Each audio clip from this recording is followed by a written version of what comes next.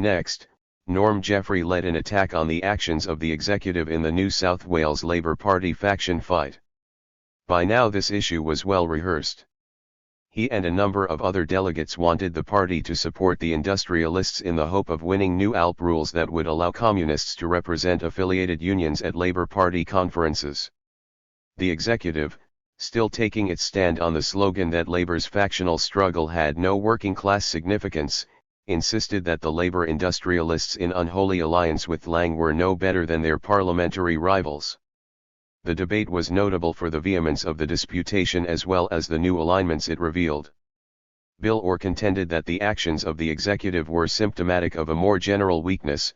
The party was too much concerned with making the working class understand communist theory instead of getting them to take an active part in the struggle for everyday demands. Jack Ryan and Esmond Higgins concurred. Tom Wright took his stand on the Comintern's recent resolution calling on the Australians to intensify their pressure on the Labour Party. Jack Kavanagh, on the other hand, thought the critics revealed a persistent tendency to submerge the Communist Party into the Labour Party, and the Queensland delegates agreed with him. They carried the conference by 34 votes to 7.17. This argument foreshadowed a further disagreement over the executive's new thesis on the Labour Party. Presented by Hetty Ross, it was far more pessimistic about the prospects of radicalising the ALP than the Comintern theses of 1926 and 1927. The ALP was purely parliamentary in character. The possibility that it could be converted into a real workers' party was extremely remote, and those communists who took part in labor assemblies merely served the purpose of re-attracting dissatisfied workers to the reformist policy of the organization. The trade unions, which did not enforce political conformity, were far more propitious sites for communist effort, and activity in the ALP should be restricted to the object of building up the Communist Party. All activity had to be open. There could be no concealment of identity and no participation without direction from the executive. This was far too rigid for Higgins and Ryan. "Why cut off one of your arms?" asked Ryan. Higgins submitted an alternative thesis that diagnosed increased dissatisfaction with the labor leadership in a period of intensifying class conflict. To this end, the Communist Party must play an active part within the unions and the ALP, seeking in every way, through action as well as propaganda, to increase class consciousness among the rank and file. Ross and Kavanagh condemned Higgins's laxity. Tripp, representing the Townsville Group, was adamant that the Labour Party was reformist right throughout and communists could not possibly smash reformism by submerging themselves in its organization. The executive's thesis was adopted by 18 votes to 14.18. Running though each of these debates was a clear division of opinion over the means whereby the Communist Party should operate. For several years the party had pursued a united front, with minimal success and without ever clarifying its rationale. Were the unions and the Labour Party susceptible to radicalization? Could they be drawn to the left? Or was the united front nothing more than a front, a device behind which communists could infiltrate, recruit new members and discredit their opponents? In practice the Australian party had a bob each way, and the returns on each wager were meagre. Communists were debarred from the Labour Party, exerted marginal influence in the unions, and had lost as many members to their prey as they gained from it. Kavanagh's impatience stemmed from his conviction that the United Front diverted Australian communists from the primary task of building a vanguard party of forthright agitators. He did not specifically repudiate the strategy. Rather, he restricted its operation to certain spheres of activity, principally in the unions, though even there he warned that too much attention is paid, in my opinion, to detail trade union work to the detriment of service to the party. 19 His critics found those restrictions an impediment to their efforts to build communist support. They argued partly from local experience, partly by appeal to the authority of the Communist International and partly out of their conviction that the Australian labour movement was about to undergo a period of tribulation that would provide new opportunities for the United Front. On each of these grounds they were in a strong position. Indeed, the record of the conference reveals that the critics spoke more often and more effectively than the supporters of the executive. Yet they lost. They were defeated not by argument but by numbers. The rules of the party during this period provided for one conference delegate for every 10 members, and allowed groups that could not send their own members to nominate proxy delegates. Bert Moxon, basking in the glory of his tour as organizer in northern Queensland, controlled no less than 14 of these proxy votes at the 1927 conference, which he distributed among his allies there. The proxies were used both to carry the crucial conference resolutions and to control the ballot for the new executive. There were 15 candidates for 11 positions. Of those elected, Kavanagh, Moxon, Hector and Hetty Ross were solid supporters of the new line. Higgins and Wright were the only critics, while the remainder were uncommitted. Among those dumped from the executive were Jack Ryan, Norm Jeffrey, and Lance Sharkey. 20. The factional character of the conference was unprecedented in its intensity, its application to the party organization wholly new. In clear reference to its divisive effects, Kavanagh closed the conference with an appeal for unity. There have been heated arguments in expressing our opinions. This does not mean personalities. A difference exists between our conferences and others. There is honesty in all our arguments advanced for the well-being of the party and the working class movement, not of individuals. 21. There is no doubt that he was sincere.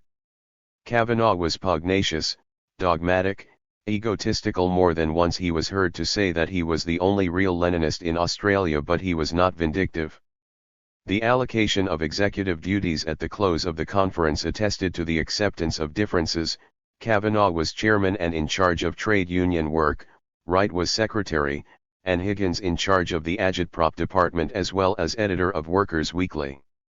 Jack Ryan's wife Edna, who joined the party at this time and ran its Sydney office, has recalled it as a golden age of free debate, with no hushing and stifling, no fear of being accused if one proposed a tactic or an idea, an open academy that developed what was best for individuals and gave them full opportunity to develop. Am I imagining, she asked herself 40 years later, that the socialists, the revolutionaries, and the communist leadership of the 20s were people of stature? Most of them had intellectual integrity. The picture she draws is of young, ardent revolutionaries who asked for no quarter in their heated disputation over priorities and methods, but shared an essential respect for each other's talents and energies. Even the wavering Lance Sharkey, a scruffy, glum, unsociable man who boarded with Higgins and Joy Barrington at Glebe, was included in their fellowship, though recently voted off the executive. The contrast she draws is between this circle of comradeship and Bert Moxon, who represented very different qualities. The party was somewhat prim and prissy. We must be genuine workers, belonging to a trade union, and to lead as normal a life as possible in order to belong to and be accepted by the working class. Moxon was an urger, a bit of a larrikin living on his wits. He had the reputation of being able to open any lock. We could be tolerant about him, but to have him in the leadership was too much. 22. This shameless adventurer Ryan thought him the embodiment of Henry Lawson's bastard from the bush, had begun to take himself very seriously. After his scapegrace conduct in the early Sydney branch in 1922, when he had helped carry the furniture from the Liverpool Street party premises to Sussex Street only to stage a further rebellion there, Moxon had moved to Brisbane and joined forces with J.B. Miles. His colonisation of North Queensland gave him a power base among militants who were contemptuous of their Labour government. His impatience with the sort of patient cultivation of a united front practiced in Lithgow coincided with Kavanagh's mistrust of any tendency to submerge the party's identity. Even so, their alliance was a temporary one. Kavanagh had little respect for this blustering conman, while Moxon, who aspired to Kavanagh's own position as leader, was already courting friends in Moscow. The decisions taken by the Australian Party at its 1927 conference put it to the left of the Communist International. At that time the Comintern still enjoined the Australians to pursue a united front as the appropriate communist tactic in a period of capitalist restabilization. As the British representative of the Comintern reminded the conference delegates in Sydney, the intense post-war revolutionary unrest had yielded since the early 1920s to a temporary and partial world stabilization, and that was the reason for cultivating the unions and reformist parties which still commanded the loyalty of the working class. Yet even as Robson spoke, Stalin was announcing to the 15th Congress of the Communist Party of the Soviet Union that a new third period of capitalist crisis had begun, bringing new revolutionary opportunities and new tasks. His reasons for making this announcement arose partly out of the struggle for control of the CPSU and partly from the disastrous failures of the United Front in various countries. In Britain, the general strike of 1926 had collapsed in recrimination between communists and the trade union leadership. In China, the communists were butchered in 1927 by the armies of the nationalists, with whom they had been allied in the war for national independence. Earlier, the Italian party had failed to avert fascist dictatorship. By the end of the decade, the membership and influence of the Communist International had dwindled close to oblivion. By the time Stalin codified the doctrine of the Third Period, the international labor movement had passed through a series of phases since the Great War. First was the period of acute capitalist crisis and revolutionary action culminating in the victory of the Soviet Union over its enemies and the establishment of the Communist International. Then in the early 1920s came a period of partial stabilization when the labor movement was on the defensive and communist parties pursued a united front. Now, in the third period, growing imperial rivalry would intensify conflict both between and within the capitalist countries.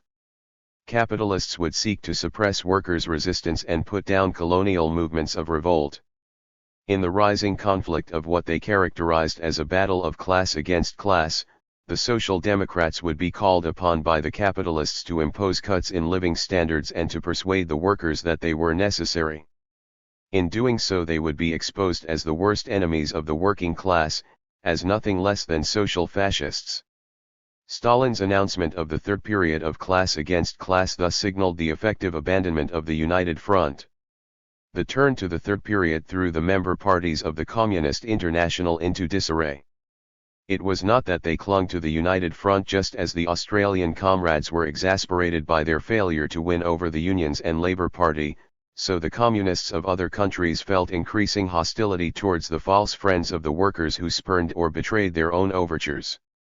Furthermore, Stalin's prediction that capitalism was entering a period of global crisis was confirmed by the mounting evidence of trade imbalance, financial instability, and lengthening dole queues. The Australian economy, with its heavy borrowing on the international money market and consequent vulnerability to a downturn in world commodity prices, was already under pressure.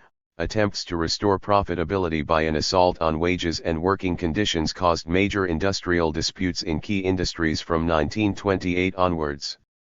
To this extent, the new line announced in Moscow accurately embodied their own experience and aspirations.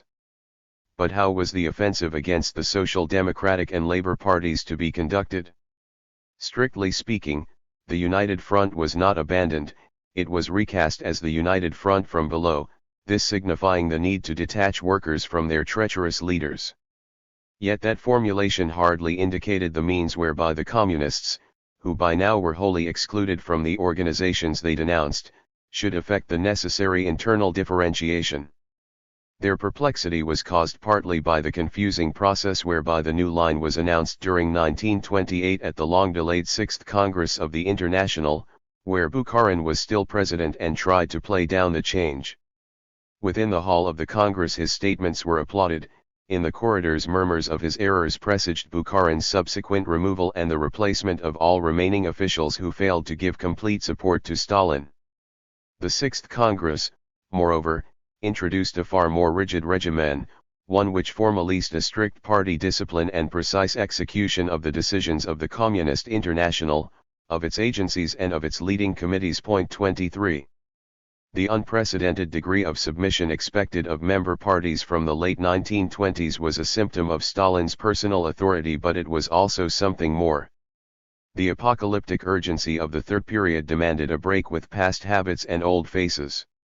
The whole tone of communist pronouncements of class against class, with their insistence on the inexorable logic of class betrayal beneath the benign surface of social democracy and the corresponding emphasis on unmasking traitors, called for new leaders who would exercise new levels of vigilance and impose new standards of obedience. There would be no communist party of any significance outside the Soviet Union that emerged from the third period with its leadership intact. The Anglophone parties of Australia, New Zealand, the United States, Canada and, to a lesser extent Britain, all underwent convulsions in which the old leaders were found guilty and removed for the heresy of national exceptionalism. 3 Australians left for Moscow at the close of the 1927 Party Conference: Moxon, who accompanied Robson as the representative of the Central Executive, and Jeffrey and Ryan, who went as delegates to an RILU Congress. When the political secretariat of the ECCI considered Australia in April 1928, it had 3 reports before it. That of Robson concentrated on the organisational weakness of the Australian Party, which it ascribed to factional conflict within the executive, while it studiously refrained from political judgment of the issues in dispute. 24 That of Moxon rehearsed the factional history of the party from its foundation through to the recent defeat of the right-wing opportunists. It accused the right of intriguing with Robson as well as of subsequent disruption. The lesson of the past few years, Moxon maintained, was that the Labour Party was no longer a working-class party and that any further support of it by the Australian Communist Party would be next to criminal. 25 In response, Ryan and Jeffrey denied factional opposition and described Moxon's report as a series of misstatements and distortions actuated by personal antagonism. They described the vagaries of the Australian Party's implementation of the United Front policy in conformity with the policy of the Communist International, explained how Moxon had used proxies to control the recent conference, and reiterated their own program that would concentrate on building a left-wing movement in the Labour Party in order to expose the reformism of its leadership. 26. Notably absent from this sheaf of reports as well as from the ensuing ECCI discussion of them was Kavanagh's argument that building a communist party should be the first priority and that concentration on the Labour Party was a diversion. His failure to put his own position to the Communist International at a time when that organization was invigilating its constituent bodies more closely than ever, and when the question of future relations with social democracy was coming to dominate its deliberations, was a costly error. For the resolution adopted by ECCI concentrated exclusively on the Labour Party in Moxon's home territory of Queensland. It took its point of departure from an escape clause in the previous year's resolution when Australian communists had been instructed to continue their efforts in the Labour Party unless and until a genuine left-wing alternative was possible. That possibility was now deemed to have arisen in Queensland because of the reactionary record of the Labour government there, which had already brought the disaffiliation of key left unions. 3 or 4 communist candidates should therefore stand in the state elections due in early 1929. In some other constituencies there should be left-wing ALP candidates supported by workers' electoral committees, and elsewhere the Labour candidates were to be pressed, on pain of a campaign against them, to repudiate the past actions of the government and endorse working-class demands. 27. Bert Moxon was a delegate to Moscow in 1928. The Executive Committee of the Communist International accepted his argument that the workers in Queensland were ready to overthrow the treacherous Labour government in that state. The Queensland Resolution is here presented as a dazzling dawn. The Queensland Resolution, as it became known, was a compromise, as much an attempt to force the Labour Party to the left as an attack on it, more a bridge between communists and non-communists workers than an attempt to stand on a clear communist platform. As such, it allowed each of the Australian factions to claim it for their own. The Australian executive adopted it unanimously. The party has for some time been preparing the ground for a break with the Labour Party and its reactionary Queensland government, explained the Workers' Weekly when it published the masterly analysis of the Communist International. Ryan, Jeffrey, and Wright joined with Moxon, Miles and Ross to explain why Queensland was peculiarly suited to communist parliamentary candidatures. 28 Arguments arose over the programme of demands that should be put to the Labour candidates, with some suggesting that too moderate a programme would merely confirm the workers in their reformist and parliamentary illusions, and others wanting to support the electoral endeavours of the left unions. Those issues were taken back to the Communist International by Higgins, which in turn warned against either too hard or too soft a set of demands, neglect of the left unions or subordination of the party to their campaign. 29. In short, the implications of the Queensland resolution for the tactics and status of the Australian Communist Party remain far more ambiguous than the established interpretation of Australian subordination allows. Apparently it was a set of binding instructions handed down from on high. In fact, it originated in response to rival claims of local disputants, each of whom appealed for Moscow's support. Its authors attempted to find a via media between the appellants and, even when pressed, refrained from clarification of the issues that separated the Australian factions. Far from exercising a binding control on Australian communists, the Communist International was still criticised for its neglect. In October 1928, the Australian Secretary Tom Wright complained that there has been no effective contact with the Communist International, correspondence was left unanswered, no one in Moscow was responsible for attending to Australian requests, and after Robson's all too brief visit 10 months earlier, the need for a Comintern representative in Australia was pressing. The Australians believed they suffered from their inclusion in the Anglo-American Bureau of the Comintern for much as Australian imperialists believed Whitehall took Australia's attachment too much for granted, so Australian communists felt the CPGB patronized the CPA and thought that they would be better located in the Eastern Secretariat along with China and Japan. 30 Perhaps they would have, but the primary reason for their inability to get clear advice during 1928 was the political paralysis of the Communist International itself. That the Australians took so long to grasp that fact only underlines their isolation. Higgins's mission to Moscow illustrates these recondite patterns. He went as a member of the minority faction on the Australian executive, which still defended the United Front, through the intervention of his British friends Stuart and Pollitt, who spearheaded the shift to class against class in the CPGB. Assisted by these influential figures in the Anglo-American Bureau, he endeavored to have the CPA transferred to the Eastern Secretariat. 31 He arrived in Moscow at the very end of the 6th Congress, too late to witness the bizarre atmosphere in which Bukharin's grudging endorsement of the third period was adopted unanimously and then set aside. His own report on the Congress caught the essential components of the new line: the deepening contradictions of capitalism and imperialism, the absorption of social democracy into the capitalist state, the need for an intensified struggle, a united front from below, without any indication how these propositions bore on arguments within the Australian party. Apart from pressing the Comintern to clarify the basis of the electoral program suggested in the Queensland resolution, Higgins explained why the Australian party could not accept other suggestions the Comintern had made. It could not continue to fetter the minority movement for the convenience of the New South Wales Labor Council and hence the RILU.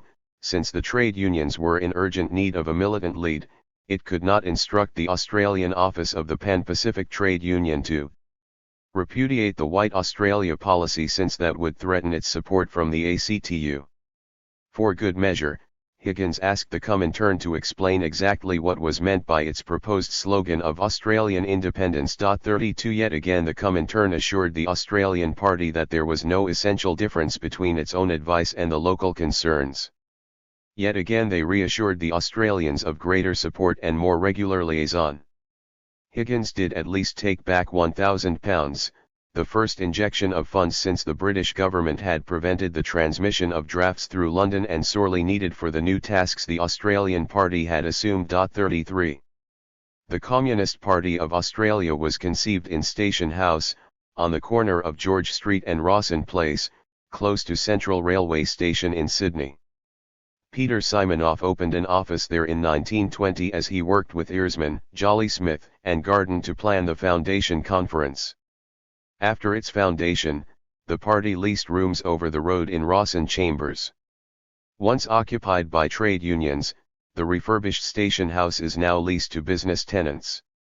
The propeller-driven locomotive that left the rails on July 24, 1921, when Tom Sergeyev was host to Australian delegates to the Congress of the Communist International. The fortuitous death of Paul Freeman left Bill Earsman to press the claims of the Sussex Street Party to a successful conclusion. An early gathering of Sydney communists at Balmoral, on Sydney's North Shore. The variety of the picnickers, young and old, male and female, is striking, and the men's dress varies from winged collars and bow ties to bathing suits. Norm Jeffrey, who kept this photo, appears in a striped costume in the back row. At the end of 1921, Bill Earsman's party acquired a hall in Sussex Street, after which it became known. The sign, the United Communist Party of Australia, was painted after a conference in February 1922 proclaimed that title. For a decade this was the base of Australian communism.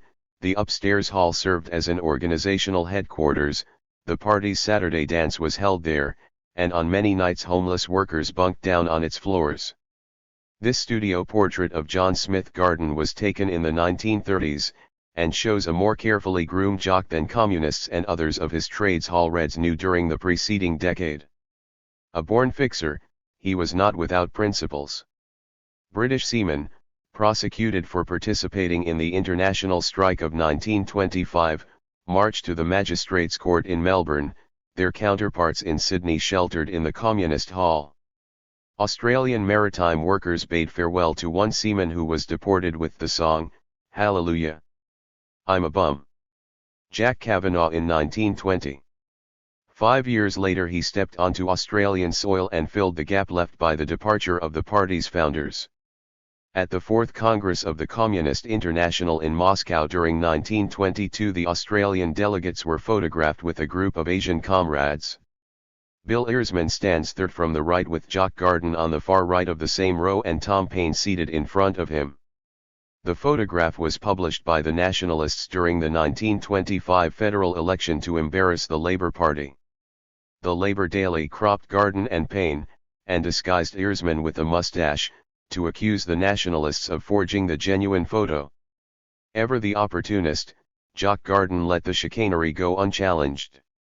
May Day in Lithgow, 1927. The workers at Hoskins Steel Works march through the town. May Day in Lithgow, late 1920s. Joy Barrington is up on the stump, Jack Blake stands behind her, his head visible above the hat of a female onlooker. The audience in the park is sparse, the masculine ranks of the Unionists who marched replaced by an informal circle of men, women, and children.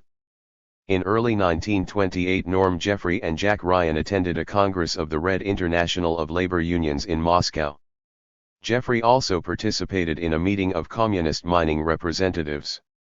He appears fifth from the right in the back row. Arthur Horner, the redoubtable leader of the South Wales miners, is third from the right in the front row. A group of union officials and communist pickets arrested in Sydney during the timber workers' strike of 1929.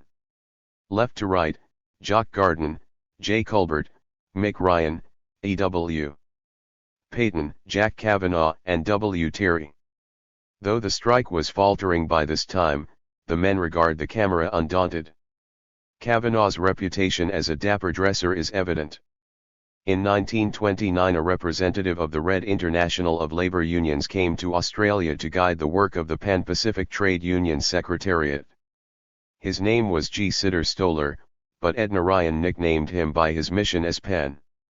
He appears here on the left of a group. On the right is Esmond Higgins, his suit betrays the social origins of which he was so conscious. The woman in the middle is Edna Ryan. Harry Wicks in the 1950s. The Communist International sent him to Australia in 1930 and, as Herbert Moore, he supervised the reconstruction of the Australian Party. In 1931 J.B. Miles moved down from Brisbane to become secretary of the Australian Party. With Lance Sharkey, he exercised close control over its activities for the next 2 decades. Beneath the surface of this benign neglect, the Australians jockeyed for advantage. In a rare reference to the projection of local differences into the forums of the Communist International, Esmond Higgins noted that Marx had spoiled things in Moscow. During his visit to the Soviet Union a few months earlier, Moxon had promoted himself, on the basis of his success in Queensland, as the Australian comrade best able to make a clear break with the outmoded tactic of the United Front. More than this, he damned the right-wing oppositionists collectively and individually in a detailed analysis of the factional composition of the Australian executive that found its way into the Comintern's records. Higgins did not pursue such vendettas, but he too used his time in Moscow to cultivate friends at court. In clear reference to these activities, the ECCI warned the Australian party, care should be taken that questions under discussion must not become the basis for factions and groupings inside the party. 34 By that time, in the lead-up to the party conference at the end of 1928, factional conflict was endemic. It split the Melbourne branch. Joe Shelley wrote from Sydney at the end of October to his old friend Jack Marischuk, then in Moscow, to report he had been replaced as Melbourne organizer because of an adverse report from that maniac Moxon. Marischuk prudently forwarded the letter to the secretary of the ECCI. 35 It bedeviled relations between Sydney and Brisbane. Moxon was intriguing in Queensland with J.B. Miles, the secretary of the Brisbane group, and ordered back to Sydney. Articles submitted by Miles to the Workers' Weekly were rejected. 36 The conference that assembled in Sydney in December 1928 was the largest ever, though party membership showed no improvement. Sydney had declined from 120 nominal members to 80, Brisbane was up from 14 to 44, though many were unfinancial. Both Townsville and Cairns reported a high turnover, and most of the smaller North Queensland groups were defunct. Melbourne, similarly, claimed 48 members but only 15 were up to date with dues. Lithgow had fallen to 12 members and lost its Italian section with the closure of the steel works, and Perth had 14 book members of whom just 4 were active. There were new groups in the coal mining towns of Booley and Cessnock. Lithgow had established an outpost at the nearby cement works, while Broken Hill appeared on the records for the first time. Altogether perhaps 300 individuals professed allegiance to the CPA. Criticism and self-criticism were the order of the day. In his opening address, Kavanagh emphasized that the new tasks for party members during the capitalist offensive would call for a level of discipline, training, and revolutionary understanding hitherto unattained. The organizers' report observed the weakness of industrial activity.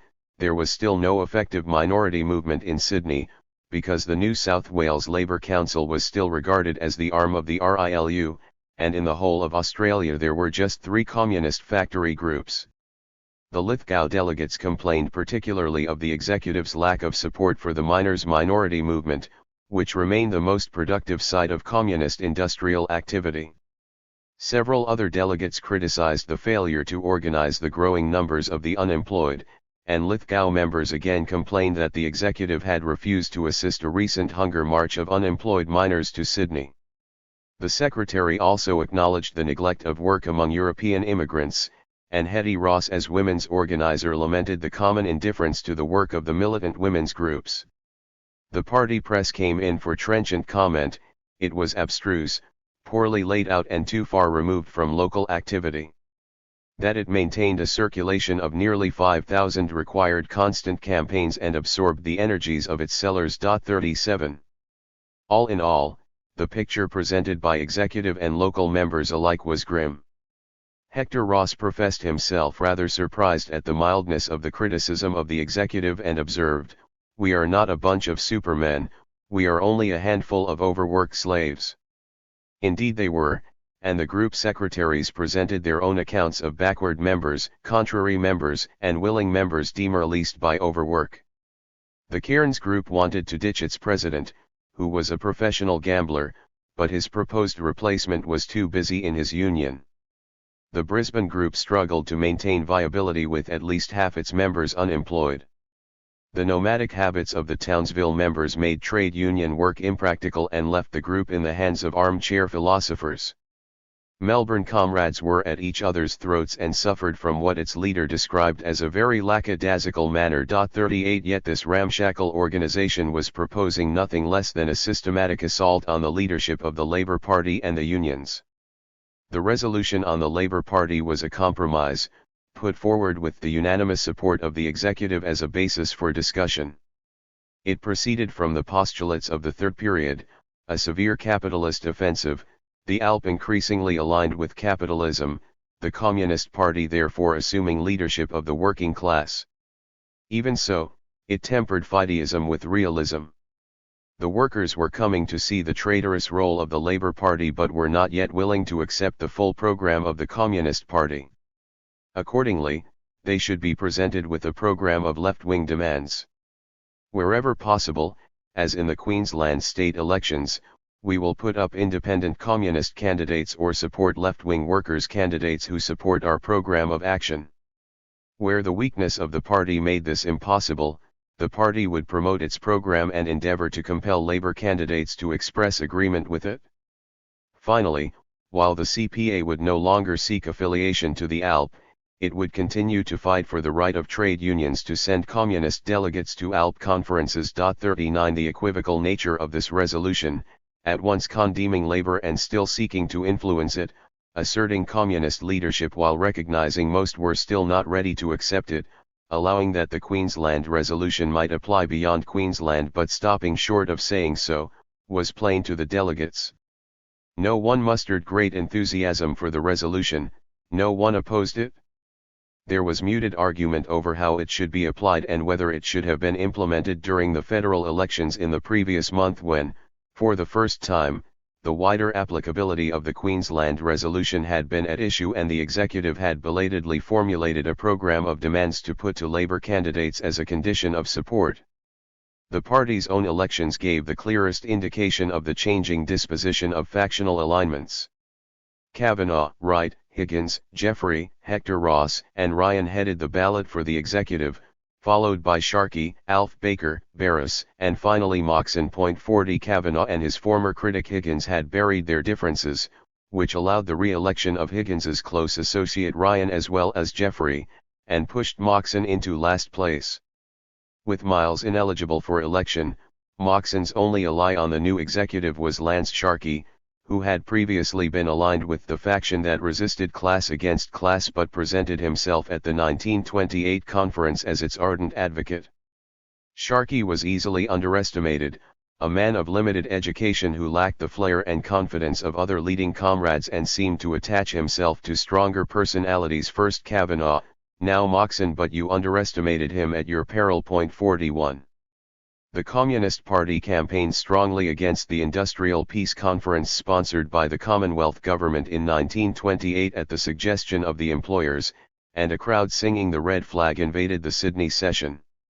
The image of a muscular militant haranguing an assembled throng before smoking chimneys envisages Lenin's model of the vanguard party. The other major issue before the party at its 1928 conference was the trade union question. Here too the executive formulated a resolution in the terms of the third period. The Australian working class had long basked in illusions of the unique character of its capitalist experience, the isolation from international events, the keen demand for labour, comparatively high living standards and extensive reliance on industrial arbitration all encouraged workers in the belief that Australia was the social paradise, a country to which the laws of the class struggle did not apply, and which would glide peacefully and without any social upheavals into socialism. Now, with the looming economic crisis, a general capitalist offensive was underway. Rationalization, unemployment, and anti-trade union measures were destroying the old illusions, while at the same time the government was drawing the unions into the coils of its Industrial Peace Conference. With the right-wing union leaders committed to class collaboration and the ACTU still weak and vacillating, the task of leadership would fall to the revolutionary left wing under the leadership of the Communist Party. At this point the party executive again balked at the implications of its own analysis. Despite or perhaps because of its own weak presence in the unions, the Communist Party remained committed to activity within them.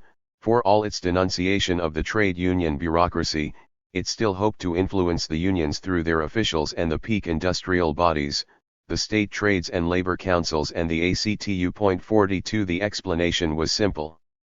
The continued affiliation of the New South Wales Labour Council to the RILU was too important to risk by the application of class against class to the industrial field. Except in the case of the miners, whose union was not affiliated to the Labour Council, the minority movement therefore remained a lifeless gesture, subordinated to the legacy of the United Front. Almost immediately this vestige of the United Front began to break up under the very pressures identified in the communist analysis of the third period. As Australia's economic difficulties mounted, the government and employers launched a major offensive on wages and working conditions.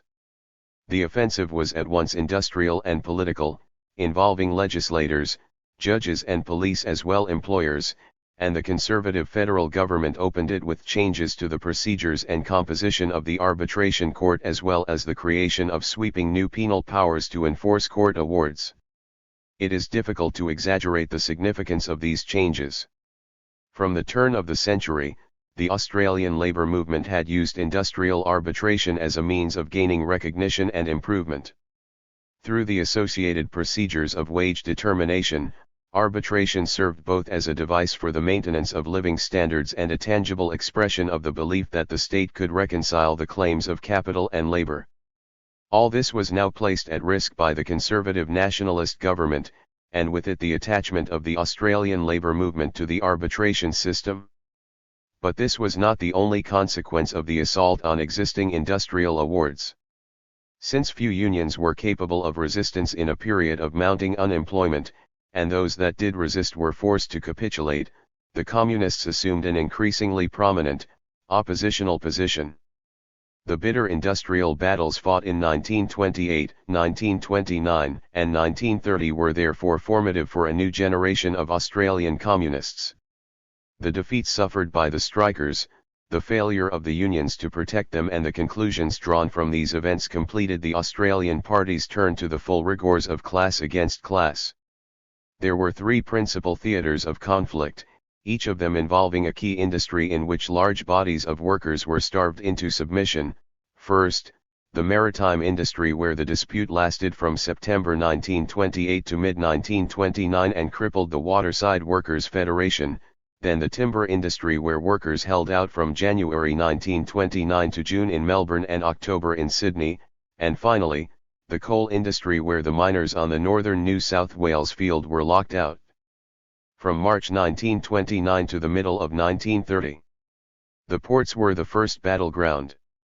Here the waterside workers refused to accept a new award, were fined and then replaced by strike breakers, who in turn received official preference under the government's system of licensing workers in the industry. Faced with these sanctions, both the Federation and the ACTU surrendered, leaving aggrieved unionists in some ports to maintain their forlorn cause on picket lines marked by violence, intimidation, and victimization. The Communist Party, which had almost no presence in the waterside workforce or the union at the time, apart from at some North Queensland ports, played no part in these decisions, though the government gave the party prominence when it prosecuted two leading members for publishing a leaflet, "Don't Work Black Ships." Its direct involvement was restricted to encouragement of the diehards and condemnation of those who betrayed them. 43. The timber workers' dispute, on the other hand, brought closer communist involvement. The new award handed down by Justice Lucan in January 1929 was so harsh in its provisions, an increase in hours and reduction in wages, that the ACTU declared it the most vicious attack that has been made by the employers through the arbitration court on any section of the workers in Australia, and then set out to limit the union response.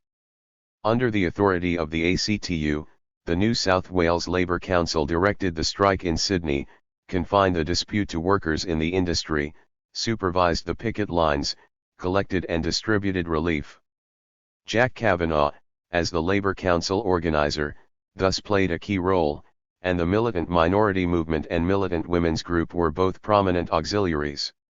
When Lucan ordered a secret ballot of the striking unionists, it was the Communist Party that arranged the public demonstration in the city, where the court's ballot papers were burned along with an effigy of the judge. Of the ballot papers that survived to be counted, 5,316 rejected a return to work against 732 in favour. Even as the strike began to fail in Melbourne, there was no weakening of resolve in Sydney. Jock Garden went down to Yallourn to plead for support from the power workers there with one of his characteristically audacious invitations. One night out for Yallourn would be more than enough for the employers in Melbourne. One night of darkness in Melbourne and there would be a few more new suits worn in the city. The workers would have a few gold watches. 2.44. Both he and Kavanaugh were arrested, convicted, and fined under new state anti-picketing legislation. Kavanaugh's position was unenviable. As an officer of the Labor Council, he was complicit in its refusal to seek a general stoppage of the building industry. He could see that the strikers were doomed, their exhaustion, the depletion of their strike fund, the weight of police repression, and the inability of his flying pickets to prevent resumption of work at one mill after another made this inevitable. But for as long as the timber workers were prepared to fight on, he fought with them, and he was not the only activist who believed this forlorn resistance gave pause to other employers who contemplated wage cuts. At the same time, the weight of the third period's logic allowed for no other explanation of failure other than the treachery of the workers' leaders. Accordingly, Kavanaugh made an open attack on Garden for his continued participation in the government's Industrial Peace Conference, and Garden responded by replacing Kavanaugh as Labor Council organizer. Thus were the predictions of class against class brought to fruition. 45. The mining dispute, the last, most savage and prolonged of these epic industrial conflicts, completed the Communist Party's shift to a clear oppositional industrial stance. Strictly, this was not a strike but a lockout imposed by the coal owners on the miners of the northern New South Wales field. The employers' insistence on the need to reduce production costs could scarcely disguise the implications of their own defiance of the arbitration system, and the blatant hypocrisy of a government which had enforced the court's determinations on the wharfies and timber workers but allowed the coal owners to escape prosecution only strengthened the communist argument that the principles of arbitration were a sham, the court an instrument of capitalist domination. While the policy of the Union executive was to restrict the dispute to the northern field and seek redress by arbitration, negotiation, or even by direct government intervention, the Communists sought to extend the stoppage and bring it to resolution, if necessary by calling out safety workers and allowing pits to flood. The Communists were best represented on the northern field, and through their minority movement they already possessed an influential network of local lodge officials. In the latter part of 1929 these lodges were turned into local councils of action, which coordinated community resistance in the tight-knit pit townships. The failure of the newly elected federal Labor government to make good its promise to end the lockout only increased the miners' resentment, and the killing of a unionist by New South Wales police at Rothbury in December 1929 hardened their determination. The Rothbury mine was opened by the state government with non-union labor. The Curry Curry Pipe Band led 10,000 protesters in the small hours of December 16 up to the pit, where they were ambushed by armed police. 40 men were wounded. Norman Brown died of a shot in the stomach. After Rothbury, the northern coalfield was an occupied province on which police detachments conducted a reign of terror. Special laws forbade meetings of more than 2 persons. Baton charges, violent assault, and arbitrary arrest became habitual. If there was no dramatic influx of party membership, the quixotic courage of its representatives made a deep impression as leading communists journeyed repeatedly from Sydney into the Hunter Valley to stand on the platform with local comrades and endure bashings, fines, and imprisonment. 46. The first national conference of the minority movement met in July 1929. Bill Orr reported that the executive of the Miners' Federation had sabotaged the local councils of action and suspended the pickets on the northern coal field. In the port towns of Queensland, said Ted Tripp, the reactionary union leaders were expelling militants from the trades and labor councils. As chairman, Kavanaugh noted the failure of craft unions to support the timber workers. Despite all these signs of the bankruptcy of union officialdom, the 100 delegates nevertheless resolved to concentrate the energies of their industrial groups on strengthening the trade unions. Beyond that, the majority of the party executive were still unprepared to advance, since to do so would have been to endanger the affiliation to the RILU of the peak union body in New South Wales, Garden's Labour Council, and through Garden, the affiliation of the ACTU to the PPTU. 47 An RILU official had recently travelled to Sydney to insist that this was sacrosanct. 48 The PPTU, after all, linked working class organisations in China and Japan, as well as those in the extensive East Asian empires. Of the European powers to their equivalents in Russia, Australia, and the United States, it was the most tangible expression of revolutionary internationalism. For all its denunciation of yellow unions and treacherous union leaders, the Communist International therefore made it quite clear to the Australians that these international alliances were more valuable than the tiny Communist Party of Australia. Even the organization of a national minority movement conference had been opposed by the RILU.49 at this point. Then, Moscow remained an obstacle to the very changes it urged the CPA to adopt. In this cartoon produced during the Queensland state election, a worker conveys the Nationalist Party and Labour Party leaders to oblivion. The two politicians are indistinguishable. The avenging worker is a grim and ragged Frankenstein. No one could have predicted the remarkable chain of events that followed. The ruling Australian Conservatives, seeking to profit from the turmoil of the strikes and lockouts, changed an industrial offensive into a political controversy, one that soon passed out of their control and turned them out of office. The two main culprits, Prime Minister Bruce and Attorney General Latham, were brought down by the very spectre of economic misery they had exploited so skillfully before. Having sought and failed to secure additional powers of arbitration to break the strikes, they determined to abandon the jurisdiction, except for the maritime industry, and leave the country's employers a free hand to break the resistance of their workers. They were brought undone by Billy Hughes, the labor rat and scourge of the communists, who could not resist the opportunity to avenge himself on the Prime Minister who had supplanted him 6 years earlier. In September 1929 he persuaded a small group of fellow malcontents to cross the floor and defeat the legislation. The Nationalists immediately called a snap election in which Labour came forward with new confidence as the defender of arbitration and the saviour of the besieged unions. Here were the very circumstances the Communist International had identified as the third period of revolutionary class struggle, the moment at which capitalism fell back on reformists to solve its crisis and communists could at last expose their treachery. There were only 5 weeks to polling day, and the Communist executive's initial decision that it had neither the time nor the resources to stand candidates is readily intelligible. The recent state election in Queensland, in May 1929, had hardly vindicated the exaggerated claims of the comrades there that the workers were ripe for a revolutionary lead. Even though Miles and Moxon worked as full-time organizers for months and drew on every available assistance, the 2 communist candidates and 3 left-wing candidates attracted just 3,194 votes between them as the Conservatives swept Labour from office. This did not abash the champions of the Queensland resolution. Miles greeted the defeat of the Labour government as a salutary exposure of reformism, and pronounced the party's poll satisfactory.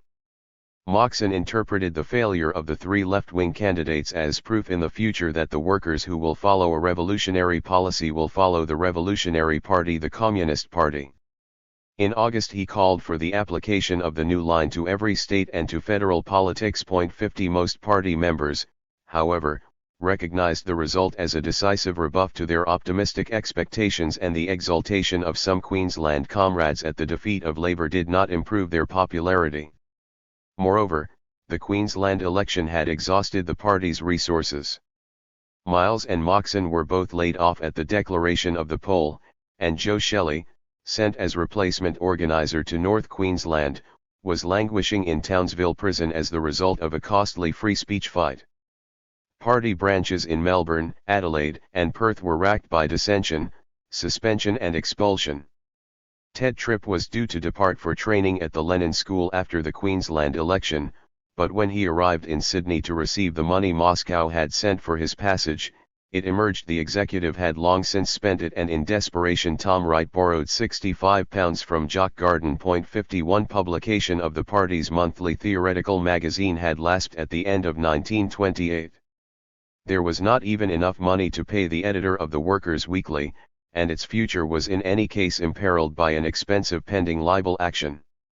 The party, in short, had taxed its members' energies to breaking point. The executive therefore decided that the first priority of the Communist Party should be to defeat the Conservatives. The Labour Party was weak and unreliable, its leaders were running away from the class struggle, Its candidates should be pressed to support a left-wing program, but under the circumstances there was no alternative but to urge a vote for Labour. 52. The decision was immediately challenged by Moxon, who had been brought back to Sydney, and Miles, with whom he remained in regular correspondence. Sharkey joined them in an open challenge, and on September 18 the two dissident members of the executive telegrammed their denunciation of the Australian Party's right deviation to the Executive Committee of the Communist International. 53. This was an unprecedented move. In the past, Australian communists had privately canvassed support from sympathetic members of the Comintern, but in violating party rules with an open appeal from a majority decision, the dissidents broke new ground. Even then, the Comintern response drew heavily on advice from the Queenslander Ted Tripp, who had recently arrived in Moscow and fully shared Moxon and Sharkey's zeal for the third period. 54. The ECCI instructed the Australian executive that support for the Labour Party would violate the decisions of the 6th Congress. The CPA must run its own candidates and, in the cryptic phraseology of its telegrammed response, must come out own platform expose arbitration and industrial peace common. Treacherous role of bourgeois Labour Party and reactionary trade union bureaucracy stop. The message reached the Australian executive on September 26, just 16 days before Election Day. It briefly indicated, again by telegram, that there was no time to stand candidates. The ECCI reiterated its earlier instructions, also by telegram. On October 8 Moxon and Sharkey cabled Moscow that their proposal to implement the Comintern instructions had received no support, and a further flurry of telegrams followed. 55 By now the ECCI had dispatched a lengthy open letter for circulation to all Australian members and a special envoy who was to guide the Australian Party. The open letter would not arrive until the very eve of the annual party conference at the end of the year, but a final telegram, sent on October 18, put the defiant Australian executive on notice. Party's duty as sole party working class conduct independent class position opposition Labour Party trade union bureaucracy stop first condition successful conduct this policy ruthlessly combating right-wing deviations own ranks by introducing stronger wide self-criticism stop. Straighten party line accordance decision 6th Congress 10th plenum and strengthen party leadership. 56. While it was too late to obey the first instruction, the further injunctions could not be ignored. On October 25, just a week after Labour won the election, the Workers' Weekly opened a free discussion of the problems of the party.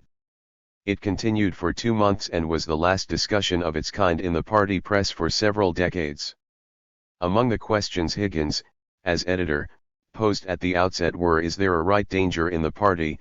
And 3 weeks later he reminded members that it was only one of a number of urgent questions to no avail, since it was the only question members wished to discuss. 57 Their overwhelming response was in the affirmative, and the formulation of the question probably ensured that it would be, for no one wanted to be a champion of the right. Over the course of the discussion the logic of the third period came to prevail as party members outbid each other in left virtue. They did so, it should be noted, of their own volition. While publication of the ECCI open letter on December 6 informed them where their duty lay, the pattern of conformity was already well established. It is possible to suggest reasons for the voluntary compliance with the new line. The Wall Street crash on October 24, 1929, demonstrating the severity of the international financial crisis, confirmed earlier predictions of a major depression. The inability of the new federal labor government to end the lockout of the miners or protect many more workers from layoffs added daily to the plausibility of the third period diagnosis. But circumstantial explanations such as these fail to capture the underlying tone of the discussion, which was recriminatory, impatient, enclosed in a logic that understood worse to mean better, verging on a chiasm of despair that saw past failure as the harbinger of future success. At the outset of the Workers' Weekly discussion Higgins also expressed the hope that no comrade should yield to the temptation to score personal points or give any encouragement to factionalism. Most yielded eagerly in a flurry of recriminations over who should accept responsibility for the party's record in the Queensland and federal elections. Publication of the ECCI's open letter, including the statement that the decision of your Central Committee to support the Labour Party in the last elections is clearly a glaring example of grave right deviation deserving the clearest condemnation, only intensified the preoccupation with settling old scores. Moxon called the executive anti-Comintern, anti-working class, oppositionist and cowardly. Wright condemned his lying and unscrupulously factional character. 58 Every failure in the performance of the party was attributed to political deficiency, every deficiency deemed the result of a culpable personal weakness. It was in vain that Wright and others pointed out the sheer logistical limitations of a tiny, impoverished organization, for that merely confirmed the defeatism that must be expunged. Self-criticism had become obligatory, and the executive now accepted the Comintern's open letter as a necessary corrective to serious mistakes. 59. The critics extended their allegations of political error and personal failure into a vulgarist class analysis. They spoke from a position of proletarian virtue as militant activists in the field. They portrayed the leaders of the party in Sydney as overly respectable pedants who lacked real contact with the class struggle and were hopelessly out of touch with the revolutionary temper of the workers. Higgins, the editor of the Workers' Weekly, was particularly susceptible to this charge. In a notable polemical open letter to the CEC written on the eve of the conference, Moxon alleged that his only real qualification is that he spells well. Hence Higgins's reasoned objections to the wild allegations against the leadership could be swept aside as confirmation of his non-working class character. What effrontery! Moxon admonished him. It doesn't fit this time, Comrade Higgins, because the right-wingers are going to be replaced by proletarian communists, yes, even if their spelling is bad. 60. Notwithstanding its contrition, the annual conference was conducted in an atmosphere described by Higgins as absolutely poisonous. 61 The report of the outgoing executive attempted to explain the errors to which it now confessed. The party had not appreciated the implications of the third period. It had mistakenly believed that Australian workers were not ready to discard their attachment to the Labour Party, but now appreciated the new line. Moxon and Sharkey presented a minority report that raked over the failure to oppose Labour in the federal elections, criticised the party's conduct in the timber workers and coal miners disputes, and found a persistent pattern of right deviation. It was clear from the outset that they would prevail. One delegate after another condemned the rank cowardice, the treachery and bankruptcy of the communist leadership. On the second day of the conference a cable was received from the ECCI, reminding delegates that their task was to subject recent policy to the severest criticism and describing the actions of the executive dissidents as perfectly sound and necessary. Kavanagh remained defiant. Hector Ross, Jack Ryan, and Tom Wright responded to the wilder accusations against them. Higgins mixed rebuttal with self-reproach. J.B. Miles took the high ground to warn against attribution of failure to executive errors alone. The whole party has been off the revolutionary line. To bring them back onto it, Moxon proposed a slate of candidates for the new executive that included just 3 of the outgoing members, himself, Sharkey and Barris. All but 3 of his list were duly returned, and the only survivor of the discredited leadership was Higgins. On December 30 the self-styled Presidium of the Communist Party of Australia, Moxon, Miles, Sharkey, and 2 of their closest supporters, dispatched a telegram to the Secretary of the Communist International. Annual conference greets Comintern, declares unswerving loyalty, new line. 62. 7. Bolshevization. The Australian Party made its unswerving loyalty to the new line of the Communist International quickly apparent. From the beginning of 1930 the executive embarked on a course of absolute fidelity to the politics of the third period. It gave constant and uncritical support to Stalin's actions in the Soviet Union, the breakneck industrialization, the collectivization of agriculture, and the purges and show trials that accompanied them. It reproduced his strident denunciations of the imperialist powers and exhorted workers to defend the Soviet homeland from imminent assault. It heralded the world crisis of capitalism as the harbinger of a revolutionary upsurge.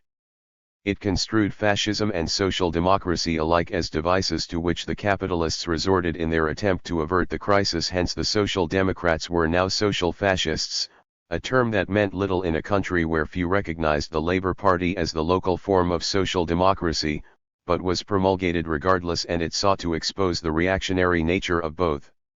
It therefore embarked on a strategy of defiant confrontation of the authorities and unrelenting opposition to the Labour Party and the trade unions.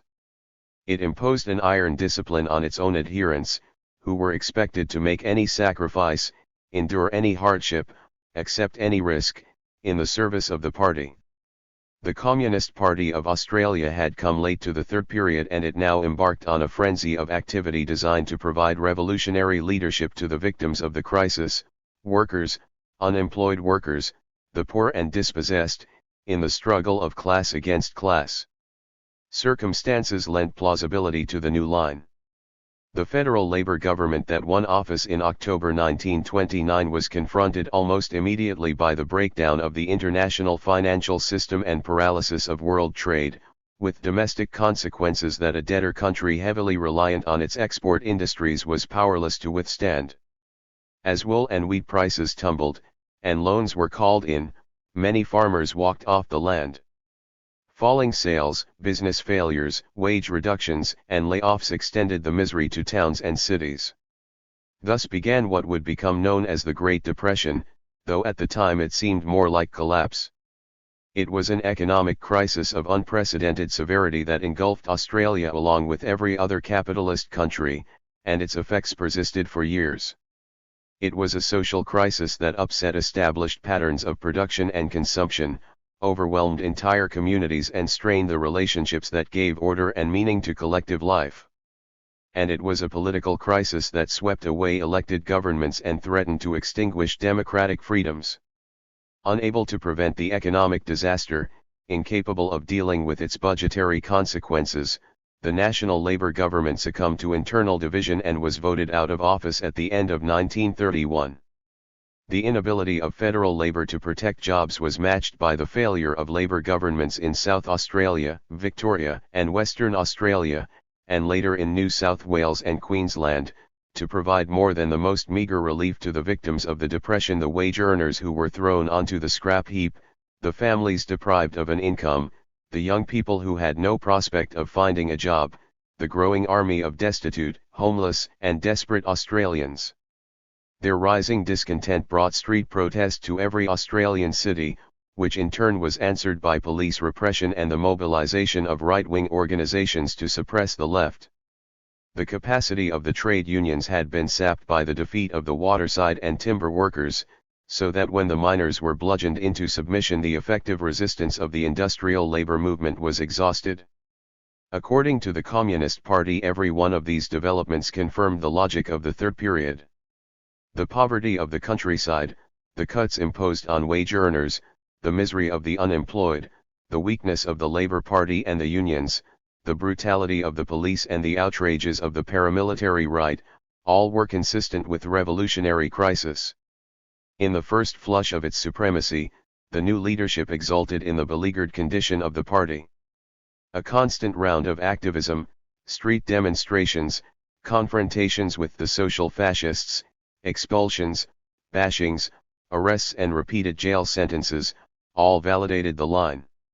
Even as it fought to survive, the party drove out any who hesitated to make such gestures of defiance, most of which were futile as they were destined to be ignored by workers. For a brief moment, the logic of class against class pushed Australian communism to the verge of insurrection. Moxon tends to be hysterical, acts as though he were in the midst of a battle in which instant action was of vital importance. Jack Kavanagh made the observation in his diary in February 1930, just a few weeks after Bert Moxon assumed the post of party secretary and plunged into precipitate implementation of the new line. Moxon had immediately turned the Workers' Weekly over to reports of a general capitalist offensive upon workers in all industries, along with repeated explanations of how the treacherous social fascists were sapping resistance. The newspaper's tone of desperate urgency transmuted any wage cut or work speed up into a symptom of the impending crisis, any communist activity into evidence of a rising revolutionary tide. The forms of communist activity it held up for emulation were stridently confrontational, accusatory, defiant, irreconcilable. Every rebuff it suffered, every failure to answer its shrill proclamations, became further confirmation of the bankruptcy of the reformists. The correct appreciation of social fascism, Moxon predicted, will forge the party into a steely power to meet the coming decisive class battles. 1. The steel was forged on the northern coal field where, after nearly a year of defiance, the miners were in a desperate condition. All savings were exhausted, the local co-ops had long since emptied their shelves. The federal labor government had failed to end the owners' lockout, the conservative state government had dispatched large squads of police to open pits with volunteer labor and stopped unemployment relief, the craft unions had surrendered and the Central Council of the Miners' Federation still refused to extend the dispute to other fields. As soon as he assumed control of the party, Moxon dispatched leading comrades to Maitland, Cessnock, Curry Curry, Weston, and the other mining townships, with strict orders to defy the bans on public assemblies and conduct themselves without regard to their personal safety. The Hunter Valley thus became a testing ground for party members in the new rigors of class against class. Dozens were arrested, charged, and convicted for offenses ranging from intimidation and assault to vagrancy, profanity and insulting policemen. 2 The party insisted that members should refuse to be bound over or pay fines. Jail must be accepted if only to prove that such institution cannot deter or intimidate the real revolutionary workers. It held Joe Shelley up as a model of communist defiance when he was charged with incitement to murder in a speech given to a meeting in Curry Curry on January 8. "I am a communist," he declared at the trial. "I hold that force, violence, and energy are the essence of progress and as such are necessary." Sentenced to 2 months hard labor, he refused to enter into a bond of good behavior and was given another 3 months. A local communist, Bill Laidlaw, responded similarly when convicted of insulting police from the same platform 4 days later with the words, "They are so low, they could crawl under the belly of a snake and still have a bit to spare." He chose to serve a fortnight in jail rather than pay his fine, and since a good behavior bond would have required him to desist from public speaking, he accepted an additional 4 weeks. 3 The party celebrated its martyrs and it singled out particular comrades for martyrdom. Moxon sent many of the old executive for spells of duty on the coal field. He accused one of sounding the retreat as the Union executive prepared to conclude the forlorn resistance, and even ordered Esmond Higgins to use force if necessary to prevent Union officials from putting its proposals to a mass meeting of miners. Of the 3,000 present, Higgins judged that perhaps a dozen would have backed him. 4. The defeat of the miners, the last of the major work groups to have resisted the employers' drive at the end of the 1920s, demonstrated the depleted condition of the Australian labour movement. As the depression intensified, no union was able to withstand the insistent downward pressure on wages and working conditions. Yet Moxon's repeated exhortations to smash the capitalist offensive by ruthless exposure of the Labour Party and the trade unions, a project which belied their enfeebled condition as well as that of his own party, culminated in April 1930 with a directive for nothing less than a general strike. "Workers of Australia, the hour has struck, fight as one man. Smash capitalism in a mass strike." 5 Not one worker responded to the party's call and not one communist seriously expected them to do so. The directive was aimed at Moscow, not Australia, for while the new executive undoubtedly enjoyed the approval of the Communist International, it had yet to make good its undertakings of unswerving loyalty to the new line. Its need to consolidate control over the Australian party and its determination to break utterly with the old ways both required the most credulous revolutionary rhetoric. Breaking with the old ways meant discrediting the old leadership.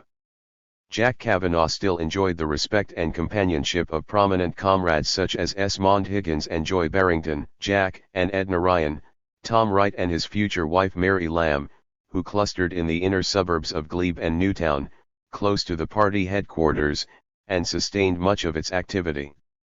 His residual influence was apparent when he topped the poll in elections to the New South Wales State and Sydney District Committees conducted shortly after the National Party conference.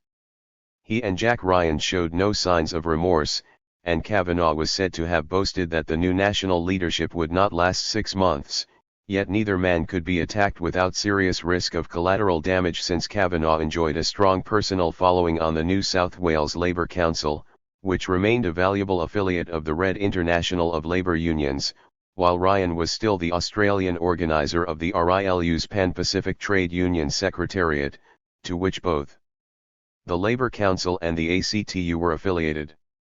Even in full flush of the third period, the Communist International was reluctant to sacrifice these valuable footholds in the Australian labour movement. Moxon proceeded, nevertheless, to do so. On February 6, 1930 he accused Ryan of perpetuating the reformist illusion with an article Ryan wrote in the Pan-Pacific Worker that attributed the persecution of the miners to the nationalist New South Wales government and a notice in the same journal that donations to a defence fund for Indian prisoners should be sent to the counter-revolutionary garden. Flimsy though these charges were, they sufficed to achieve Moxon's purpose, as Ryan disdained to answer them. He was accordingly expelled from the party later in the same month, on the very eve of the ACTU Congress in Melbourne. The timing was unfortunate. At that Congress the ACTU's link to the PPTU came under sustained attack from right-wing delegates. Ryan was excluded from the communist fraction of 5 inexperienced delegates who voted against a compromise resolution, and by a narrow margin the Congress then rejected further affiliation. 6 Moxon reported Ryan's expulsion to the ECCI by telegram and lamely sought its immediate advice about the implications for the RILU and PPTU. The Comintern executive's response to his message is not known, but its displeasure can be gauged from a subsequent comment that the expulsion was inexpedient and Moxon's apologetic justification that Ryan was unreconcilable. Ryan himself reported his travails and their larger consequences in a letter to Lozovsky, the secretary of the RILU, who lobbied on his behalf in Moscow. If he had been prepared to recant his errors, he would undoubtedly have been readmitted. But as he remarked, it was obvious that the Australian party must be making remarkable strides if it was able to expel one of its most active members out of personal animosity. 7. Moxon conducted his campaign against Kavanagh more circumspectly. The former leader retained the confidence of party members in Sydney, as the recent election of the district committee demonstrated. He still believed that the recent change of national leadership was a temporary reverse and that his supplanters would quickly discredit themselves. Moxon therefore sought to detach Kavanagh from his base of support by dispatching him to the provinces. To do this he had to assure Kavanagh that he bore no grudges. Kavanagh was justifiably sceptical of Moxon's disavowal of the insistent rumors that he was headhunting, but perhaps too ready to interpret the new party secretary's simulation of conciliation as a sign of weakness. He is afraid to push too far, Kavanagh noted in his diary. So he allowed himself to be sent out of Sydney on missions that were designed to discredit him. First Moxon directed Kavanagh to the northern coalfield and then accused him of going there without permission. Next he ordered Kavanagh to Adelaide to supervise the party's campaign in the state elections. Kavanagh found the theoretical level of the South Australian comrades low, and no wonder, since the branch there had only just been re-established, but was censured by the Central Executive Committee in his absence for perpetuating reformist illusions in the campaign literature. 8. He returned to Sydney in April to find the Sydney district branch in uproar. An aggregate meeting in the previous month, called by the CEC to explain the expulsion of Ryan, had produced open criticism of the party leadership. Tom Wright was reported to have said that the CEC is a gang of nincompoops led by the nose by Moxon. The CEC interpreted such frankness as a glaring example of the flagrant opposition to the new line and convened a further aggregate meeting in April, with one of its own members, Ted Docker, in the chair. Docker, a Sydney carpenter and early member of the party who had emerged as a particularly zealous enthusiast for the new line, wielded his authority with relish to chastise the branch and replace dissident members of its committee. When he denied Kavanagh a hearing, Joy Barrington called him a Mussolini. 9. At this inauspicious point in the new regime, the representative dispatched by the Communist International arrived in Sydney in April 1930. His name was Harry Wicks, though in Australia he used his Christian names, Herbert Moore, and also the pseudonym Simpson and XYZ. He was an American, who had gone to Moscow in 1929 as part of a delegation of the Communist Party of the United States of America, which itself had fallen into the error of national exceptionalism in resistance to the new line of the Third Period. Lovestone, the United States Party leader, had been denounced by Stalin and expelled, but Moore submitted and was now sent to root out the same error in Australia. Tall, commanding, with a square-shaped, close-cropped head that reinforced a barrack room manner, he immediately imposed his authority on the Australian comrades. Kavanagh, who resisted him from the outset, claimed to have recognized him from an earlier American encounter as a member of the Ku Klux Klan. That seemed an extravagant allegation, but Moore was ultimately expelled from the American Party as a spy, and subsequent evidence suggests that he was an undercover agent for anti-communist organizations for the whole of his party career. 10. Moore took up the campaign against the party rebels as an object lesson in Bolshevik discipline. His method of imposing control was far more subtle than the bluff and bluster of Moxon, for it involved the systematic use of a new punishment known as self-criticism. Self-criticism was a form of public confession in which the errant communist publicly acknowledged his or her failings and undertook to eradicate them. In rebuking the Australian Party for its deviations from the line in 1929, the Communist International had instructed the leaders to embark on a cleansing process of self-criticism, and Moxon had endeavoured to comply, with limited success. Moore insisted. Within 2 weeks of his assumption of control, the Workers' Weekly announced self-criticism as a means of winning the masses.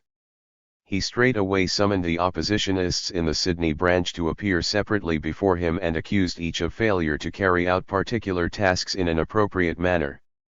Joy Barrington had already been expelled for calling Docker a Mussolini, but then appealed to the State Committee, which reinstated her.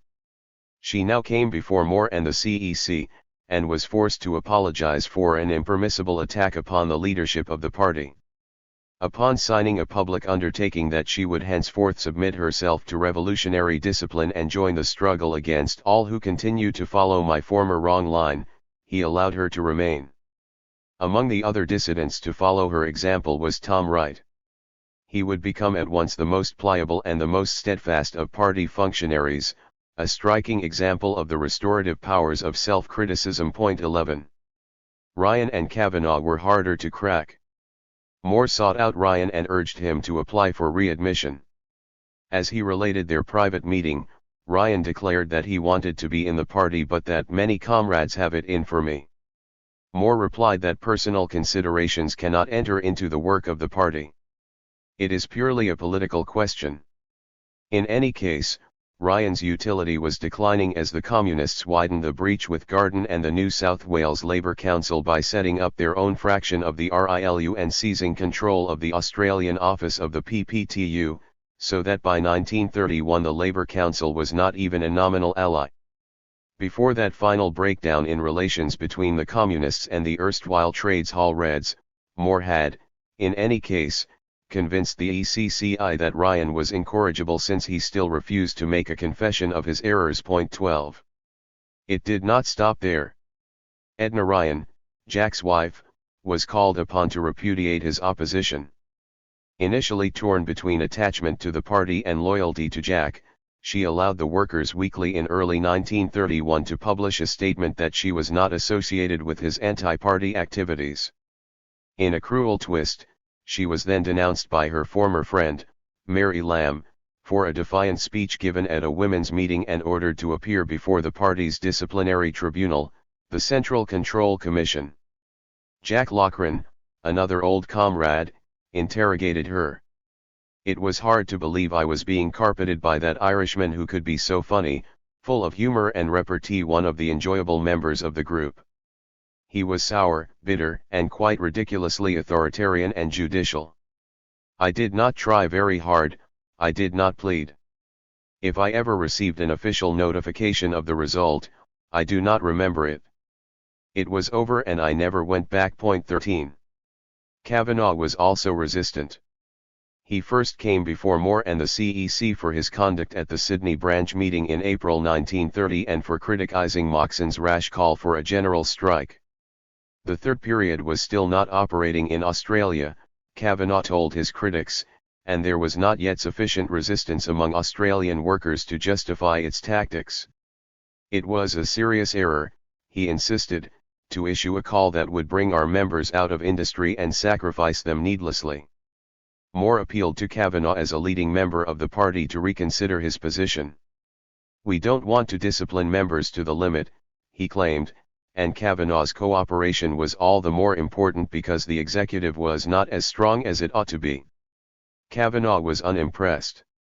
He observed in his diary that self-criticism is intended primarily for those who do not kowtow to the CEC. Later in the same month he allowed himself to be elected to the chair of an unemployed conference in place of the party nominee.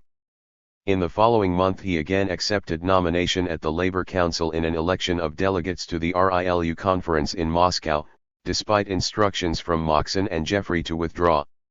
That he attracted as many Labour Council votes as the two party candidates, Sharkey and Docker, only aggravated his offence.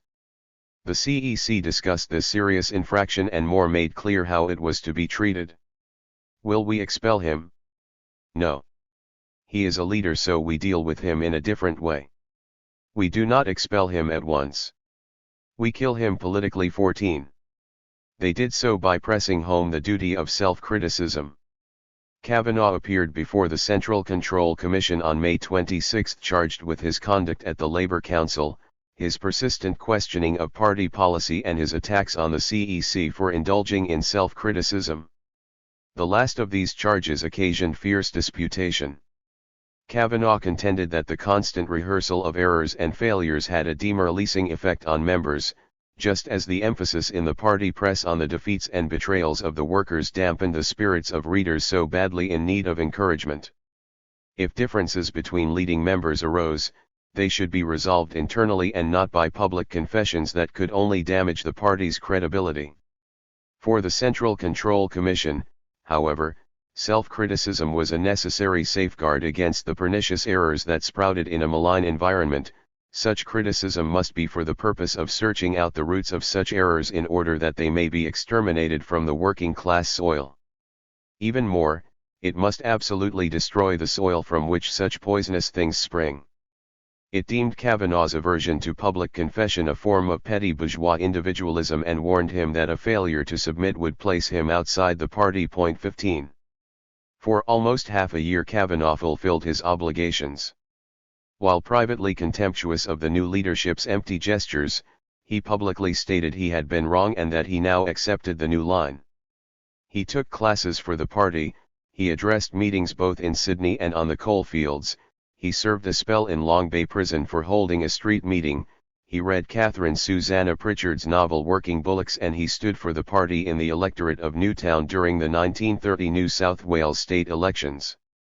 But as the date set for the next party conference drew closer, he was once again under attack, this time for his role in a demonstration at the Sydney Town Hall on November 7 to mark the anniversary of the Russian Revolution. 16 Moxon ordered Kavanaugh, who was one of the party speakers at the town hall, to attack the new state Labour government, and Kavanaugh refused. When inflammatory oratory from Norm Jeffrey and Moxon resulted in a baton charge and arrests, Moxon led the crowd to Trades Hall, where further arrests were made. Moxon claimed that he stood on a windowsill and urged the crowd to avenge their mates, and that Kavanaugh held them back. Kavanaugh claimed that he had simply drawn public attention to the presence of agents provocateurs. Even though he had been warned by Esmond Higgins that this time Moore and Moxon were after his head, he responded hotly to allegations of cowardice. It was a trumped-up charge, he insisted, and in any case it was un-Marxian to suggest one man could have prevented the workers from attacking the police. Arraigned before the Central Control Commission for his conduct on November 7, he remained defiant. A communist party is not an association of Pharisees which excuses its sins by blackening the sins of others, nor is it yet an association of sadists taking pleasure in self-flagellation for the sake of manifesting its humility and by the same action its supreme egotism. The Commission recommended his expulsion. The CEC enumerated 20 instances of slander, defiance, and sabotage, expelled him and warned all party members against further contact. 17. There was a protracted sequel. Kavanaugh and Ryan applied repeatedly over the following years to be readmitted to the party. Ryan would not confess his errors and was rebuffed. Kavanaugh did and was placed on probation, but he never managed to effect the level of abasement the party demanded and was ultimately deemed beyond redemption in 1934.18. To relate the full process of degradation to which he was subjected would take a history of Australian communism into a cul-de-sac. He was a negligible force after 1930, and the space given already to this squalid vendetta might seem excessive. It is significant, however, as an illustration of how the new leadership imposed its authority. The campaign against Kavanaugh was at once an eradication of the old and an imposition of the new. Through the public humiliation of its most reputable figures, an organization that had once allowed vigorous debate and open discussion of differences was reconstituted as a conventicle of rigid conformity. The obligation to engage in self-criticism drove party discipline into the very fiber of the party's being, and removed all grounds of principled dissent. However ridiculous its performance, whatever reservations a practitioner might harbor, the public recital of error sapped the capacity for independent judgment. Thus, even though Kavanaugh resisted, hedged, and protested, repeated subjection to the device eventually broke his resolution. More than this, self-criticism dissolved old loyalties by turning friends into accusers. As Higgins observed in a letter to Harry Pollitt, the members of the executive behaved like jackals towards Kavanaugh, and in rounding on him so savagely to save themselves from the same fate his former comrades forfeited their own self-respect. 19. Kavanaugh's friends turned upon him as part of their own self-criticism during the pre-conference discussion that opened in October 1930. Its limits were made clear from the outset.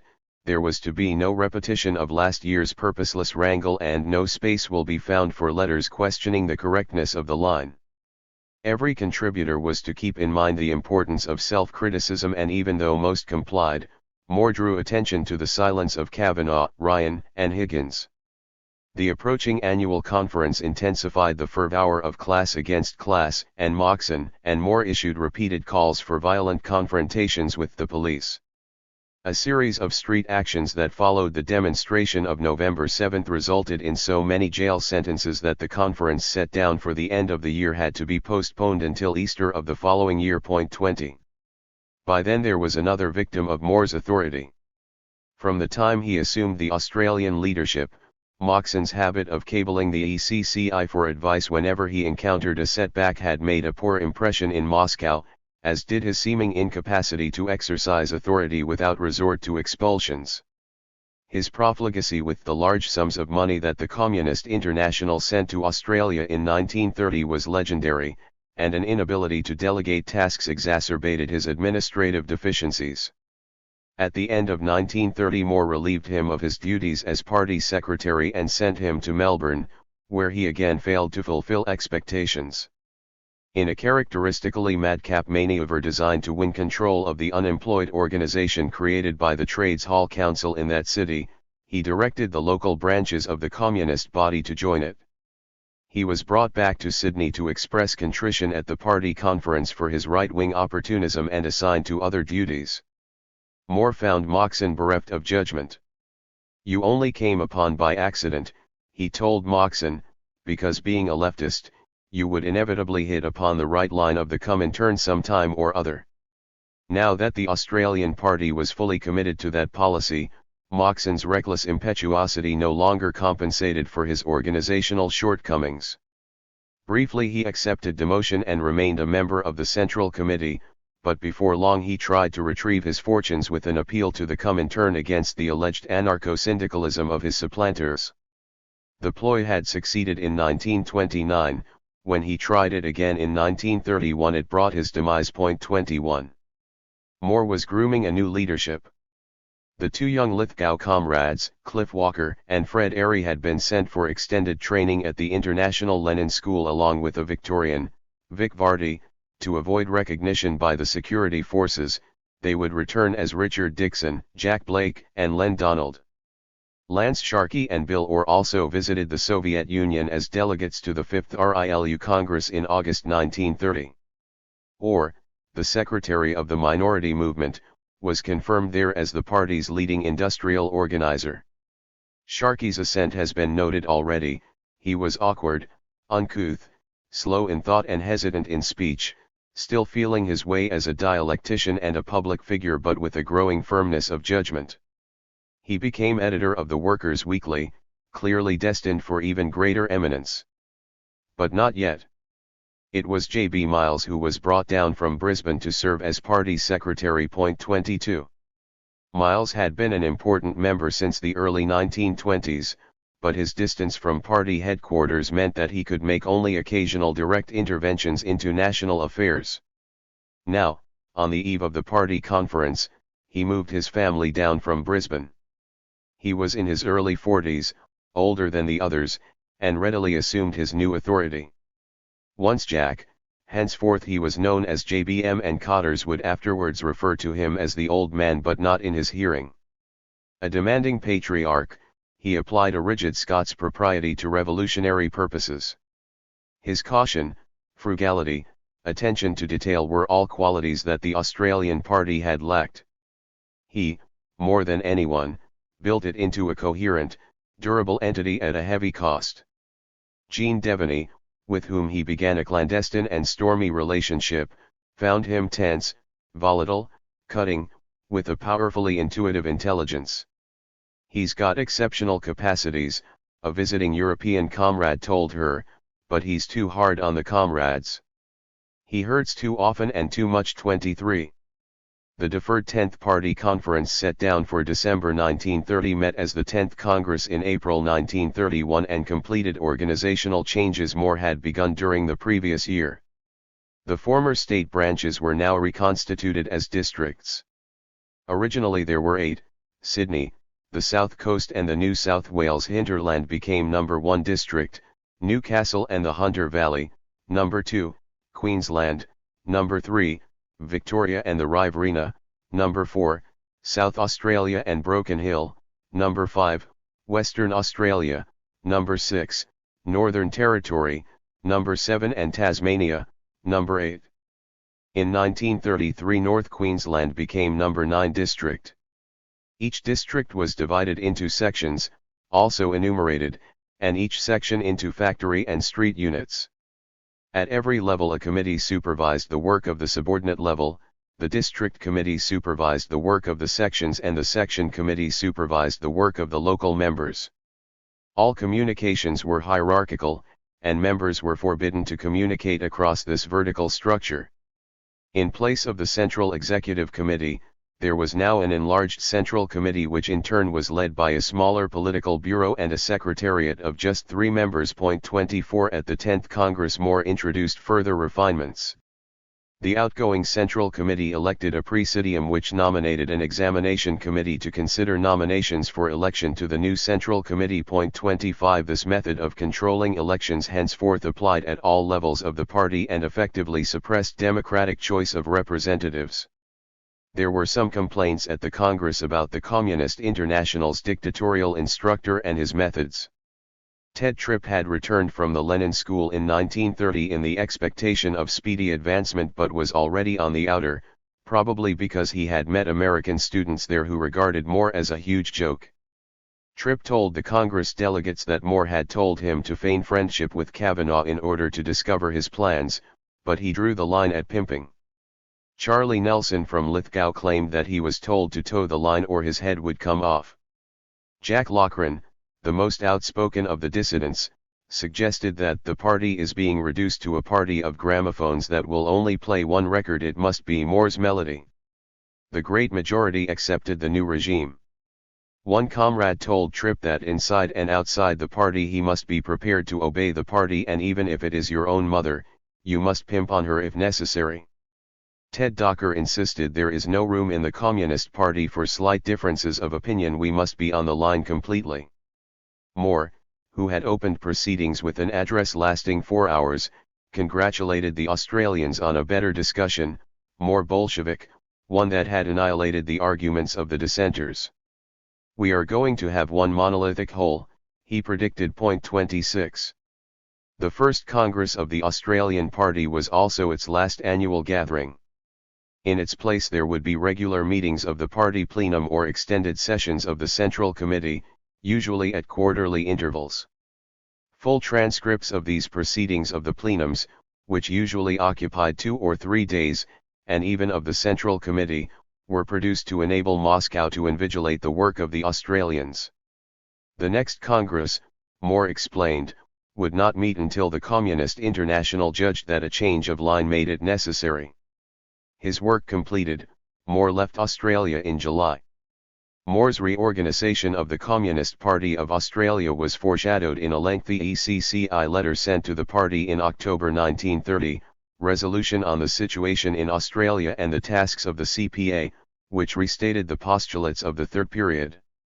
The growth of mass struggles against the bourgeoisie showed that all the features of the general crisis of capitalism were manifest in Australia, completely destroying the theory of Australian exceptionalism advanced by former leading comrades. The task of the party was to provide independent leadership against the social fascist Labour government, Labour Party, and trade union bureaucracy, partly by industrial demands and partly by organisation of the unemployed. Admonitions against trailing behind the workers were balanced with warnings against sectarianism and also perpetually calling for strikes without adequate preparation. The Australian Party must be a broad mass organisation and not an isolated adventurist group.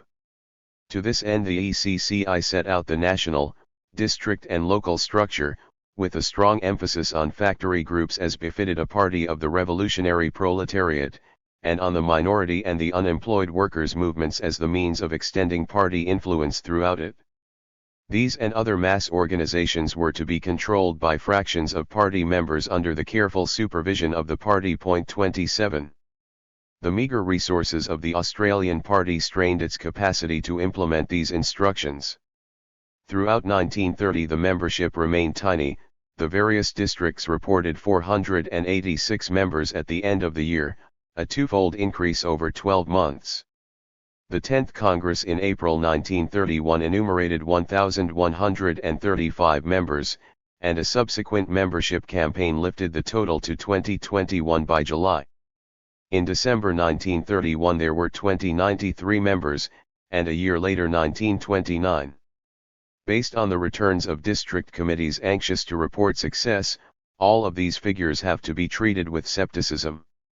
As Moore cautioned in 1931, let us not fool ourselves. A good part of the increase exists on paper and on paper only.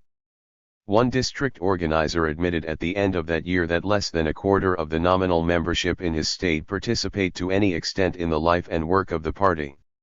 Many of those signed up at public meetings or recruited in membership drives during the early 1930s remained purely nominal members, others failed to pay their dues, dropped out or were expelled. The national organizer noted a persistent pattern of recruitment and failure to retain recruits. The statistics were unreliable because the large percentage of unemployed members and the movement of these members from place to place and their consequent falling into inactivity are difficult to tabulate. He was able to identify two features of the membership: just 518 of the 1929 on the books in December 1932 were in employment and only 216 were women. Both features were pronounced in other membership reports. Just 9% of the Victorian district membership were in employment at the time of the 10th Congress and 10% were women. 6 months later in New South Wales the corresponding figures were 13 and 8%. This was an organisation of unemployed men. Point 28. A census of the delegates who attended the 10th Congress provides further insight into the Australian Party's social composition. Of 60 delegates who provided information, there were 16 miners, 11 labourers, 5 building workers, 3 railway workers and 3 waterside workers, 2 each from the sugar and textile industries, 2 intellectuals, a butcher, a baker, and a miscellany of manual occupations other than candlestick maker. 7 were women. 29 were born in Australia, 12 in England, 7 in Scotland, 4 in Ireland, 2 in New Zealand, and the remainder hailed from Wales, Holland, Finland, Poland, Patagonia, and New Guinea. 26 were employed, 23 unemployed, and the remaining 11 worked for the party or other organizations. At a time when nearly 30% of the country's trade union members were out of work, the number of unemployed communists at the Congress was disproportionately high, but a much higher proportion of the delegates packed a work lunch than the membership at large. It is hardly surprising that the number of factory units were pitifully small, or that the women's section remained little more than a pious aspiration. 29. When the new leadership took control, the Workers' Weekly was faced with imminent closure as the result of the libel action begun in 1929. Christian Jolly Smith negotiated a settlement with the help of a donation from Guido Baracca, the usual standby, but the printing plant remained under threat of seizure for debt. Editions of the newspaper appeared in 1930 without illustrations because the blockmaker refused further credit, and with prominent notices rebuking district committees because they owed large sums on their bulk orders. The circulation was given as 10,000 in January 1931, a suspiciously round number, 9,997 a year later, and 11,463 by the end of 1932.30. A monthly woman worker commenced in 1930 and the Young Worker in 1931 as journals of the Women's Section and the Young Communist League, but both suffered from parlous finance and irregular publication. Re-establishment of a theoretical journal, the Labor Review, had to wait until 1932, and it mostly reprinted articles from In Preker. Red Leader, the newspaper of the minority movement, appeared in 1931 along with Soviets Today, which was produced by the Friends of the Soviet Union. These were 2 of many auxiliary bodies through which the party implemented class against class, the League Against Imperialism to campaign against the oppression of colonial people, International Class War Prisoners Aid and Workers' International Relief to provide legal and material support to the victims of the class war, the Unemployed Workers' Movement to rally its Australian victims, and, briefly, a Workers' Defence Corps to provide physical protection. In 1930 Lance Sharkey assumed control of the party paper at a time when sectarian excess, lack of money and legal proceedings threatened its future. Its banner was now in heavy capitals and flanked by the party badge. Each of the fraternal organizations had its own headquarters and leadership, published its own literature and convened its own annual conference. Each was designed to draw class-conscious workers into revolt, to detach them from the grip of social fascism and lead them to communism. Each enjoyed its moments of success when it sparked the popular discontent with the effects of the Depression. The problem was to reconcile autonomous vitality with party control. Characteristically, an impressive list of names adorned the letterhead of these communist fronts, but a party official directed their activity, and fractions of party members ensured that the directions were implemented. All too often, their zealotry would reduce the auxiliary to a mere reflex of the party itself, smother broader participation and perpetuate the dependence on the flagging energy of overworked comrades. Such was the Bolshevik organization created out of the Communist Party of Australia in the early 1930s. 8. Class against class. In early 1931 Fred Airy made his way to the Lenin School. Disembarking in Italy, he traveled to Berlin, where the German party had organized his entry into the Soviet Union. He found the party headquarters on the Wilhelmstrasse inspiring, a great fortress protected by a steel door. On his return 2 years later, all had changed. Hitler was chancellor, his stormtroopers were everywhere, and Airy was under strict instructions to stay out of trouble, so he went back to the station and bloody well stayed there until my train left. 1 The failure of the German left to prevent Adolf Hitler's march to power is a turning point of 20th century history. The 2 working class parties, the Social Democrats and the Communists, both with a large following and considerable resources, allowed their mutual antagonism to take precedence over the threat from the right. Each blamed the other for the national malaise that made the authoritarian program of the Nazis so plausible. Even as Hitler snuffed out the political freedom afforded by the Weimar Republic, they were unable to unite for its defense. Historians affix much of the blame for this ruinous division on the communist policy of class against class. By abandoning its earlier call for a united front and by heaping abuse on the Social Democrats, the Communist International made cooperation impossible. The policy postulated a deepening crisis in which capitalism would cast off its democratic trappings in order to crush working-class resistance to the growing misery. As popular discontent mounted, the reformists would stand revealed as the false friends of the workers. The very term social fascist obliterated any distinction between reformism and reaction. To suggest that one was preferable to the other was to fall into the error of the lesser evil. Indeed, communists were expected to strike the main blow at the Social Democrats in order to hasten the polarization of class against class. Hitler quickly demonstrated that there was indeed a greater evil, a regime that simply suppressed the labor movement, but by the time the communists grasped that reality it was too late. Their fortress on the Wilhelmstrasse had fallen. Australia had its admirers of Hitler and Mussolini. In the depths of the Depression, popular movements formed in opposition to the existing political parties, critical of the democratic forms of Australian government, impatient with the license given to left-wing agitators.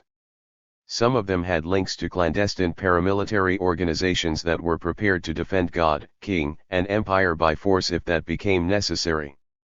It turned out not to be necessary. The Labour government in Canberra reluctantly accepted the inevitability of harsh economic measures, and maintained sufficient discipline over its more radical members until they were implemented. It was not until 1931 that growing internal dissension brought down the Scullin government, and by then a revitalist Conservative Party was ready to take office. In New South Wales, the demagogic Labour Premier Jack Lang rode the wave of working-class radicalism with his denunciation of the federal Labour government's economic measures and defiance of their implementation in his state, but he submitted meekly to his dismissal in May 1932. Both during the lead-up to the fall of the Scullin government in late 1931 and the destabilisation of the Lang government in early 1932, politics spilled onto the streets with clashes between the left and the right that threatened a crisis such as those that had ended capitalist democracy in Germany and other countries. In Australia, however, the crisis quickly passed.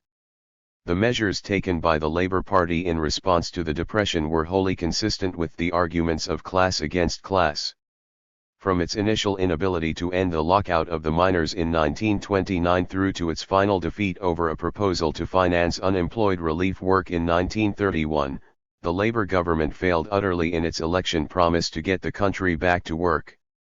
Hamstrung by its lack of a Senate majority, dependent on the cooperation of the states, it was a weak and ineffective administration. Efforts to ameliorate economic hardship were undone by its acceptance of cuts in public expenditure dictated by the banks. Under the Premier's plan it negotiated with the states, all outlays were reduced, including pensions. The state Labour governments followed Canberra in reducing their own social expenditure and consequently offered only the most stringent emergency relief to the mounting numbers of unemployed. The strategy the Commonwealth reluctantly adopted was for Australia to trade its way out of the Depression by reducing all costs, public and private, which effectively abandoned Labour's commitment to the regulatory devices that protected the standard of living. The arbitration court made an across-the-board cut in the basic wage. Employers followed with their own assault on wages and conditions. The politicians upheld, and the police and the courts enforced, the laws that maintain their property rights. It is easy to criticize the political folly of class against class. By directing a small number of diehards onto a collision course with every significant body in the country, it condemned them to severe retribution. Worse than that, its absolute hostility to the Labour Party and the unions cut the Communist Party off from exerting influence within those organizations as both began to draw back from the measures taken in 1930 and 1931. But desperate times bring desperate measures. For those who practiced class against class, it was no abstract analysis. The class war was apparent to them as a daily reality. the boss who held the whip hand and used it without restraint, the local officer who determined whether or not they would be given a bag of rations, the union secretary who refused to take up their grievances, the labor parliamentarian who insisted that nothing more could be done. These were its forms. If you didn't take up the battle of class against class, the other class would walk all over you. Through its newly refashioned organizational structure, the party therefore engaged in battle. It lost many more engagements than it won, and frequently the result of class against class was to maroon the Communist Party in isolated outposts of militant endeavor, but it persisted, and by trial and error gradually began to modify its tactics. So too did its opponents, and the patterns of activity reveal a dialectic of initiative and response. This can be illustrated by turning to the three principal sites of communist activity: in the workplace, among the unemployed, and on the hustings. An arbitration court judge prepares to stab a worker in the back while the social fascist demagogue distracts his attention at the behest of the capitalist. The worker is upright and vigilant, the spanner in his hand suggests a capacity to defend himself as the third period demanded. In its industrial campaigns, the party aimed to unite workers in resistance to the employer's assault on wages and working conditions. In keeping with the new line, the Communist Party now regarded all trade union leaders as accomplices of the employers. All tendencies and hangovers of trade union legalism must be annihilated from our ranks, proclaimed the minority movement in 1931.2. The effect was to estrange those few left-wing unions, such as the Australian Railways Union, which had previously offered some support for the party. Communist condemnation of the New South Wales Labour Council and violent denunciation of the ACTU poisoned relations with even the most sympathetic union officials, who dismissed as utterly unrealistic the insistent demands for strike action against new awards in the railways, the metal, meat, and other industries issued by an organisation that lacked any presence within them. Repeated disturbances at meetings of the Trades Hall Councils in Sydney, Melbourne, Brisbane, and Adelaide during 1930 and 1931 resulted in the suspension of communist delegates and the closure of public galleries. In this early 1930s illustration, the worker is a behemoth. The emphasis on brute force is heightened by the absence of any suggestion as to where his hammer will fall or how it will ease his anguish. Under these circumstances, the minority movement functioned as an industrial opposition group that counterposed its own revolutionary demands to the treachery of the officials.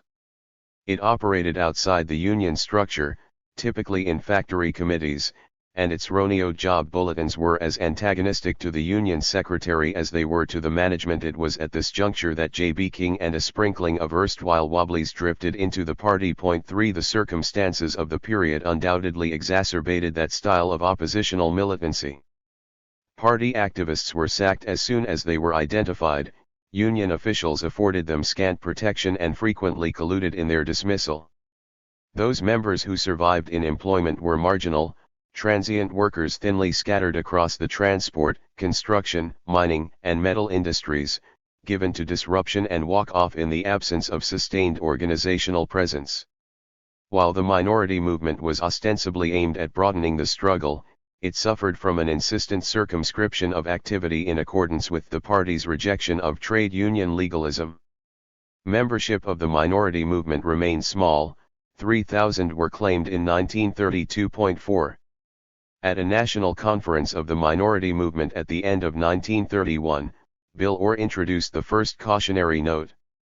He advised that it was important for militants to base their campaigns on bread and butter issues, and wrong to neglect opportunities to use union meetings in order to reach workers.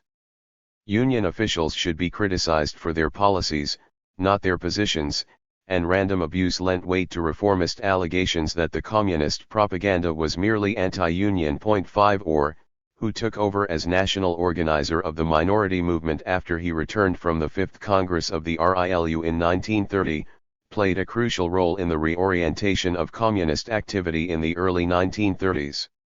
Strongly opposed to the policies of the third period during the protracted debates of the late 1920s, he accepted the decisions of the party's conference at the end of the decade as binding and never disputed the new line.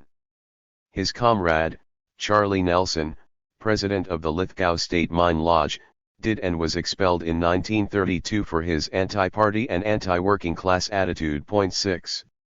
Orr stood third in seniority to Miles and Sharkey on the Central Committee and was the party's authority on industrial issues.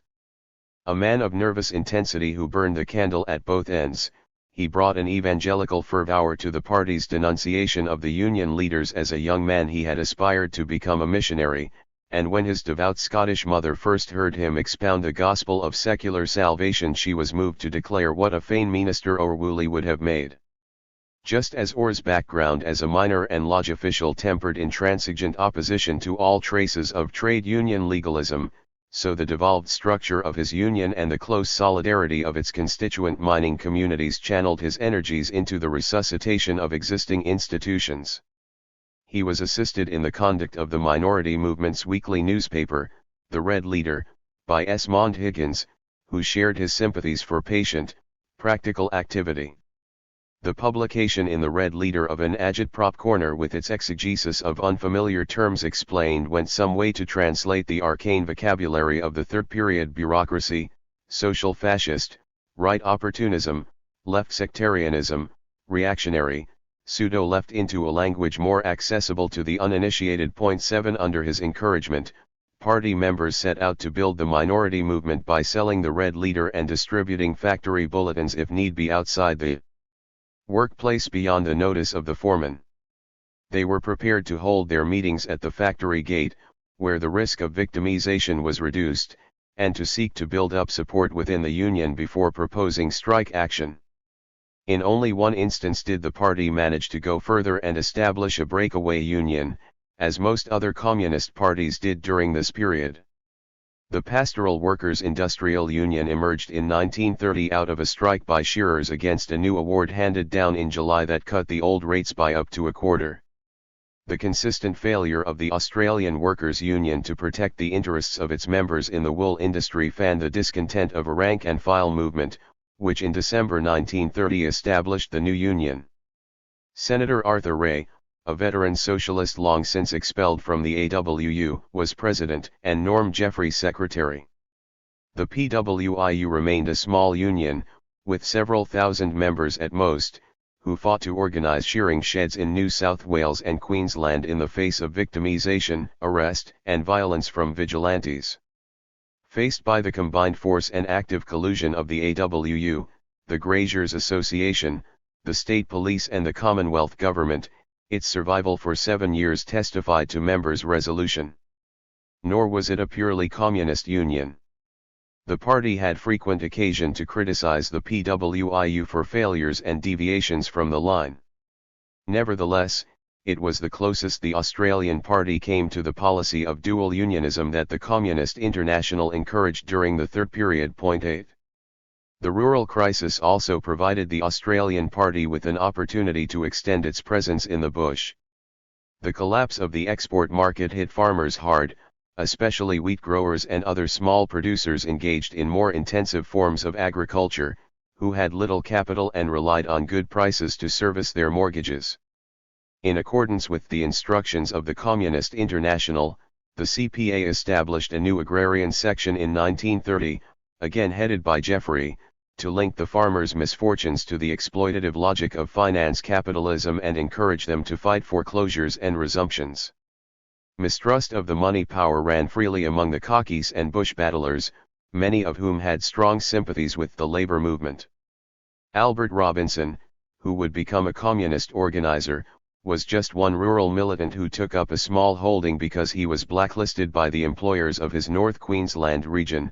Similarly, Laurie Jarmson, a Shetlander who joined the party in the early 1920s, ran a few hundred hens on wasteland outside Newcastle for 3 years because he was marked out as an activist in the Carpenters Union. 9 Such refugees from the labor market imbued some local producers' associations with an anti-capitalist temper, and poultry farmers' associations would eventually become one of the more unlikely communist redoubts, but rural discontent more commonly found expression in populist ideologies of a more insular and conservative kind. The Australian kulaks regarded the communist agitator no more fondly than they did the foreign bondholder.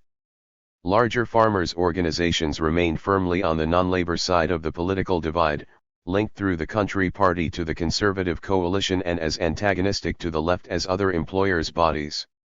It was among the unemployed that communism found readiest response during the Depression.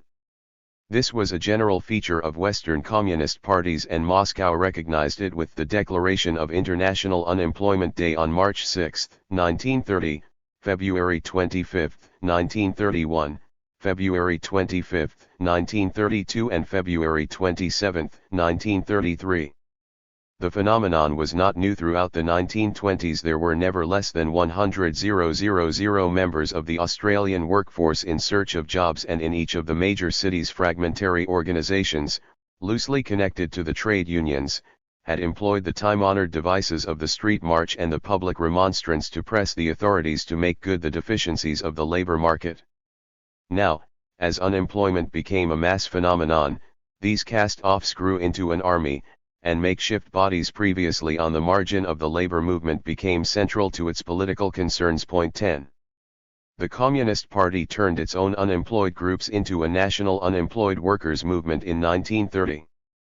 Its first major conference in June of that year began with a hunger march from the coalfields to Sydney that was marked by arrests, a police raid on the party headquarters where the hunger marchers were billeted, a three-day gathering notable for communist attacks on the Labour Council delegates, and then a city demonstration that swelled the numbers in police cells. Kavanagh, who chaired one session of the conference in the absence of the party nominee, observed that its poor organization and sectarian tone destroyed any chance of union cooperation, and in the immediate aftermath of this inauspicious launch a number of Sydney branches of the UWM went over to the Labour Council's own unemployed workers' union. Point 11. The same pattern of rivalry between the communist unemployed workers' movement and the non-communist alternative organisation set up by trades halls. Councils was quickly replicated in Melbourne, Brisbane, and other cities. Street protest, the customary form of unemployed activism, remained the principal communist tactic in the first phase of the UWM. A series of demonstrations in Sydney culminated in November 1930 with mass arrests at city rallies, and then a march on Parliament House where Moxon and others were taken into custody. In Melbourne, an earlier unemployed rally on the steps of the Victorian Parliament House in October, called to protest against the state Labour government's replacement of food vouchers with direct issue of rations, turned into a vicious melee that resulted in nearly 60 arrests. In Adelaide in January 1931 the UWM organised a march to the city from Port Adelaide to protest against a government decision to substitute mutton for beef in the food ration. The ensuing beef riot hospital at least 17, including 10 policemen, and brought 12 arrests. Not to be outdone, the Darwin unemployed marked the new year with an occupation of the government offices, over which they raised the red flag. The police evicted them and incarcerated their leaders.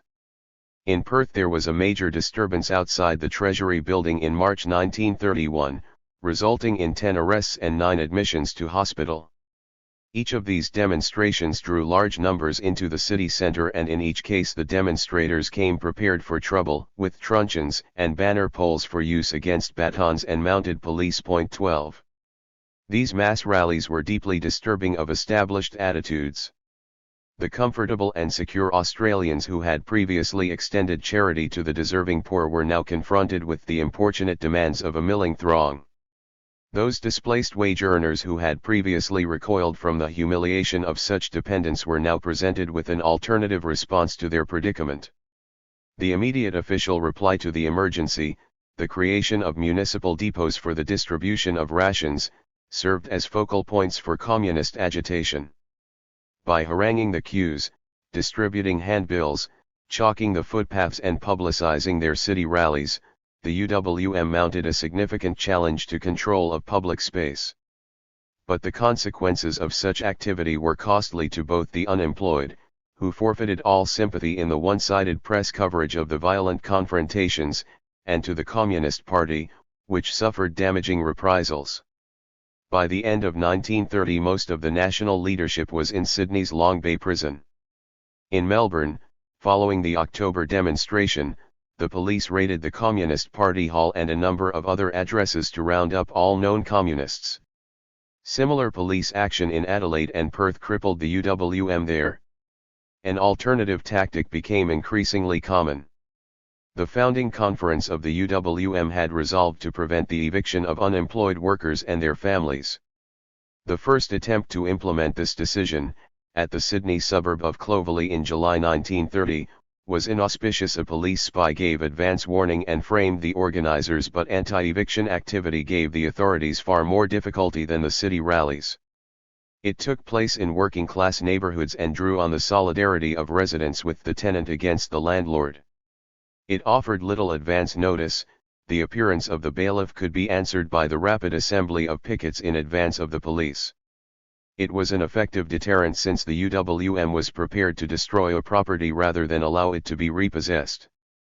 The terrain, away from the open spaces where police could use their horses, was also more advantageous for defensive resistance. Finally, it enjoyed considerable popular legitimacy in its assertion of the right to shelter over the claims of property. The sight of an evicted family's meager possessions dumped on the footpath was perhaps the most emotive image of the Depression. "The first eviction I saw," recalled the artist Noel Cownihan, who joined the Communist Party in 1931, "had a devastating effect on me. The experience finished the capitalist system as far as I was concerned." Point 13. The success of anti-eviction activity, which quickly became common in all cities, was evident in amendments to tenancy legislation in New South Wales in 1931 and new provisions for rent assistance in Victoria in 1932. Such victories did not reduce the incidence of evictions, however, and there were major confrontations in Sydney during 1931 after the Political Bureau pronounced the anti-eviction campaign the main point of struggle. Clashes in the Sydney suburbs of Redfern, Glebe, Leichhardt, Bankstown, and Newtown in May and June of that year developed into warfare. In these suburbs, activists answered the threat of eviction of unemployed tenants by occupying the residence in strength and turning it into a garrison. They boarded up windows, fortified the entrances with barbed wire entanglements, laid in supplies of missiles, and in at least one case invested the property with explosives. The police in turn laid siege to the house, turned away food supplies, and drove off sympathetic local residents before eventually storming the residence with firearms. In every case the police prevailed. Some of the defenders were shot, all of them were badly beaten. So heavy were the casualties that by the end of June the Political Bureau had to caution restraint. Point 14. Similar incidents occurred in other cities. Brisbane's fiercest battle was fought in September 1931, and in the Newcastle suburb of Tighes Hill there was a particularly violent affray in June 1932 when the police turned on local residents who sought to assist those inside the besieged house. These and other set-piece engagements were difficult to sustain. Occupation of a house surrendered the advantage of mobility, and almost invariably ended in beatings and wholesale arrests. Sometimes widespread community sympathy augmented the original action, as in Newcastle, where the mayor headed a defense committee and an outspoken Anglican priest, Ernest Bergman, denounced the police brutality at Tighes Hill. After 22 of the defendants were acquitted, charges against the remainder were dropped. In the absence of local support of that kind, however, unemployed activists were always vulnerable to reprisal. Point 15. The same was true of agitation among the homeless unemployed who took to the track. This was a common experience, especially for the young and unattached, who would team up in small groups to seek casual jobs or handouts from farmers, eking out a hand-to-mouth existence as they roamed the country. Their displacement and humiliations, the daily fight for survival, the brushes with local police and the dodging of railway police fostered a distinctive ethos that is registered in novels such as Kylie Tennant's The Battlers and the autobiographical account of Frank Hewlin, Keep Moving. Hewlin, a young immigrant from the Channel Isles, arrived in Australia just as the Depression hit and was one those it turned to communism, for communism provided the more resourceful and spirited of the bagmen with purpose and companionship. As he narrates his experiences, communism preserved some basis for fellow feeling and mutual support among outcasts who otherwise turned in on themselves and against each other. Point 16. The UWM had most success in channeling the discontent of the itinerant unemployed when they gathered seasonally in rural centers and pressed demands for assistance. Such aggregations, however, raised fear and resentment that anti-communists were quick to exploit. In the irrigation town of Mildura, for example, townspeople sided with the police in hostility towards the itinerant unemployed who camped on the banks of the Murray. At the end of 1931 they broke up a UWM meeting, hospitalized the organizer and 7 other comrades, and forced the visiting speaker, Ted Tripp, to flee to safety. 17 In the pastoral center of Bourke, armed squatters and land agents swept down on an unemployed camp in the riverbed, and ordered the UWM members from the town. At Cairns in the following year, locals evicted several hundred unemployed men from their quarters in the showground in a ferocious assault. Communists hid out in the bush for weeks afterwards. 18. Then there were the shanty towns created on wastelands within the cities. Here homeless families would gather, build humpies or shacks with scrap iron, bagging or flattened tins, and try as best they could to make do. These camps lacked basic amenities, they were rife with poverty and disease, and yet their inhabitants sustained a collective existence. They entertained themselves, restrained domestic violence, organized working bees to curb and gutter the footpaths, and agitated for the provision of water and sanitary services. Above all, they fought for recognition. The formation of a UWM branch was a natural extension of such activity, even though it might lapse as the immediate grievance disappeared and the particular enthusiasts moved on. 19. The Depression aroused acute discontent because the provision for support of the unemployed was so rudimentary. There was no system of public welfare and only Queensland had unemployment insurance. Elsewhere it was intermittent relief work for male breadwinners, meager issues of food and clothing for their dependents, work camps and rations from rural relief depots for the single unemployed. Sometimes the UWM sought to apply familiar methods of collective bargaining. At Booley on the South Coalfield of New South Wales, the replacement of local relief committees by state officials, who used police to identify applicants, triggered a boycott of the dole offices in May 1931. On the northern coalfield, the issue of a new relief registration form, designed to tighten eligibility requirements and cut recipients from the dole, launched a communist campaign in October 1932 to burn the offensive questionnaire. Neither of these unemployed strikes, for that was the model they followed, was successful, but both attracted considerable publicity. A similar outcome awaited the several hundred men who marched on Perth in September 1932 to protest against the hardship of their conditions in the unemployed camps on Franklin River. Their leaders were arrested and their demands refused. The same pattern was repeated in relation to other UWM activity elsewhere, and with little more to show for it. But we felt we've got to make a stand, as one activist put it, do something. Don't cop it passively. 20.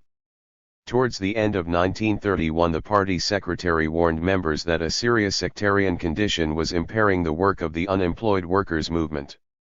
Where the UWM is not stagnant, it is declining. While noting that anti-eviction struggles had mobilized large numbers in defense of the unemployed, Miles criticized members for their antagonism to other bodies that offered assistance. The organization had become divorced from large numbers who had been compelled, through sheer poverty, to rally to the charity organizations. Too many comrades who spoke at meetings of the unemployed were concerned to display their revolutionary credentials to the disregard of the concrete problems of the unemployed. In too many localities the local committee of the organization had dwindled to a small communist sect calling itself a branch of the UWM. The Politburo ordered the Workers' International Relief to establish kitchens for the unemployed and overcome the sectarian tendency of just howling for revolution. 21. Miles' strictures recognized the fragile character of communist activity among the unemployed. It was difficult to maintain the UWM, active members fell away under the rigors of their duties, and recruits were easily disheartened by the regimen of protest and punishment. His diagnosis is less persuasive, if only because it was his own organization that maintained tight control of the UWM. It had insisted that the UWM was a protest and not a relief organization. It imposed a didactic routine. One activist recalled meetings of the district committee of the UWM in the Hunter Valley, where the party cadre would give a political report that took you from the Arctic to the Antarctic in an exhaustive survey of the world capitalist crisis. We'd start at 7 o'clock at night, and at 9 o'clock we were only at the equator on the way down. The validity of the Communist International's line was not in question. Brilliant bloody analysis, the activist found it, but I used to keep thinking, how do you get that back to the rank and file? 22. It was the party, also, that imposed the sectarian policies that restricted the UWM's appeal. Communists were quick to single out the Labour Party and the unions for betrayal of the unemployed. The major demonstrations in Sydney, Melbourne, and Adelaide in the summer of 1930 to 1931 were all directed at Labour administrations. Indeed, the election of a Labour government in New South Wales in November 1930 triggered a new round of unemployed protests designed to discredit Jack Lang as Premier and Garden as Secretary of the Labour Council. For similar reasons, the UWM kept up an unrelenting hostility to the bodies for the unemployed created by the trade unions, even when the demands of such bodies coincided with its own. In Melbourne, the UWM responded to the refusal of Trades Hall Council to allow it representation with repeated disruption of council meetings and, when a subsequent raid on the barricaded entrance was repulsed by police, with denunciation of the vermin inside doing the boss's work. 23 The frequent invasions of meetings of Trades Hall Councils in other cities alienated delegates to the point that UWM delegations were forbidden further entry to the council meetings. The obligation to discredit the social fascists ensured that what was intended as a front organization remained narrow in its political base. It had been established with Senator Arthur Ray as president and a brace of federal Labour parliamentarians on its executive. By 1932 the ALP forbade its members any association with the UWM. As a front organization, the UWM was intended to extend the influence of the Communist Party, to tap the discontent of unemployed workers, draw them into action around their immediate concerns, lead them in activities that would demonstrate the futility of reform, and ultimately recruit them to the revolutionary cause. The details of party membership presented in the last chapter suggest that such a process occurred. Of the several thousand who joined the party in the early 1930s, the overwhelming majority were out of work. Yet CPA members represented only a fraction of the numbers the UWM mobilized. The actual membership of the UWM is difficult to estimate. A local branch could form, enroll as many as 500 members, and pass out of existence in the space of a year. The finances of the organization suggest that only a minority kept up the minimal dues. But if nominal adherence and some participation in UWM activity are taken as a test, then the 30,000 members claimed in 1932 are a fairly accurate measure. 24. UWM members sustained a multitude of endeavors that are difficult to incorporate into a national survey such as this.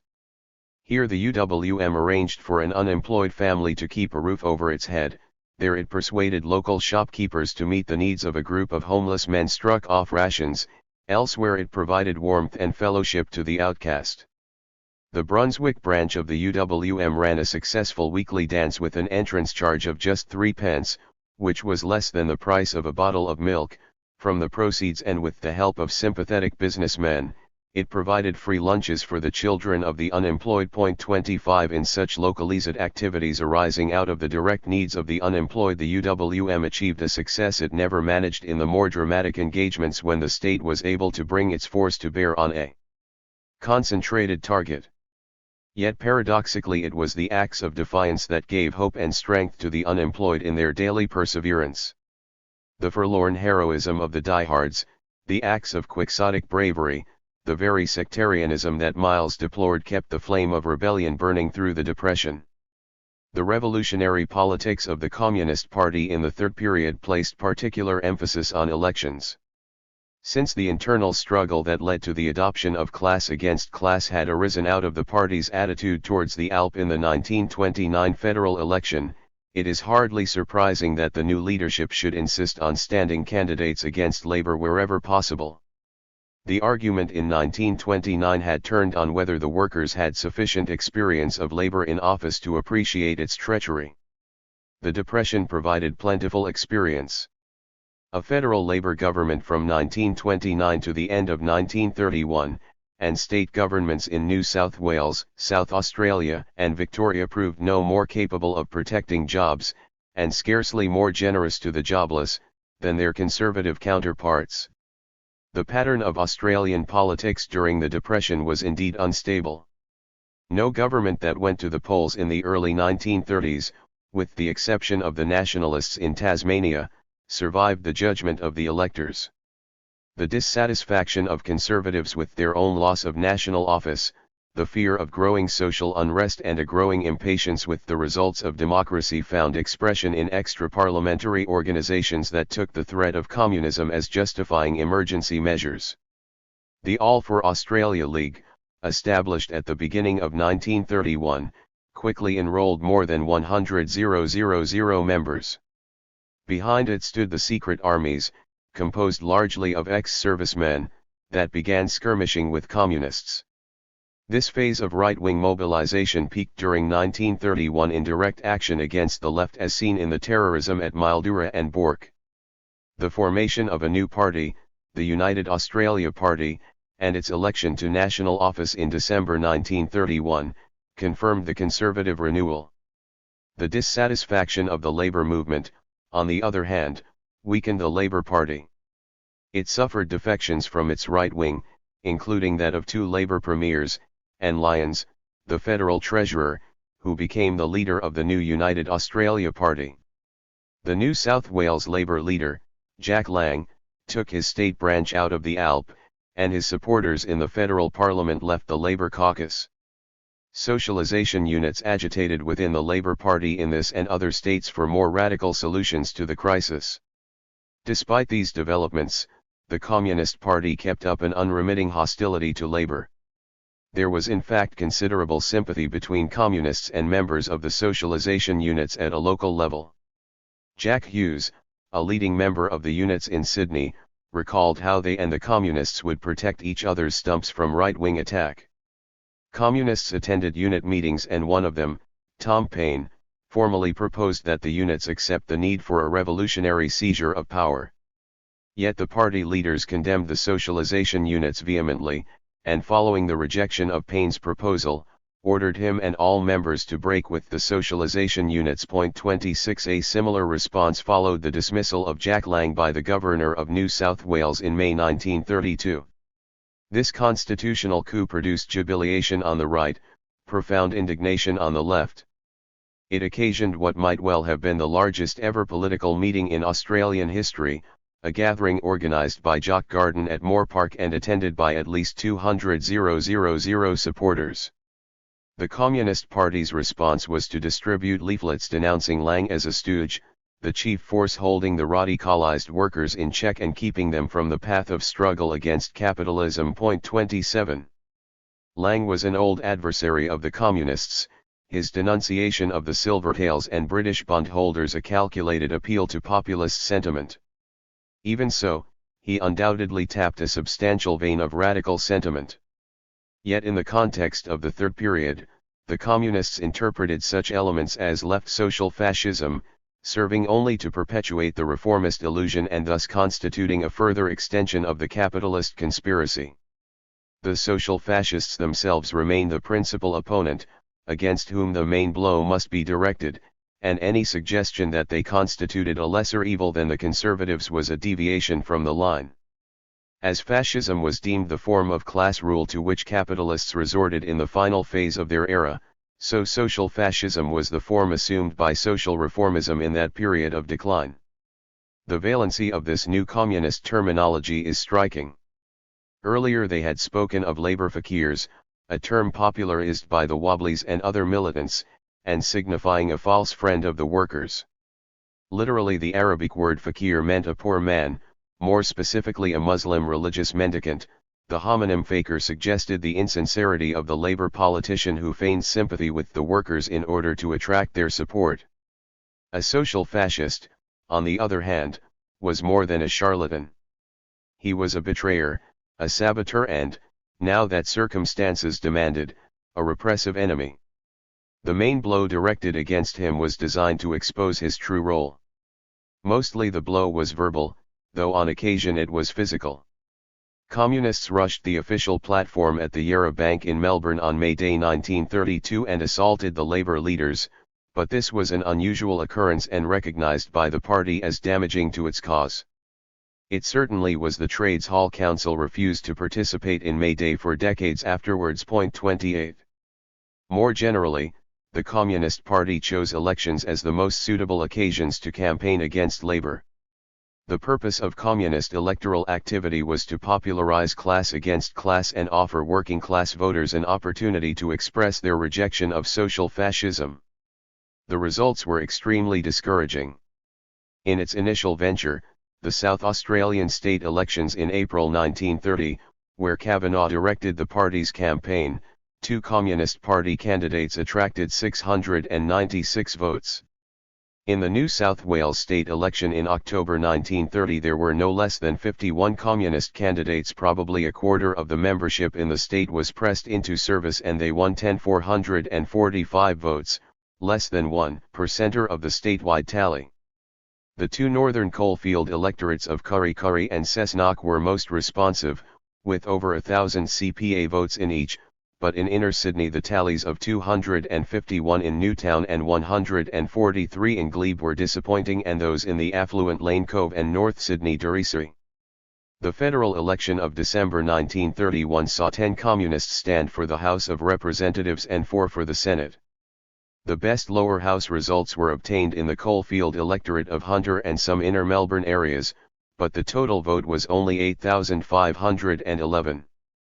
The Senate candidates, who drew from a wider pool, won 29,443 votes, but Queensland, where the Communists received 2.32% of the poll, was the best state result.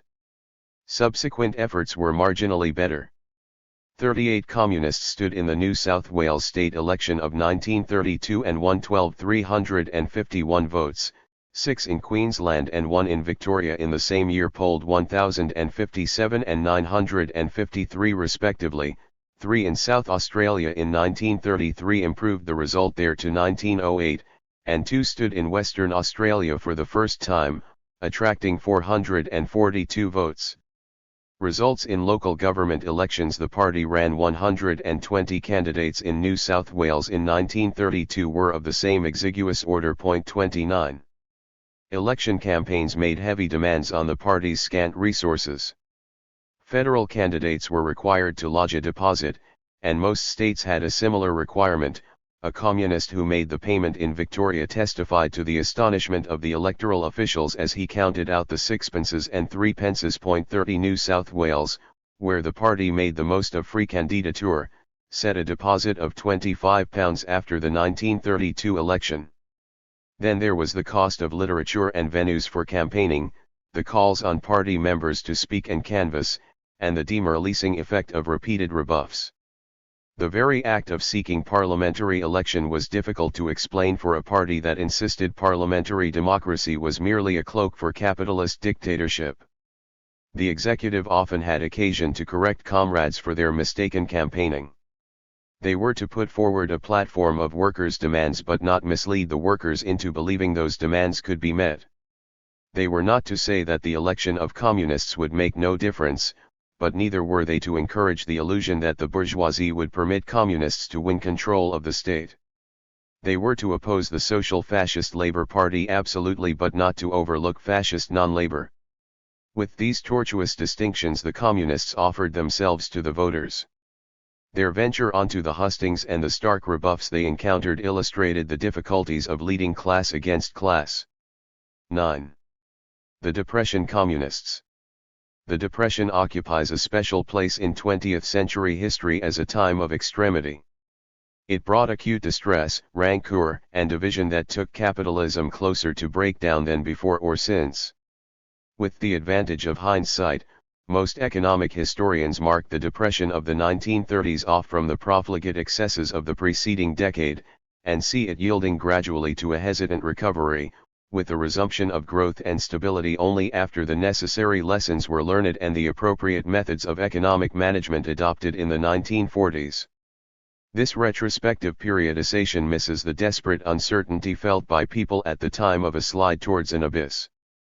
It loses sight of the continuities and cuts across lines of cause and effect that interwar critics of capitalism discerned. In the diagnosis advanced at the time by the Communist International, capitalist competition generated a growing imperialist rivalry that brought war in 1914 and revolution in 1917.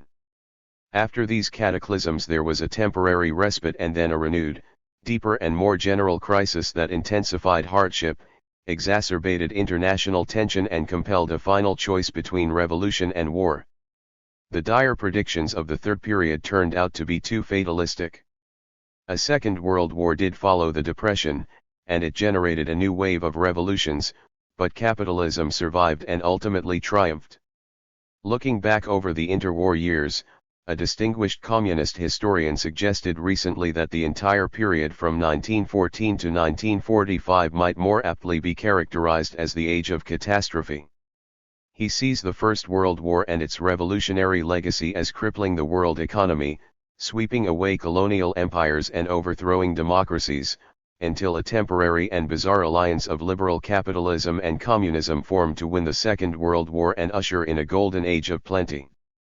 In this reading of the political economy of the 20th century, the peace terms imposed after 1918 fatally impaired earlier patterns of international trade. By the late 1920s, stocks built up by primary producers, such as Australia, swamped the cost of market. Once commodity prices collapsed, there was a general retreat into economic nationalism that intensified the contraction, so that world trade fell 60% in the years 1929 to 1932. Deflationary remedies, balanced budgets, and the absence of welfare expenditure deepened and prolonged the slump while they sapped the very foundations of government. 1. Such an interpretation accords with the popular memory of the Depression. Depression, a bush worker interviewed 40 years later exclaimed, "I never knew nothing else. The 1920s was just as bad." For many Australian manual labourers, jobs were scarce long before the Wall Street crash of October 1929 signalled the collapse of the world financial system. These Australians continued to hunt for work long after the unemployment rate peaked at 30% in 1932. Not until 1937 did national output regain its 1928 high point, and even then 250,000 Australians were still out of work. For those caught up in this depression, it had no clear beginning and no decisive end. It was a condition that suspended the passage of time into an indefinite waiting. It broke up families, embittered breadwinners, demoralized school leavers. It marked its victims for life. 2. The circumstances of the Depression were stamped on those it made into communists. Few, if any, had regular employment and most were out of work for years. They knew hardship not as a temporary misfortune, but as a constant condition, and the experience never left them. Their rejection of capitalism was no rhetorical gesture, it was a visceral hatred of a system that imposed hunger and humiliation, stunted lives, and treated humans as outcasts. For these recruits, the class war was a daily reality. The police, the courts, the press upheld the claims of property over the most basic of all human requirements, the need for food, clothing, shelter, and dignity. To submit was to abandon hope and succumb to despair, to resist and fight was to affirm one's self-respect and concern for others. Some who had prior involvement in labor politics turned in disgust from the utter failure of the ALP to protect its supporters. Leigh Barnes was an unemployed printer from the inner Melbourne suburb of Brunswick who regarded himself as an instinctive social democrat for whom the Soviet model of a revolutionary underground had little appeal, but he embraced communism in 1932 because the Labour Party was doing nothing, the Communist Party at least was doing something. Carl King, a cane cutter, gave the Labour Party away in the same year that the Queensland Labour government blacklisted a group of relief workers who had simply asked for proper pay. 3. Others were too young, too unsettled, or too preoccupied with immediate concerns to have had any involvement in politics before they were caught up in the novel forms of collective endeavour. Ernie and Lila Thornton were in their mid-20s, living in inner Melbourne and moving accommodation every few weeks, when they joined in 1931. He was a boy migrant from Yorkshire who became involved in the local UWM and was badly knocked about by the police. She was a local girl horrified by the Red Raggers until she accompanied him to the Yarra Bank and heard their orators promise to end greed and want. The need for such mutuality was never more urgent, and Lila Thornton found that the Depression did in fact make people share, just as it convinced her of the need for the compulsory sharing of communism. Joe Carter, from the New South Wales rural town of Moree, was barely in his teens when he began to carry his swag during the early 1920s. He was an instinctive rebel, quick with his fists, and fought a contractor during the shearers' strike of 1930 from which the PWIU emerged. It was in 1931, when he arrived in Lithgow, that he joined the party. "Why did I become a communist?" he later asked, and recalled the humiliation of begging for food, the way they used to look at ya, and the indignities of working with the boss right over the top of you. To turn the question around, why wouldn't I be a communist? But there was more to it than this, as he himself suggested with his recollection of the warmth and purpose of the Lithgow party comrades. Human warmth seems conspicuously absent from the rigorous communism of class against class, but with half the town on the dole, Carter found a complete absence of prejudice against the unemployed. Lithgow, to me anyway, would be the greatest workers' town I've ever been in my life. After finding construction work in Port Kembla, Carter saved his wages to buy a passage to Spain and fight in the International Brigade. The pattern here is of an instinctive belligerence channeled into disciplined, collective militancy. Point 4. Regardless of background, the commitment to communism was not made lightly. A panel of senior comrades subjected the applicant for membership to a searching interrogation. Bill McDougall, an itinerant Scots immigrant, was drawn to the party as a result of his involvement in the unemployed demonstrations in Sydney during 1930. Bert Moxon and 2 members of the district committee quizzed him. The question that stumped McDougall was why the Communist Party and not the Labour Party? He knew the answer instinctively, for it sprang from his recent activity and was manifest in his very application to join, yet how could he express it in the requisite formula before he was drilled in the vocabulary of class against class? Fortunately, one of the district committee members filled the doctrinal gap for him and he was accepted. Others were treated more abruptly. Flo Davis, a deserted wife working in Brisbane pubs, dressed in her best clothes to appear before the district committee only to be told, "Come back when you know a bit more."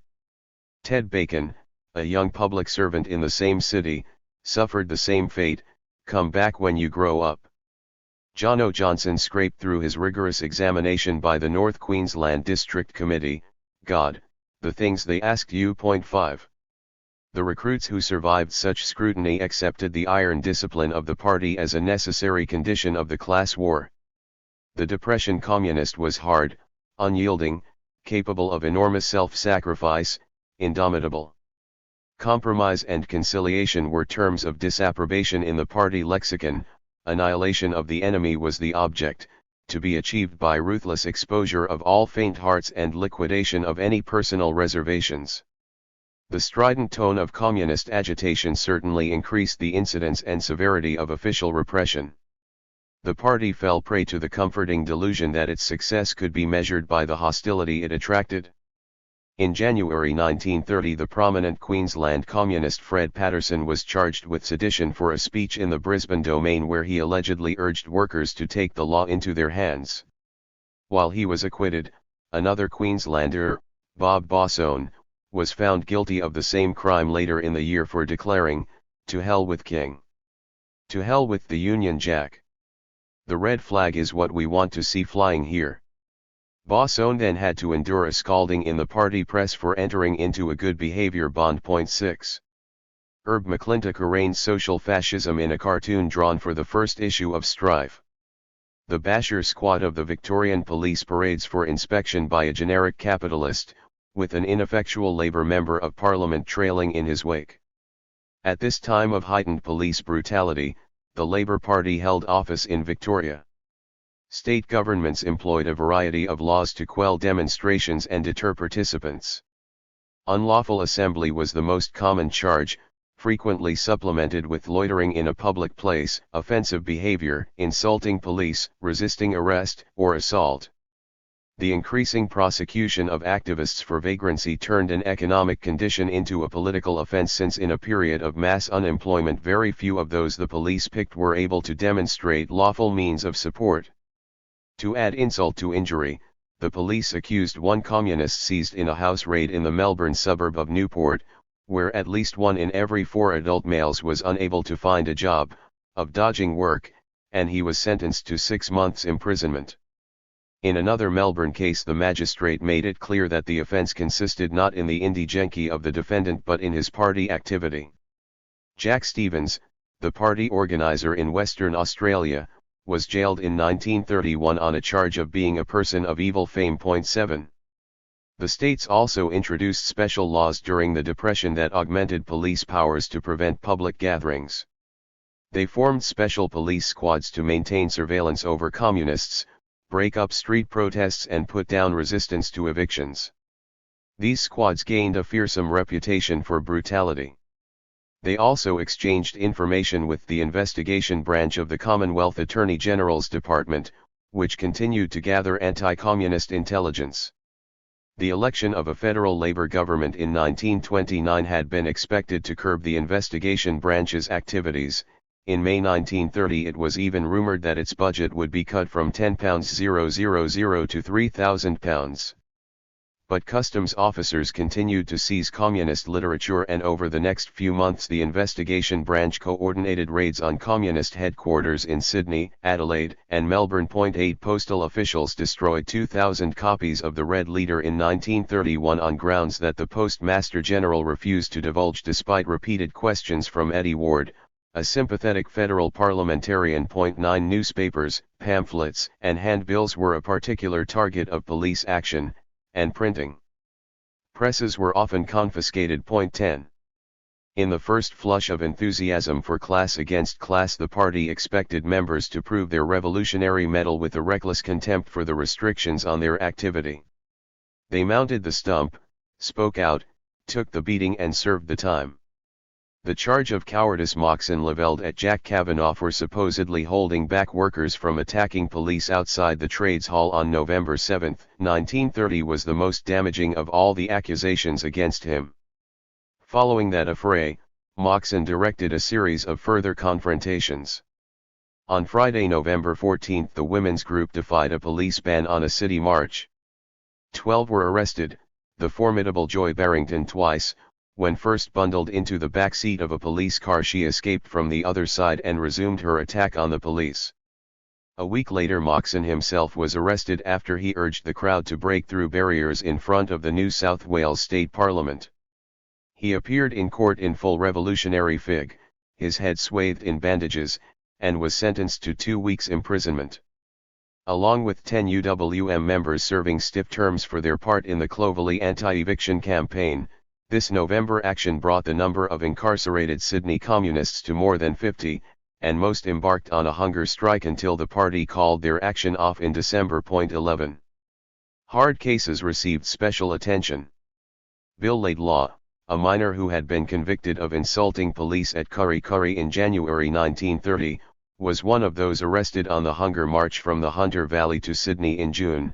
In August he was jailed for 3 months as the result of a dispute with the owner of a city restaurant where he was working. The court was told he had not worked underground for 5 years. Joe Shelley was another arrested during the hunger march. He had served 3 months in Townsville in 1929 for his part in a free speech campaign before his conviction for incitement to murder on the northern coalfields in 1930. He completed that 5-month sentence just in time to be arrested on the hunger march. The party then put Shelley onto a coastal steamship as its maritime organizer, but he was sacked and threatened with deportation as soon as he was identified in 1931. Later in the same year he was set upon by thugs when speaking in Katoomba, New South Wales. The local policeman arrested him and a further 2 months hard labour followed. A small boy who witnessed the incident recalled Joe Shelley, bloody but unbowed, tough as Stalin's nails. 12. For a time the party flirted with reprisals. There was talk in 1930 of armed resistance on the northern coalfield, of sabotage of the power supply in Adelaide where the port and its surrounds were under police occupation as volunteer workers were introduced to the wharves, and even of a general uprising in Broken Hill. 13 The Australian delegates to the RILU Congress in August 1930 boasted of these designs and were chastened to discover that the Comintern disapproved. To embark on such romantic escapades in the absence of far greater support than the party enjoyed, they were told, was dangerous folly. While communists were revolutionaries who sought to overthrow capitalism by force, they abjured terrorism and condemned random acts of violence. Such unscientific blows in the class war were ill-directed and self-defeating, a symptom of the impulse to revolt that in the absence of Bolshevik discipline found expression in anarcho-syndicalist spontaneity such as had brought the Wobblies undone. Sharkey and Orr returned from Moscow with clear instructions to halt such plans, and thereafter the Australian party eschewed them. The same held for individual acts of violence. Mick Ryan, who abandoned the Labour Party to become a leading figure in the UWM, issued a public repentance in 1931 for his action in assaulting a Labour organiser, Plugger Martin, at the Alps Sydney office. Martin was a notorious bully and had besmirched Ryan's reputation with sexual tittle-tattle, but the correct communist line of action, Ryan recognised, was to maintain the utmost self-control in all situations. 14. In 1930 the party also formed a Workers' Defence Corps. Composed initially of ex-servicemen, and organised along conventional military lines into companies and platoons, it was to provide protection to the pickets, eviction resistors, speakers and demonstrators so sorely in need of such assistance. On the northern coalfield these formations achieved some initial success against the far-flung police detachments that guarded the pitheads from angry miners, but the police hit back with massive reinforcements. Operating out of fortified camps, special detachments used motor transport to descend en masse upon their adversaries. Subsequently the WDC adopted a more flexible form of organization, better suited to guerrilla warfare, with units of no more than 8 members. The defensive purpose suggested by the title of the Workers' Defence Corps is nevertheless significant. Despite flirtation with stronger measures, Sharkey claimed the miners' contingent of the Corps obtained 2 machine guns. Communists remained defiant rather than insurrectionary, incurably majoritarian even though they constituted only a tiny minority, convinced that capitalism was doomed and that their own resolution in its death throes would win the support of the working class. The object of the WDC, then, was to afford the necessary protection to working class activists in their legitimate activities. 15. Even this proved a hazardous business. In New South Wales, where the WDC originated, state legislation forbade unauthorized paramilitary drilling. The leaders were marked men. Those members who were found with weapons, batons and kashas were most common, incurred heavy penalties. The WDC also attracted some desperate types. Among its Sydney ranks was a group of Irish descent, well versed in the traditions of the Republican Army, who acquired a cache of police revolvers and a store of gelignite from the coal mines. They were preparing to invest a house at Bankstown under order of eviction when the police stormed it. Several of the defenders received bullet wounds, others were hospitalized by beatings administered afterwards at the police station when those arrested were handcuffed, then bashed senseless. An Aboriginal Party member, Dick Edoke, got 18 months and his brother Noel 2.5 years for a later WDC action in Glebe. 16. The Bankstown eviction case occurred in 1931, when the Communist Party came under fierce assault, more general and more violent than it had so far encountered. The attack came from the paramilitary bodies, formed largely from ex-servicemen, that had sprung into existence during the 1920s to uphold national and imperial interests against the threat from the left. Initially they operated in a clandestine fashion, drilled under cover of darkness and held themselves in readiness for the moment of need. The mounting difficulties of the federal Labour government in dealing with the country's financial crisis, the return of Lang to office in New South Wales at the end of 1930 after 3 years in opposition, and above all the communist agitation among the unemployed, convinced these conservatives that the moment had arrived. From 1931, members of the New Guard in New South Wales, the League of National Security in Victoria and equivalent bodies in other states began to appear in force. The Victorian organisation called out its rural detachments to prepare for an uprising in March 1931, probably in response to the Communist International Unemployment Day, though the hard-faced men who dug trenches and patrolled their towns through the night were taking no chances and in several instances locked up the local Catholics as an additional security precaution. In the cities, these clandestine organizations presented themselves as defenders of law and order who would assist the authorities in their enforcement of the public peace. At a communist demonstration at the Sydney Town Hall in April 1931 against Joe Lyons, the former Labour treasurer who was preparing to go across to the Conservatives, a police officer asked a returned serviceman to hold one demonstrator while he apprehended another, and the helpful volunteer obliged by punching his charge unconscious. At a street meeting in the Melbourne suburb of Fitzroy, custodians of Conservative honour threatened to knock a member of the Young Communist League off his box for insulting Lord Baden-Powell. 2 constables in the crowd stepped in to arrest the young communist for offensive behaviour. 17. With the formation of the United Australia Party in May and the growing paralysis of the hopelessly fragmented federal Labour government, such events became increasingly common. In swollen numbers and with the clear approval of the press, detachments of the secret armies broke up communist meetings. Typically, the New Guard members would howl down the speaker, sing loyal refrains and then set upon their opponents. Nothing more lethal than a pick handle, was their commander's instruction, though he noted with amusement many a bulge on the hip. His men did not always prevail, especially when they ventured into working-class neighborhoods where their flash cars and prosperous appearance made them conspicuous, but they undoubtedly increased the hazards of left-wing activism. The growing incidence of street violence bore disturbing resemblance to the rise of fascism in Germany, Austria, and other countries at this time, as did the sympathy of many police and magistrates for the right-wing combatants. Australian communists noted the similarities, but at least initially they did not cause any reconsideration of tactics.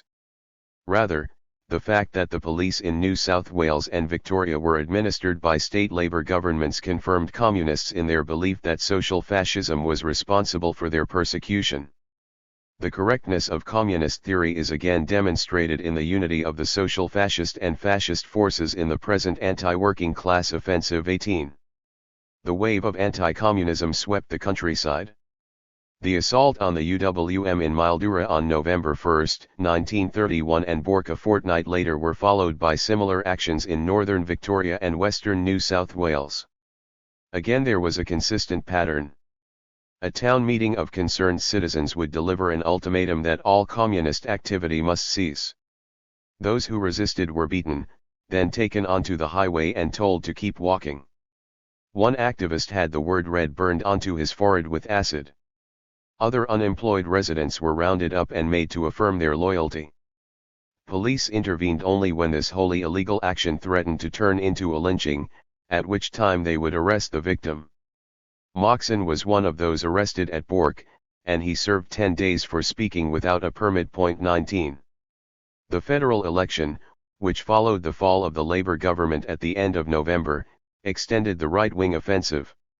Communist candidates for the Senate were prevented from campaigning in rural centres in both Victoria and New South Wales. In Sydney, a number of municipalities announced a ban on all communist activity, which the New Guard enforced with renewed rigour. At Lane Cove, Bondi, Drummoyne, Darlinghurst, and King's Cross large crowds gathered to close down communist meetings. Sometimes they gave notice of their intention to the police, who then escorted the communists from the locality. Sometimes they instigated a brawl, which almost always resulted in arrest of communists. Mark Gosling, the minister in Lang's cabinet with responsibility for the police, both deprecated and abetted the anti-communist offensive. He insisted that the New Guard had no authority to prevent public meetings. He also published a list of the names and domestic addresses of all known Sydney communists. 20. The Lang government itself came under increasing attack from the New Guard in the early months of 1932. Apart from the celebrated incident when one of its officers, Francis de Groot, slashed the symbolic red ribbon across the Sydney Harbour Bridge with his sword before the Premier could cut it with ceremonial scissors. There were raids on Labour meetings and even an assault on Jock Garden in his home. This final frenzy lasted until the governor finally dismissed Lang from office and the electors returned the United Australia Party, and again it occasioned pitched battles between left and right. The fear and hatred of the unemployed turned respectable middle-class men into thugs who invaded working-class neighbourhoods to clean up the Reds, a challenge the Communists met with equal resolution. The Battle of Bankstown, on the night of Friday, February 26, 1932, was perhaps the most celebrated encounter. When a motorized column of several hundred New Guards attempted to stop a meeting of the UWM, they were beaten off in savage fighting, their cars put out of action, the hoods were ripped to pieces, windscreens were smashed, side windows in the sedans were holed, and tires were damaged. 21. In the course of the federal election, the United Australia Party made much of the communist threat. Upon its accession to office at the beginning of 1932, it reimposed a more intense censorship of imported communist material and implemented a number of new measures. In February, the Postmaster General refused mail delivery of communist newspapers. In April, the Commonwealth deported a German-born party member upon the expiry of his imprisonment for crimes committed in the Adelaide Beef Riot. In May, the Attorney General introduced new amendments to the Commonwealth Crimes Act which made it an offence to provide assistance to an unlawful association, and widened the definition of an unlawful association to include any body that encouraged the overthrow by force of violence of the established government of a commonwealth or of a state or of any other civilized country or of an established government. He then prosecuted the publisher of the Workers' Weekly for soliciting funds for the party. 22. The court convicted the publisher and sentenced him to jail, but the High Court overturned the conviction on the grounds that the appeal was for an auxiliary body, which could not be assumed to share the revolutionary aims attributed to the party. The prosecution thus failed on a technicality and left the party free to continue, but the threat of further prosecution hampered its activities. The ban on postal transmission of newspapers caused an immediate drop of circulation and was costly to circumvent. The threat of prosecution of the party's Sydney landlords under the Crimes Act deterred other property owners from allowing communists to rent premises or hire meeting places, while a proposed amendment to the Commonwealth Arbitration Act, which would have deregistered any union linked to an illegal organisation, forced the Australian Railways Union to withdraw from its proposed affiliation to the Red International of Labour Unions. The government's augmented power to deport naturalised Australians for membership of an illegal organisation hung over the heads of many activists. Party members were also prevented from attending international congresses by cancellation of their passports, and several public employees who visited Russia as delegates of the Friends of the Soviet Union were sacked upon their return. 23. Even these measures did not satisfy the more virulent anti-communists who bombarded the Attorney General with reports of Red outrages and demands for summary justice. John Latham, who resumed the office of Attorney General in the Lyons ministry, had to remind one particularly insistent Sydney businessman that while he had redrafted federal laws on crime, customs, postal services, immigration, and naturalization, the rule of law still required evidence to secure a conviction, and he also called for a security report on his vexatious correspondent. Latham continued to chafe, nevertheless, against the constitutional limits on federal jurisdiction, and repeatedly asked the states to use their own untrammeled constitutional powers to simply close the party down. Victoria obliged him with its ban on the use of rail transport for communist publications. New South Wales toyed with the possibility of a more comprehensive disloyalty act. 24. Restrictions on public assembly remain the chief curb on communist activity. With the return of conservatives to government, the right-wing thugs faded away, the police remained and tightened their control. The effects were severest in Victoria, where the commander of the Secret Army, Major General Thomas Blamey, doubled as the Commissioner of Police. He had used a special squad to stop all marches and meetings in the city of Melbourne, an object achieved during 1931, and obtained additional powers in 1932 from the new UAP state government to break up suburban street meetings. Some municipal councils forbade such meetings and some, especially inner suburban labor councils, allowed them. Blamey now overrode the local authorities to close down pitches in Carlton, Prahran, Footscray, South Melbourne, and Brunswick, which traditionally served soapbox orators on a Friday night. In the face of growing protest from the Free Speech League, the Chief Secretary agreed in March 1933 to amend the law so that such meetings could be held where they did not obstruct traffic. Blamey, however, continued to enforce the old law, even in Phoenix Street, a cul-de-sac off Sydney Road in Brunswick. The free speech fight became concentrated on Brunswick and brought many arrests. It culminated on the evening of Friday, May 19, when Noel Cownihan volunteered to defy the ban from inside a lift cage bolted to a cart padlocked to a veranda post along Sydney Road. His friend Shorty Patullo would climb on top of a tram to harangue the crowd and distract the police while the deed was done. Both of these young men were recent recruits to the Young Communist League, single and sufficiently reckless to accept the inevitable consequences. Cownihan was able to speak for 15 minutes and connect the free speech campaign to the plight of the unemployed, the rise of fascism and the ambitions of the warmongering imperialists before the police battered a hole in his cage. Patullo was quickly chased up an alley and shot in the thigh. Both were arrested and convicted, though Cownihan's subsequent appeal succeeded on a legal technicality.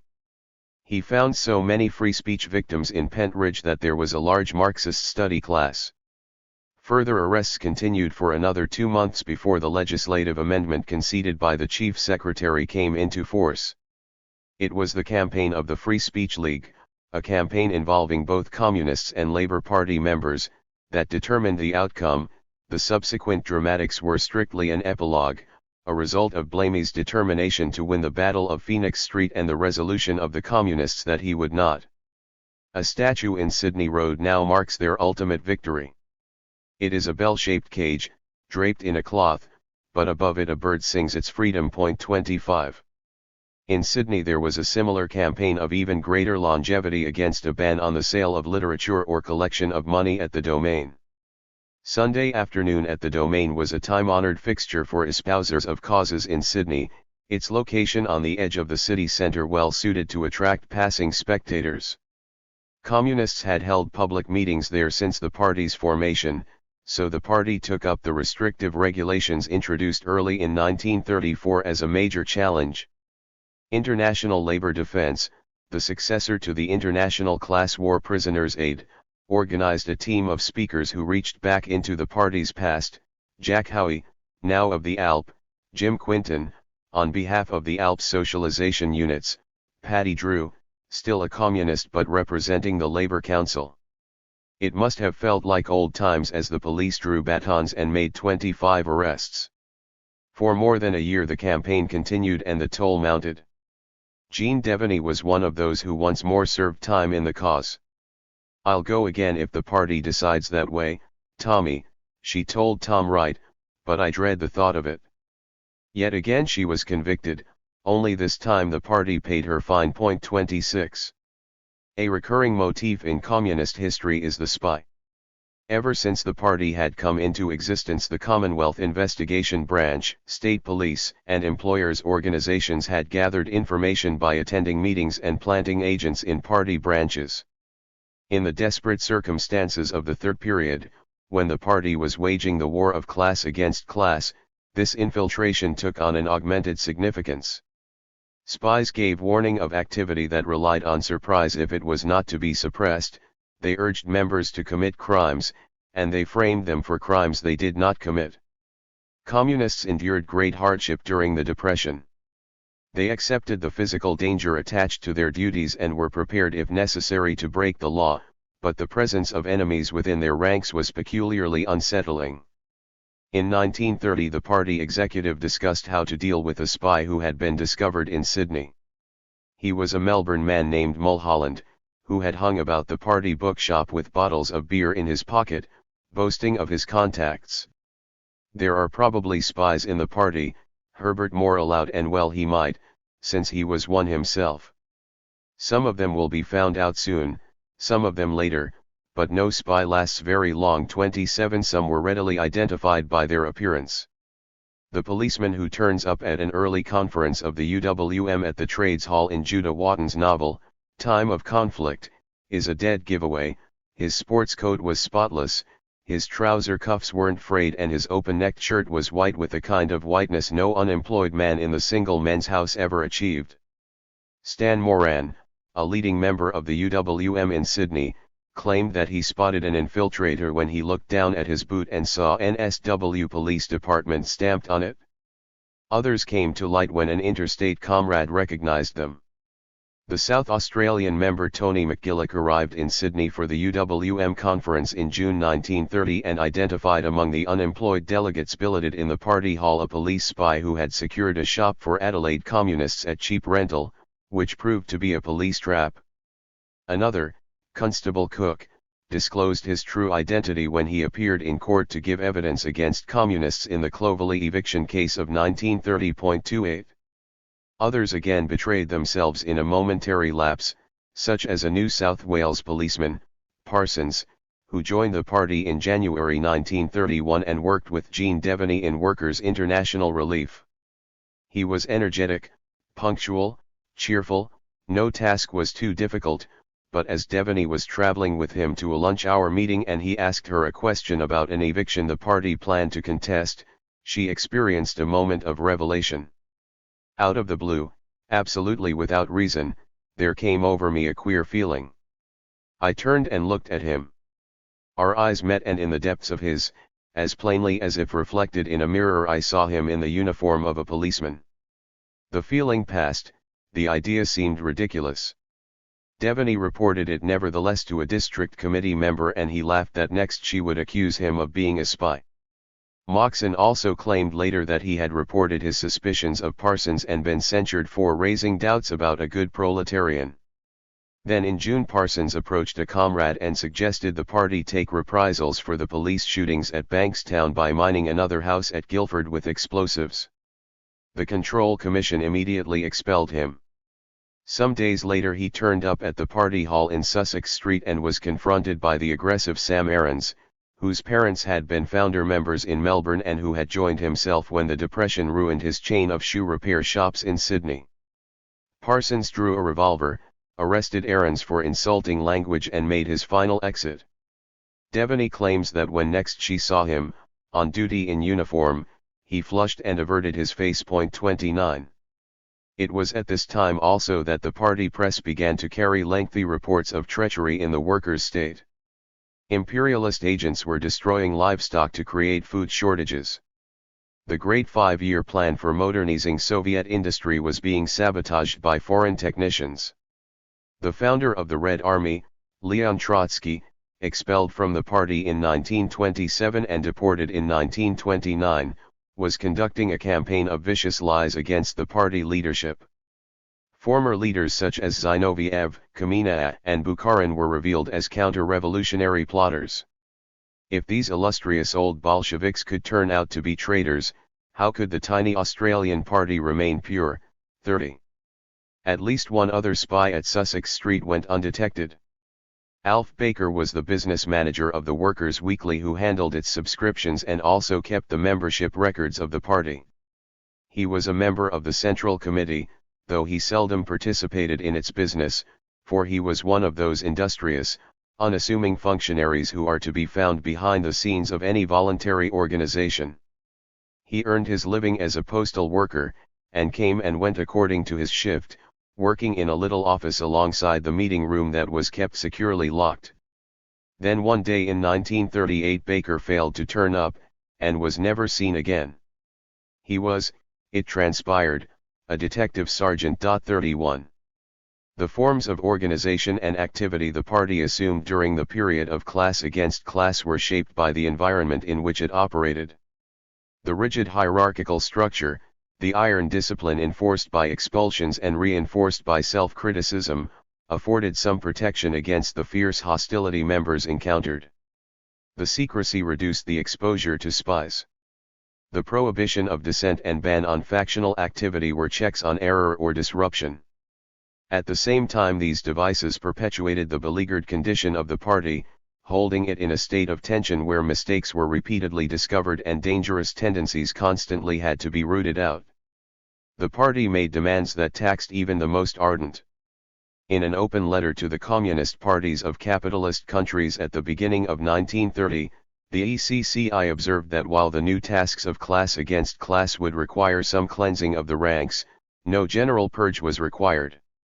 Frank self-criticism and careful examination of the party's ranks, from the top down, would be more appropriate since the difficult conditions that these parties were encountering provided a fundamental guarantee against the entrance into the party of careerists and place hunters. 32 This was certainly true of Australia, and yet the party took to the task of cleansing itself with profligate relish.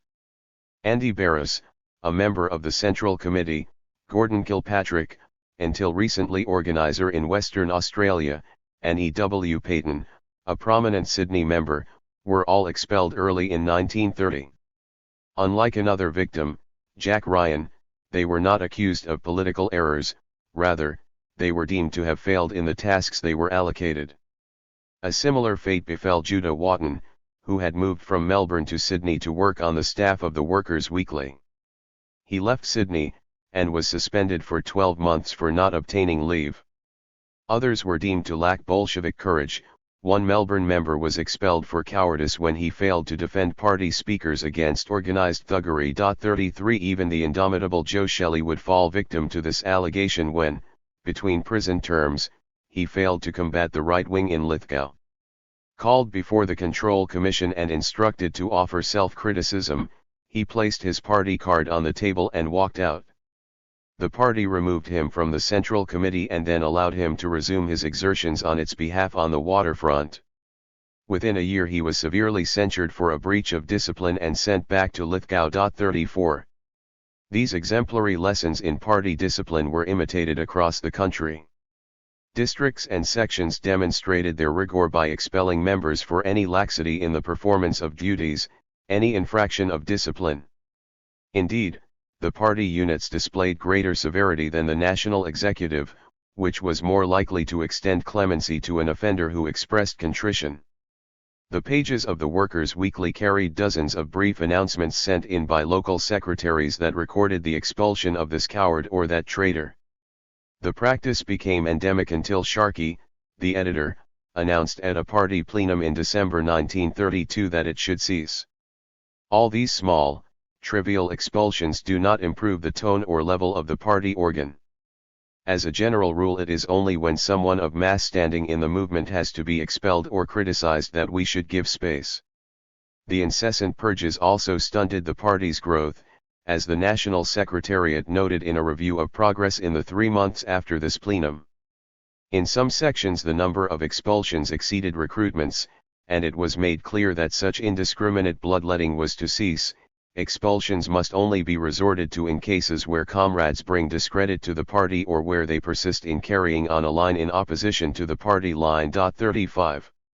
A similar tendency to go to the extreme bedeviled the other technique of party discipline, self-criticism.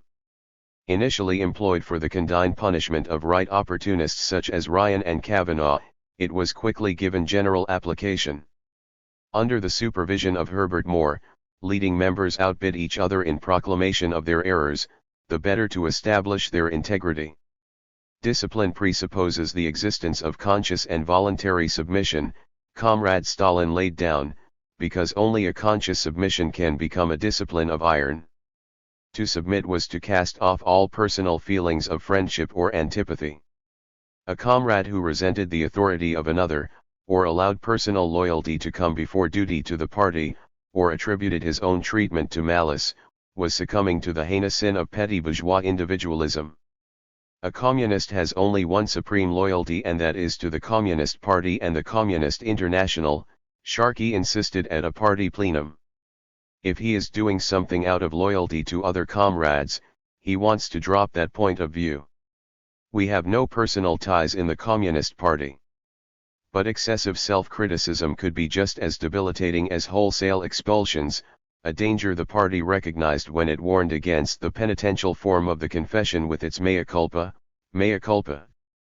In the ritualist form it so often took, Self-criticism served also as a form of self-aggrandizement, the mock humility merely drawing attention to the refractory materials from which the party was constructed. 36. In both these disciplinary devices the Australian party implemented the forms of Bolshevik practice and drew back from the full consequences of such a regimen. A similar pattern was apparent in the party's response to official repression. The third period postulated a confrontation with capitalism in its hour of crisis. No alleviation of the misery of its victims could be expected. Social fascism, the twin of fascism, would throw off the cloak of democracy as discontent grew. In their direction of the revolutionary struggle, communists could expect no quarter and must be prepared to continue their struggle under conditions of illegality.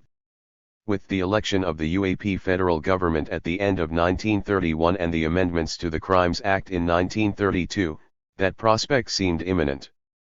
The party prepared to go underground with a cell system of clandestine members, safe addresses, hidden printing presses, secret communications and other security techniques to avoid detection. 37 Australians had scant familiarity with such conspiratorial work, as it was called, and little attraction to it. They found it hard enough to follow the limited security measures that were introduced into party life at the time, the use of pseudonyms, the frequent changing of meeting places and the discouragement of casual conversations among members. As the party recognized, such measures negated the efforts to popularize the cause and establish a communist presence in factories and working-class neighborhoods. In smaller towns such subterfuges were in any case impossible, as a Toowoomba comrade pointed out to the Queensland District Secretary in forthright terms, "Oh, don't be so fucking stupid. Everyone knows my name's Cliff Jones. How can I run round this town telling them I'm someone else? You must be bloody stark staring mad." Down in Brisbane. 38. The tight security also changed the character of the party. It reduced opportunities for general discussion and widened the gulf between the ordinary party members, who necessarily remained open in their activity, and the full-time organizers and leaders, who would periodically disappear from view and consequently became more remote, inaccessible, cloaked in an aura of mystery. Herbert Moore had introduced the clandestine procedures to the first of the party plenums, the enlarged gathering of the Central Committee that met every few months and lasted several days. Gil Roper, a recent Adelaide recruit who attended this new kind of National Assembly in 1930, was astonished that each session reassembled at a new meeting place announced at the close of the previous one. As party secretary, J.B. Miles tightened the format. Delegates were henceforth identified in minutes by letter or number, and a neophyte who was so indiscreet as to carve a hammer and sickle on a table incurred his wrath. Some members relished their notoriety in an atmosphere of imminent illegality and proposed that the party should treat any prohibition on its activities with the same defiance members displayed when brought before the courts to answer individual charges. In fact, the Australian party contested the federal government's use of the Crimes Act, and made full use of the very legal system it denounced to restrict the impact of the legislation. 39. The experience of the Australian party during the third period replicated that of other communist parties. They too embarked on the extreme policies associated with class against class at a time of acute economic crisis, social distress, and political instability, and they too encountered a heavy-handed response from the governments they sought to overthrow.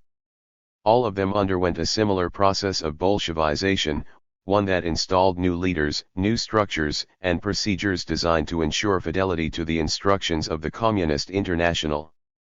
In Australia, the cumulative effect of its beleaguered condition and the iron discipline was to remake the Communist Party of Australia into a party like no other in the country's experience of radical movements. Demanding absolute obedience, it treated anything less as treachery.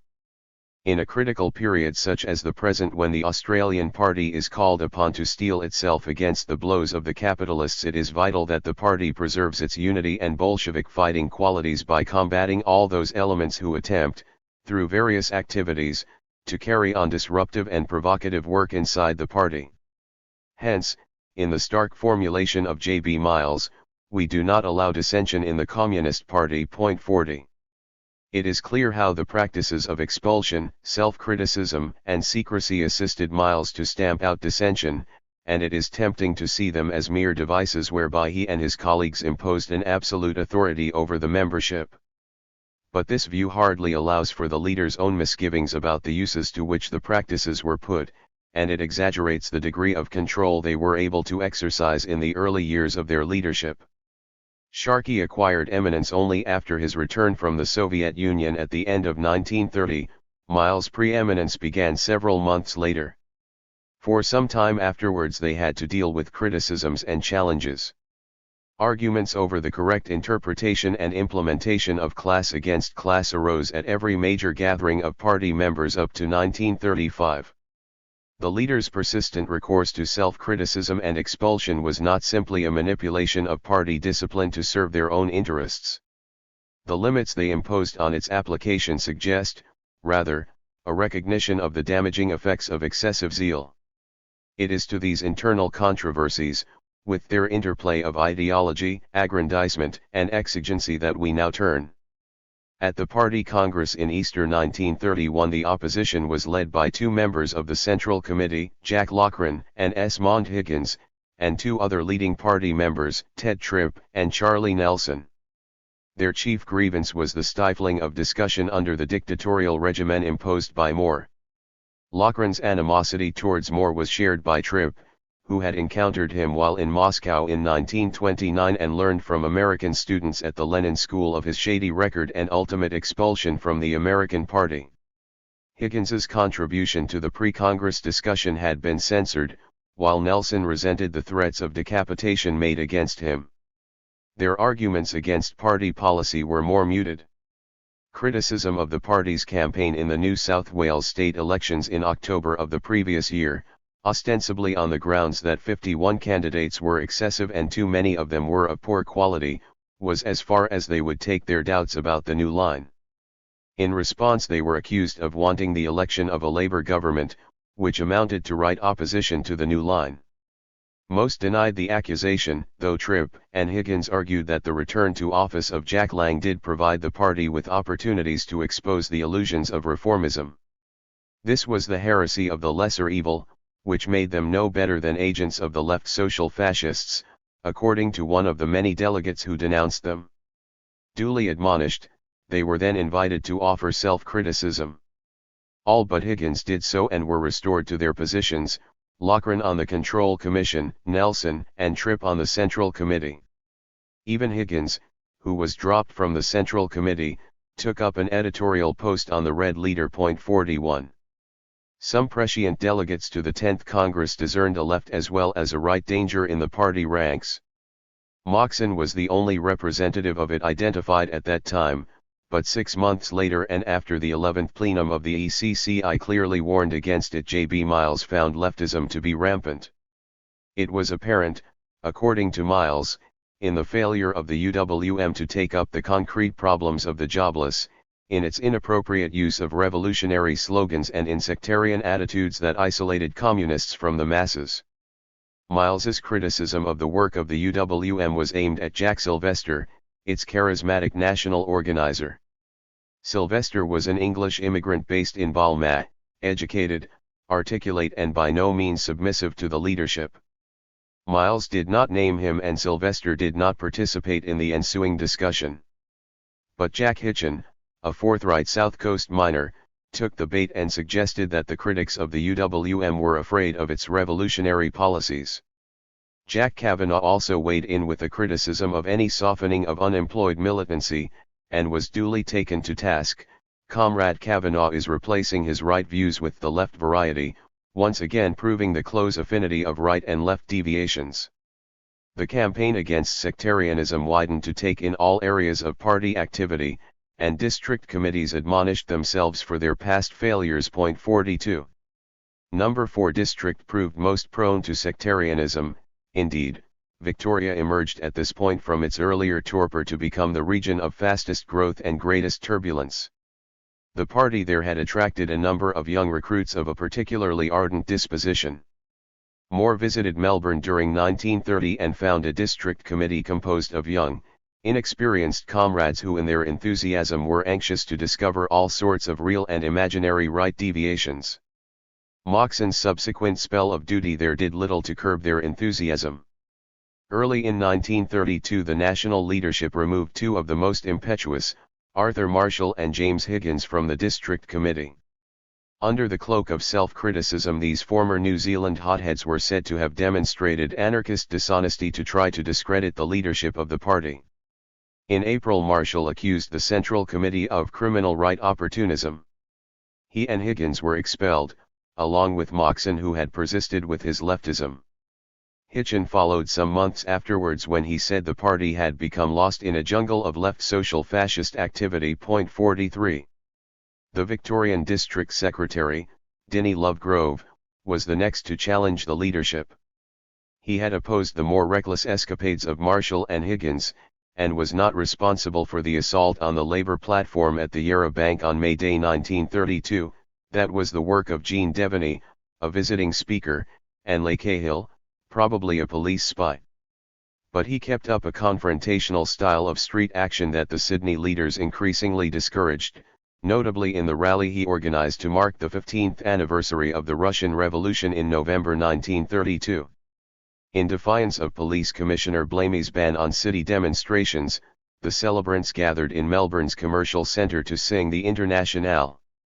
Blamey met them with 22 mounted troopers, 30 police on motorcycles, 50 in plain clothes and 100 in uniform. As Ralph Gibson, the secretary of the Friends of the Soviet Union, recalled, there were enough party members and non-party stalwarts to require continuous police bashing from the starting point outside the Capitol Theatre to the Temperance Hall in Russell Street, which was booked for the final rally. Gibson was one of many arrested. 44. Both Lovegrove and Thornton were young, unemployed zealots who took readily to the rigors of class against class. Both combined courage and organizational flair with a hectoring manner that brooked no contradiction. Lovegrove's erratic judgment and autocratic manner caused the Sydney leadership increasing concern during 1932. He expelled his chief local rival, Ernie Thornton, along with Thornton's supporters in the Yarra section of the district, based on Richmond and Collingwood, where the party had made greatest progress. Tom Wright came down from Sydney to investigate the numerous complaints against Lovegrove and tried to mediate the dispute, but Lovegrove derided the Central Committee as too respectable and timid. 45. On behalf of the entire District Committee, Lovegrove and two other Victorians took a comprehensive bill of charges against the Central Committee to a plenum at the end of 1932. It accused the Sydney leaders of failing utterly to take advantage of the splendid objective conditions to build the party, of persistent opportunism, of liquidating the UWM, of capitulation to capitalist legality in their response to the Crimes Act prosecution of the publisher of the Workers' Weekly and, among many other sins, of disgracing the party's reputation with the Saturday night dances it held in the Sussex Street Hall. The hall was described as little more than a brothel that attracted the lumpen proletariat, beer and prostitutes. Leading Sydney members were even alleged to have brought their pajamas with them to the dances. The reasons for such modesty are unclear. The description of these dances given in Judah Watton's novel, Time of Conflict, suggests they did indeed attract the larrikin pushes from nearby Pyrmont, Darlinghurst, and Surrey Hills, and it is possible that he had taken back such stories when he returned to Melbourne at the end of 1930. 46. The Victorians gained no support from the other delegates, and offered abject self-criticism before the plenum concluded. Yet upon returning to Melbourne, Lovegrove retracted his retraction.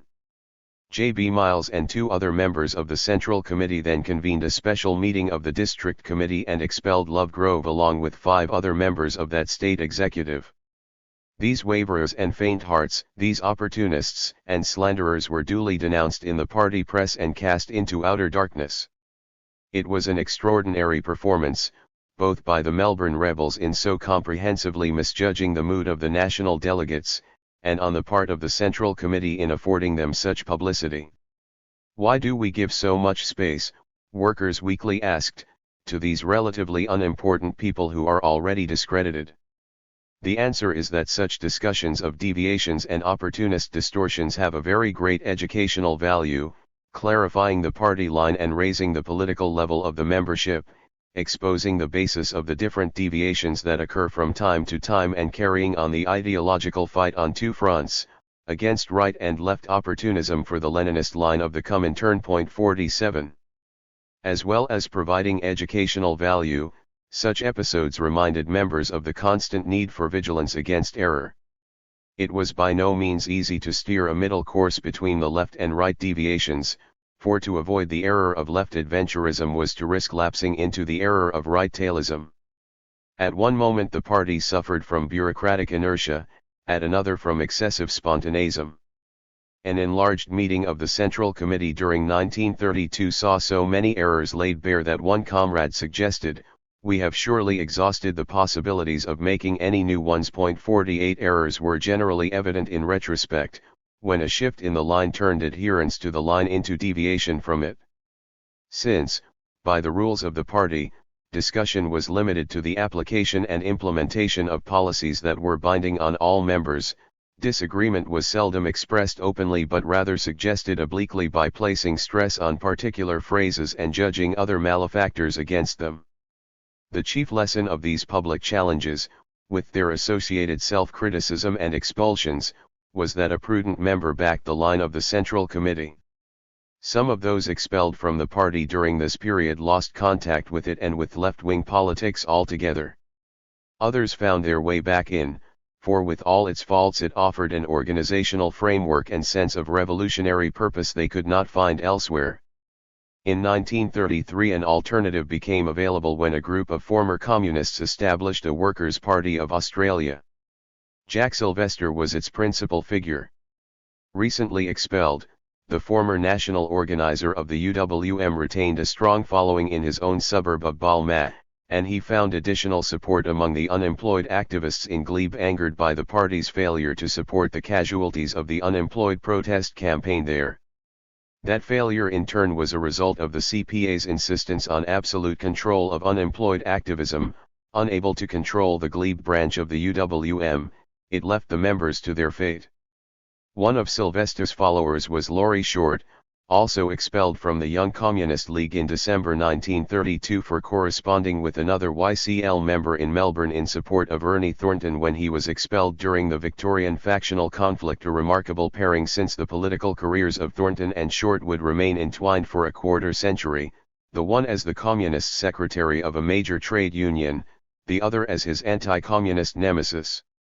At this time Short was friendly with Jack and Edna Ryan, who lent him radical newspapers from America, including those produced by followers of Leon Trotsky, the former colleague of Lenin defeated and deported by Lenin's successors.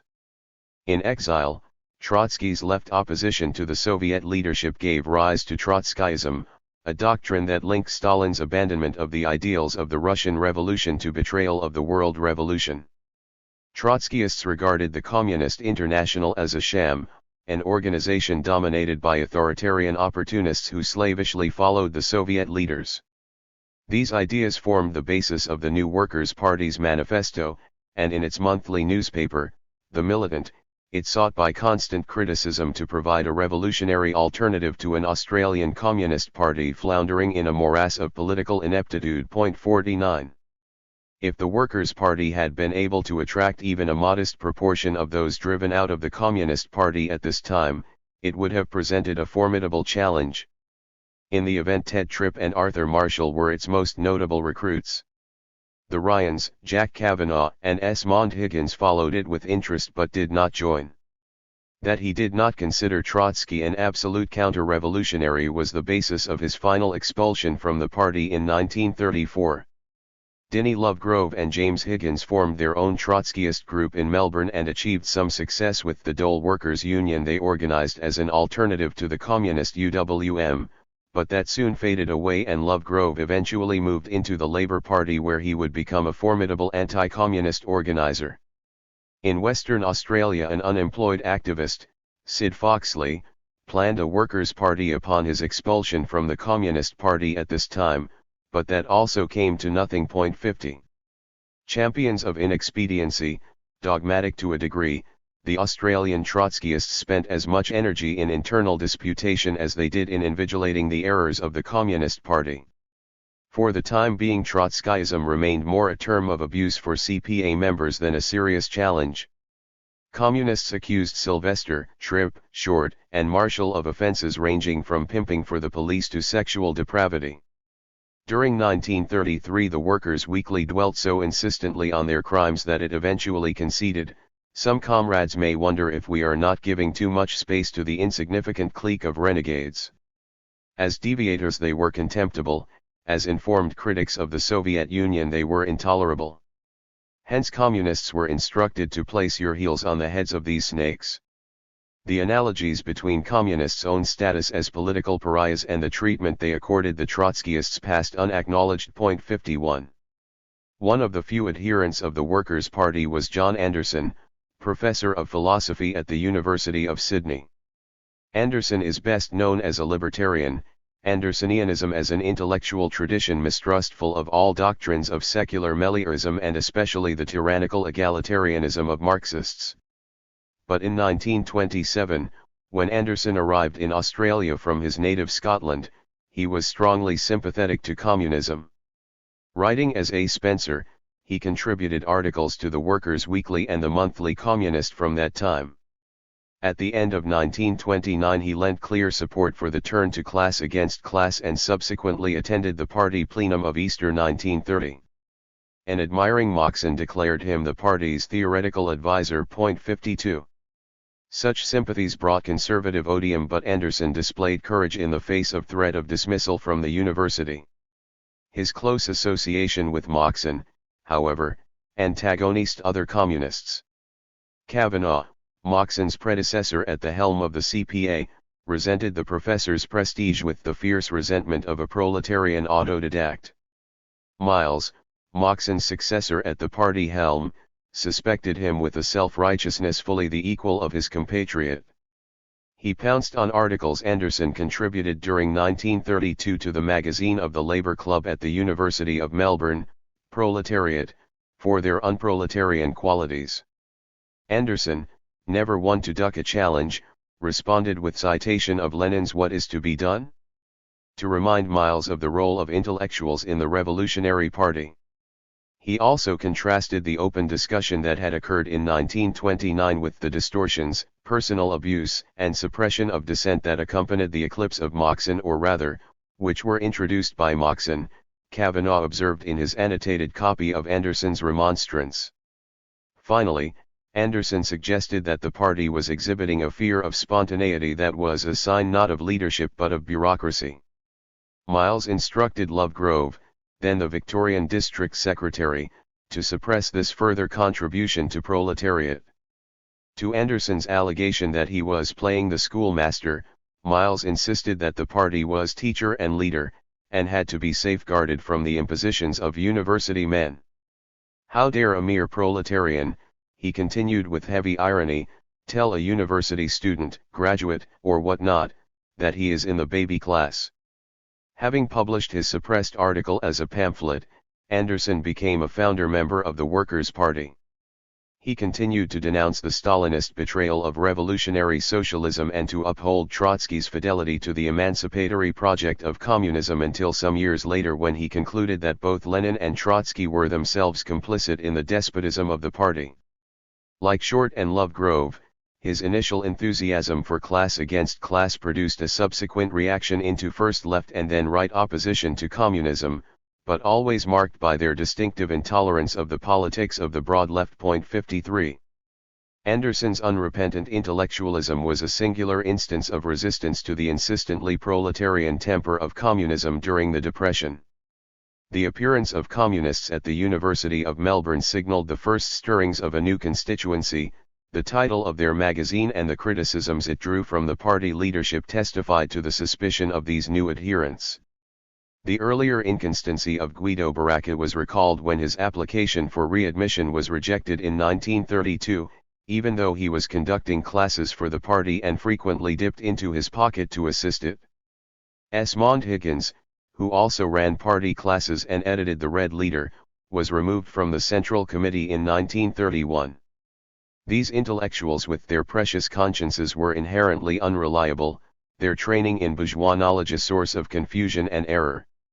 The theory that the party esteemed was a theory grounded in practice, a working-class doctrine accessible to workers who applied themselves to its mastery.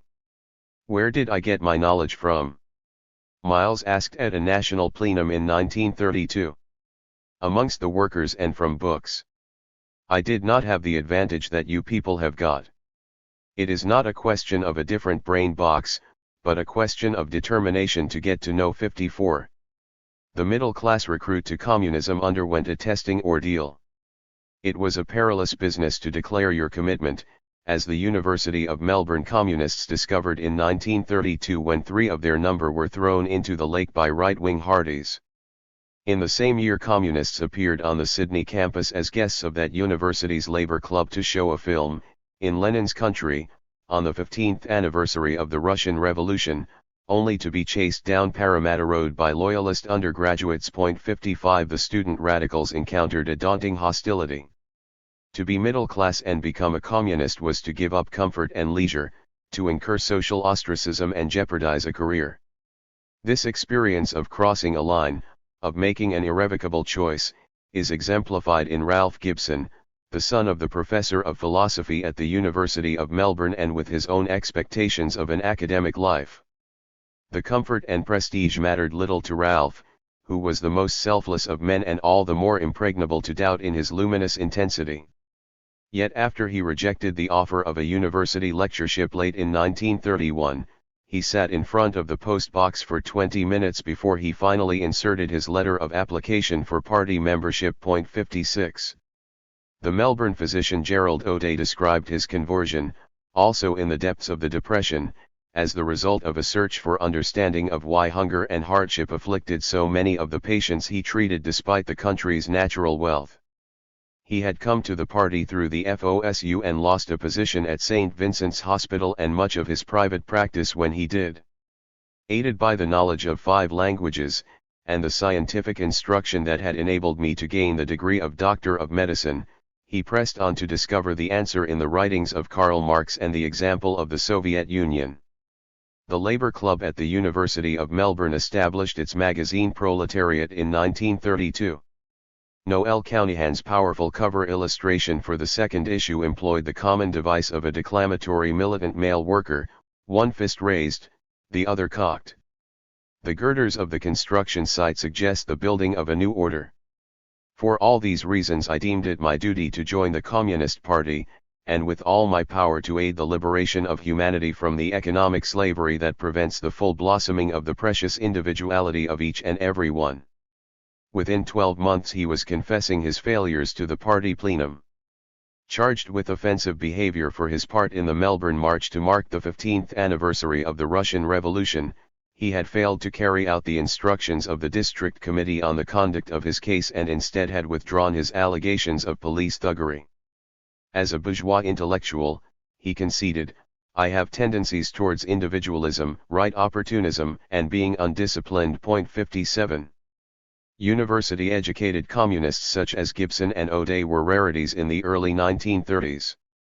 The ferment of war and revolution, which had drawn such middle-class rebels as Pritchard, Jolly Smith, Baraka, and Higgins to embrace communism, yielded in the later 1920s to a febrile stability. As initial expectations faded and the party retreated into the familiar rituals of a sect on the fringes of the labor movement, it lost its wider appeal. Those children of the middle class who rejected the conservatism of their parents turned to various forms of modernism or bohemianism, but not to the drab rigidities of communism. Now, with the onset of profound capitalist crisis, communism appealed to a new generation of dissidents. They included James Rawling, an arts graduate from the University of Sydney, Dave Morris, a Bachelor of Engineering from the University of Queensland, Ted Bacon, a part-time art student at the same campus, Len Fox, a Melbourne schoolteacher, Joan and Alan Finger, respectively Ma and MBs from Melbourne, and Lloyd and Edgar Ross, sons of the veteran socialist Bob Ross. Like Esmond Higgins, Lloyd Ross was a Melbourne history graduate.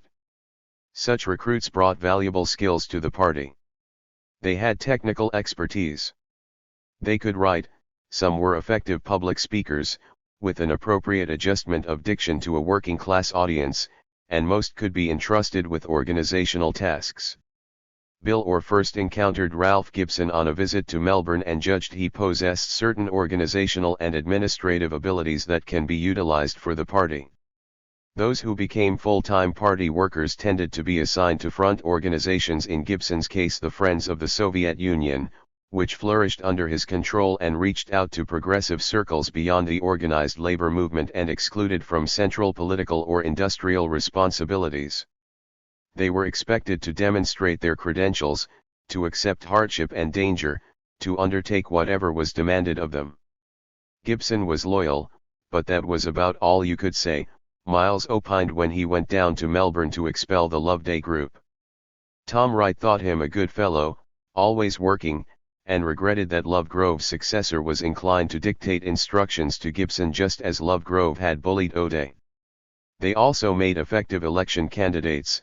O'Day attracted more than 2,500 votes in a by-election for the Legislative Assembly electorate of Carlton in 1932, and 27,309 as the Senate candidate in Victoria in 1934 in the same election, in which Gibson polled nearly 5,000 House of Representative votes in the federal electorate of Flinders. 58.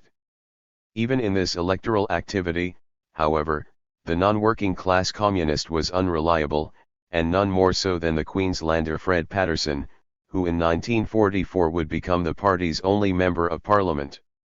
From straitened origins, he had proceeded by scholarships to the University of Queensland, where he was a champion athlete, and then after First World War service, to Oxford as a Rhodes Scholar.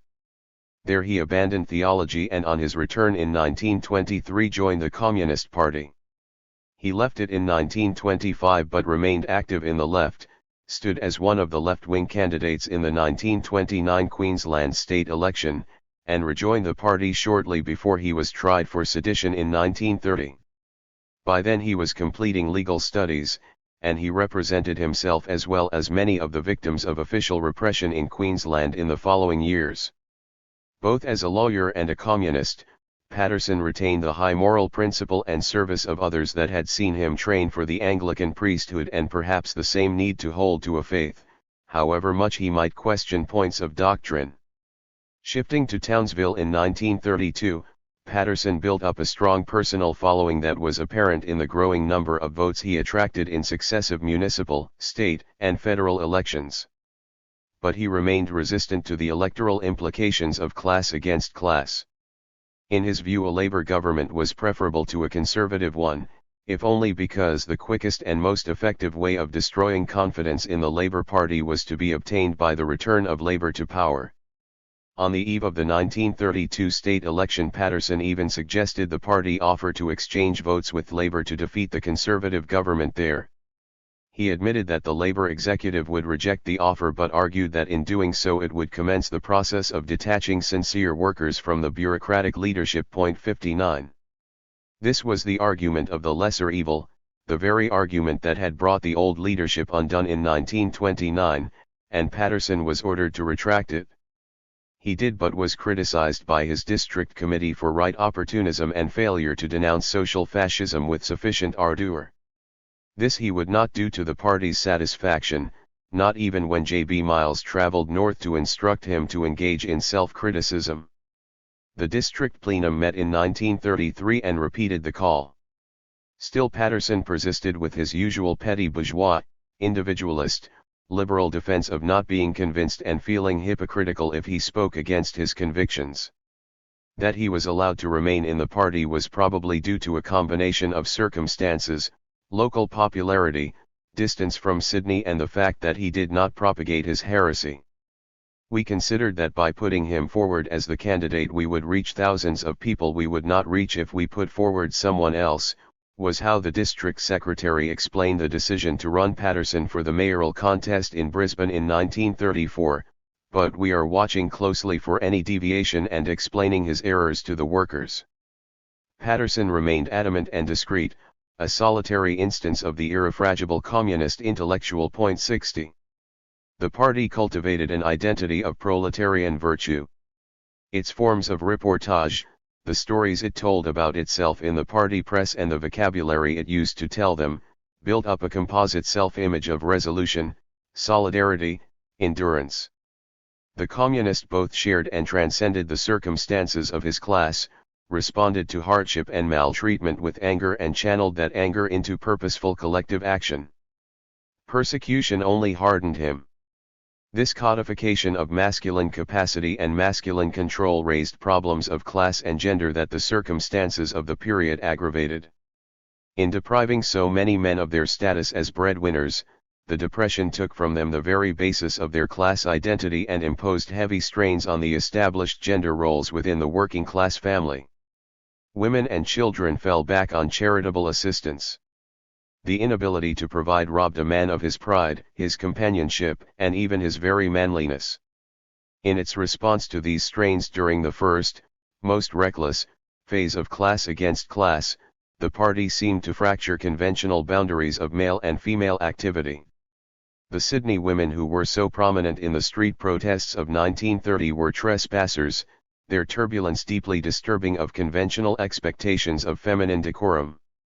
In holding their own demonstration in November of that year they created pandemonium, the public spectacle of women wrestling with police amidst city traffic, resisting arrest, and shouting their defiance, was profoundly iconoclastic.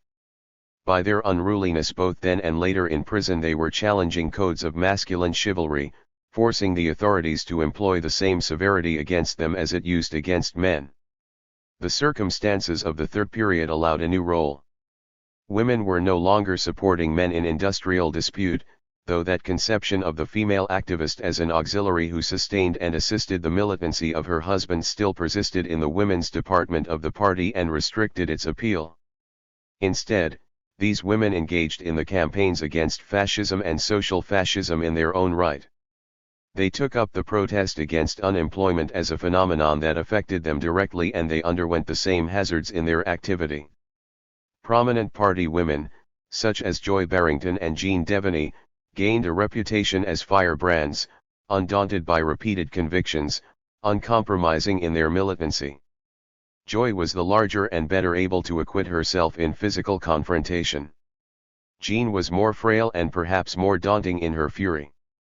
They were also notorious for their transgressive personal lives in a party dominated by men with sexual double standards. After an initial flurry of controversy, the early Communist Party avoided discussion of sexual politics.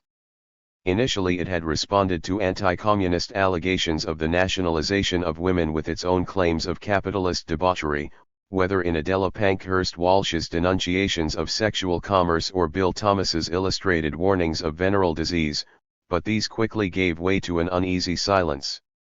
On the one hand there was the predatory behavior strikingly demonstrated by Bill Earsman, on the other the repressive avoidance best illustrated by Bob Ross when he congratulated Guido Baracchi on his marriage.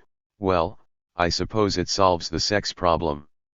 It didn't, either for Guido or many other party members of the 1920s who sought a freer, less circumscribed morality based on sexual equality. That generally tacit and informal ethos was repudiated in the 1930s, as the party proclaimed a far more conventional morality, and yet men continued to use their authority and prestige to establish claims over younger female comrades. A Queensland communist woman has recalled how Jack Henry, the district organizer, used to pick off female recruits at party dances. When she taxed him with this behavior he replied that what he did outside was his own business. But his business was also party business. Applicants for membership in Queensland were asked not just about their class origins but whether they had venereal disease. Furthermore, when Jean Devaney inserted a priapic and readily identifiable Jack Henry into the manuscript of Sugar Heaven, he threatened to resign unless it was altered. 61. This aspect of Australian communism would rigidify as Miles and Sharkey imposed their own libidinous sanctimony on the party during the 1930s, but was evident even while Moxon's madcap approach held sway. He warned delegates to the 10th Congress of wrong ideas about freedom that resulted in promiscuity in sex relations. Since women were more politically backward, he held, such degeneracy discredited the party. His own subsequent defection was attributed to the influence of his wife, who was said to have insisted he quit the party. In fact, she remained an active member long after he left. Lindsay Mountjoy, an equally ardent enthusiast for the third period, employed similar conceptions of female license and feminine restraint in her speech to the Congress. She said that the sexual indiscretions of party women caused working-class wives to stop their husbands from joining the party. "We must remember the Communist Party is not a bohemian club." Several years later, when her husband was organizer in Western Australia, she lamented his philandering with party women. 62. A similar pattern of license and control marked the party's attitude towards single men. The strains that the Depression imposed on the family increased the incidence of separation and desertion. Young men without a job were unable to establish households of their own and were often forced out of the parental home. The party recruited from such resentful outcasts, and used them as its shock troops, as one UWM organizer put it, in more desperate endeavors. They were daredevils, political bushrangers, so to speak, but for a worthy cause. Some established communal households in inner-city terraces, and were available to protect speakers from attack or to offer resistance to eviction against police assault. These were the barracks of the Workers' Defense Corps, which the authorities regarded with particular alarm.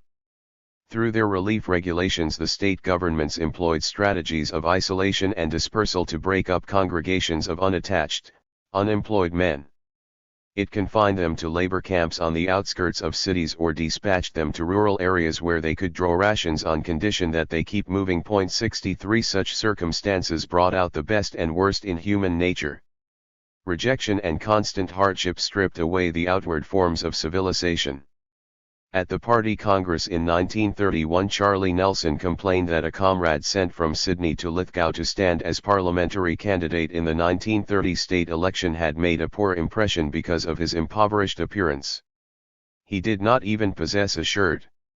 A former Wobbly observed at that time that the party leaders in Sussex Street seemed to believe that the use of soap and water amounted to a bourgeois deviation. This image of the party under Moxon's leadership as a party of the unwashed suggests the problematic character of the Depression communist.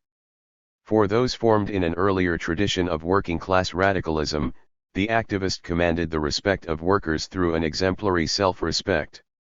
Unemployment weakened that moral order, refashioning its victims as rejects and depriving them of both the capacity and the desire for such respectability. Jack Kavanagh's pride in his personal appearance made some think he looked like a businessman. Moxon's larrikin style was deemed that of the lumpen proletariat. The term was German in origin, lumpen meaning rags, used by Marx to signify the vagrant or criminal underclass who were uninterested in collective revolutionary endeavor. The issue that troubled communists was whether the army of single, itinerant, unemployed men constituted an advanced segment of the working class, the unemployed workers as they were designated, or a distinct stratum of rootless and refractory outcasts. The problem the party faced in concentrating its work among them was how to speak in their idiom without succumbing to their indiscipline.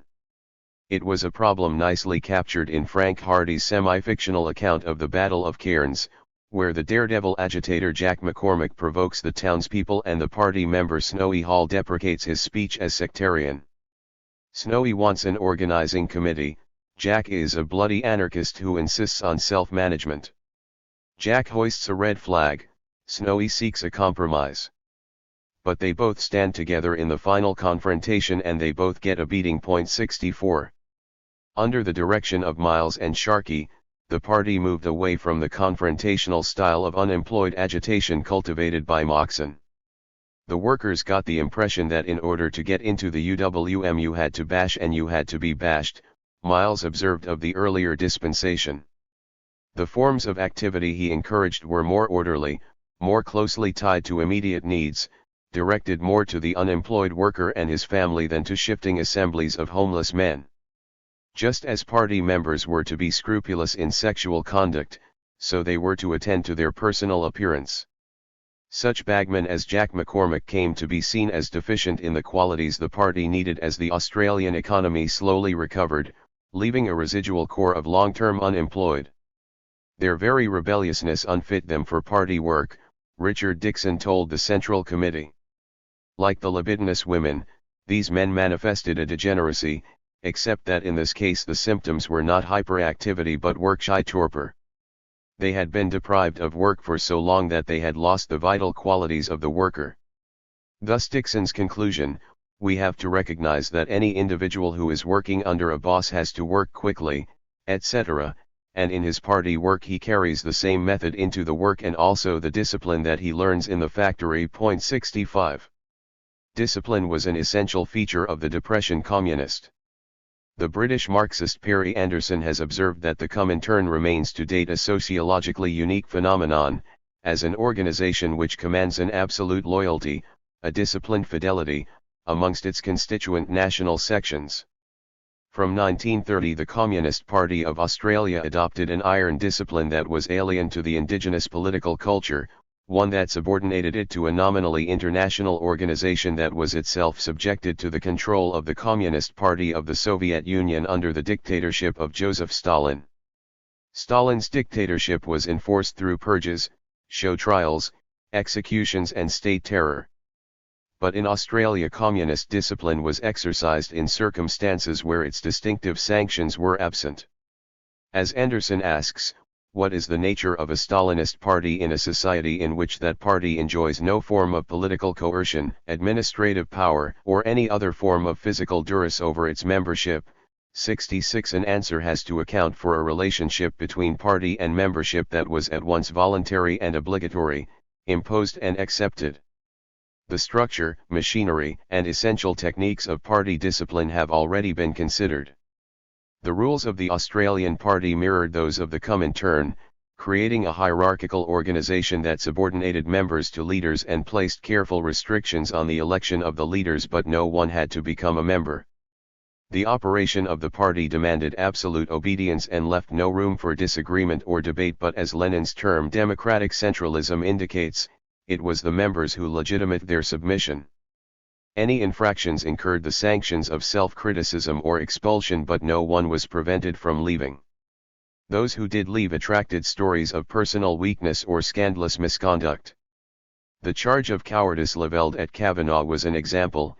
Embezzlement was a more common allegation, used against both Moxon and Tripp, but a party as small and isolated as the Australian one could scarcely ensure that such calumnies achieved the wide circulation on which their efficacy depended.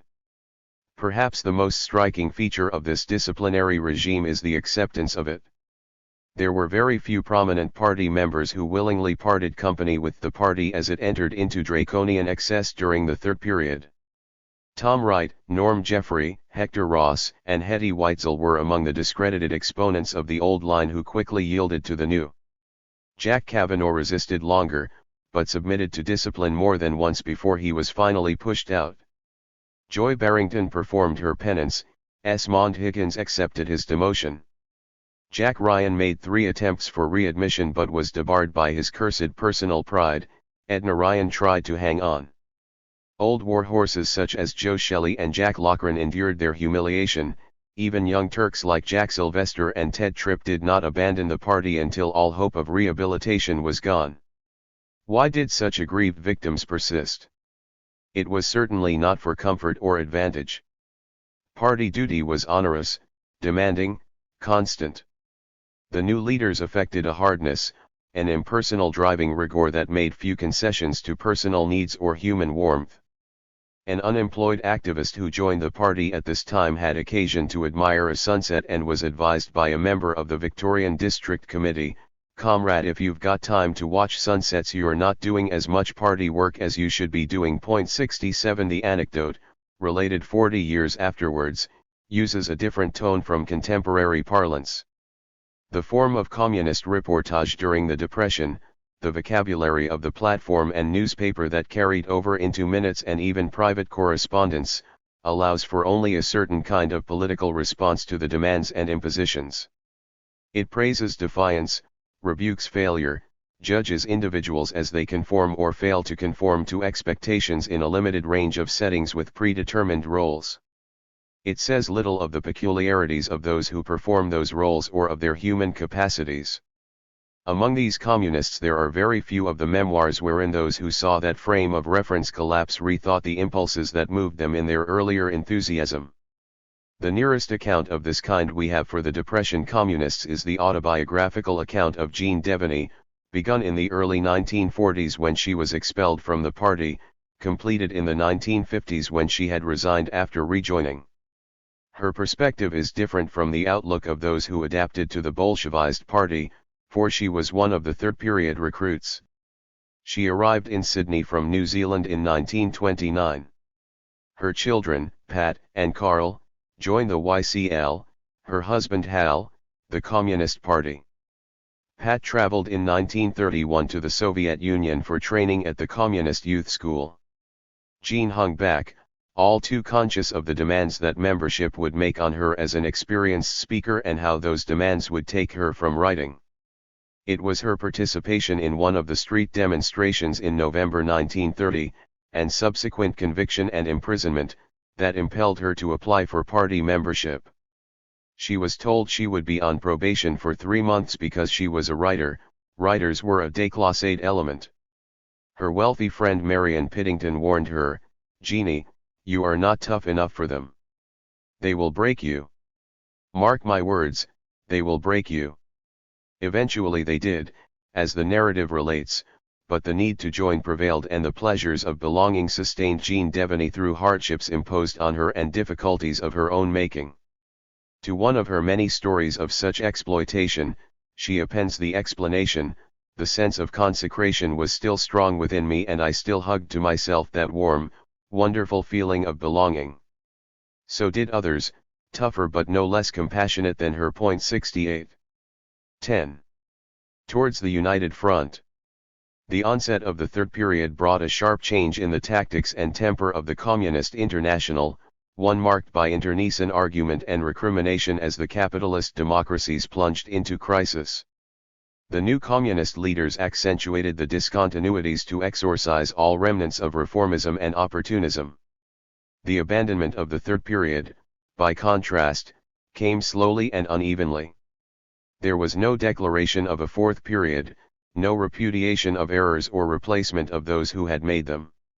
Rather, as the depression eased and levels of production and employment slowly recovered, communists reoriented their activity back to workers in the workplace. This recovery was fragile. The depression had strained, perhaps irreparably, the institutions of the liberal order, an order marked out by progress, liberty, elected governments, free trade, peace, international cooperation, and many who abandoned those broken idols turned to the antithesis of liberalism, fascism. Communists had previously regarded fascism as a device to which capitalists resorted when the usual forms of constitutional government failed them, but as fascists stamped out freedom in one country after another, it became all too clear that there was indeed a difference between fascism and capitalist democracy. As the fascist powers threatened to engulf the world in a new war, communists reoriented their politics from revolutionary opposition to progressive alliance. The policy of class against class, with its vehement opposition to social as well as capitalist democracy, yielded to a united front for the defense of a people's democracy.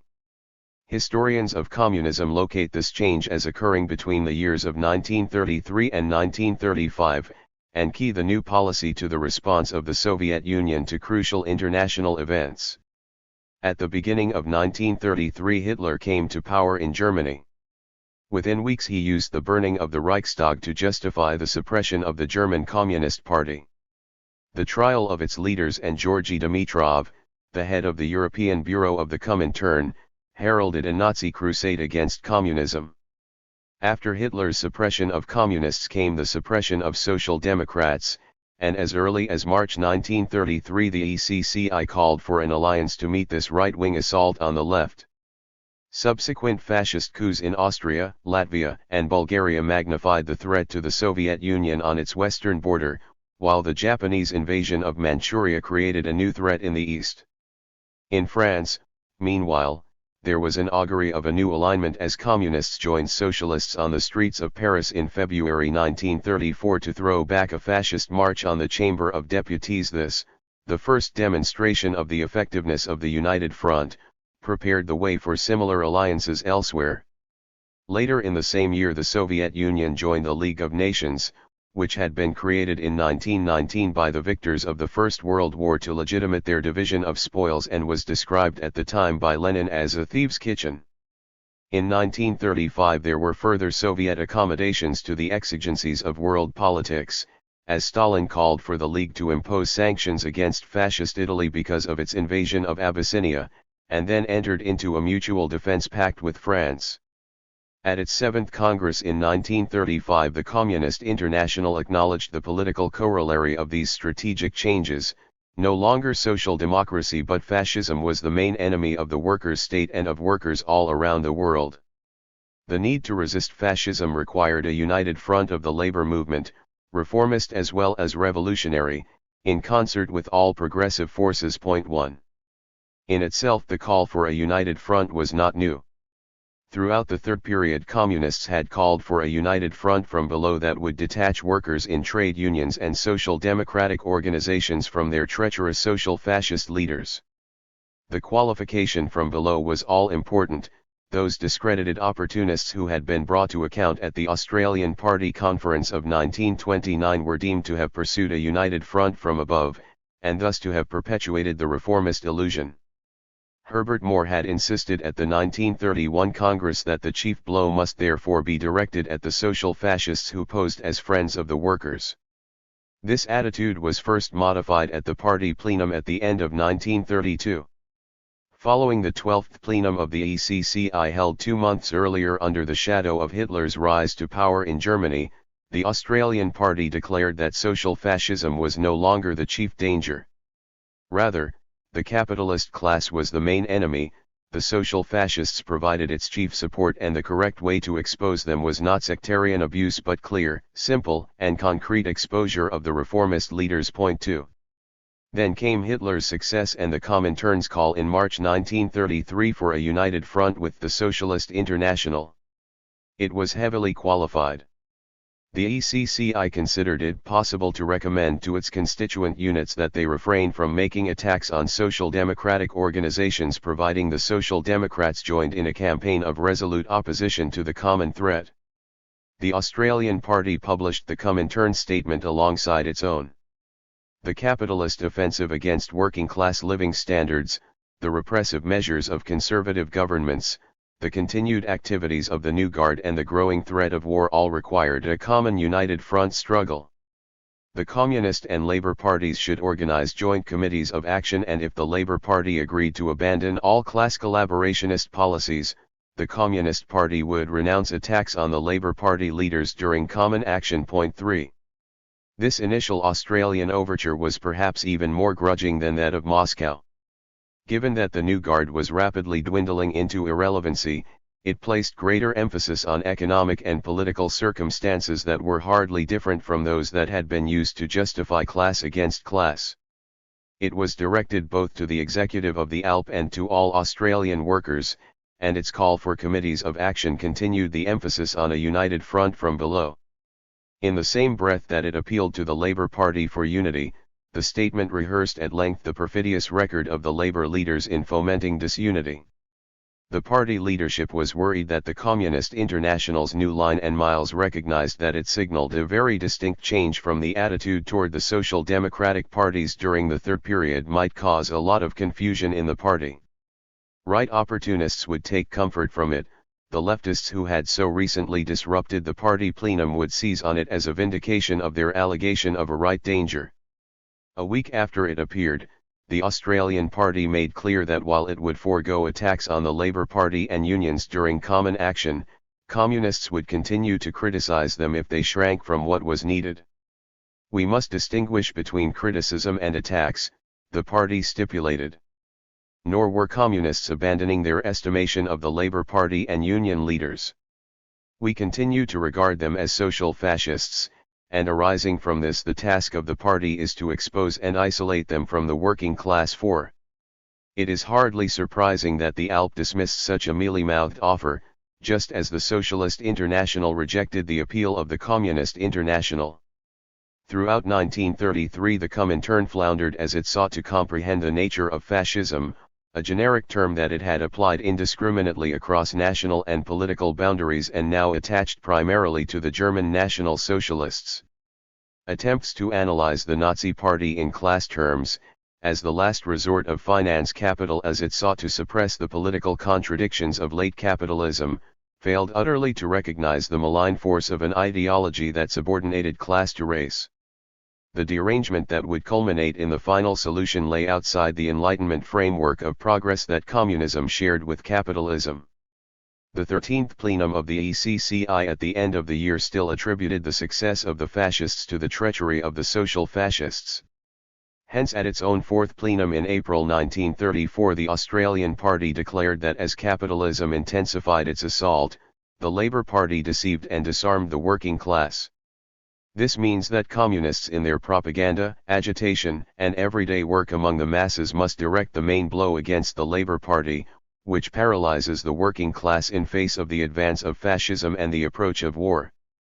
Members should seize on anti-fascist and anti-war sentiments of workers to put forward proposals for united struggle, around the decidedly unrevolutionary slogan "Lighten the workers' burden," but must appreciate that the united front led to weakening not strengthening of reformism. While the emphasis was still on the united front from below, in order to separate the workers from the social fascists, it was important to avoid replacing of careful analysis with abuse of the Labour Party. As Richard Dixon explained at a subsequent meeting of the Central Committee, when Labour Party members heard themselves described as social fascists, they were hardly amenable to a united front. It was not abuse that was needed but a positive concrete program that would more effectively serve the ideological struggle against reformism. 5. This was the policy the Communist Party took into the federal elections of September 1934, in which it opposed 21 Labour candidates and helped defeat several of them as the Conservative Lyons government renewed its majority. Yet a month later J.B. Miles announced that the party was again to approach Labour with united front proposals. Once more a joint campaign for improved living standards, opposition to war and resistance to fascism was proposed. This time the appeal was directed to the ALP Federal Executive and a meeting sought between the two bodies. Comrades, we are addressing this appeal for united activity to you in all earnestness and sincerity, prompted only by the desire to advance the fight of the whole working class in its struggle against fascism and war. Almost immediately, however, the party had to explain to a puzzled correspondent that the proclamation did not signify that the labor leaders had lost their social fascist spots. The purpose of the appeal was to win reformist workers for joint action that would eventually draw them to accept the full program of the socialist revolution and the proletarian dictatorship. The correspondent was not alone in his puzzlement. When Miles explained the new approach to the Labour Party at a meeting of the Central Committee, a leading Victorian member confessed that he would have to go back and remove a common misapprehension. I think generally throughout the party it has been considered only as a left maneuver to attack and expose the social fascists. Miles corrected him. He added that while the previous campaign for a united front had lasted only a few weeks, this time it would have to be sustained in order to demonstrate to the workers who were the real splitters and disruptors of the labor movement. 6. The ALP's inevitable rebuff revealed a continuing uncertainty about whether the united front was to be effected from above or below. At a Central Committee meeting in February 1935, Sharkey said the object was a united front from below and the offer of a united front from above merely a device to facilitate it. Miles, who had recently returned from Moscow where the issue had still be resolved, said the purpose was to disintegrate the labor ranks in order to deliver its working class members to the revolutionary movement. Subtlety was needed to widen differences within the Labour Party between its left wing and its right. Consequently, the Communist Party decided to direct second preferences to the Labour Party under the slogan "The stronger the Communist Party, the stronger the Labour movement" in state elections held in Victoria, New South Wales and Queensland during the first half of 1935. Furthermore, the Australian Party began for the first time to signal its interest in building a broader class alliance between the workers, farmers, civil servants, middle classes, intellectuals who would rally around the campaign against fascism and war. 7. The final enunciation of the United Front at the 11th Party Congress at the end of 1935 came, then, after an erratic series of swerves that moved towards and shied away from the ultimate destination, an accommodation with the non-revolutionary majority of the labor movement. The 7th Congress of the Communist International in August 1935, when Dimitrov laid down that the main and immediate task of the international labor movement to establish the united fighting front of the working class, determined that the persistent reservations would no longer apply. We have not to think of it in the manner we thought of it previously. Sharkey, the chief Australian representative at the World Congress, explained to the delegates at the subsequent National Congress. The expectation that reformists would be won over to revolutionary communism continued, the duty to expose sabotage remained, but Australian communists were to work with, to seek affiliation to, and if necessary to send members into the Labour Party to secure the United Front. 8. No one at the Congress challenged the final flowering of this new strategy. Jack Loughran had observed imprudently at the Central Committee meeting in June that it marked a shift to the right, and was removed from both the Central Control Commission and the No. 1 District Committee as well as the Congress. "I know Lenin as good as you," he told Miles, who warned him that if he did not cease criticizing, his political corpse is going to be stretched on a marble slab along with that of Kavanaugh. 9 The corpse of Kavanaugh was an embarrassing presence in party discussions of the United Front during 1935. Was not the adoption of the United Front a belated recognition that he had been correct in 1929? Much ingenuity was needed to show that the shift to class against class had been a necessary step in the creation of a real communist party and that it was only because the Australian party had established its independent leadership of the working class that it was now able to respond to the new circumstances. Even so, Miles was concerned that another laggard in class against class, Fred Patterson, would think that he had been right in his lesser evil arguments of 1932 and Miles had been wrong. 10. Miles was always loath to concede errors. As one long-suffering comrade put it, a party member could have any opinion as long as JBM agreed with it. 11 The maintenance of such inflexible rectitude in dealings with the Labour Party fatally compromised the United Front from the outset. By the end of 1935 communists had cast off much of their former sectarian abuse of the Labour Party and the trade unions.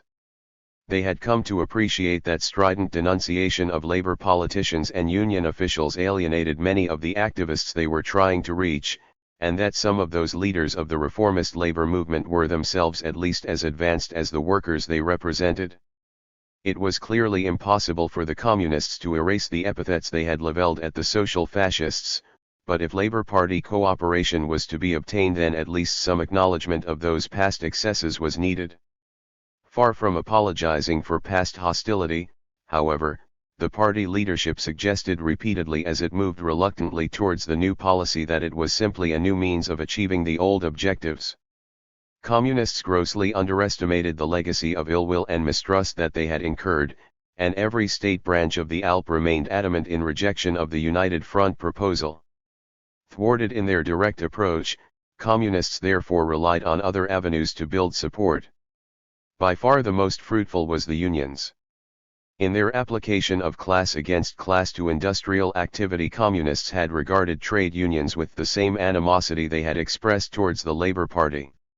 The minority movement kept up a constant criticism of all union officials for holding back workers from contesting the layoffs, wage cuts and speed ups that occurred in every sector of the workforce. But with few communists in employment, their attempts to lead such resistance through factory committees that issued violent denunciations of both the boss and the union in roneoed bulletins, and backed them with unofficial stoppages and walkouts, ended almost invariably in sackings and victimization.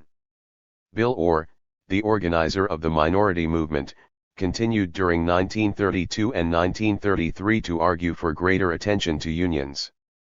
Communists could not expect trade unions to serve the needs of the working class, because the reformist bureaucracy would use any means to retain control of them, but they should seek to win over the rank and file.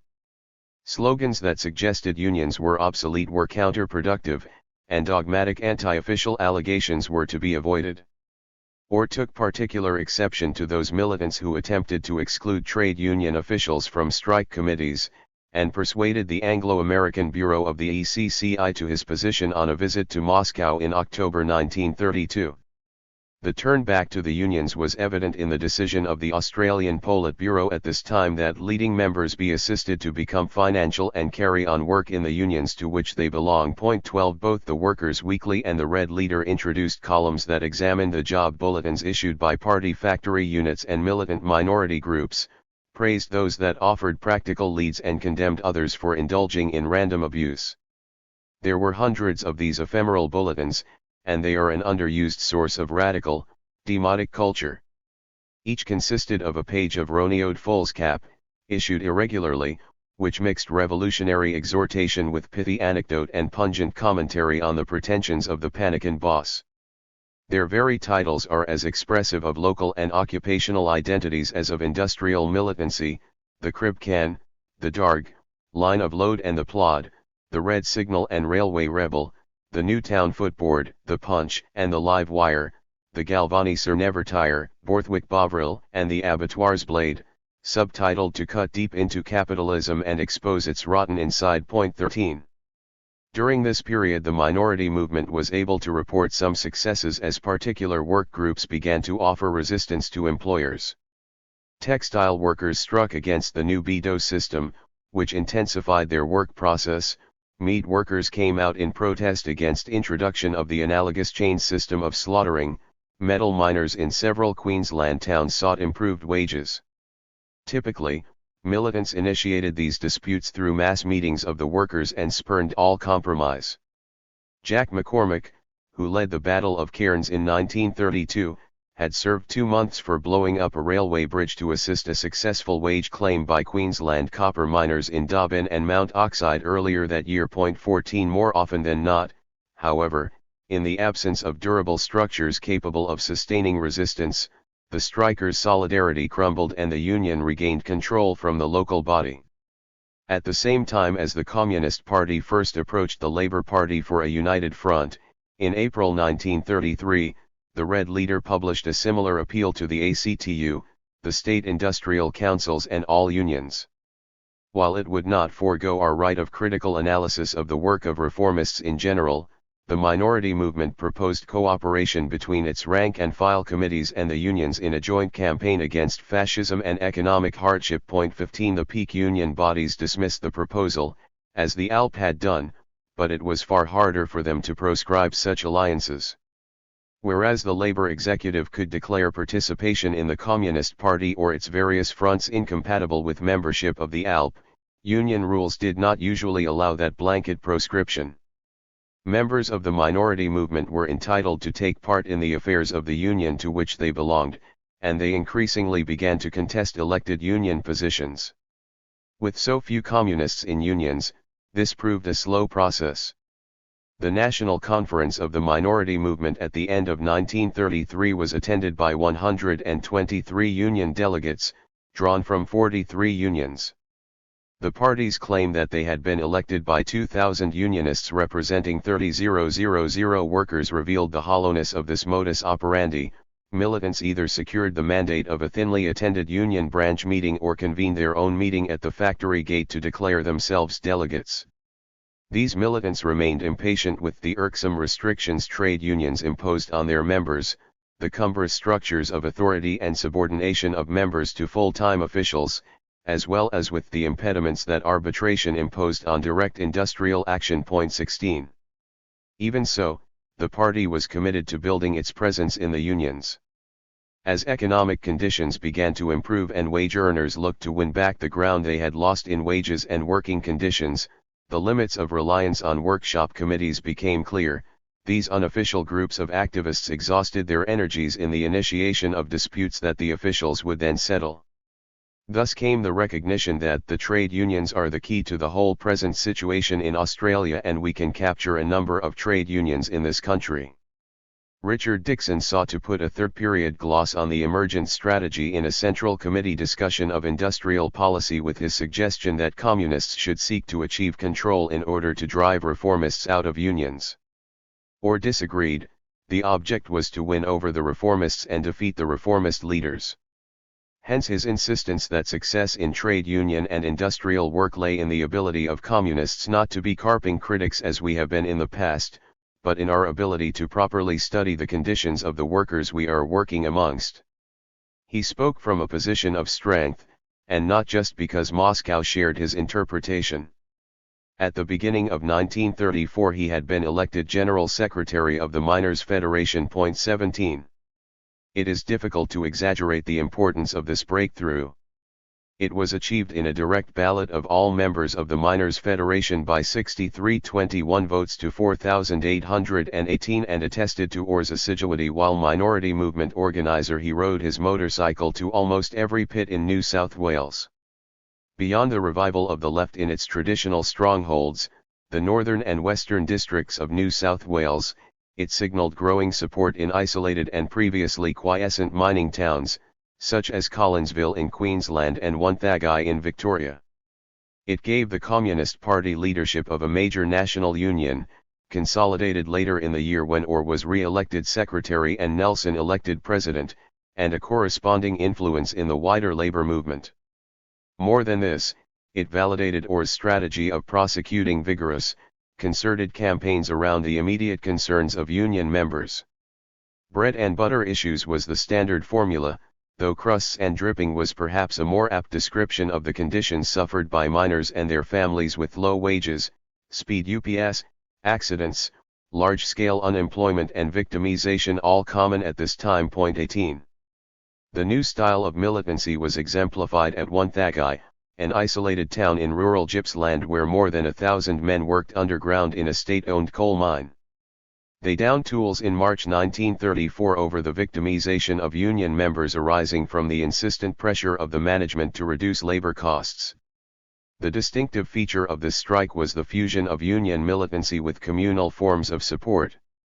A large committee with wide representation of both moderates and minority movement members organized specialist subcommittees. The propaganda committee sent speakers out as far afield as Western Australia to explain the miners' case. The relief committee collected thousands of pounds and gathered relief in kind, including that given by local farmers. A butchering department, a vegetable department, a boot repair depot, a sewing center, hairdressing salons, and foraging parties catered to residents' needs. The entertainment committee held concerts, dances, socials, and sports competitions. The women of the town formed their own committee in support of the miners. In the fourth month of the stoppage the union elections were held and the communist Idris Williams led a slate of successful minority movement candidates. Williams, a future national president of the Australian coal miners, had become a pitboy in his native Wales at the age of 13 and lost a leg in the First World War before coming to Wonthaggi. Just as Orr and Nelson brought with them the egalitarian zeal of the Scottish mining community, so Williams provided a tangible link to the radical fervour of the South Wales valleys. The minority movement itself expanded in the course of the dispute from 70 to 400 members. The state minister responsible for the mine was Robert Menzies, dismissive of the miners' claims but increasingly anxious to settle the strike before he moved into federal politics. He pronounced the new union executive more reasonable than its predecessor and capitulated in July. 19. Communists made significant progress at this time in one other industry, the railways. The most radical state branches of the Australian Railways Union were in Queensland, where railway workers had disaffiliated from the ALP in the 1920s, and New South Wales, under its redoubtable State Secretary Arthur Chapman, though both had been subjected to communist criticism at the height of the Third Period. The minority movement worked in the railways through shop committees, which changed their orientation during 1933 and 1934 from independent activity to closer involvement in the Union. They were rewarded in 1935 with the election of Lloyd Ross as State Secretary in New South Wales after the death of Chapman. He was the elder son of Bob Ross and pursued a similar style of socialist fellowship as a tutor in the Melbourne Labour College and then the Workers' Educational Association, before he took up the post. Ross explained his subsequent decision to join the Communist Party partly because of being associated with them in being elected secretary, but mainly because they were the only group within the ARU that sat down and discussed the problems of the ARU. Like Orr, Ross reinvigorated his union with campaigns to improve its organization, efficacy, and range of activities. 20. The party's new approach to industrial work, which brought initial success in the mining and rail transport unions, was uneven in its application and results. Those industries that employed large groups of manual workers who had traditionally sustained a class-conscious solidarity were still quiescent, the numbers of trade unionists reduced well below their former strength by the combined effects of unemployment and the owners' preference for non-union labor. The party made little headway in the Waterside Workers' Federation, and efforts to loosen the grip of the existing leadership of the Seamen's Union proved unsuccessful when the Commonwealth government joined with the ship owners to crush a strike organized by a communist rank-and-file committee in 1935. The Pastoral Workers' Industrial Union was going backwards, the building trades were rife with non-unionists, the Meat Industry Employees Union was crippled by its earlier defeat. More encouraging were the advances in the public transport industry, with gains in the Australian Federated Union of Locomotive Enginemen paralleling those in the Australian Railways Union, and a strong showing of minority movement activists in the Victorian branch of the Australian Tramways Employees Association. 21. Elsewhere, the growth of communist influence was slower, uneven, appreciable in local campaigns that are difficult to summarize, but cumulatively of decisive significance. By holding down wages and refusing to restore the cuts imposed earlier in the Depression, wage tribunals encouraged local forms of disputation. In exploiting their strategic advantages during the Depression, employers created the conditions for a more aggressive approach to industrial relations that transformed previously conservative trade unions. In the metal industries, for example, the Amalgamated Engineering Union pursued wage claims with increasing militancy. The Federated Iron Workers Association, so weak in the early 1930s that a member described it as a secret society, began to challenge conditions in the Newcastle and Port Kembla steel works.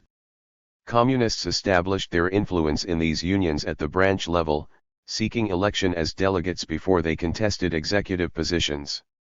Ernie Thornton's election as Victorian organizer of the FIA in 1935 marked their progress, as did victories in the craft unions in both Newcastle and Port Kembla. 22.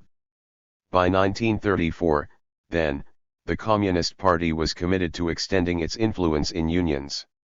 The example of Wonthaggi, the first major victory since the onset of the Depression, demonstrated what could be achieved when strike action initiated by party members was backed by a union executive and sustained by the broader union movement. Conversely, the party observed that in other disputes where militants were able to initiate a stoppage, reformist officials would quickly reimpose control. Strike committees were temporary and episodal, Dixon observed, unions were permanent. He and other party leaders chastised the minority movement for its continuing neglect of unions. Orr estimated that as many as half of the minority movement's 3,000 members were not financial members of their unions, and many still gave the impression that they were out to destroy the trade unions. These rebukes and those of the Comintern and RILU raised concerns about the minority movement. It was designed to appeal to all militants but made the same demands of recruits as of party members. It was meant to extend the party's influence to serve, as Richard Dixon put it, as a transmission belt through which we can connect the party with the class, but its active membership was in fact no larger than that of the party. Miles drew the obvious conclusions. The minority movement was too narrow and sectarian, the very absurdity of the name suggested that it had outlived its purpose. Dixon explained that communists no longer wanted a militant minority movement, they needed a majority movement. This dialectical change from quality into quantity, as he described it, rendered the minority movement superfluous. The party itself assumed direction of industrial activity and supervised the efforts of members organized in factory units and trade union fractions. The Red Leader, its very title judged unsuitable to the majoritarian aspirations of the United Front, ceased publication in July 1935. 23. The task of transforming the minority movement into a majority movement proved difficult. Its workshop committees, originally focal points of militant agitation against both the bosses and the trade union bureaucrats, had to be redirected into ancillary units that would link the party to the union. Instead of fomenting discontent, they were to channel workers' demands into union campaigns. Rather than contest union elections where they lacked majority support, they were to support candidates from outside the party and even the minority movement if need be. We must run people on their merits. As the groups achieved majority support in their workplaces, they were instructed to affiliate union branches directly to the movement and end their separate existence. In one Thagai the results were disturbing. A minority movement group of 400 was liquidated. The Communist Party branch of 52 members itself fell away to 33 in the absence of a forum for communist activity in the Union. 24. The turn to the United Front in their industrial work posed new difficulties for communist activists. They were to take up the immediate concerns of their workmates but not to foster economist illusions. They were to encourage proletarian solidarity at home and abroad, to take up the dangers of war and fascism, but not to move too far ahead of the union membership. They were to combat conservative, defeatist officialdom without lapsing into sectarianism. A historian of British communism has described the stance as revolutionary pragmatism, and it certainly required communist unionists to stay light on their toes as they balanced shop floor activism with the wider culture of trade union loyalties, wresting advantages out of the capitalist system they proposed to abolish. 25 They achieved success in struggle yet suffered their most serious reverses when an ill-judged industrial campaign ended in defeat. The trick was to find the auspicious moment when a lead appropriate to the particular circumstances might find a response. Such a moment came on the cane fields of northern Queensland in 1934. The sugar cane industry employed several thousand cane cutters and mill hands, who were covered by the Australian Workers' Union. On the eve of the 1934 season, party workers began agitating for the cane to be burned before harvesting to prevent the transmission of Weil's disease, a lethal illness spread by rats urinating in the plantations. The growers opposed burning because it reduced the sugar content, and scaled down the pay for cutting burnt cane. In the absence of union activity, local rank and file committees were formed, and by striking they achieved higher cutting rates.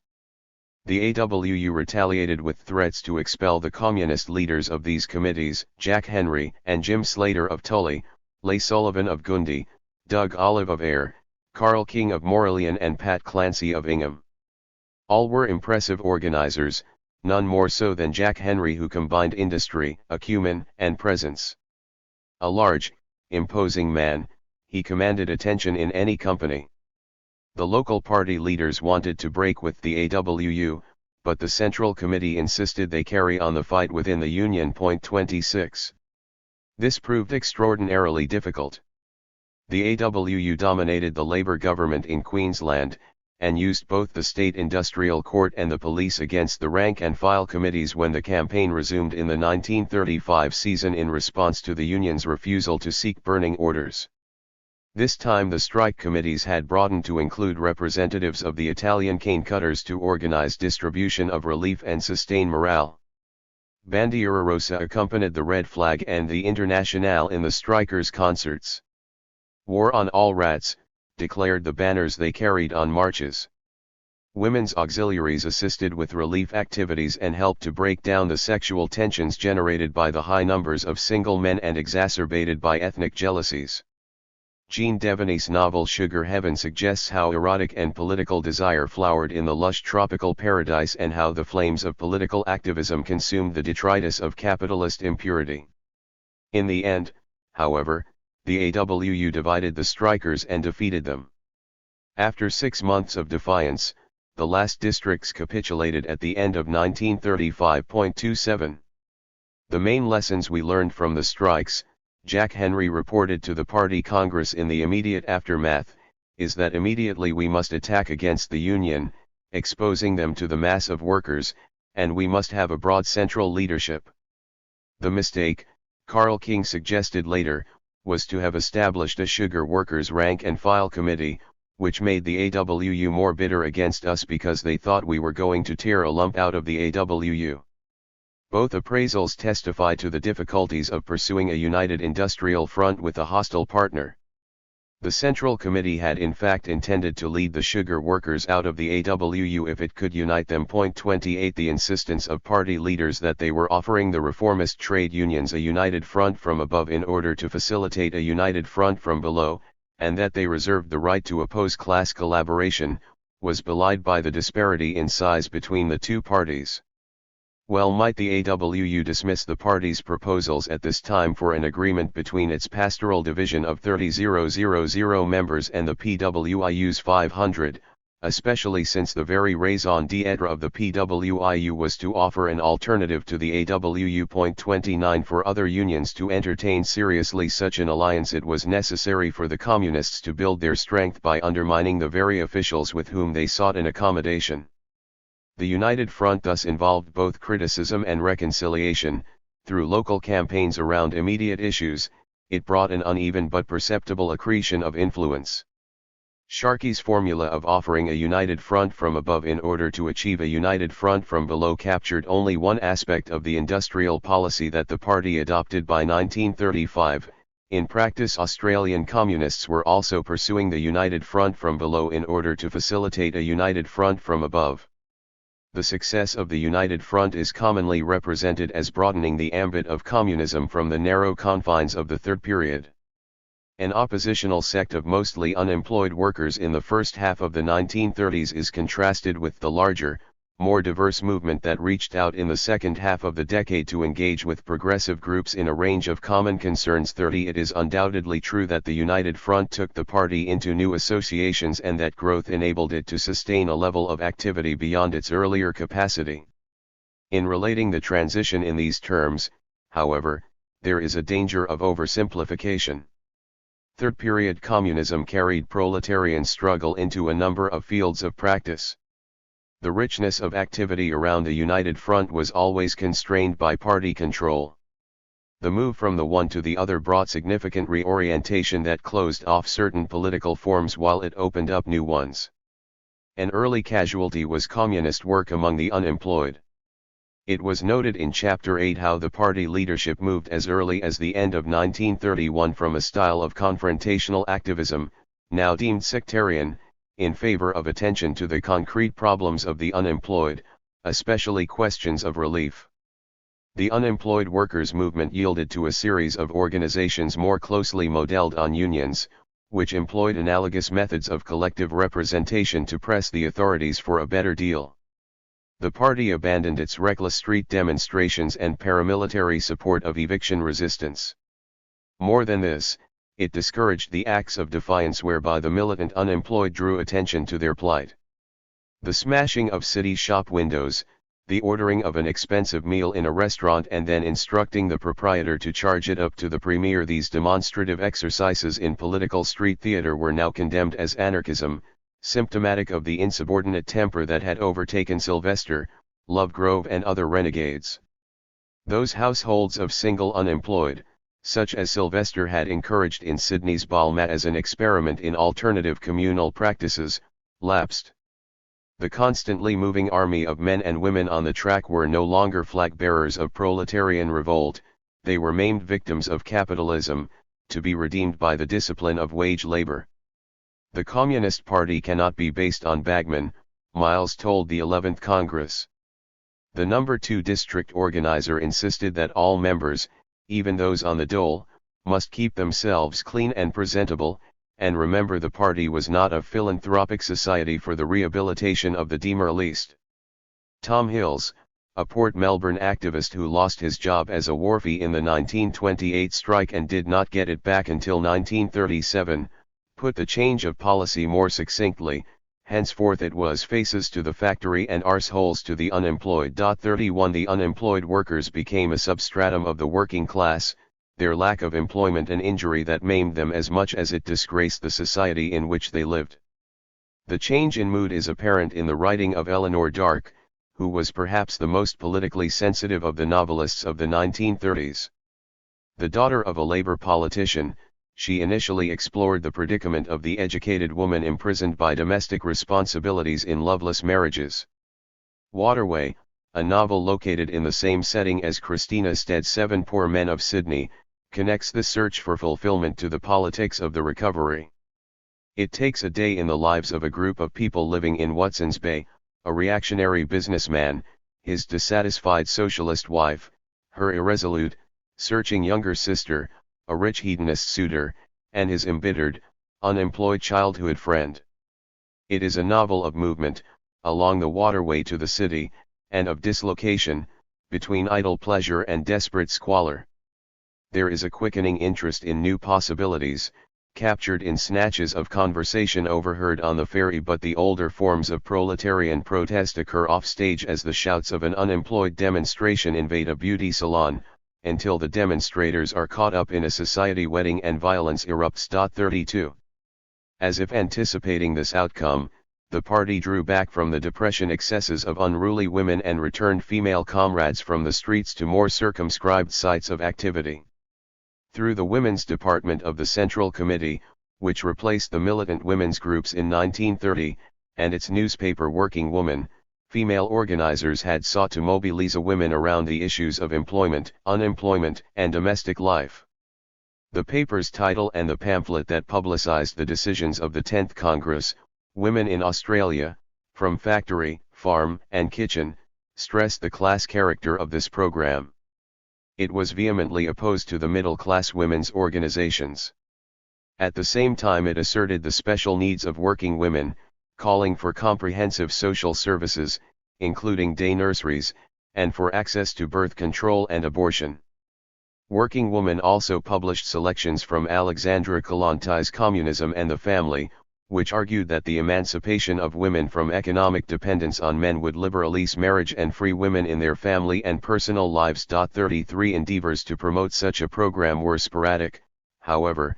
Indeed, it received most publicity from conservative feminists who put sexual immorality at the forefront of their anti-communist crusade. The number of female communists remained pitifully small, just 200 at most, and as a proportion of the party membership they actually fell.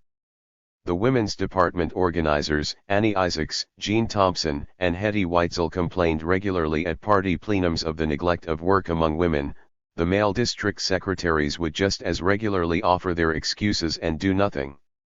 Working women's conferences lapsed after 1932, the women's section of the UWM collapsed in the same year. 34. A new emphasis was apparent at the fourth plenum in 1934, where Jean Thompson linked recent Comintern statements to the revival of work among women in the Australian Party. She also corrected past errors. Many weaknesses and wrong ideas were in evidence among the women during the textile strike, which had recently swept through the industry in New South Wales and Victoria, particularly in their attitude towards the men, which led to division in their ranks. Her cryptic remarks have to be supplemented with an editorial in the Red Leader, criticizing the minority movement's rank and file committees, which had initiated the walkouts from the textile factories, for their sectarian antagonism to male union officials. 35 This kind of separate industrial activity, applauded by working women when women textile workers had previously employed it, was now discouraged. The rank and file committees of women workers were displaced by women's auxiliaries, first formed in the ARU in 1934 and then extended to the mining and other unions. The woman as militant worker relapsed into the helpmate supporting her husband. Working Woman changed in the same year from a newspaper to a magazine, more domestic in orientation, less concerned with industrial campaigns than with life in the Soviet Union and the issues that affected women as wives and mothers. Why is it that so few comrades have drawn their wives into the party? Asked the Victorian Party paper at the end of 1934. The most common answer, it reported, was that women were too busy with household tasks to become involved, and that many were hostile to a cause that robbed them of their husbands to the detriment of family life. Such comrades should learn that their wives are just as important to the party as themselves. They should take on some of the domestic duties in order to free their wives to participate. This exhortation was characteristically directed to the man as the mentor, and while it sought to break down domestic inequality, it assumed that the domain of politics lay outside the home. 36. At the 1934 plenum, Thompson also criticized the tendencies in articles on birth control clinics to neo-Malthusism, the fallacy, attributed to the English economist Malthus, that capitalist crises could be solved by family limitation. Kollontais' emphasis on sexual liberation gave way to Clara Zetkin's interview with Lenin, reprinted in the Communist Review in 1935, in which he admonished Kollontai for suggesting that in communist society the satisfaction of sexual desires would be as simple and perfunctory as drinking a glass of water. The Central Committee sent out a circular, drawing attention to Lenin's rebuke, "Will the normal man in normal circumstances lie down in the gutter and drink out of a puddle, or out of a glass with a rim greasy from many lips?" and warned against loose practices. Miles repeated the warning at the 11th Congress in 1935, "Bolshevism demands a steel-like character, and that has to apply on sex questions as well as on other questions." Just as the party had cleared out those who had become degenerate through unemployment, so it had cleansed its ranks of bohemians with their pseudo-advanced ideas. The party at Narayan had known at the beginning of the decade, one in which sexual freedom was practiced and a drag queen was welcome as a member, gave way to one in which any leading member had to consult the Central Committee before entering or leaving a relationship. In place of libertarianism there was now a double standard that blamed the female for irregular sexual liaisons or failure to submit to them, as one young comrade discovered when denounced by a male comrade she had rebuffed. The Central Committee refused her appeal as it was based on personal matters.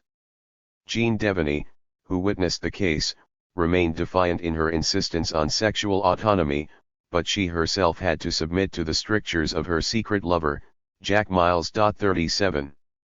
The party's youth work followed a similar course. Third-period communism regarded the young as an important constituency, and well it might, with so many school leavers unable to find a job.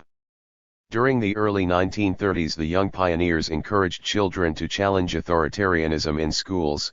Communist Sunday schools offered a secular alternative to the teaching of the churches, and the Young Communist League defied conventional mores with campaigns against the patriotic bunk of the Boy Scouts. 38 All these organizations remained tiny in membership, not least because of the vigilance of their gatekeepers.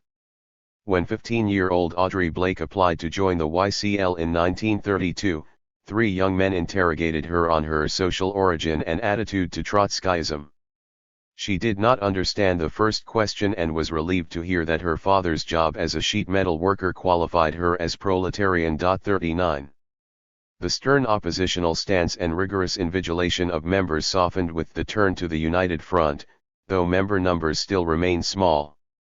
Miles returned from a visit to Moscow in early 1935 with instructions to build up the YCL as a broad-based organization of young workers, only to find that its journal, The Young Communist, had expired in his absence. Sharkey also called for a broader approach through campaigns on such issues as bathing dress regulations, and castigated the YCL for regarding these as beneath the dignity of Marxists. The new organizer agreed that the YCL had isolated itself from the normal life of youth. There was too much discussion, too little sport, games, and entertainment. 40. Third-period communists also paid greater attention to the issue of race. Earlier, the Australian Party had endeavoured to comply with Comintern instructions to oppose the White Australia policy, but this was as much a therapeutic as a strategic directive, intended to break down the conservative isolation of the Australian working class. With the onset of the Third Period, Moscow stressed the need to provide assistance to oppressed colonial peoples in their struggle for independence. Among the catalogue of oppression publicized through the League Against Imperialism, the party stressed the misdeeds of the Australian colonial administration in the mandated territory of New Guinea. Above all, Australian communists concentrated on their own internal colonialism.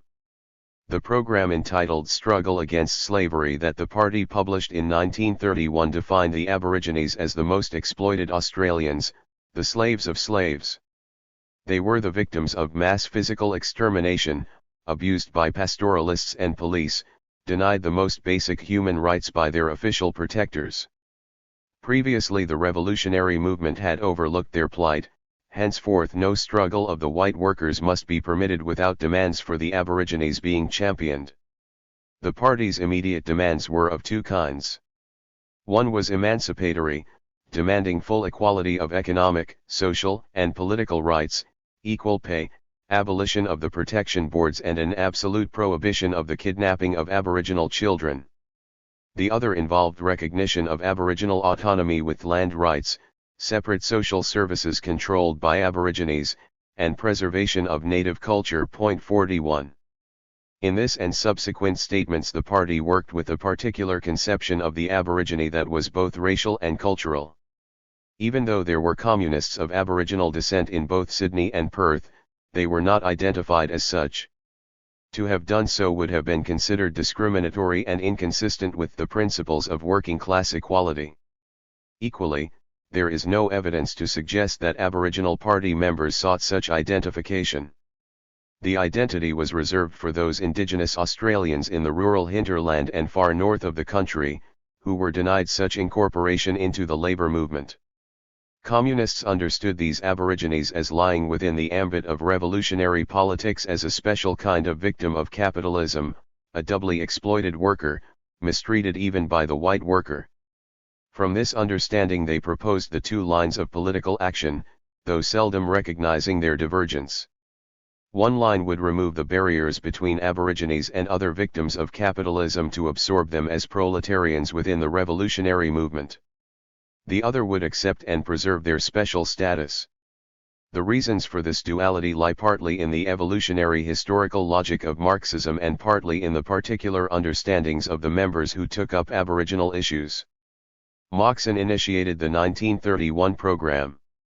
He found immediate support from Norm Jeffrey, whose work as rural organizer had brought him into contact with Aboriginal activists, from Mick Sottle, a former Wobbly now based in Sydney who had worked in the Northern Territory, and from Tom Wright, whose interest had begun when he had worked in the bush and was rekindled by correspondence with Olive Pink, one of A.P. Ilkin's anthropology students undertaking fieldwork in Central Australia.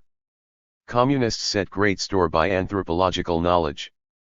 Just as the Soviet Union was deemed to have recognized, honored and reconciled its constituent nationalities, so a Soviet Australia would use the science of anthropology to preserve its native race's primitive culture. 42. The party's agitation was shaped also by the diverse forms of Aboriginal politics. In the 1920s an Aboriginal organisation based in northern New South Wales had put forward demands for land rights as the basis of economic and cultural independence, and its influence was apparent in the party's 1931 program. During the 1930s new Aboriginal groups began to contest the discriminatory regime with demands for full citizenship. Tom Wright had closest contact with these activists and rallied support for them within the New South Wales Labour Council. Meanwhile, in the Northern Territory, there was a series of frontier clashes between whites and Aborigines that raised different issues. Communists in the South joined with anthropologists, church leaders, and humanitarians to arraign the hypocrisy of a capitalist order that unleashed police expeditions and imposed capital punishment on natives steeped in their own tribal organization, who from their own understanding had committed no wrong. A public campaign in 1934 against one notorious case in 1934 brought Mick Sottle and the organizer of the party's International Labour Defence Organisation onto the platform with Mary Gilmore, an Anglican canon, Professor Elkin, and a solitary Aboriginal representative. Party members in Western Australia also assisted Aboriginal groups with their submissions to a state royal commission in the same year. 43. Yet the party was not free from racism. While Richard Dixon was at the Lenin School in Moscow, and worked during the summer of 1932 on a collective farm, he remarked that he was as black as a nigger and was hauled over the coals for his linguistic lapse. In 1934 the Workers' Weekly rebuked comrades still use the terms pommy, dago, nigger, and so forth. It was a party of increasing ethnic diversity in which such language no longer passed without censure. There were growing links between Australian communists and radical associations formed by Southern European immigrants, such as the Melbourne Greek Democratus Club and Italian Matati Club. The former supported a Greek party unit and the latter gave way at this time to a Gruppo Italiano contro la guerra e il fascismo. In Melbourne and Sydney, Jewish settlers from Eastern Europe formed branches of the THIRD, a support organization for a Jewish homeland in the Soviet Union, and many of them were drawn into the Friends of the Soviet Union and had other contacts within the party. 44 Newcomers such as Itzhak and Manka Gust, who came to Australia from Poland via Palestine and Belgium at the beginning of the decade, gravitated quickly towards the Melbourne branch of the FOSU. While their secular anti-Zionism was atypical of most Jewish immigrants from Central Europe, this beleaguered outpost of international communism provided them with an immediate point of reference for their political sympathies as well as unqualified acceptance. Itzhak's memoirs suggest the complete absence of anti-Semitism. 45 More generally, fascism's glorification of racial purity imbued anti-fascism with a strong internationalist tone. The party took a strong stand against xenophobia in the Wiles disease strike in North Queensland. Its Western Australian members showed particular courage in defending Italian and Yugoslav miners during the Kalgoorlie race riot of 1934. 46. The campaign against fascism changed in character during the first half of the 1930s. Initially, the party's domestic offensive against social fascism was of primary significance, and auxiliaries such as International Class War Prisoners Aid and Workers' International Relief ministered to its casualties. With the conservative resurgence at the end of 1931, the party established a united front against fascism and, as the new federal government unveiled its battery of measures against the party, there was an Anti-Illegality and Workers' Press Defense Committee. The ICUPA and UFAF in turn merged during 1932 into International Labor Defense. Alongside these bodies, all domestic in orientation despite their qualifying adjectives, were the League Against Imperialism and the Friends of the Soviet Union. The League conducted campaigns of denunciation of the bloody record of the major capitalist powers in their Asian and African colonies. The FOSU provided an international counterpoint, celebrating the achievements of the workers' homeland. With the fall of Germany to the Nazis and the mounting international tension, the League turned itself into the Council Against War. The change was consummated at a National Anti-War Congress in Sydney from September 30 to October 2, 1933. It was a conspicuous success, by far the most encouraging exercise so far in the emergent strategy of the United Front. Trade union leaders and prominent church figures joined more than 500 delegates at the Paddington Town Hall to denounce the warmongers. At this point, the opposition to war had a sharp revolutionary edge. Indeed, the indignant denial by the conference organizers that it was simply a communist front was scarcely assisted by the president's opening call that delegates sang the Internationale. "This council is not pacifist," insisted the president, the railway leader Arthur Chapman. "It realizes that war may be thrust upon us and does not object to fight for the workers." 47. The movement against war and fascism began in 1933 and quickly attracted greater support than other communist front organizations. This early poster sees the threat of war as primary, the British Empire as its chief impetus. The party's continued attachment to the strategy that the Bolsheviks had employed in the Great War, one that had turned an imperialist war into a revolutionary war, handicapped the Council Against War after its initial success. Most Australians construed proletarian internationalism as unpatriotic, the Leninist doctrine of revolutionary defeatism as treachery. But that doctrine lapsed as the Soviet Union sought protection from the German threat in collective security arrangements with its former enemies.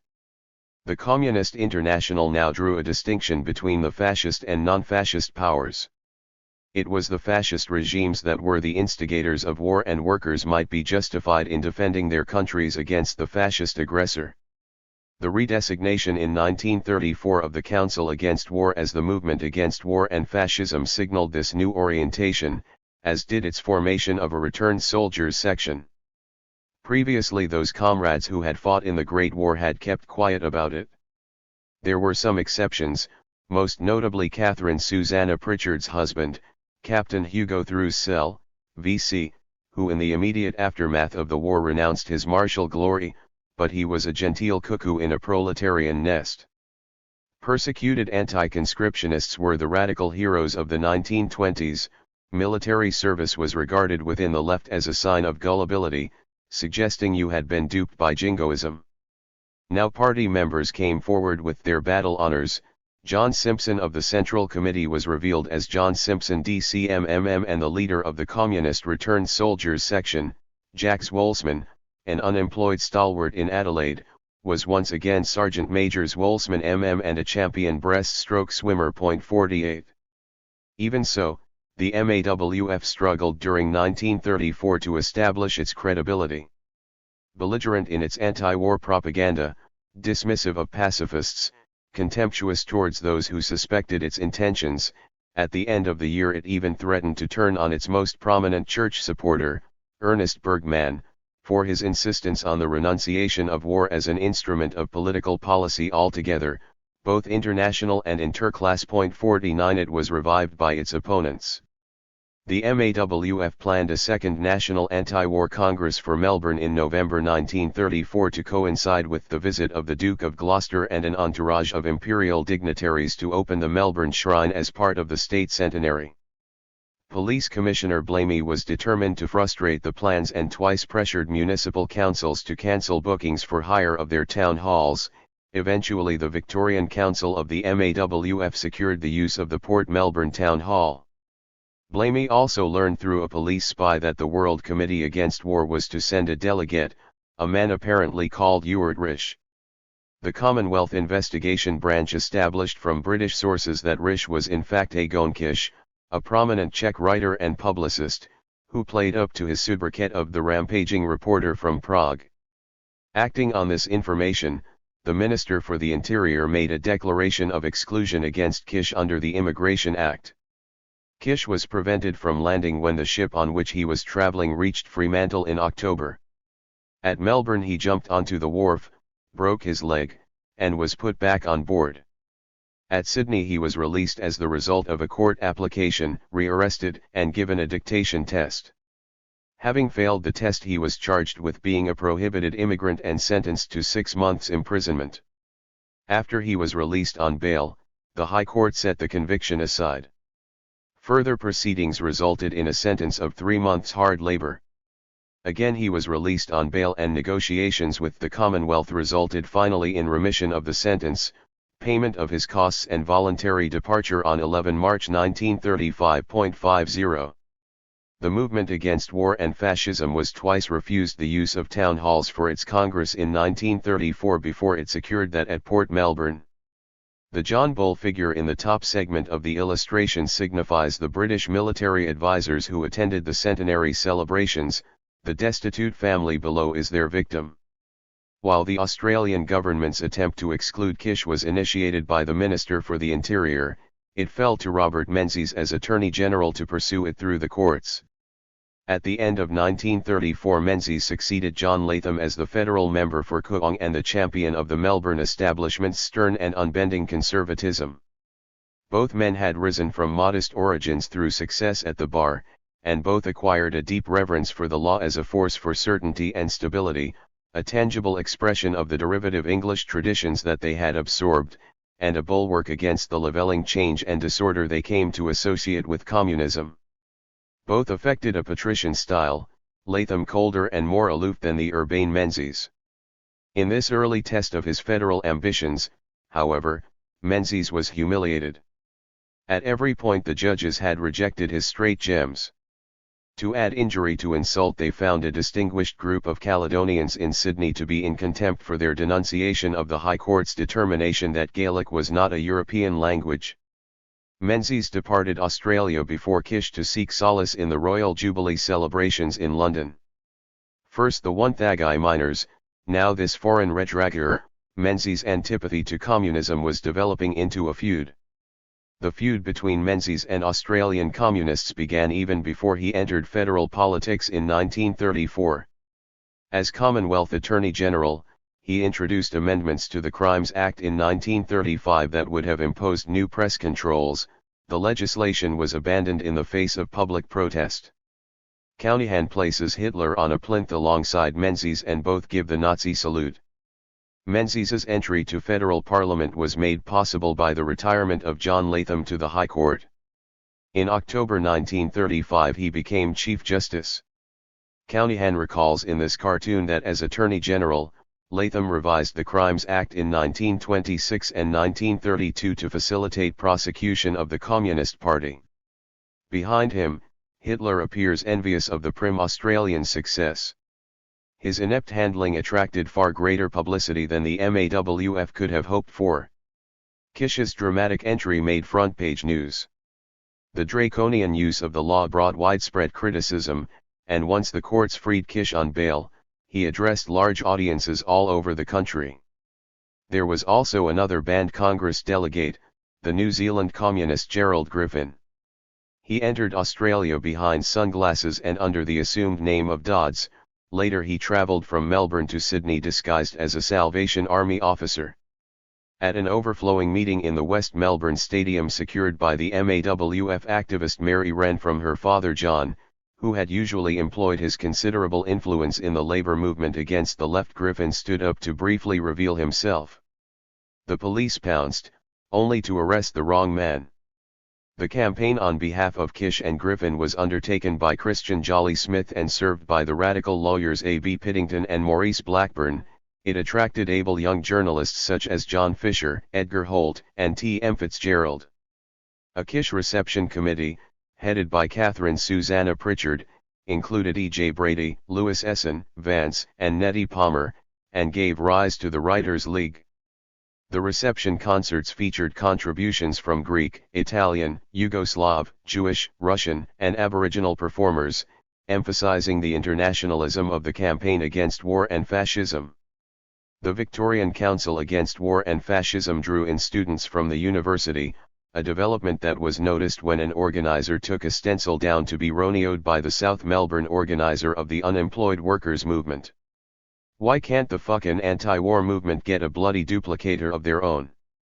They've always got plenty of the sons and bosses of the bloody boss class hanging around their Office 51. This was hardly fair to Len Fox and Dorothy Alexander, who assumed organizing positions in the Melbourne office. Both came from comfortable families, and were educated at private schools and university. Neither showed any regret for the sacrifices they made as they abandoned professional careers. Rather, they worked with extraordinary patience and good humor to build a united front broad enough to encompass working-class organizations and what were now described as the progressive sections of the middle class in the face of conservative vilification and proscriptions imposed by the Labour Party. 52 Maurice Blackburn and Catherine Clary, the wife of the president of the Melbourne Trades Hall Council, were among those expelled from the ALP for their association with the MAWF. Neither were the MAWF organizers helped by the party's close invigilation of their activities. They were expected to follow every twist of Soviet and Comintern policy. Rawling, MAWF National Secretary, was carpeted for resisting the turn to the League of Nations, when the Soviet Union called for League sanctions against Italy for its invasion of Abyssinia in 1935. There is some evidence to suggest the Central Committee was anxious to wind up Kish and Griffin's protracted legal challenges, and that it was the Secretary of the International Labour Defence who stood out in defiance. This stalwart who preferred mass pressure to lawyers was expelled from the party in 1936.53. There was a further consequence of the mounting communist alarm about the war danger. While the Soviet Union sought collective security from the threat posed by the fascist powers, it harbored a deep suspicion that it would be left isolated to fight a new war. If so, what was to prevent the capitalists and militarists from joining in an anti-communist alliance and turning their own armed forces on the workers? To guard against these perilous possibilities, the Communist International instructed member parties to infiltrate their country's military forces. Agitation and organization of the ranks would provide a safeguard against their use for foreign aggression or domestic repression. Just how seriously the Australian Party took these instructions it is difficult to establish. While the party's plans for underground operation included military infiltration, its archives provide no evidence that this was accomplished. The Australian Armed Forces, on the other hand, took the threat very seriously. In calling on the government in 1934 to outlaw communism, the Army Chief of General Staff alleged widespread subversion. So, too, the investigation branch of the Attorney General's Department claimed in its regular reports that a special apparatus of the Communist Party was gathering military intelligence for transmission to Moscow. It named Miles, Dixon, and Sam Aarons as the controllers of the operation, with Joe Shelley as the courier. But this is inconsistent with all that is known of communist espionage. Such prominent leaders would not have been associated with so risky an enterprise, while Shelley was far too unreliable to be entrusted with so important a responsibility. His notoriety and German origins made him a plausible villain but an implausible agent. Not for the last time, it seems that the communists and their professional adversaries had a mutual interest in exaggerating their common concerns. 54. The first issue of the magazine produced by the Sydney branch of the Workers' Art Club. The line-cut illustration combined an anti-war message with defense of the Soviet Union. In contrast with similar images in the 1920s, the mood of the demonstrators is more subdued, their politics more defensive. The reverse cover of the first issue of Masses uses a Leninist epigraph and the motto of the Workers' Art Club, "Art is a weapon." Against an artist's palette, a worker holds aloft the torch of knowledge. The familiar figure of the worker with hammer, reworked in 1932 for the first issue of the Melbourne Workers' Art Club magazine, Masses. The aesthetics of the body are now of greater concern, despite the anatomical impossibility of the stance, and the grip halfway up the shaft robs the gesture of menace. A final illustration of the reorientation effected by the United Front is offered by changes to the experiments in proletarian culture initiated during the Depression. In 1927 Judah Watton had organized a concert in the Party Hall in Melbourne to mark the centenary of the death of Beethoven. 3 years later he wrote the manifesto of a new revolutionary magazine, Strife, that was to be launched at the demonstration of the Melbourne unemployed in October 1930. Strife is another force added to the worldwide movement to uproot the existing social and economic order of chaotic and tragic individualism. Strife is an organ of the new culture, destructive and constructive, a culture plowing deep into the roots of life, and, as such, condemns and rejects all manifestations in form and content of the social disorder we oppose. Strife never appeared. A blasphemous poem by Brian Fitzpatrick caused the confiscation of the issue, but the editorial signaled a new political aesthetic among young artists and writers. They provided the impetus for the Workers' Art Club, formed in both Sydney and Melbourne in 1931, which took as its slogan Lenin's dictum, "Art is a weapon." The club offered literature readings, art and drama classes, film and lecture evenings to a predominantly unemployed audience. The approach was strongly influenced by the experiment in prolet cult conducted in the early years of the Russian Revolution, at once liberating culture from the rarefied forms imposed by the capitalist division of labor, and placing it at the disposal of a revolutionary movement. Hence club members assisted with the design of factory bulletins and painted banners for street marches, such as the heavily stylized portraits of Marx, Engels, Lenin, and Stalin that Noel Cownihan created for the 1932 May Day March in Melbourne. 55. The Workers' Art Club was quickly beset by dispute. In Sydney, Jean Devaney ran afoul of the Central Committee in 1932 for allowing George Finey, the club's art director whose biting renditions of hardship in Smith's Weekly still shocked the viewer, to mount an exhibition that portrayed unemployed workers too pessimistically. A similar attitude is apparent in the response of Tom Wright to Noel Cownihan's early drawings of the unemployed as maimed victims of capitalism. "Why don't you draw something beautiful?" Beauty was scarcely the primary objective of the cartoons that appeared in the party press at this time, which depicted massive proletarian heroes with superhuman physiques in violent acts with fist or sledgehammer. Cownihan's response to the grim reality of the Depression would be reworked in later canvases, such as At the Start of the March, 1932, in which a bedraggled man, woman, child, and babe in arms stand before a line of static, sullen figures while the crumpled banner is raised off to the far corner. The twisted, malnourished anguish of the child, the misshaped, burdened but enduring adult bodies are portrayed with a compassion that orthodox communists found difficult to accept.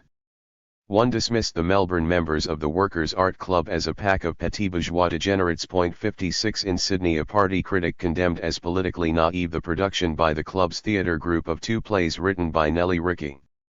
Devaney appealed for greater sympathy and argued that a recent dramatisation of The Ragged-Trousered Philanthropists, that deeply pessimistic English novel of socialist martyrdom, was itself politically incorrect. After other members of the club weighed in with their estimations of communist theatre, the party pronounced that Devaney was too liberal and conciliatory in her attitude towards artistic sectors of the middle strata. She remained unrepentant, until our movement learns to welcome and utilize the technique of sympathetic fellow traveler artists, our art will remain maimed and hauled. 57. This photograph of hunger marchers from Cessnock was made into a postcard. A small group of men with their belongings slung over their shoulders make their way off a ferry on the road to Sydney. An unemployed march through the streets of Sydney in November 1930. The banner of the International Class War Prisoners' Aid draws attention to the heavy toll of arrests, which by the end of the month saw most of the party leadership in jail. A press photograph of the beef riot in Adelaide, January 1931, when police and unemployed marchers fought a pitched battle in the city streets. Shanties of the unemployed on Sydney Harbour. This photograph appeared in the Sydney Sun, May 4, 1931. Communists used typewriters and gestetners to produce hundreds of local bulletins. The Tocsin was the official organ of the Balma branch of the unemployed workers' movement. Most bulletins used a simple banner head, some were more ambitious. This one, the work of a party factory group at Bond's factory, evokes the work skills of the industry. During his Australian tour in the summer of 1934-35, Agon Kish became familiar as a stout, middle-aged man with a bristling mustache and voluble demeanor. In this portrait painted some years earlier by a German artist, Christian Schad, he is clean-shaven, watchful, and covered in lurid tattoos. The girders behind him heighten the effect. Kish's last speaking engagement was on the Esplanade in Perth. At the end of a dry summer, Kish perches on a conventional podium flanked by calico banners. The success in the Miners' Federation built on extensive activity in the local lodges. The occasion and location of this display are unknown. The banner copies the earlier depiction of a proletarian hero striking the chains from the globe and quotes the closing words of the Communist Manifesto. Note the ropes to stabilize the banner. The Italian invasion of Abyssinia in 1935 was the first of a series of incidents of international fascist belligerence that culminated in the outbreak of World War II. In this Sydney demonstration, the banner depicts a composite representation of Italian and German militarism. In September 1936, Ralph Gibson attended the World Peace Congress in Brussels, and returned to publicise the international peace campaign in Australia. He was seen off from Melbourne by 2 stalwarts of the movement against war and fascism, Len Fox and Dorothy Alexander, whom he married upon his return. The banner suggests he was bound for Geneva, but the Congress was subsequently transferred to Brussels. Australians in Spain, some carrying flags and some wearing berets. From left to right, Jim McNeil, Charles McElroy, Charlie Riley, Charlie Walters, Jack Franklin and Joe Carter. 4 Australian nurses, en voyage to Spain, were met at Melbourne in October 1936. The nurses, from left to right, were Una Wilson, Mary Lowson, May McFarlane, and Agnes Hodgson. A.F. Howells flanks them in the right of the picture. Behind them can be seen Len Fox, Helen Bailey, Dorothy Alexander, Joyce Metcalfe, and Nettie Palmer. A group of Australians in Barcelona, December 1936. The 4 Australian nurses are joined here by Aileen Palmer, and John Fisher to farewell Jack Blueberry. Berry was killed on the Madrid front soon after. They stand before the Hotel Colon, which displays portraits of Lenin and Stalin, on the Plaza de Catalunya, the headquarters of the combined Socialist and Communist Party of Catalonia. George Finney's cartoon for the Labour Daily portrayed a worker tortured by capitalists. A singular figure, he is powerless to prevent the draining of his life force by sinister, knife-wielding plutocrats. An exhibition of Finney's work at the Workers' Art Club in 1932 was criticized by the Central Committee for depicting unemployed workers too pessimistically. But already the party was reaching out to precisely such sympathizers and moving from a sharply oppositional conception of proletarian culture to a more generalist idea of culture as a progressive force. As it did so, the artistic experiments of the early 1930s gave way to the more conventional forms of social realism. In the first issue of Strive, Judah Watton had stressed the iconoclastic immediacy of revolutionary writing. Facts are the new literature.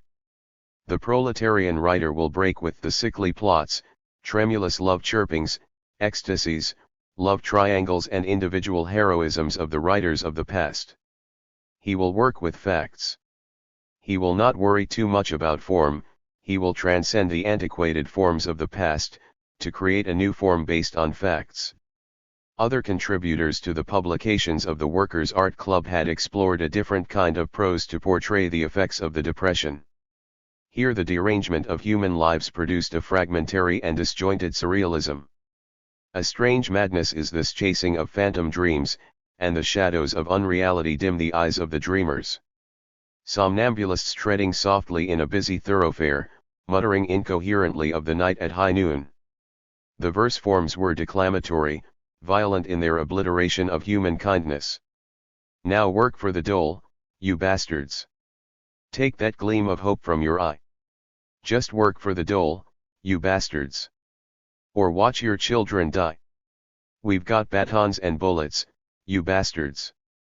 We'll see you all toe the line.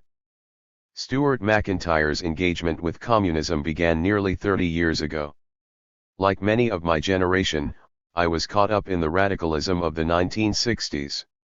A whole range of campaigns and causes fed into a rejection of the customs observed by our parents. We turned our backs on their legacy. We found the conservative forms of their public life unbearably oppressive. From such an engagement evolved the Reds.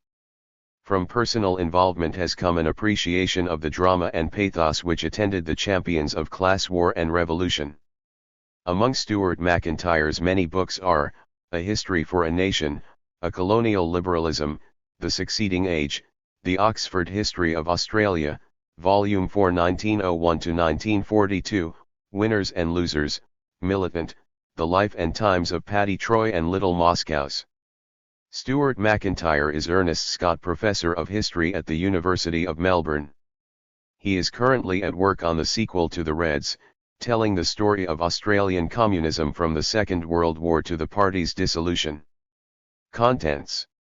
Abbreviations. Acknowledgements. Introduction. 1. Foundation. 2. What was to be done? 3. Recognition. 4. Tactics. 5. Communism goes bush. 6. The line straightens. 7. Bolshevization. 8. Class against class. 9. The Depression Communists. 10. Towards the United Front.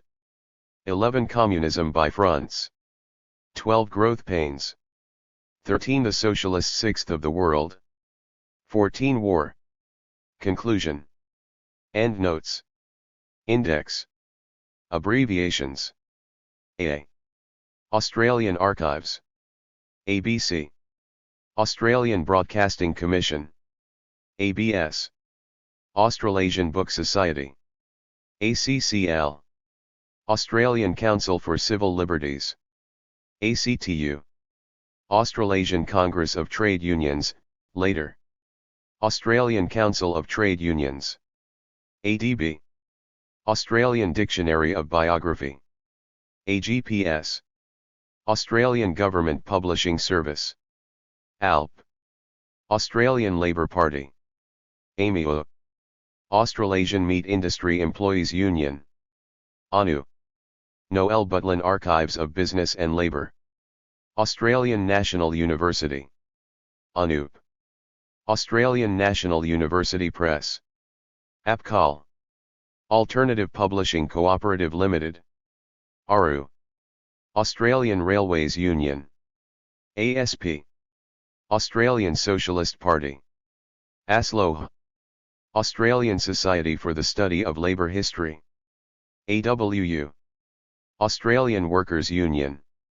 BHP, Broken Hill Proprietary Company.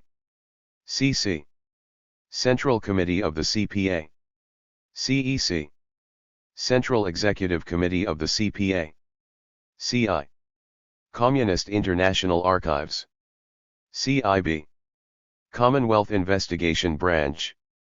Comintern, Communist International. CPA, Communist Party of Australia. CPD, Commonwealth Parliamentary Debates. CPGB, Communist Party of Great Britain. CPSU, Communist Party of the Soviet Union. CUP, Cambridge University Press. DC, District Committee of the CPA. ECCI, Executive Committee of the Communist International. FIA, Federated Iron Workers Association. FOSU, Friends of the Soviet Union. ICUPA, International Class War Prisoners Aid. INPRECOR, International Press Correspondence. IPC, International Peace Campaign. IWW, Industrial Workers of the World.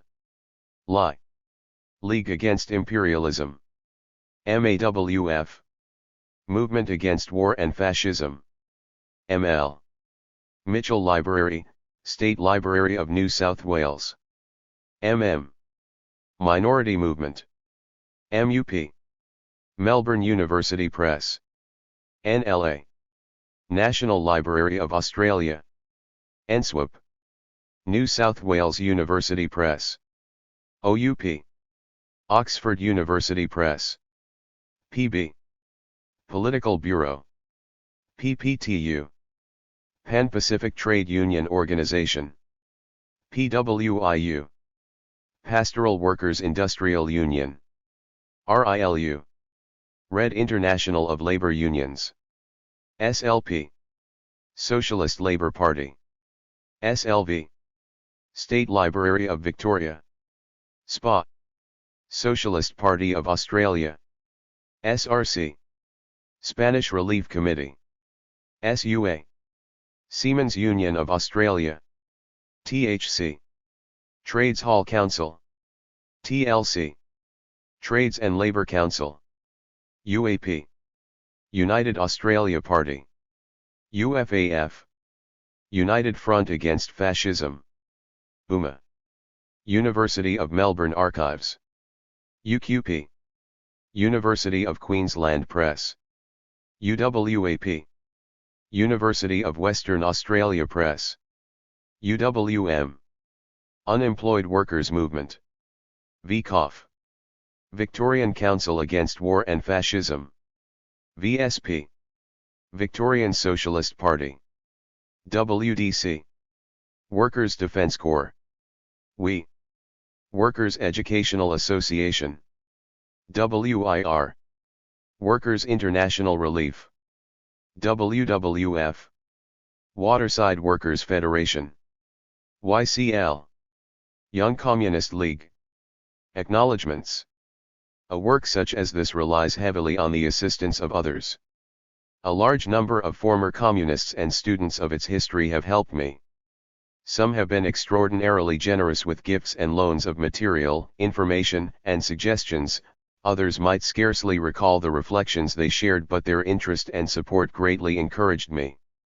I thank Brian Aarons, Eric Aarons, Laurie Aarons, Mark Aarons, Bruce Anderson, Vic Bird, Audrey and Jack Blake, Barbara Bowles, Bob Boughton, Verity Bergman, Hazel and Joe Budarak, Rowan Cahill, Frank Kane, Annette Cameron, David Carter, Lloyd Churchward, Walter Clayton, Madge Cope, Pat Countyhan, Barbara Kurthoys, Joy Damasey, Philip Deary, Miriam Dixon, David Dutton, Ross Edmonds, Maurice Edwards, Pat and Alex Elphinston, Carol Ferrier, Ross Fitzgerald, Charlie Fox, James Franklin, Eric Fry, Bob Gollin, Daphne Gollin, Patricia Graham, Norma Grieve, Gary Harant, Evelyn Healy, Colin Holder, Karen Hunt, Jack Hudson, Amira Inglis, Audrey Johnson, Monty Johnston, Stelios Corbetis, Bill Latter,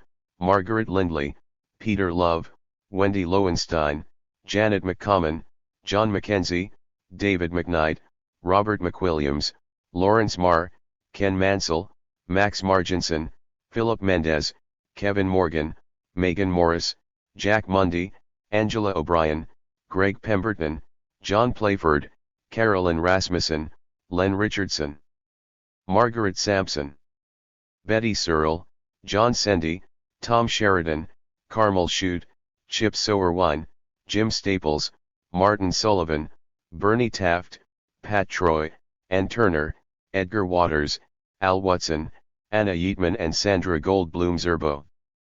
Philip Deary, Miriam Dixon, and John Sendy have been particularly patient and perceptive commentators on drafts, and Turner kept up a constant and invaluable flow of information on early communist history, while Verity Bergman has done her utmost to draw me out of the shadow of the Kremlin.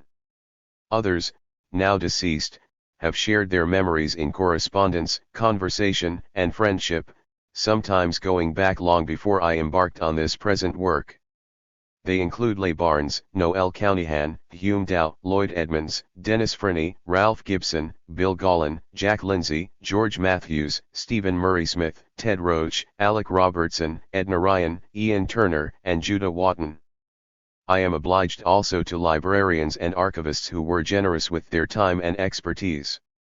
These include Jim Andrietti and Rosemary Block at the State Library of New South Wales, Mark Cranfield, Graham Powell and Bill Tully at the National Library of Australia, Jock Murphy at the State Library of Victoria, Elizabeth Ho at the State Library of South Australia, Clive Besson, Emma Jolly, Ewan Maidment and Michael Sacklier of the Noel Butlin Archives at the Australian National University, and Cecily Close, Suzanne Fairbanks, Mark Richmond and Frank Strahan of the University of Melbourne Archives.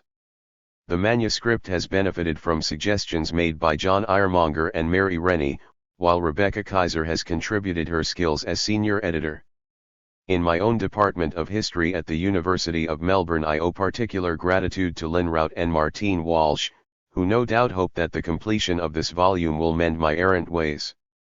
I commenced the project in concert with Andrew Wells of the University of Wollongong, who persuaded me to join him in response to an invitation from the trustees of the former Communist Party.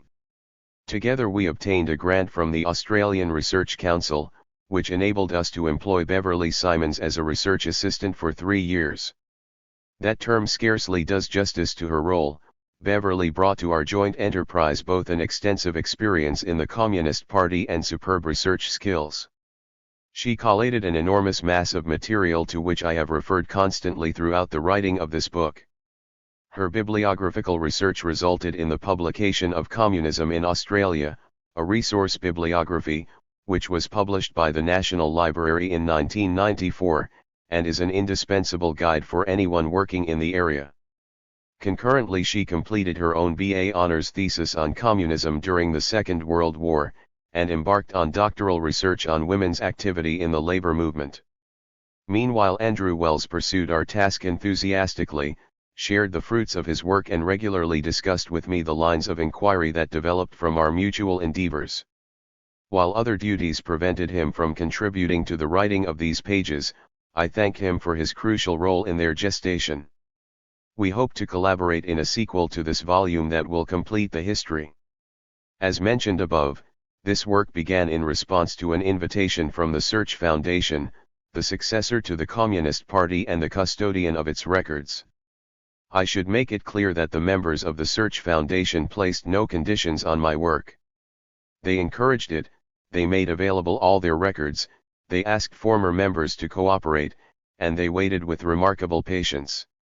At the outset, Andrew Wells and I agreed with the Foundation that any differences that might arise in the use we made of the records would be referred to a reference group of distinguished scholars, Bob Gollin, Bernard Smith, and Ann Curthoys. It proved unnecessary to call on them to perform this role. I thank them for agreeing to their supernumerary duties as well as the encouragement and assistance they provided me. Over the past 6 years I have discussed the history with members of the Search Foundation, and provided them with drafts to obtain their response. It should go without saying that this is my work and not theirs.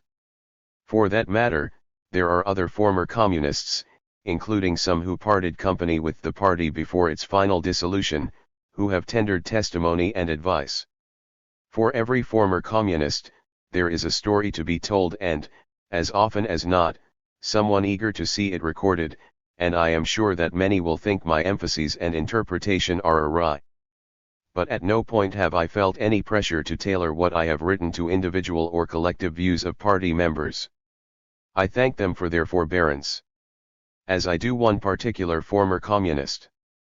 My wife Martha joined the party with me a quarter century ago, and our shared discovery of communist ideals was part of our courtship. It gave us warm friendships that still endure, loyalties and interests that persist. Our only serious quarrel arose over my enthusiasm for that most doctrinaire of communist theoreticians, Louis Althusser. Then, as now, she was wiser, and her continuing patience with the antisocial habits of a distracted author is not the least of my debts to her. The publication of the hardcover edition this book brought further information, comments, and suggestions, and its reissue as a paperback enables me to make minor corrections. For helping me do so I am especially indebted to Dave Davies, David McKnight, Lyndall Ryan, and Peter Thomas. For the nostalgic pleasure of a comprehensively sectarian attack on the book, and his attempt to find errors where they do not exist, I have to thank Bob Gould. Introduction. The interest that led me to this subject began nearly 30 years ago when I was a postgraduate student. Like many of my generation, I was caught up in the radicalism of the 1960s. A whole range of campaigns and causes: anti-war protest, colonial liberation, removal of immigration restrictions, opposition to capital punishment, civil liberties, democratization of the university led me to communism. Both as a historian and a participant, I responded to the aura of communist tradition. For the best part of the 1970s, as the currents of 20th century history eddied and then turned, I joined with others who sought to empty the Stalinist cargo from the revolutionary vessel. It was communist history that drew me into communism, and now I return once more to that history, but in different circumstances. Communism is no more. It passed irrevocably with Gorbachev's glasnost and perestroika, the fall of the Berlin Wall, the overthrow of the people's democracies of Central and Eastern Europe, and then the collapse of the Union of Soviet Socialist Republics itself.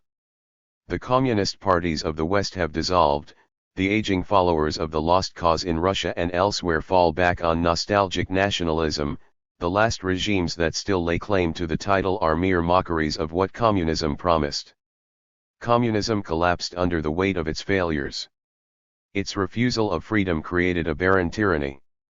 Its command economies were unable to adapt to changing circumstances of production and consumption, they became rife with inefficiency and corruption, until eventually they could not meet even basic expectations. As an official doctrine, communism ossified into lifeless ritual. As a system of government, its monolithic one-party rule became a dead hand that snuffed out initiative and vitality. It fell not just because its critics swelled into an overwhelming opposition, but also because its custodians finally lacked the will to defend it. It ended as much in inanition as in protest. With its passing, communism has become almost unintelligible. I teach a course of contemporary history to first-year undergraduates, which takes as one its principal themes the competing doctrines of freedom that strove for supremacy in the post-war world. The one doctrine, freedom based on private property and liberal democracy, is represented by a passage from Friedrich von Hayek's The Road to Serfdom.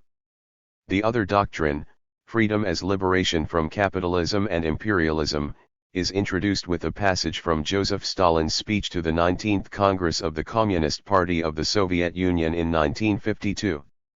My students find von Hayek instantly familiar and Stalin so strange as to be almost incomprehensible. That Stalin commanded the greater popular following at the end of the Second World War and that post-war events initially seemed to bear out his boasts, strikes them as preposterous.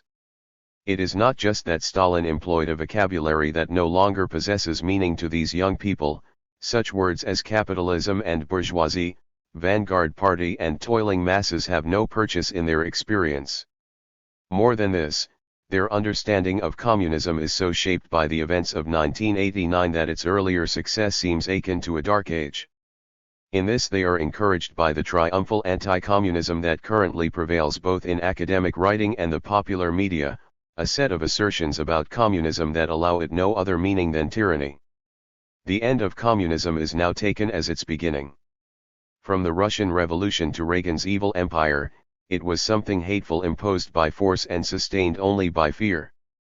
There is no indication that communism was also a popular phenomenon that people in all countries grasped as a spar of hope against other forms of oppression, that it gave meaning and purpose to idealists in a wide range of circumstances, and that it was not a simple divination of evil but a complex body of thought and action that altered over its life course. It might have been expected that the extinction of communism as a historical phenomenon would allow some less Manichean evaluation of its consequences, and when the present body of anti-communists exhaust their exultations that re-evaluation is likely to occur. It is unlikely, however, that it will so readily separate Stalinism from communism, as so many communists sought to do. Lenin, his predecessor and the founder of communism, warned from his sickbed in the winter of 1922 to 1923 against Stalin's authoritarian ways. Khrushchev, Stalin's successor, denounced his crimes at a party congress in 1956.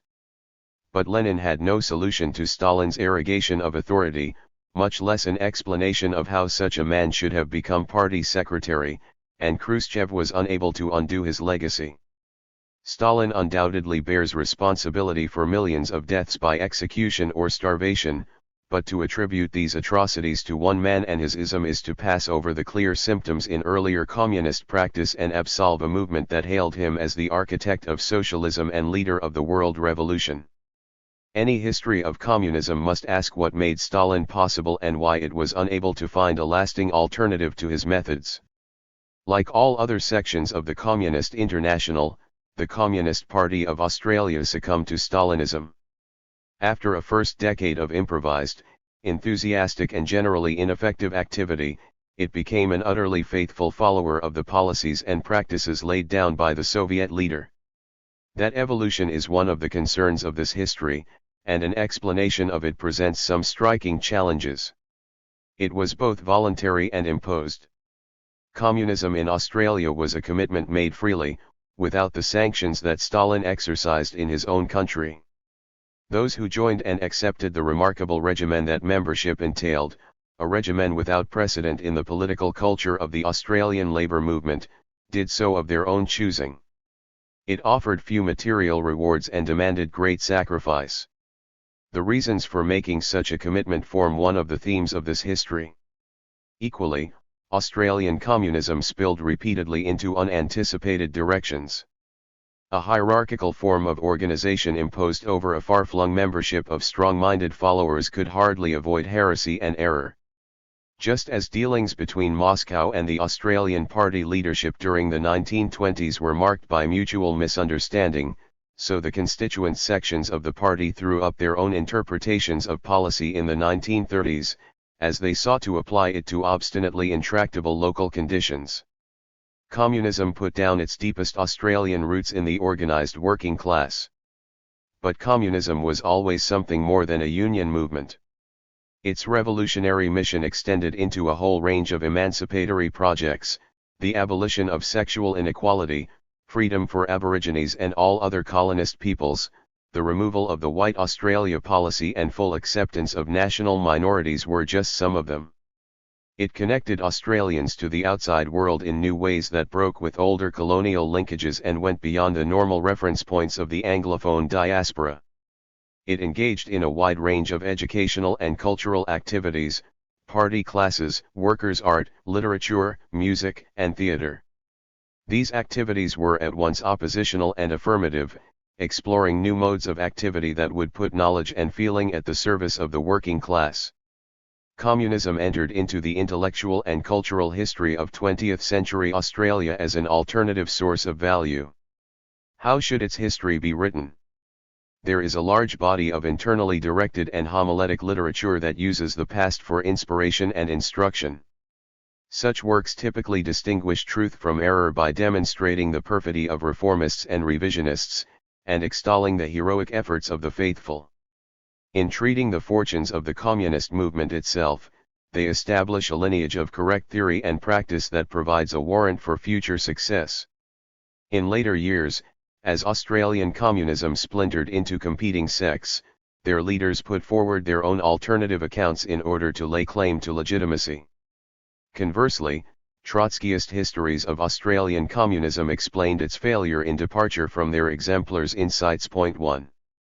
Apart from their self-serving and partisan character, such histories exhibit a common tendency to treat the fortunes of communism as a reflex of appropriate endeavor. Victories confirm the wisdom of the party, defeats are attributed to factionalist deviation from the correct line by left adventurists or right opportunists. The historical process they record is highly schematic, the party treated as a responsive instrument, the flux and contingency of human frailty regarded as a mere epiphenomenon of impersonal class forces. Insofar as such communist history considers questions of motivation, it employs a model of heroic effort. The Australian communist who emerges from these accounts is resolute, capable, fearless, indefatigable, purged of all weakness and doubt. The party constructed this model comrade in instructions and reports, as well as in fiction and in graphic art, and veterans employed the same imagery when they recounted their experiences or memorialized others in such works as Reminiscences of a Rebel, of Storm and Struggle, Comrades Come Rally, and Solidarity Forever. Such works evoke the world of the communist in a record of constant engagement, a celebration of commitments, beliefs, and hopes set down in a form that leaves little room for doubts or uncertainty, let alone critical reflection on what went wrong. 2. Not that Australian communists eschewed the lessons of the past. On the contrary, they were convinced historical determinists who enlisted comrade history as one of their most valuable recruits, and they applied themselves to analysis of their own country's historical record through the lens of Marxist historical materialism as attentively as communists elsewhere sought to gauge their particular circumstances. Leading interwar communists such as Esmond Higgins, James Rawling, and Lloyd Ross pioneered research in Australian labour history. After the Second World War, when a new generation of communist academics established labour history as a scholarly discipline, Lloyd Churchward, Miriam Dixon, Bob Gollin, Ian Turner and others grounded the history of Australian communism in studies that traced the rise of an organised working class as a force for national progress. After them came other academics who built up a very considerable literature, consisting of books, articles, and theses that treated various aspects of communist history, whether by region, period, occupation, or sphere of activity. Sometimes critical and sometimes celebratory, such work is predominantly sympathetic and merges into the local and thematic histories produced from within the communist movement. The dimensions of this literature are indicated by the bibliography prepared by Beverly Simons. It lists nearly 200 books wholly or partly concerned with Australian communism, more than 600 articles and a further 200 theses, the great majority produced in the past quarter century. 3 The variety of subjects they traverse is striking, but more striking is the fact that there has been no general history of communism since Alastair Davidson's The Communist Party of Australia, a short history appeared in 1969. That work was based on a doctoral thesis on the early history of the party submitted in 1965, and was assisted by the new party leadership of the 1960s in a spirit of critical reappraisal that accompanied the party's break from monolithic conformity. Its argument, that the party was making a stumbling, groping, limping move back to Australian traditions with the weight of past errors on its shoulders, pleased neither the Liberals nor the diehards. 4. Davidson worked mostly from the published record. Many major archival sources have since become available but so far remain largely unused. The reasons for such neglect are partly to do with the changed interests of historians. Davidson's was a political history that concentrated on policy and its implementation. The more recent work listed by Simons has moved from political history to social and cultural concerns, emphasizing history from below, lived experience, radical imagery and textual representation. This in turn registers a loss of confidence in politics, a growing realization that the communist project had failed and a corresponding intention to connect certain forms of communist activity to the concerns of the new social movements and the circumstances of postmodernism. Hence we have studies of communist encouragement of early Aboriginal activism, communism as a precedent for community campaigns, communism as a mobilizer of women, communism in a multicultural mode, anti-communism as a discourse of surveillance.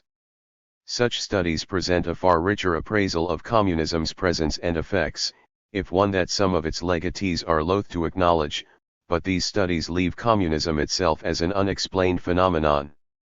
The final decline of communism has produced another kind of writing that returns once again to the first person from the third, this time in a more intimate register. These are the memoirs of former communists looking back on a lost political cause. They write retrospectively in a familiar autobiographical mode that traces the journey from innocence to experience, a transition intensified in their case by the fact that they lost their faith before it was taken from them. For the writers of these memoirs rejected the authoritarian dogmas of Stalin in advance of the collapse of communism, as is suggested by the title of Oriel Gray's memoirs, Exit Left, and Dorothy Hewitt's Wild Card. They therefore look back across a double rupture to their youthful enthusiasm, and seek both to affirm and to question the cause that illuminated their lives without the self-justificatory insistence of most political autobiography. For the most part they write in an informal, highly personal style that admits elements excluded from the older communist autobiographies, the very elements that communism denied. Hence Daphne Gollan's memoirs of Cleopatra's Sweat Figure, Bernice Morris's Between the Lines, and Amira Inglis's The Hammer and Sickle and the Washing Up. The opening up of subjectivity is a particular feature in the recorded testimony of communist women, as in Taking the Revolution Home or Bread and Roses, but it is also an important dimension of Bernard Smith's evocation of the boy Adeodatus or Roger Millis's intergenerational autobiographical novel, Serpent's Tooth. Such remembrance extends from drama, as in Dorothy Hewitt's Chapel Perilous, into film in Children of the Revolution, and is frequently revisited in the lifestyle sections of newspapers, since many of these former communists remain active in public life. Irony and humor mitigate the loss, but all of these reflections share an elegiac poignancy. This genre of communist remembrance is far more noticeable in Australia than in Britain, the United States or elsewhere. 5. The present work seeks to apply the insights of such remembrance to the early history of the party.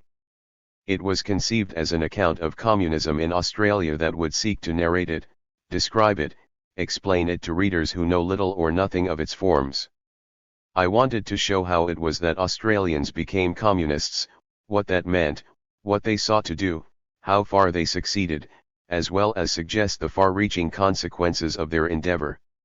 In writing it I have combined a systematic account of the party's organization, doctrine, and practice with more descriptive passages of social and ethnographic detail. In relating the party's activities I have tried to capture the idiom of Australian communism and have paid particular attention to its local forms. I have dwelt on the experience of party members, and perhaps laid too much stress on their foibles and idiosyncrasies, in order to suggest the diversity of human qualities that lay behind the hard outer shell. I have tried to evoke the milieu of Australian communism and have at the same time tried to stand outside it and grasp it as a historical phenomenon. Yet to write the history of communism is to be drawn into its arcane complexities. It was a form of politics more closely controlled than any other. The hierarchical form of organization, the prescriptive language and authoritarian procedures present the historian with an official record of daunting opacity. From the end of the 1920s, stenographers attended every party assembly of significance to record a verbatim transcript of proceedings. Meetings of the Central Committee alone, at which leading state officials and organizers of the various party auxiliaries reported on their work in sessions stretching over several days, yielded typed documents of hundreds of pages every few months. The purpose of these records was invigilation and their effect was to impose a verbal uniformity. A reader of these documents is thus confronted by an esoteric code in which every new turn in policy finds apparent acceptance, differences have to be gleaned from subtle shifts in emphasis, and actual results are hidden under an overburden of dutiful rhetoric. The overwhelming bulk of this material has not been used before, and there is no alternative but to work with it since it provides a far more detailed and systematic record of the Communist Party than earlier historians have possessed. I have tried to use it critically and not succumb to its cliched formulations, its self-validating framework of reference, but any history of communism that enters fully into its subject matter cannot wholly escape its effects. Point 6. Much the same holds for the equally voluminous record compiled against the Communist Party by government agencies. The Australian Archives holds thousands of files compiled by the Investigation Branch of the Commonwealth Attorney-General's Department, which had principal responsibility for official surveillance of communism in the 1920s and 1930s. Its agents provided reports on communist activity, copies of correspondence and even original versions of party documents. The accuracy of the documentation is generally high. The picture of Australian communism it provided is seriously deficient. Coming at a time of turmoil and disorder, the Australian Intelligence Service construed the formation of the Communist Party of Australia as a sinister plot. In digests and summaries it presented a pathology of cranks and rogues, utterly immoral and self-seeking, who exploited the gullibility of the labour movement. The investigation branch grossly exaggerated the dimensions of this movement to augment its own activities. It gathered much of its information for the purpose of criminal prosecution under laws designed to combat the communist menace. I have consulted a large number of intelligence files but by no means all of them. They provide corroborative and supplementary details of the movements, the actions, and even the statements of individual members in reports that are always colored by their own provenance and purpose. Australian communism consumed an extraordinary quantity of paper. By the 1930s it sustained a national newspaper, published twice a week, 4 state newspapers, and a score of magazines and periodicals. Its presses issued a constant flow of books and pamphlets, its bookshops distributed as many more foreign publications, local branches and auxiliary units produced hundreds of their own roneoed bulletins. There never has been a political movement so committed to the printed word. Then there is the unpublished record of the party. The archives of the Central Committee are deposited in the Mitchell Library in more than 200 boxes, augmented by a subsequent deposit of material from the first 2 decades that was long thought to have been lost. It includes full proceedings of the national conferences and congresses, minutes of all the important subsidiary committees, correspondence, and subject files. Similar archives of some state committees are held in state libraries, along with major collections assembled by individual members. In 1991 a microfilm copy of the relevant archives of the Communist International was deposited in the Mitchell Library. It consists of 10 reels and reproduces many Australian party documents as well as records of the deliberations of the Communist International on Australia. To these party sources can be added the records of trade unions and other organisations in which Australian communists played a significant role, as well as those of rivals and opponent organisations, and the extensive personal papers of such assiduous anti-communists as John Latham and Robert Menzies, both deposited in the National Library. There are some very large collections assembled by historians of communism. That of James Rawling runs to 17 shelf meters and nearly 2,400 items. It is held in the Noel Butlin Archives at the Australian National University, along with substantial collections assembled by Ian Turner and John Playford. Confronted by these dispersed mountains of print, typescript, and holograph material, I have had to read selectively. I have studied all the national serials and consulted state newspapers and journals less comprehensively. I have used the National and Communist International archives in their entirety, and trawled through some of the state and personal ones. I have read the party's major monographs and pamphlets, and much of its ephemera. In making these choices, I was guided partly by leads offered in secondary studies and partly by the picture I assembled in the course of the research. My own emphases of treatment are by no means the only ones that might have been made, and many other thematic and case studies would be possible, but some selection is inevitable in a work that already tests the reader's patience. I have tried to bring out regional and local variations with consideration for the party's centers of gravity, and the strong concentration on the eastern seaboard at the expense of South Australia, Western Australia, Tasmania, and the Northern Territory reflects the distribution of the party's strength in its first 2 decades. Most of all, I have tried to make this a history of communism and communists as well as the Communist Party. Communism and anti-communism had a significance beyond the ambit of the party in interwar Australia. For a few dissidents, the Australian Party betrayed the revolutionary cause, and I summarize their critique of it, but these dissidents were scarcely a significant presence until the Second World War. For many conservatives, the specter of international communism far outweighed the efforts of its local practitioners, and I have made some references to this anti-communist mentality. But any history of communism in these years is necessarily a history of the party. Communism is no more, and some might feel that such a lengthy history of its first 2 decades in Australia is redundant. Others allow such history only if it condemns its subject. I make no apologies for treating the history of Australian communism as fully and as seriously as I have. It was a small outpost on the very margins of the Communist International, and even in the late 1930s had only a few thousand members, but it had a much larger following and influence. In the middle decades of the century it presented a palpable challenge to the existing forms of Australian national life. The foundations for its successes and failures were laid in the 1920s and 1930s when it gathered up a disparate range of enthusiasts and led them into new forms of activity against overwhelming odds and in conditions of utmost adversity. Such a history has a drama and a pathos that is worthy of remembrance. 1. Foundation. No one could agree as to just who did turn up. Those who were there remembered the spring sunshine that sparkled on Darling Harbour as they made their way through the waterside streets to their dingy meeting place. They recalled the ardour of the participants and the rancour of their disagreements. One who travelled up from Melbourne had keen memories of the incessant cough of his companion which had kept him from sleep the night before, as well as the prodigious Sydney cockroaches that swarmed over their hotel bedroom. But the men and women who gathered on this Saturday morning were too habituated to such assemblies to be able to distinguish the names and the faces at this meeting from those who had met before and would meet again. 1. Some 60 invitations to participate in the creation of the Communist Party of Australia were issued. In an endeavour to bring about the unified action of all who stand for the emancipation of the working class by revolutionary action, we have decided to arrange a conference to be held on Saturday, October 30, 1920, in the ASP Hall, Liverpool Street, City. We have much pleasure in inviting you to appoint a delegate to attend same. 2. 26 persons answered the call.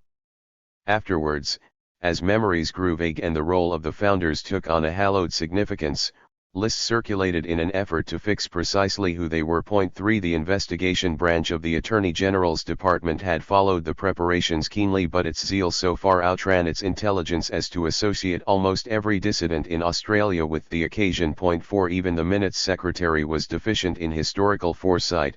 He counted the heads but omitted to record the names of those present. The invitations were issued in the name of the host organisation, the Australian Socialist Party, and 6 of its members were present. There was Arthur Reardon, ASP Secretary. Originally from the English Midlands, he worked at the Clyde Engineering Works as a skilled blacksmith in charge of the apprentices. Emphatic in opinion, a self-taught worker intellectual with interests that ran from metallurgy to English literature, he was as definite and exacting in his socialist rectitude as he was in the practice of his craft. At his right hand on this Saturday, as always, was Ray Everett, the theoretician of the party and editor of its weekly newspaper, the International Socialist. And making up the holy trinity of the ASP was Arthur's wife Marcia, a forceful speaker and writer, who popularized that theory with homilies on the miseries of capitalism and the great happiness that was to come. Then there was Bob Brodney, a more recent recruit. Born Arthur Tennyson Brojke in 1896, the son of a muckraking Melbourne journalist, he had moved with his family to San Francisco, London, and New York before working his way back to Australia in 1918. Brodney had no sooner joined the ASP in 1919 than he began working as an organizer. Gifted, restless, lean, and saturnine, the young newcomer had a precocious capacity to divine new possibilities where more habituated dogmatists saw only confirmation of their established convictions. His enthusiasm for this meeting overcame the caution of his comrades. 5. The Australian Socialist Party was one of many points in a constantly shifting constellation of agitation, education, and revolutionary rhetoric on the fringes of the labor movement. Such organizations formed and collapsed, merged, and split around their diagnoses of the present discontents and their schemes for building on the ruins of capitalism a new social order that would replace oppression and exploitation with freedom and equality. With memberships of a few hundred at most, they sustained a demanding round of activities: production and sale of a weekly newspaper, study of socialist texts, open-air meetings, dances and socials, usually on Saturday evening, lectures and classes on Sunday. Much of their energy was spent in fierce polemics against the futility of reform, the perfidy of labor politicians, the inadequacy of existing trade unions that only served to gild the chains of wage slavery, and above all, the errors of their socialist rivals. Since each group distinguished itself from the others by marking out its own version of socialist doctrine and socialist strategy, the promulgation of which was both its primary purpose and ultimate consolation, heresy hunting was endemic. Ritual exhortations to unity broke on the unyielding rock of doctrinal rectitude. As the ASP executive explained after a previous effort to bring the various socialist organizations together proved fruitless, the ASP stands for revolution. Nothing less. Revolutionists don't compromise. 6. That the ASP was prepared to host a unity conference in October 1920 suggested some relaxation of this obduracy. The recent experience of common resistance to wartime repression was one new factor predisposing the socialist sects to suspend their differences. For while the Australian left was uncompromising on points of dogma, gladiatorial in style and vilificatory in tone, it was also capable of closing ranks against an external threat. The recent Great War had strengthened that capacity. Just as the Australian government drew no distinction between the anti-war actions of socialists, syndicalists, and feminists, all of whom it subjected to censorship, surveillance, prosecution, deportation, and imprisonment, so the committees that formed to assist the victims were able to set aside doctrinal differences in the defense of political freedom. Even as they met, the participants were working for the release of jailed comrades. The Great War of 1914-18, as it was known by contemporaries, who could not foresee the second round of hostilities to come within a quarter of a century, drew old adversaries into common causes. It also split the Labour Party, radicalised the unions and fostered a far greater international awareness in the Australian labour movement. More than this, the war strained the established world order to breaking point. None of the principal European combatants emerged from their prolonged ordeal without crippling losses. Monarchies were overthrown, boundaries redrawn, colonial possessions reallocated, but neither the victors nor the vanquished re-established the structures of authority that had provided security and prosperity over the past century. Institutions, habits, and values that once ordered society lost their force. A nationalist uprising in Ireland against the imperial overlord, put down with brutal excess during the Easter of 1916, presaged the new disorder. All changed utterly, a terrible beauty is born. Above all, the war brought the Russian Revolution, an event that was at once specific in its causes and forms and universal in its impact. It is difficult now, in the aftermath of communism, to appreciate the enthusiasm with which onlookers responded to the news from Russia during 1917, the overthrow of the Tsar in March, the formation of Soviets, or councils of workers, peasants, and soldiers, to liberate the Russian people from a notoriously backward and despotic order, and then, in October, the Bolsheviks' use of the Soviets to seize power from the National Assembly, followed by Russia's unilateral withdrawal from the war. A series of aftershocks followed. There were short-lived communist republics in the former Austro-Hungarian Empire, a failed uprising in Germany, further reverberations in Italy, France, Spain, and beyond. New revolutionary movements emerged in China, India, Latin America. If few of the tobacco workers who formed their own Soviets in Cuba knew even where Russia was, their adoption of the term demonstrated the reach of the Russian Revolution. Before 1917, Marxism had provided just one strand of theory that informed the strategy of socialists, who in turn were but one of a constellation of oppositional movements: anarchism, syndicalism, populism, vitalism, that formed in response to the transition to capitalist modernity. After 1917, the methods of the Communist Party and the doctrines of communism absorbed or displaced alternative traditions of social protest. Communism lit a beacon that beckoned to the oppressed and subject peoples around the world. It called on them to rise up in order to replace capitalism and imperialism by force. It constituted a party of a new type, a disciplined army of human emancipation. It created a new model of historical progress, universal in application, dogmatic in its certainty, that put knowledge at the service of power. Millions would die for communism, millions would die by it, and the reckoning of its effects would preoccupy the generations who lived under it. As the ideals of the French Revolution shaped history after 1789, so the ideas of the Russian Revolution have shaped the 20th century. 7. The call by the Russian communists for the working class of all countries to follow their lead and make their own revolutions was answered by the ASP at the end of 1919, when it declared allegiance to the new Communist International. 8. Had that been all that was involved in the establishment of a Communist Party of Australia, it would hardly have been necessary to convene the gathering at the ASP Hall 10 months later.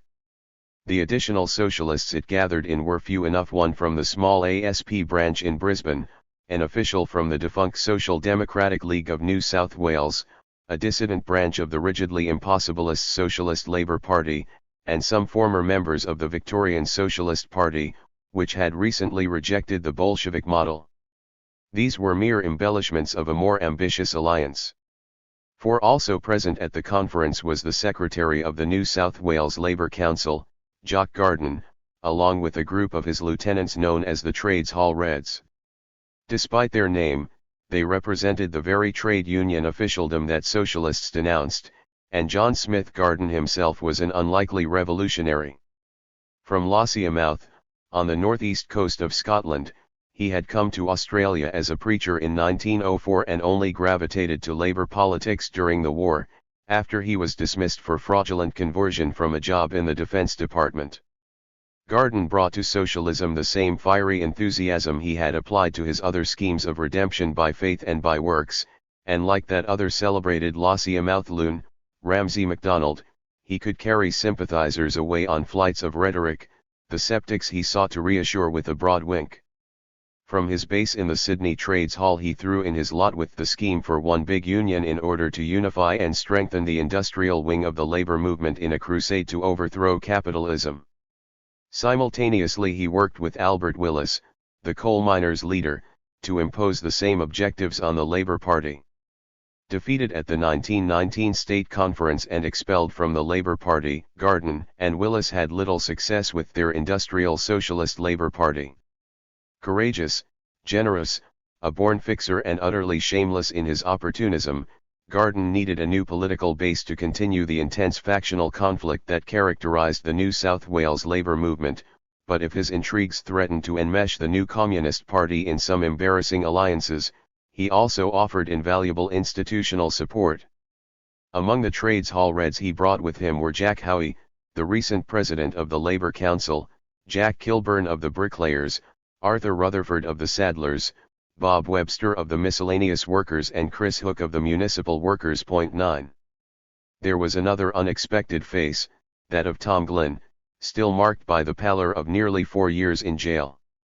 He was one of the 12 Sydney martyrs of the industrial workers of the world convicted in 1916 of seditious conspiracy for their campaign of direct action against the war. More commonly known as the Wobblies, the industrial workers of the world had initiated the idea of one big union. Unlike Garden and the Trades Hall Reds, however, they scorned the constraints of trade union officialdom for organization and action on the job in a heroic vision of participatory industrial democracy that knew no divisions of leader and led. And unlike the socialists, the Australian Wobblies, who took their lead from the Chicago-based IWW, were vehemently anti-political. Parliament was for the bosses. The workers should simply bypass it and create the structure of the new order within the shell of the old. In keeping with such an heroic project, the Wobblies were distinguished by their reckless effrontery as the guerrillas of the class war in the years leading up to and into the Great War. They cultivated a style of reckless defiance of order and respectability, a style commonly described as bummery after their iconoclastic boast, "Hallelujah! I'm a bum." In such effrontery no one exceeded Tom Glynn. An Irishman, who was a trooper in the Boer War and a Transvaal policeman after it, Glynn had plunged into industrial agitation in South Africa. As the secretary of the Sydney branch of the IWW and one of the most articulate strategists of its anti-war agitation, he was a prime target when the Australian government suppressed the organisation late in 1916. Released from prison in August 1920 by the new Labour government of New South Wales in response to a popular campaign, he quickly set about reviving the wobbly cause.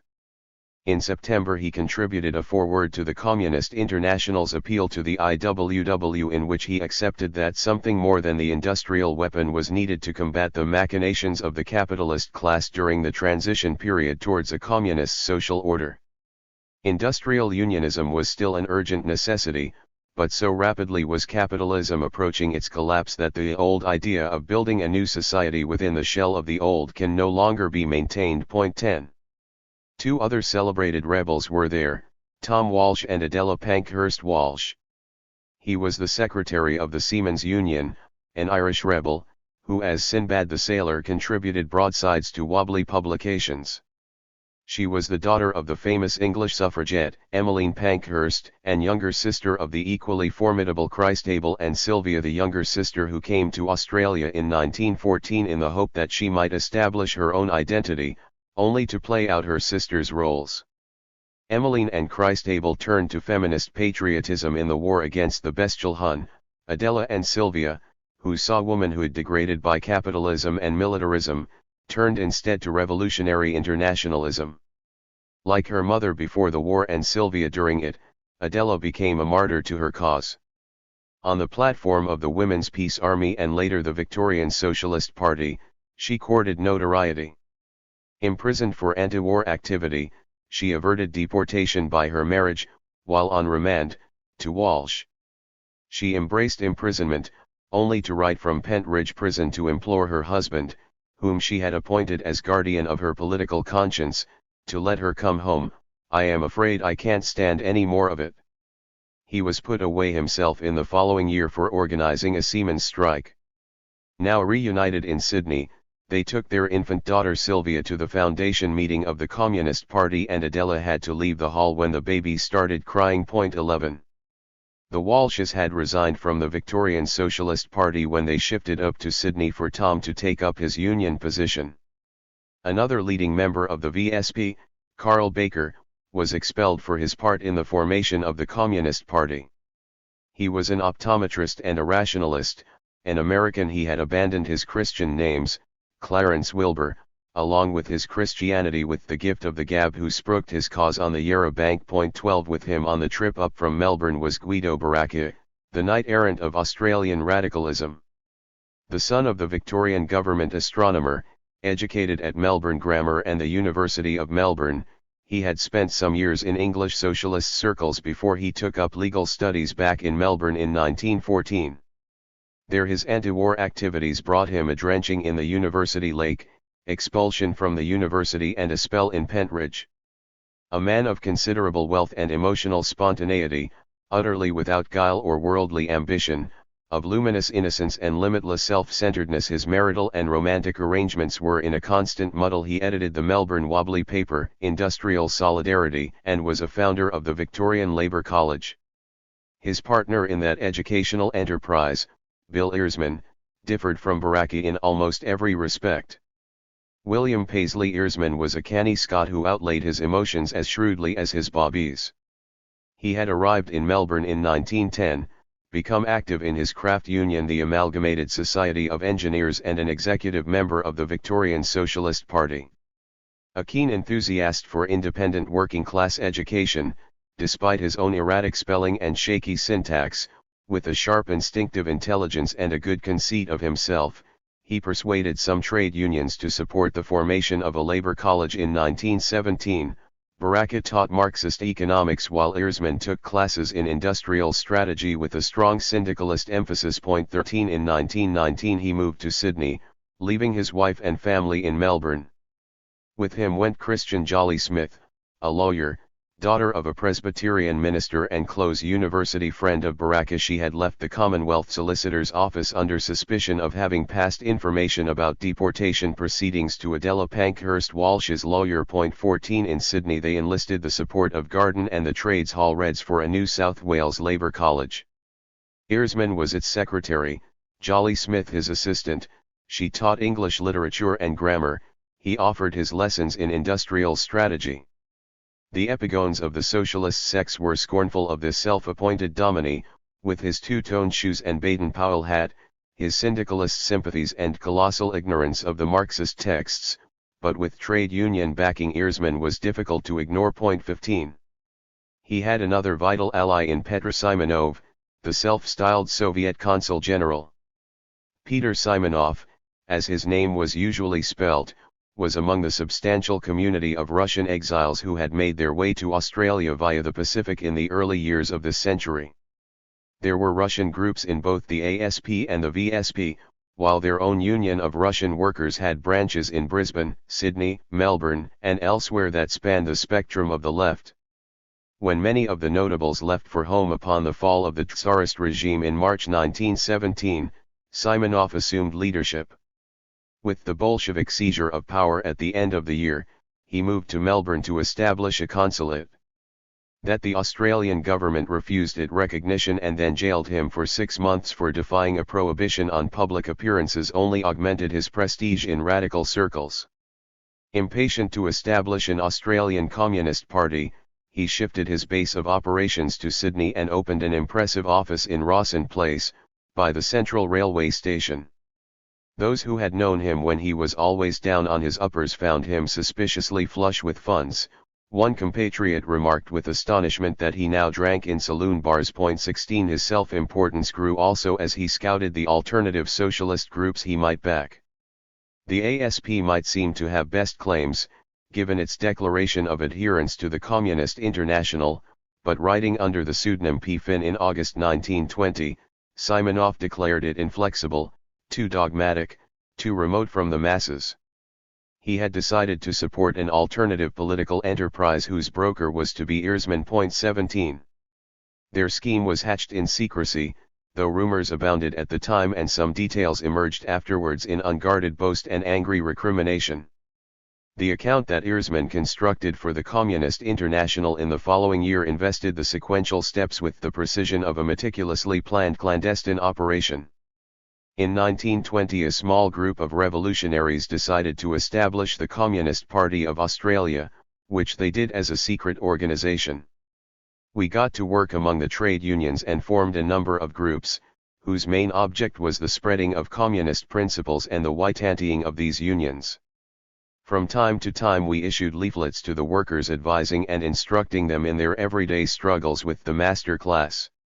Then we sent out a manifesto and program in keeping with the principles of the Third Communist International, and a call to form a legal communist party. 18. This melodramatic account was calculated to impress Earsman's Russian audience, and certainly confirmed the Australian investigation branch's conviction that there was a controlling intelligence behind the formation of the Communist Party, constituting the most silent, militant and dangerous of malign infestations, one that plants its own members in places where they in turn become germ cells, thus multiplying itself fashion retaining its own virility while ever extending the sphere of its cankerous inoculation. 19 Both versions suppress the improvisation, the blunders, and sheer messiness of the process. The first step was to establish communist groups in Melbourne, Brisbane, and Sydney. Earsman's associates in the Melbourne Labour College, Baraka, and the socialist bookseller Percy Laidler, launched a new journal, Proletarian Review, in June 1920 to publicize communist principles, while Karl Baker and the Russian activist John Marischuk tried and ultimately failed to win over the VSP. In Brisbane, where the Russian presence was stronger, the ASP branch declared itself a communist group in August 1920 with the publication of their journal, Communist. Meanwhile in Sydney, Earsman, Simonoff, and Jolly Smith drew Jock Garden into their meetings as they prepared the manifesto and program of the proposed party. At this point Reardon and Everett of the ASP launched a preemptive strike. They obtained a copy of the draft manifesto and published it early in October with this introduction. It was discovered blowing around the city, and the only clue as to its origin was the central executive of the Australian Communist Party. After quoting the closing paragraph of the Communist Manifesto by Marx and Engels, wherein it is stated that the Communists disdain to conceal their views and aims, the author, or authors, evidently took fright at their own audacity and ran for the hollow log, before giving their name and address to the printer. 20. As Reardon and Everett anticipated, this shrewd thrust drew the authors of the document into the open. Discussions opened that led almost immediately to the calling of the conference for October 30. While the ASP issued the invitations, Garden and Earsman provided Reardon with the names and addresses of the bulk of the invitees. It was an uneasy arrangement since neither party trusted the other while each depended on mutual cooperation. As the most significant of the socialist groups, the ASP had the assets, most importantly, premises and a printing press, and the putative claim to be an affiliate of the Communist International. The others had the wider contacts, the intangible authority of the Soviet representative in Australia, and the initiative. The conference passed without open breach, though the points of tension were readily apparent. Garden was elected to the chair, Earsman kept the minutes. Everett moved that the conference accept the principles of the Communist International and pledge itself to establish a well-disciplined centralist party. A Trades Hall Red moved the amendment that this conference now form a communist party, and the amendment was carried. Or so the minutes recorded. Reardon's version was that the conference agreed to take immediate steps to form a communist party. Earsman defeated Reardon as secretary in the ballot for a provisional secretary. There were just 3 ASP members elected to a provisional executive of 12. Brodney and Glynn wanted to thrash out the program and principles there and then. Earsman and Garden prevailed with their suggestion that the task be entrusted to a drafting committee. The group charged with the task Earsman, Jolly Smith, Tom Glynn, Bob Brodney. Ray Everett quickly adopted a slightly modified version of the documents the International Socialist had so recently derided. 21 On the Sunday evening they celebrated the successful formation of the new party with a rally in the Liverpool Street Hall, where Glynn, Baker, Baraka, and Reardon were the speakers. Glynn expressed his appreciation of the ASP's magnanimity. Contrary to all expectations, the ASP had sunk everything in the interests of that unity for which they had called the conference. Reardon thanked Glynn for his words of praise, noting it was altogether a new sensation to receive anything but bitter criticism. The conference, he said, had met in a peculiar atmosphere. Many delegates had gathered, each with the idea that the ASP sought only to reinforce itself and to sail along with little more than perhaps a change of name. Indeed they had, but most present had something more in mind. 22. The manifesto and program released in the following month suggests the nature of their enterprise. While appealing to the authority of the new Communist International, it still took as its starting point the evolutionary outlook of the old Socialist International. Capitalism was a system that had done great service to humanity, but had now outlived its usefulness and must give way. It had created the seeds of its own destruction in the augmentation of productive capacity, choking the owning class with wealth while denying the producing class the fruits of their labor. Meanwhile the capitalists controlled the state and used it to coerce or trick the workers into submission. Onto this familiar historical diagnosis and gloomy political prognosis, the manifesto grafted the idea of the Communist Party as the educator, the organizer, and the leader of the working class. The distinctive character of Lenin's conception of the party was barely glimpsed, though the need for a dictatorship of the proletariat for the complete annihilation of the bourgeois as a class was stated. Nor was there any consideration of the provenance of this device, or how it might be applied in Australia. The program of the party invoked the Bolshevik method.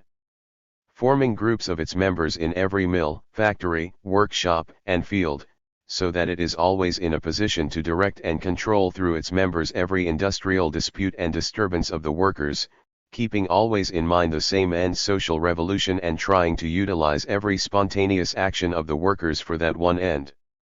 Without further thought as to how such direction and control might be achieved and exercised. Instead, the manifesto was concerned to strike a balance between those old bugbears of Australian socialism and syndicalism, the industrial question and the political question. On the industrial question, it conceded to the syndicalists the desirability of industrial overcraft unions, since up-to-date efficient industrial unions would have greater revolutionary potential and assist in the future communist reconstruction. At the same time, it insisted against the syndicalists that communists should participate in all existing unions and seek to win office within them. On the political question, it called on communists to participate in parliamentary elections in order to demonstrate the bankruptcy of capitalist institutions to the toiling masses. But in a concession to the anti-parliamentarians, it allowed membership to those holding contrary views, providing that they submit to party discipline. Point 23. Such equivocations were hardly surprising. The success of the Bolsheviks was undoubtedly the catalyst for the formation of the new party. Its choice of name, declaration of allegiance, and intent are quite clear. Australian radicals had always borrowed freely from other countries. The first wave of Australian socialism was discernibly British in its doctrine, language, and temper, with a continental European leavening. In the first decade of the 20th century, North America became the salient influence, both through de Leonite socialism and wobbly doctrines. Now a third wave was building. Into old rhyme. The new words come but shyly. Here's a brave man who sings of commerce dryly. Swift gliding cars through town and country winging, like cigarettes, are deemed unfit for singing. Into old rhyme. New words come tripping slowly. Hail to the time when they possess it wholly. The new words never did wholly possess the author of this poem, Lesbia Kia, who wrote it in 1917 when she was the lover of Guido Baracchi and made a wobbly of him. A friend of Christian Jolly Smith at the University of Melbourne, she moved to Sydney in 1918 and boarded with the wife of Tom Glynn. She bore the reputation of a rebel girl who sought to combine women's freedom and class emancipation. Just 3 weeks after the foundation of the Communist Party, she married Pat Harford, a wobbly artist, and withdrew from politics. Following her death in early middle age, Baracchi would claim that she was a romantic revolutionary unsuited to a strictly disciplined organization like the Communist Party. Point 24. A range of experience and temperament can be seen in those who gathered in Sydney to form the Communist Party. Of the score who can be positively identified, a little more than half were Australian-born, the others hailed from England, Scotland, Ireland, the United States, and one from Russia. Only 3 came from outside New South Wales for the occasion, but at least half had lived for extensive periods in one or more of the other states. Most had only a few years of formal schooling, and the 2 with degrees were quite exceptional, but all of them, even the most rough-tongued, cultivated a particular style of intellectual self-improvement. Their work experience covered construction, bush laboring, and skilled crafts. Christian Jolly Smith, a solicitor, and Carl Baker, the optometrist, were the only professionals, though a narrow majority held full-time organizational or agitational positions in 1920. Nearly all had had brushes with the law since 1914, and at least half a dozen had served time. They were young. Tom Walsh, born in 1871, was easily the oldest. Bob Brodney, at 24, probably the youngest. Most were still in their 30s. And they were largely masculine. Only 3 women are known to have been present: Christian Jolly Smith, Adela Pankhurst Walsh and Marcia Reardon, and all 3 had partners there as well. The composite portrait that emerges is of a particular generational segment fired by 1917. They were restless, cosmopolitan, resourceful, impatient, tested in the crucible of combat and still keen for more. They were an insistently political assembly, defining themselves by word and gesture in vehement rejection of the existing order, and they practiced a gladiatorial style whose highest form was the challenge to formal combat by debate, issued by the champion of one group to another. Yet the political culture they created and inhabited was by no means as narrowly oppositional as might be supposed. Russian musical evenings were a great drawcard at this time, when the audience would thrill to the strains of the peasant's song, the fairy song and the revolutionary fighting song. 25 Just as the Reardons performed theatrical readings for the members of the ASP, so Brodney lectured on classical music at the Trades Hall to the piano accompaniment of Jolly Smith. Perhaps that type of artistic performance offers a clue to the gendered pattern of revolutionary politics. Within the socialist ranks there was a sexual division of labor. The men were the activists, speaking and practicing a distinctively masculine language of virile defiance, and women who could engage in that arena earned an enhanced reputation as Amazons. Typically, however, the women were cast in a supportive, nurturing role, sustaining the socialist fellowship and prefiguring the higher life that was to be. When the ASP lost patience with the reformist VSP, it pronounced that it consisted of dear old ladies of both sexes. 26 Among the industrialists this division was even more pronounced. The Trades Hall Reds organized their members on inner-city sites where men sweated and toiled, and they did their deals in the pubs around the Trades Hall. The Wobblies drew their strength from the bush workers, the isolated mining communities, the waterfront and transport industries, and the fraternity of unattached men constantly on the move. Militant activism offered a particular kind of critique and affirmed a particular kind of alternative. It valorized a single-minded dedication to the cause unencumbered by sentimental ties. When it identified the evils of capitalism, inequality, poverty, exploitation, and corruption, this activism returned insistently to capitalism's destructive effects on family life. Wage slavery was an affront to masculine capacity, and such palliative devices as arbitration emasculated the working man. The very first issue of the Communist newspaper featured an article by Adela Pankhurst Walsh on communism and social purity, which explained how capitalism degraded sexuality and forced women into prostitution. 27 This was a long-established theme in Australian socialism. In perhaps its formative text, Working Man's Paradise, William Lane explained the impossibility of true marriage and healthy procreation until the serpent was expelled from the garden and the safety of the race secured. 28 But it assumed particular salience in wartime circumstances when the existing gender order was disturbed by the departure of the young men. The Red Plague was the term commonly used to denote the consequent danger of venereal disease, and a congruence may be noted between this image of rampant infection and the language used by the investigation branch about communists. These communists were the men of military age who had not gone overseas to fight but stayed home to wage the class war. Male as well as female socialists advertised the insidious spread of venereal disease for which socialism and secure, companionate sexual partnership were the only reliable antidotes. Bill Thomas, one of the ASP representatives at the founding conference, was celebrated for his lantern slide lectures on the subject. 29. The Communist Party of Australia was formed on the ebb tide of labour unrest. Within a year the Communist International would declare that the period of revolutionary crisis was spent and a new phase of temporary capitalist stability had begun. Its signs were already apparent. The Great General Strike of 1917 had paralysed industry for 3 months, the Maritime Strike of 1919 tied up the ports for 3 months more. By 1920 only the Broken Hill miners were engaged in that form of industrial siege. Wartime hardships were easing as economic growth resumed. The strains that had split the Labour Party so recently had weakened, but not dislodged, its attachment to parliamentary reform. Above all, the iron heel of the militarist state had crushed the most dangerous rebels, and with the return of the soldiers, whose blood sacrifice provided conservatives with a symbol of sacral nationalism, the country turned inwards, eschewing the exotic, the alien, and the dissident. The period of capitalist stability was indeed temporary.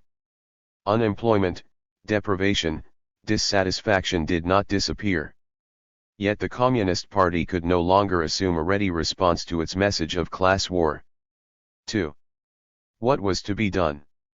For the whole of his adult life, Lenin, the leader of the Russian Bolsheviks and founder of the Communist International, was a professional revolutionary.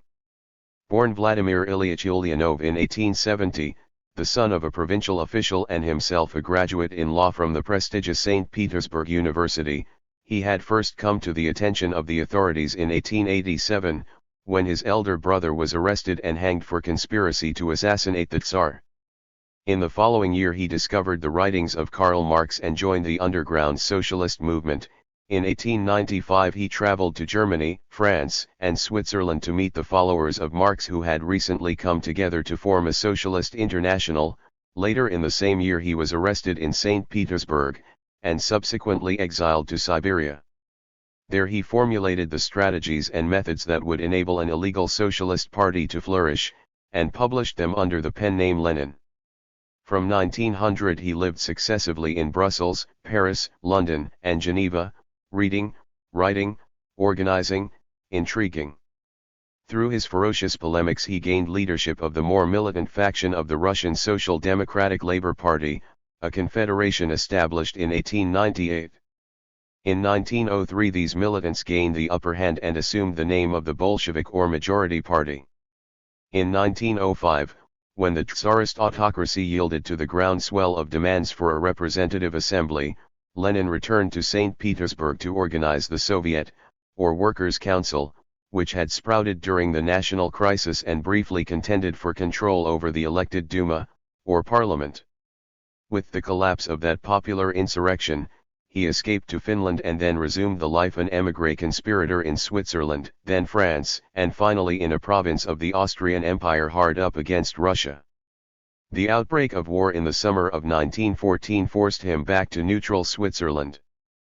But that war, the Great War, eventually broke the Tsarist regime and took Lenin back to his native land. While Lenin led the Bolsheviks to power in Russia, his gaze crossed national boundaries. He apprehended capitalism as a world system that connected an investor in Amsterdam to a plantation in Java, a textile manufacturer in Leeds to a sheep station in Victoria. The very concatenation of imperial rivalries that brought war in 1914 and revolution in 1917 demanded a global response. Thus communism, which became the generic term for the Bolshevik doctrine and practice he created, was at once a particular application of Marxist socialism to Russian circumstances and a universal application of that formulation to all countries.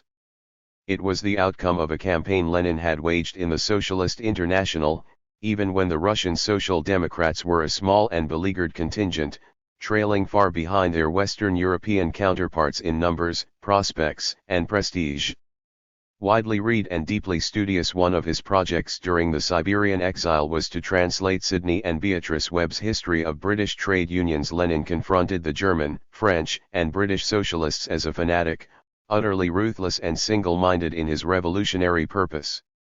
He followed developments in these and other countries keenly, construing press reports of foreign correspondents from around the world as dispatches from the far-flung battlefields of a unified class war.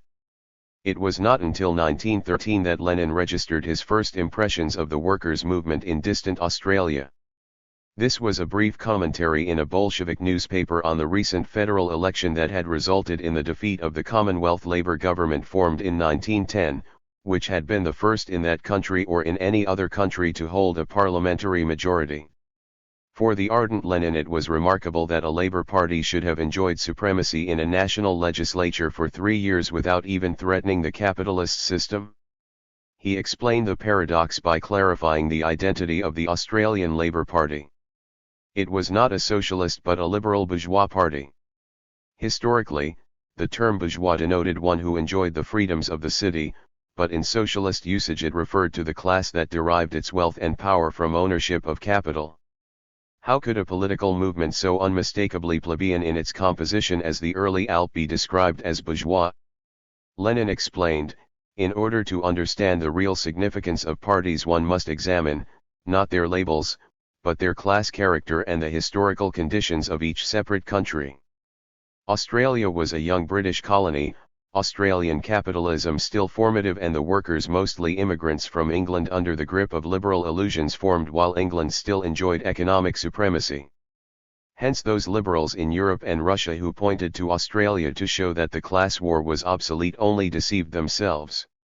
Once Australia matured as an independent capitalist state, the conditions and the consciousness of the workers would change and a socialist Labour Party would emerge. 1. Lenin's brief review of Australian politics relied on sketchy press reports and contained numerous inaccuracies. His appraisal of Australian exceptionalism, on the other hand, took up well-developed issues in European socialist discussion. The rapid formation of the Labour Party at the turn of the century, its early electoral successes and speedy achievement of office by 1914. There had been Labour governments in every one of the Australian states as well as the Commonwealth. The introduction of industrial legislation, a basic wage, welfare benefits and state enterprise, all seemed to confirm the antipodes as a workers' paradise. From the end of the century investigators travelled from Britain, France, Germany and elsewhere to this social laboratory of advanced democracy in order to discern the implications of its state experiments, in much the same way as visitors to Silicon Valley or the Asian tiger economies have more recently divined the future. 2. Those who pinned their hopes on a democratic advance from capitalism to socialism saw Australia as blazing a trail that other countries might follow to escape the class war. For revolutionaries, however, Australia posed a challenge, and the gauntlet was taken up by another Bolshevik, Fyodor Andreevich Sergeyev. His substantial report on Antipodean developments appeared in the St. Petersburg journal Prosveshchenie 3 months after Lenin's, but he had been sending back reports from Australia since 1911, and Lenin might well have drawn upon them. Sergeyev's life followed a similar path to that of the leader he served so faithfully. Born in 1883 in the Ukraine, he joined the Social Democrats in 1901 and was almost immediately jailed. Upon release he traveled to Paris and met Lenin, led the Bolsheviks in Kharkov during the 1905 uprising, was arrested, jailed, escaped, arrested again, exiled to Siberia and escaped to arrive in Australia in 1911. As Big Tom Sergeyev he worked in railway construction, bricklaying, farm labouring and waterside lumping, joined the Brisbane branch of the Australian Socialist Party, established a Russian-language newspaper, took part in a free speech campaign and served time in Bago Road jail. "I cannot stand the sight of unorganized masses," he confessed. As soon as the news of the overthrow of the Tsar reached Australia, he returned to Russia and under the nom de guerre of Artem rose rapidly in the ranks of the Bolsheviks during the Civil War, only to die in a train accident 3 years before Lenin's own premature death. 3. I am writing from a country which, due to a strange set of circumstances, is called Australia, the lucky country. Sergeyev's introductory sentence signaled two objects: to discredit the appellation and explain the circumstances that gave rise to it. As he acknowledged, the celebrants of Australian exceptionalism exclaim in rapture at the touching experience of class cooperation, rejoiced in the equality of women with men and celebrated the end of economic exploitation that seemed to render the doctrinaire program of social democracy superfluous.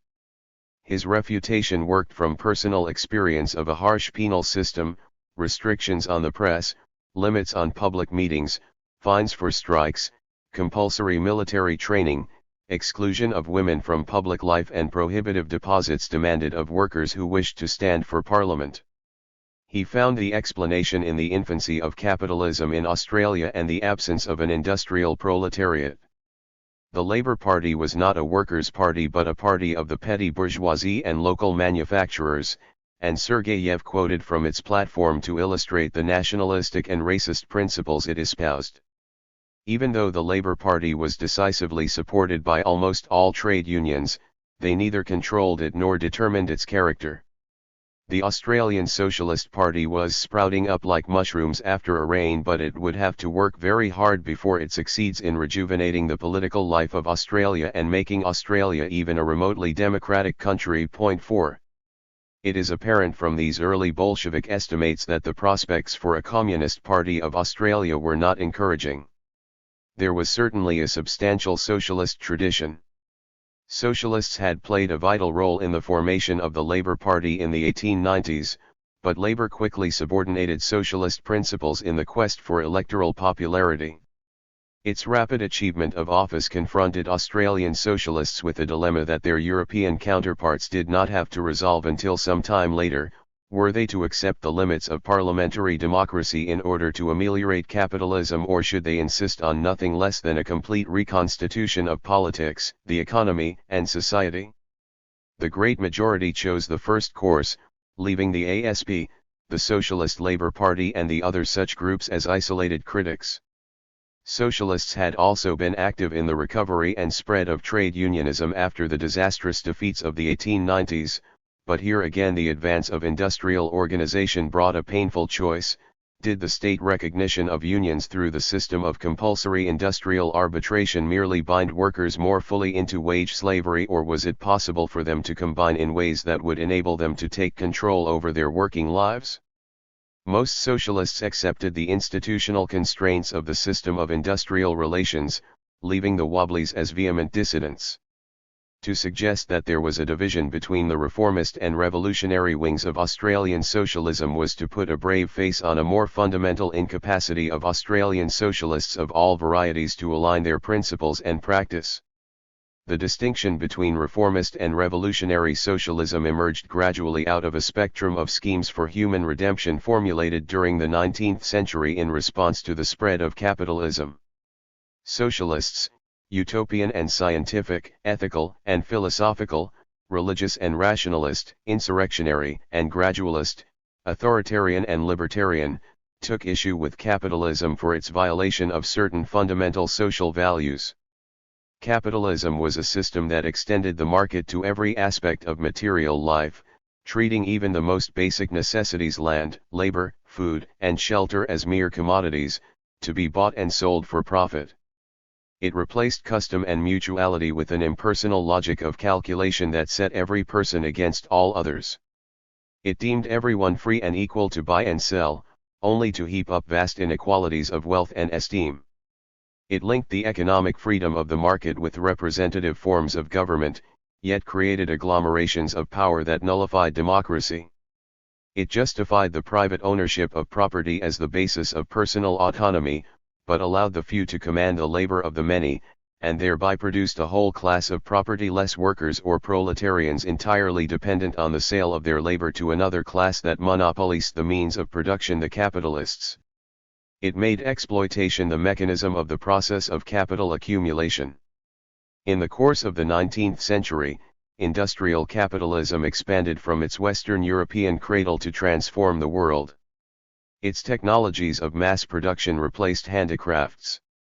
It drew men, women, and children into giant factories that obliterated subsistence forms of household production and bound families to the tempo of the machine. Its steamships and railways shrank distance. Its weapons overcame resistance to territorial expansion. It settled great tracts of land and incorporated them into empires. Its methods of government and techniques of administration extended surveillance and control from coercion into consent. It universalized its values of growth and progress into a process of constant change. The most influential 19th-century socialist critic of capitalism was Karl Marx. A radical intellectual, Marx combined a training in German philosophy with an appreciation of the political legacy of the French Revolution and reading of the nascent science of political economy that he supplemented from his own study of the British factory system. With his friend, patron, and disciple, Friedrich Engels, who drew both wealth and insight from the cotton industry of Manchester, Marx challenged the springtime of liberal optimism in 1848 with the Communist Manifesto. In vivid phrases it enunciated themes that he himself would develop in complex theoretical texts, polemics, journalism, and ill-fated schemes, and which his followers in the Communist International would seek to realize. All history was the history of class struggles, and the bourgeois revolution was but the penultimate stage of this historical pattern.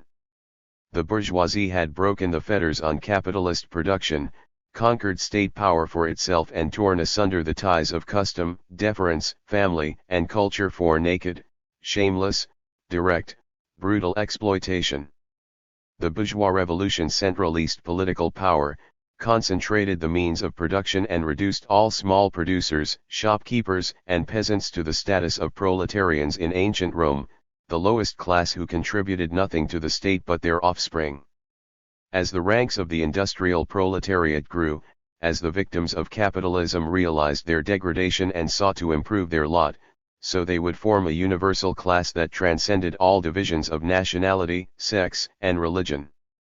This class would in turn overthrow the bourgeoisie, abolish private property, take collective control of the means of production and achieve real freedom. Communism would complete history. Point 5. The Communist Manifesto was at once a political program and an analysis of the objective laws of history.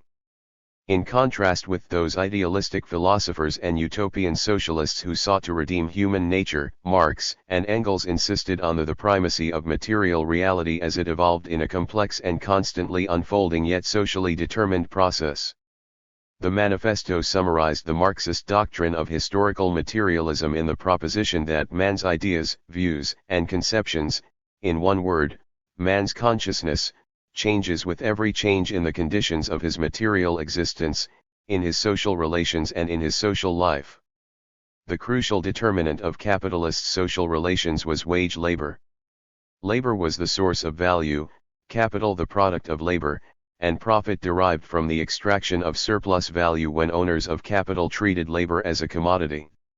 This labor theory of value suggested an inherent conflict between the capitalist and the proletariat, and as the drive for competitive efficiency increased the scale of industry, so the remaining capitalists sought to maintain their profits by increasing their exploitation of labor. The ultimate triumph of communism was thus imminent in the laws of capitalist development. The theoretical conclusions of the communists are in no way based on ideas or principles that have been invented, or discovered, by this or that would-be universal reformer. They merely express, in general terms, actual relations springing from an existing class struggle, from a historical movement going on under our very eyes. Point 6. It will be apparent that the science of historical materialism was universal. Across the complexities of human behavior, the shifting subjectivities and the differences of language, culture, belief, and custom, it postulated a common logic leading to a common destination. Capitalism would obliterate all differences. The singular man identified in the Communist Manifesto was thus the product of a convergent and irreversible historical process. Marx and Engels were not blind to biological difference, indeed they argued that men's domination of women was a condition of the transmission of property, and they were keen critics of racial oppression, but they treated these and other injustices as corollaries of the class struggle. Nor were they alone in assigning primacy to class. Most 19th-century social critics feared the perilous consequences of the great transformation wrought by the market.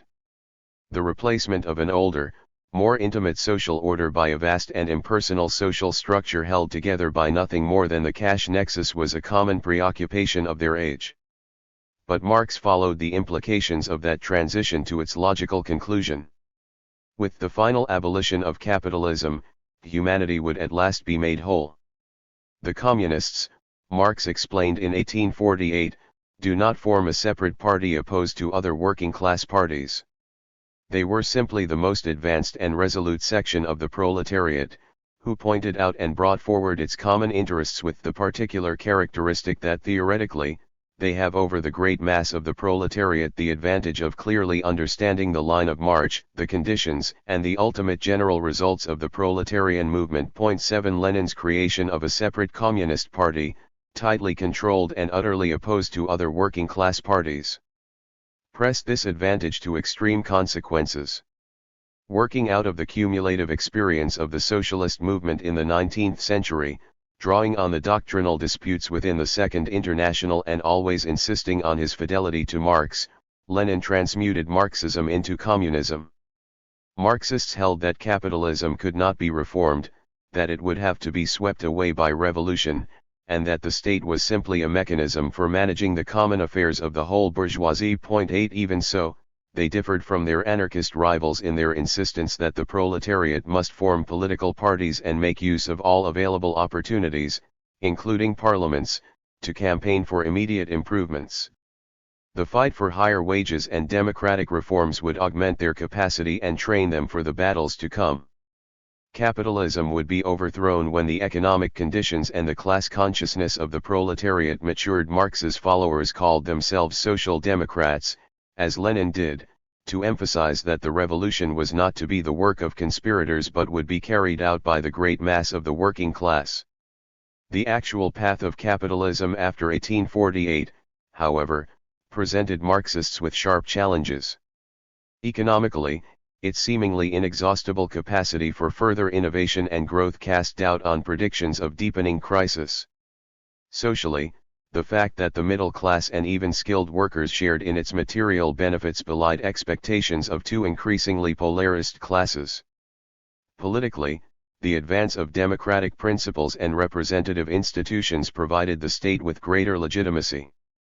Culturally, the increasing intervention of the state into economic and social regulation softened class antagonisms, while the growth of nationalism as a popular phenomenon undercut proletarian internationalism. 9 By the end of the 19th century, the member parties of the Second International were growing in membership, capacity, and caution, beset by endemic disputes between revisionists and fideists, fatalists and voluntarists, possibilists and impossibilists, as its adherents sought to accommodate these developments.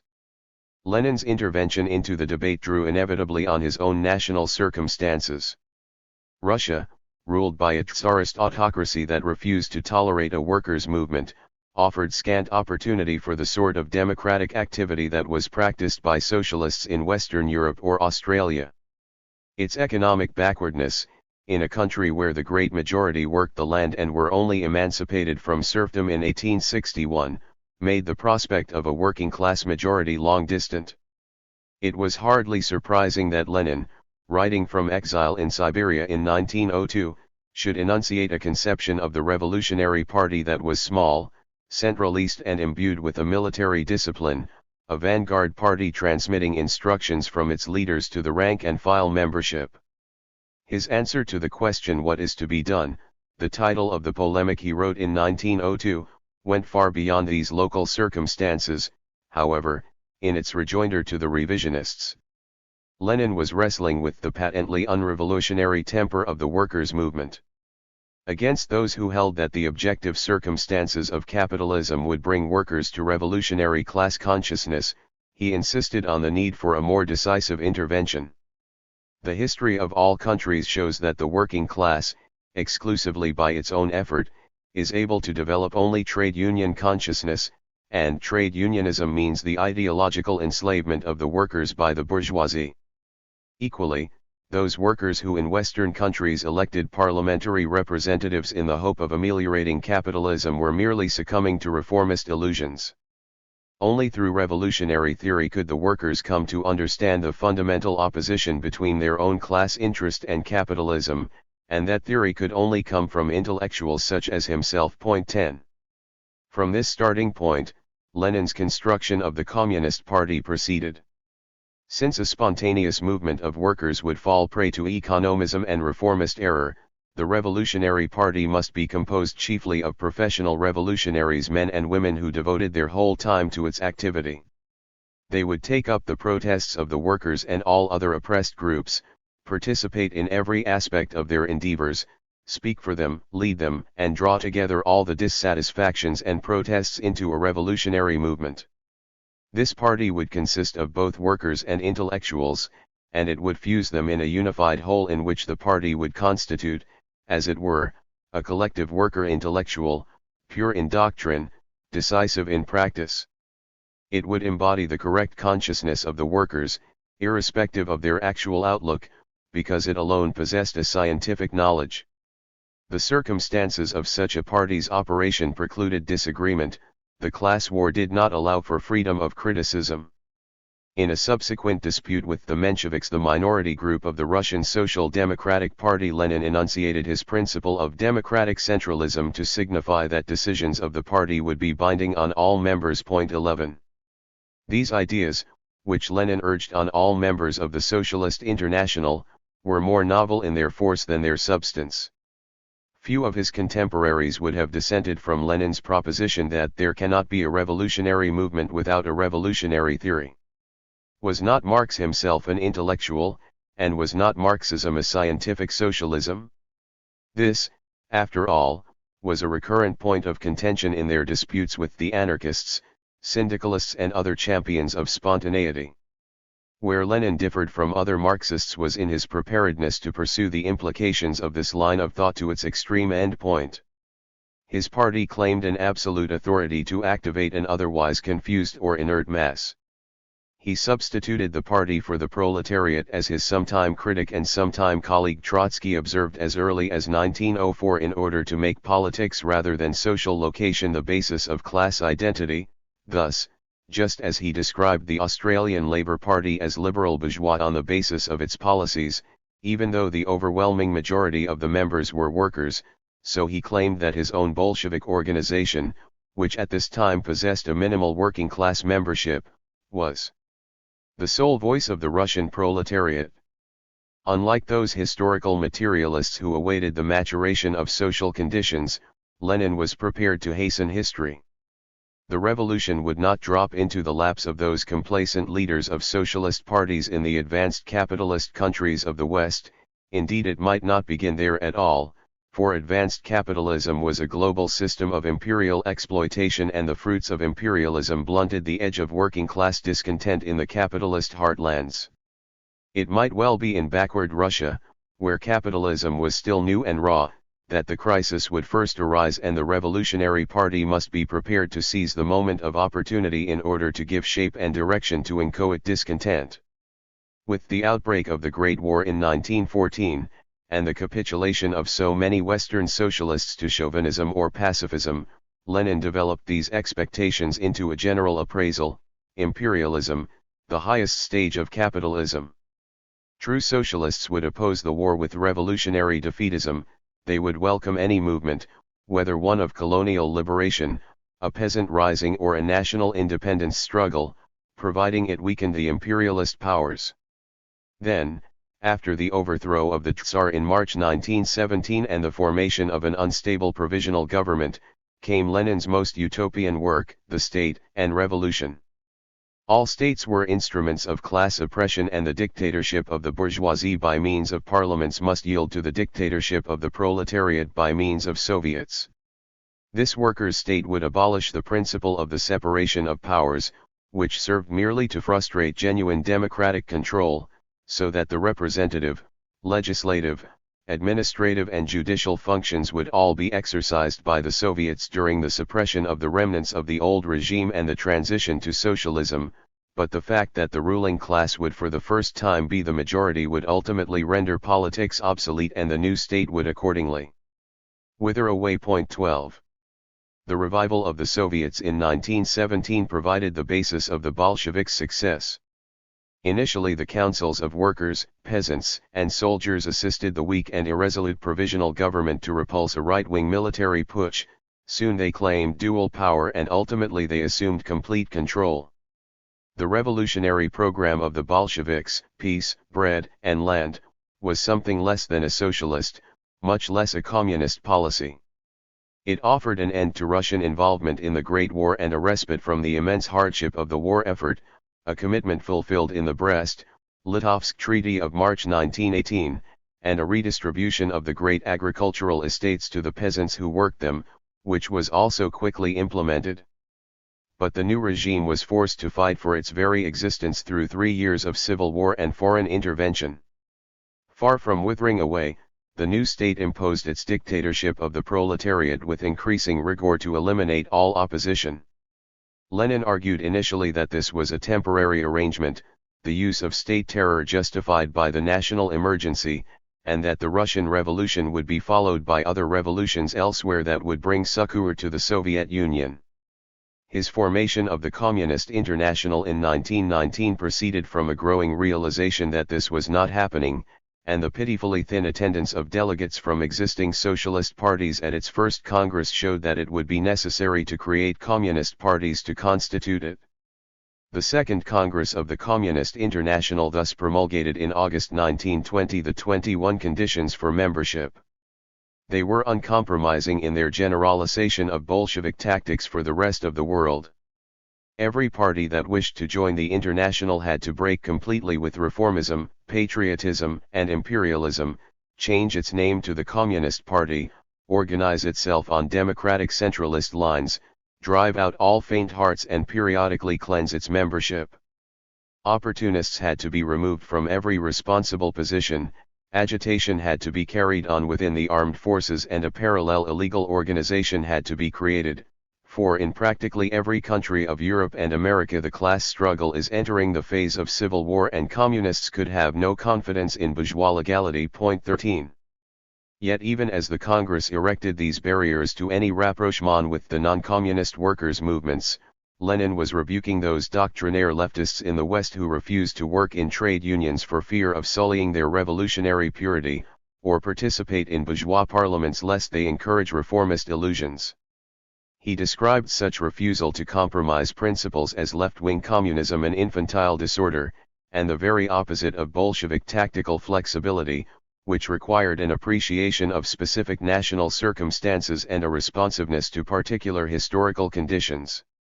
This aspect of Bolshevism was perhaps the most difficult for those militant activists in the West, fired by the success of the Russian Revolution, to comprehend.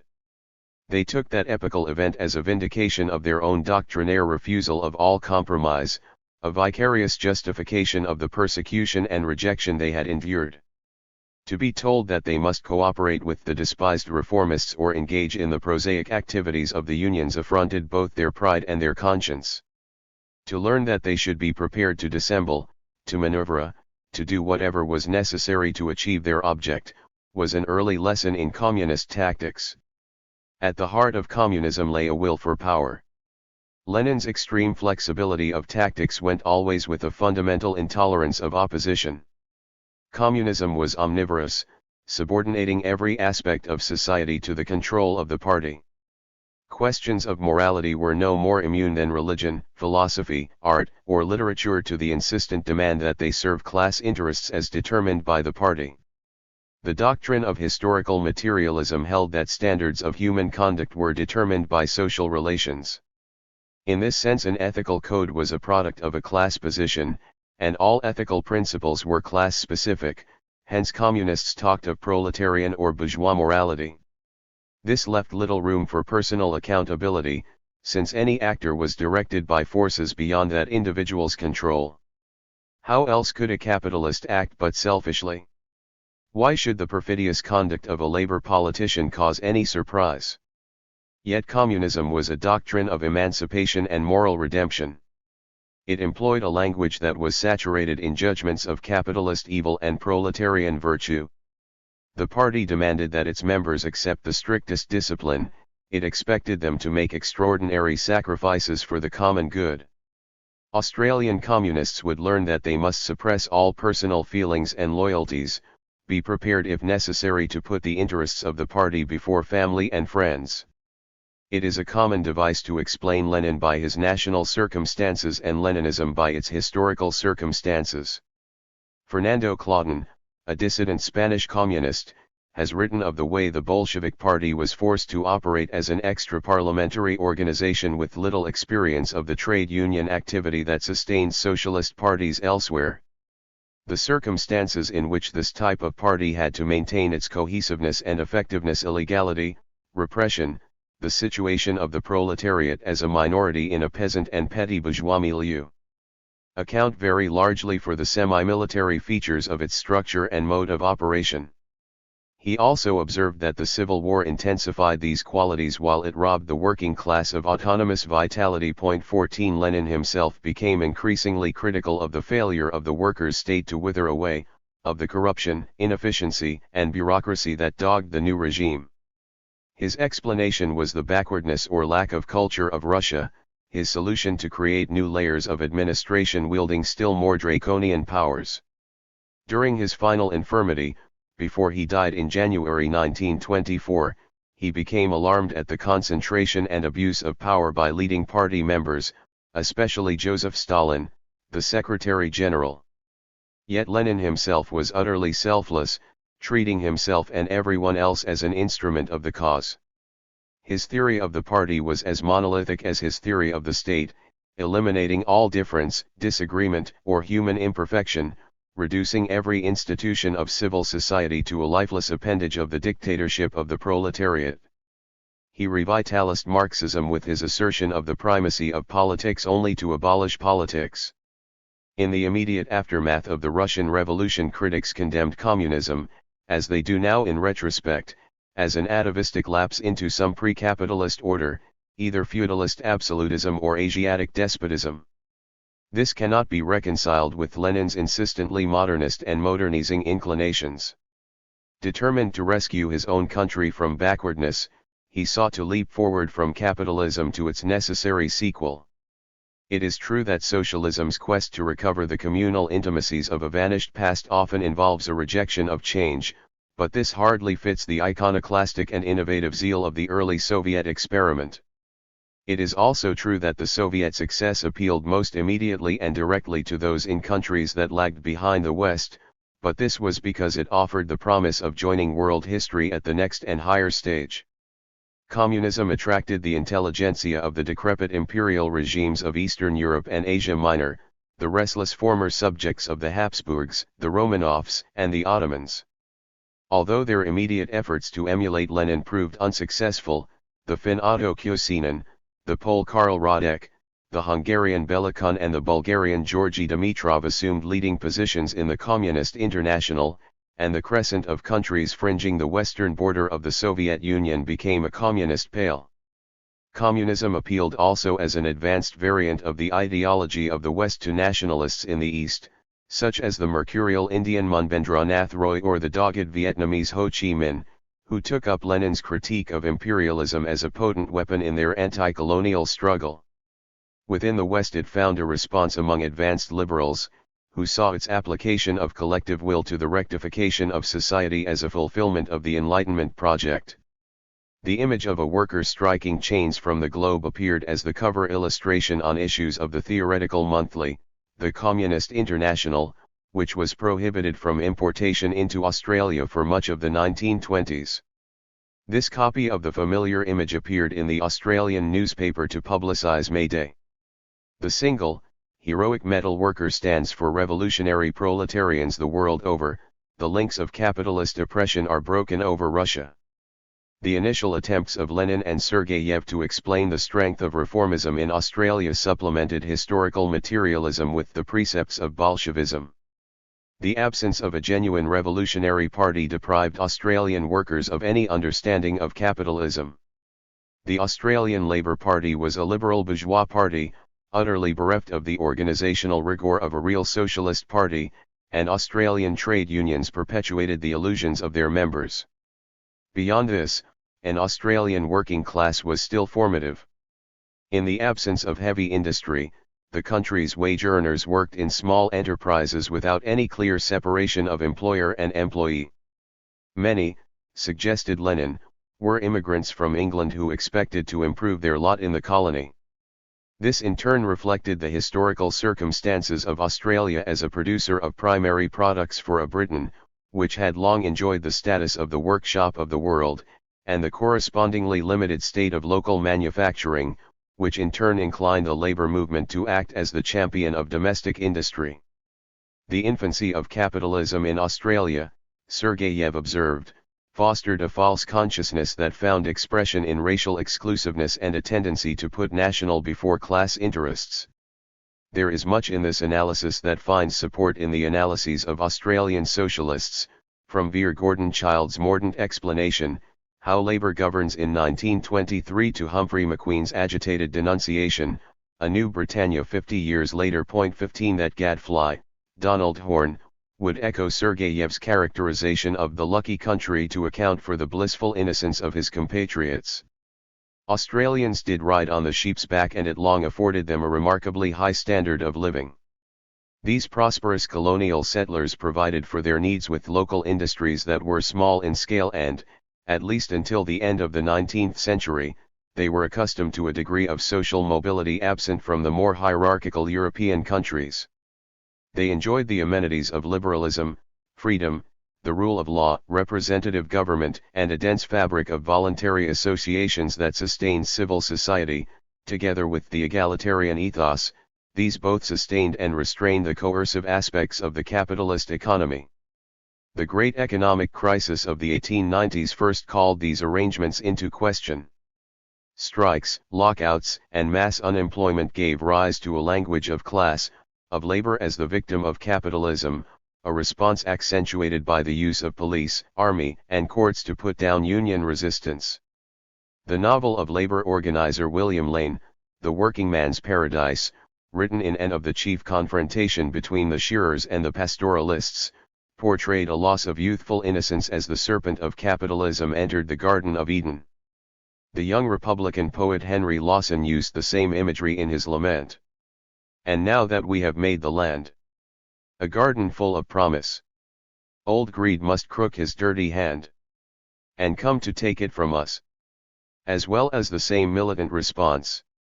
We'll make the tyrants feel the sting of those that they would throttle.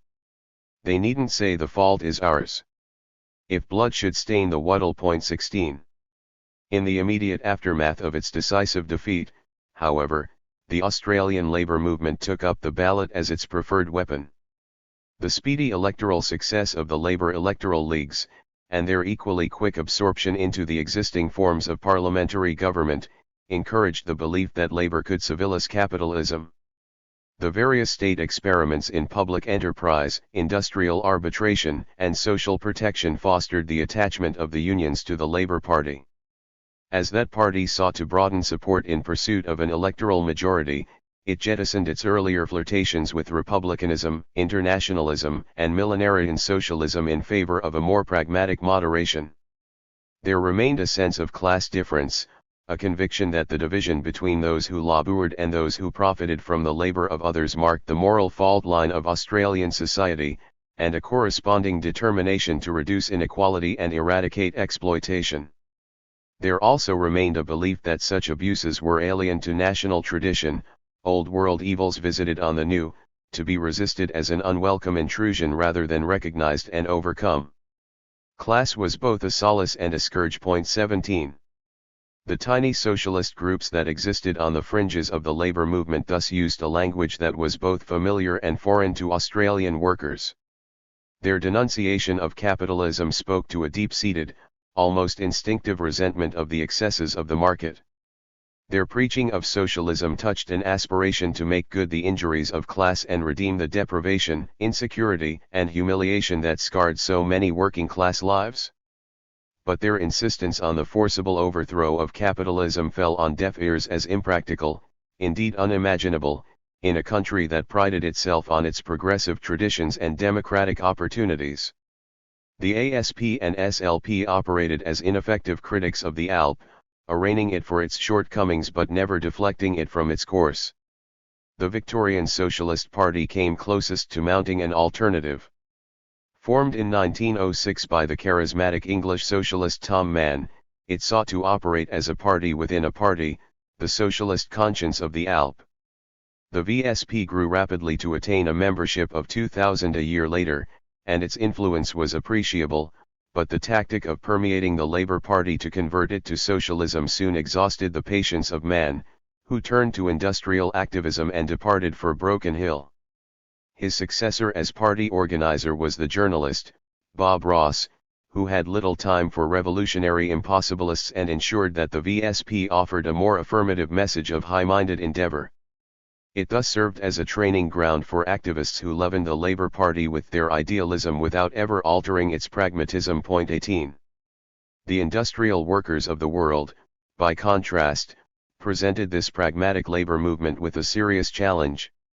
The Wobblies discarded doctrinal declamation in favor of direct action, and in doing so they cut at the distinctive arrangements that linked the trade unions to the Labour Party. The Labour Party had been created by the trade unions, whose continuing affiliation, resources, and energies sustained its electoral success, while in turn the state apparatus established as a result of labor's entry into politics provided a framework in which unions were able to prosper. Now this interlocking relationship was called into question. In the more thoroughgoing Chicago version of Wobbly doctrine, which prevailed in Australia after 1910, the IWW practiced revolutionary industrial unionism. It condemned the existing craft unions as ineffective and divisive. It dismissed parliamentary methods and despised labor politicians. It abhorred the White Australia policy and the protective devices that favored the European Australian working man at the expense of those excluded. It rejected the constraints of industrial arbitration in a succession of major pre-war industrial confrontations that shook the Australian settlement between capital and labor. Above all, Wobblies insisted that the workers would achieve their emancipation themselves. They also refused patriotism, and it was the IWW's opposition to the Great War that provided federal and state governments, mostly labor ones, with the excuse to suppress the organization. In their hatred of capitalism and the corresponding odium they incurred, the Wobblies prefigured the communists. With their uncompromising model of working-class self-emancipation, their openness and organizational simplicity, however, the Wobblies were quite unlike the Bolsheviks. Some, like Tom Glynn, would join the Communist Party of Australia, but those who remained communists would have to relearn their politics. 19. The parliamentary leaders of the Australian Labor Party survived the pre-war strike wave and used the wartime powers of the state to clamp down on the Wobblies. Yet the strains of the war effort, which curtailed working-class living standards and devoured the ranks of the Australian Imperial Force, also brought mounting discontent. The determination of the Labour Prime Minister, Billy Hughes, to put his proposal to conscript Australians for overseas service to referendum against his party's opposition led, after the defeat of the referendum, to an ALP split. He joined in 1917 with the anti-Labour forces to form a national government that intensified the military endeavour and cracked down on all forms of dissent. Labour, now in opposition, felt the iron heel of the state. Furthermore, Hughes's departure, along with the imperial patriots of the labor movement, shifted Labour's centre of gravity to the left so that industrial militants, such as Jock Garden, Albert Willis, and the New South Wales Trades Hall Reds, were encouraged to challenge the dominance of the politicians. The narrow failure of their bid to win control of the New South Wales branch of the ALP in 1919 led to the formation of the breakaway Industrial Socialist Labour Party, and, when it proved ineffective, the decision to establish the Communist Party. Industrial militants also revived the Wobbly project of One Big Union, a unified organization of workers that would take control of industry. This proposal was formally adopted by a national conference of unions in 1919.20. The labour unrest in Australia was part of a broader pattern that enveloped Europe and its dependencies. 4 years of killing had brutalized human conduct, embittered social relations, fomented national uprisings, brought down governments. It seemed to many that the collapse of Russia anticipated a more general cataclysm, and responses to the Russian Revolution in Australia, as elsewhere, registered domestic as well as international concerns. Thus conferences of the Labour Party in both New South Wales and Victoria congratulated the Russian people on their overthrow of the Tsar at the beginning of 1917 as part of their own call for an end to the fighting.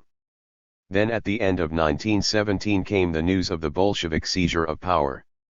The government, the media, and conservative commentators were hostile from the outset. They dwelt on the wholesale destruction and terror, and worked on popular prejudice with invented stories that the new regime had decreed the nationalization of women. Most of all, The Bolsheviks' immediate withdrawal from the war created an implacable antagonism towards the Soviet Union, since it enabled the Germans to transfer their eastern armies to the Western Front and prolong the trench warfare with the Allies that was taking so many Australian lives. The Boche and the Bolshevik were thus linked in the public mind as a common foe. In this initial and powerfully formative reaction, the Russian communists were traitors, their domestic supporters little better than enemy agents. Hence the intervention of the Allies after the armistice into the Russian Civil War in an initial, unsuccessful attempt to put down the communist regime. Hence also the attacks on the left by returned Australian soldiers that punctuated the immediate post-war period, and the right-wing nationalist temper of ex-service organisations that became a persistent feature of Australian public life. For similar reasons the Australian left responded eagerly and enthusiastically to the news of the October Revolution. Beyond the fact that these obscure revolutionaries were opposed to the war, little was known of them. Tom Barker, one of the 12 Wobbly Martyrs, was asked by the prison governor in Albury who these Bolsheviks were, and had to confess his ignorance. Wartime censorship meant that Australians had only sketchy, unreliable reports of what was happening in Russia, and it took some time to remedy the dearth of testimony from the protagonists. Peter Simonov's What is Russia? Explained the division between the Bolsheviks and the Mensheviks with a gloss on Lenin's What is to be done? Some fragments of Lenin's own writings began to appear later in 1919, along with translations of statements by Trotsky, Zinoviev, Radek and Bukharin, but so central a work as State and Revolution did not appear in Australia until the second half of 1920.21. Lenin himself quickly became familiar as a Mephistophelian presence through garbled newspaper reports, his diminutive figure with its balding pate, fierce eyes and goatee instantly recognizable in photographs and caricatures. But his Western dress set him apart from the undifferentiated mass of his followers as a deranged pedagogue amidst primitive, shaggy moujiks. If the 3-year interval between the Russian Revolution and the formation of the Communist Party of Australia confirmed the singular durability of the Soviet model, it also illustrated the distance between the two countries. A star had arisen in the East, but who would follow it? The wider labor movement was divided. Most welcomed the new revolutionary government's declaration of peace. Many discounted the hostile reports of its initial measures in the capitalist press, with one labor journalist mocking the story of the nationalization of women. In Russia still are lovers' lies pinched from above. You can lead a man to Russia, but you cannot make him love. 22. Socialists and industrialists especially celebrated the creation of the first workers' state as an augury of the overthrow of capitalism elsewhere in Europe as well as in Australia. Thus read Europe, the report of a radical Labour parliamentarian, Frank Anstey, on his end-of-war tour of the ravaged continent. The leaders of the Labour Party did not.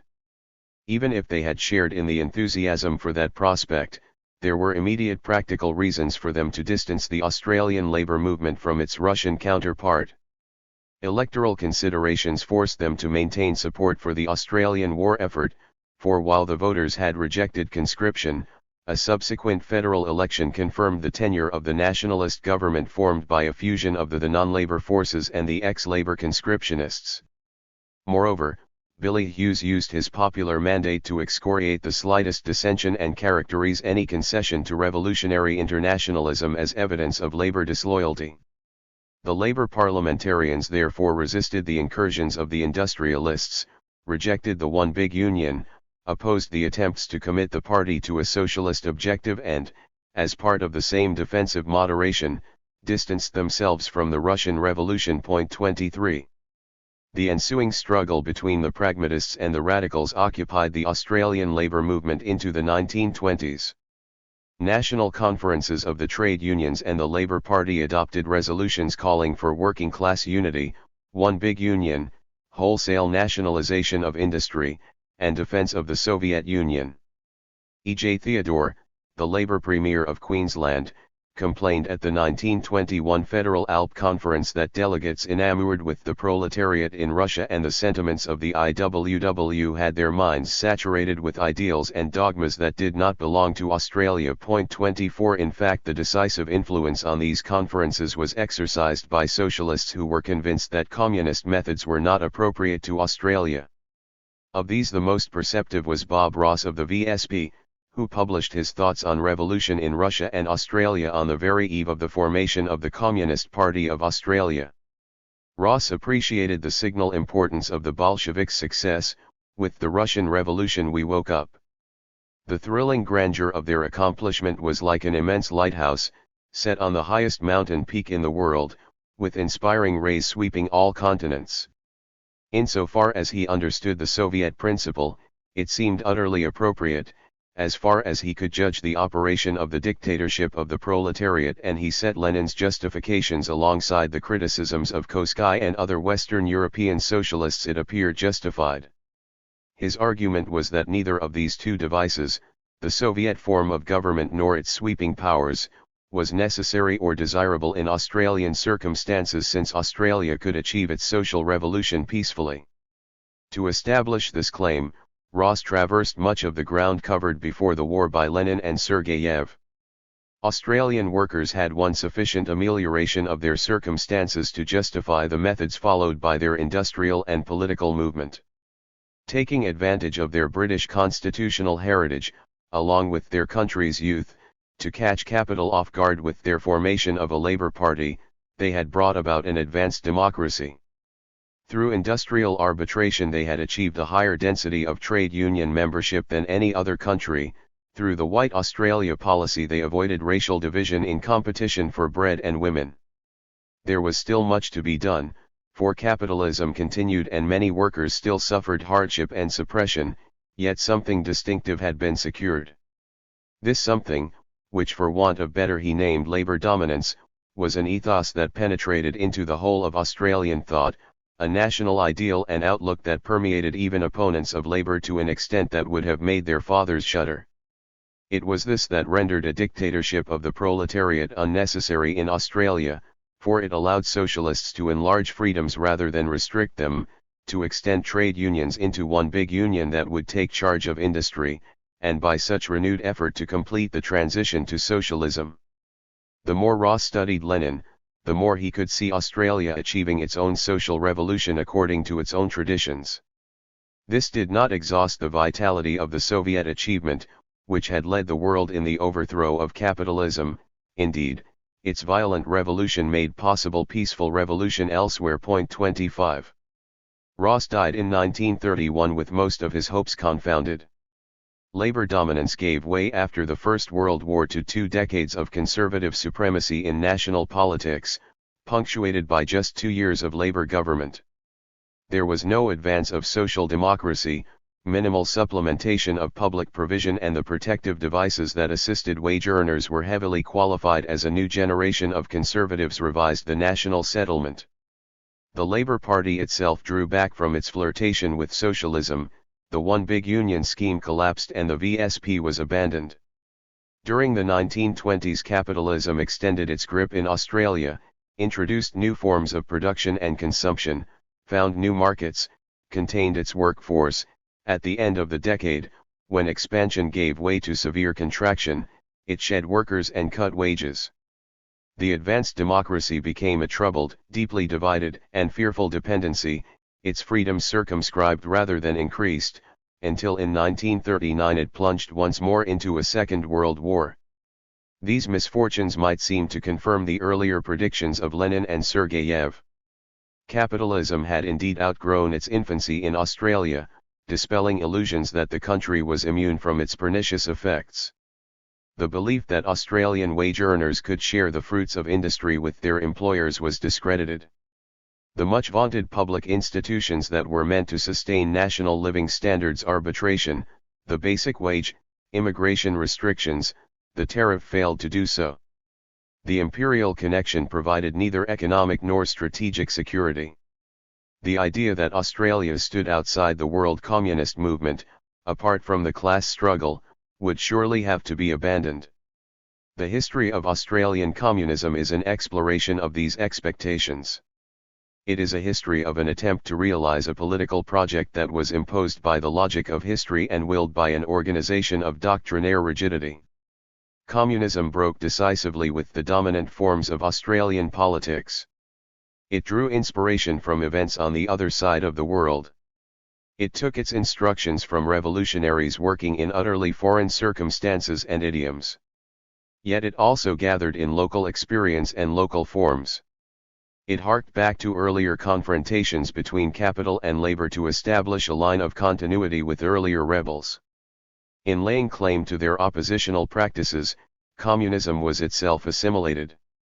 The unintended consequences of Australian communism, its effects on conservative as well as labor politics, its contribution to trade unionism, its educational contribution, its impact on diverse social movements, intellectual and cultural life, international linkages and polarities were perhaps of greater long-term consequence, for with the advantage of hindsight, it is easy to see the sheer implausibility of schemes for a Soviet Australia. The challenge is to comprehend what that aspiration meant to the men and women who served it, to ask why Australians gave themselves to such a cause and what happened when they did. 3. Recognition. The coalescence of revolutionary groupings arranged in the spring of 1920 began to break up almost immediately. The Foundation Conference reconvened twice in November to adopt a program, constitution, and rules.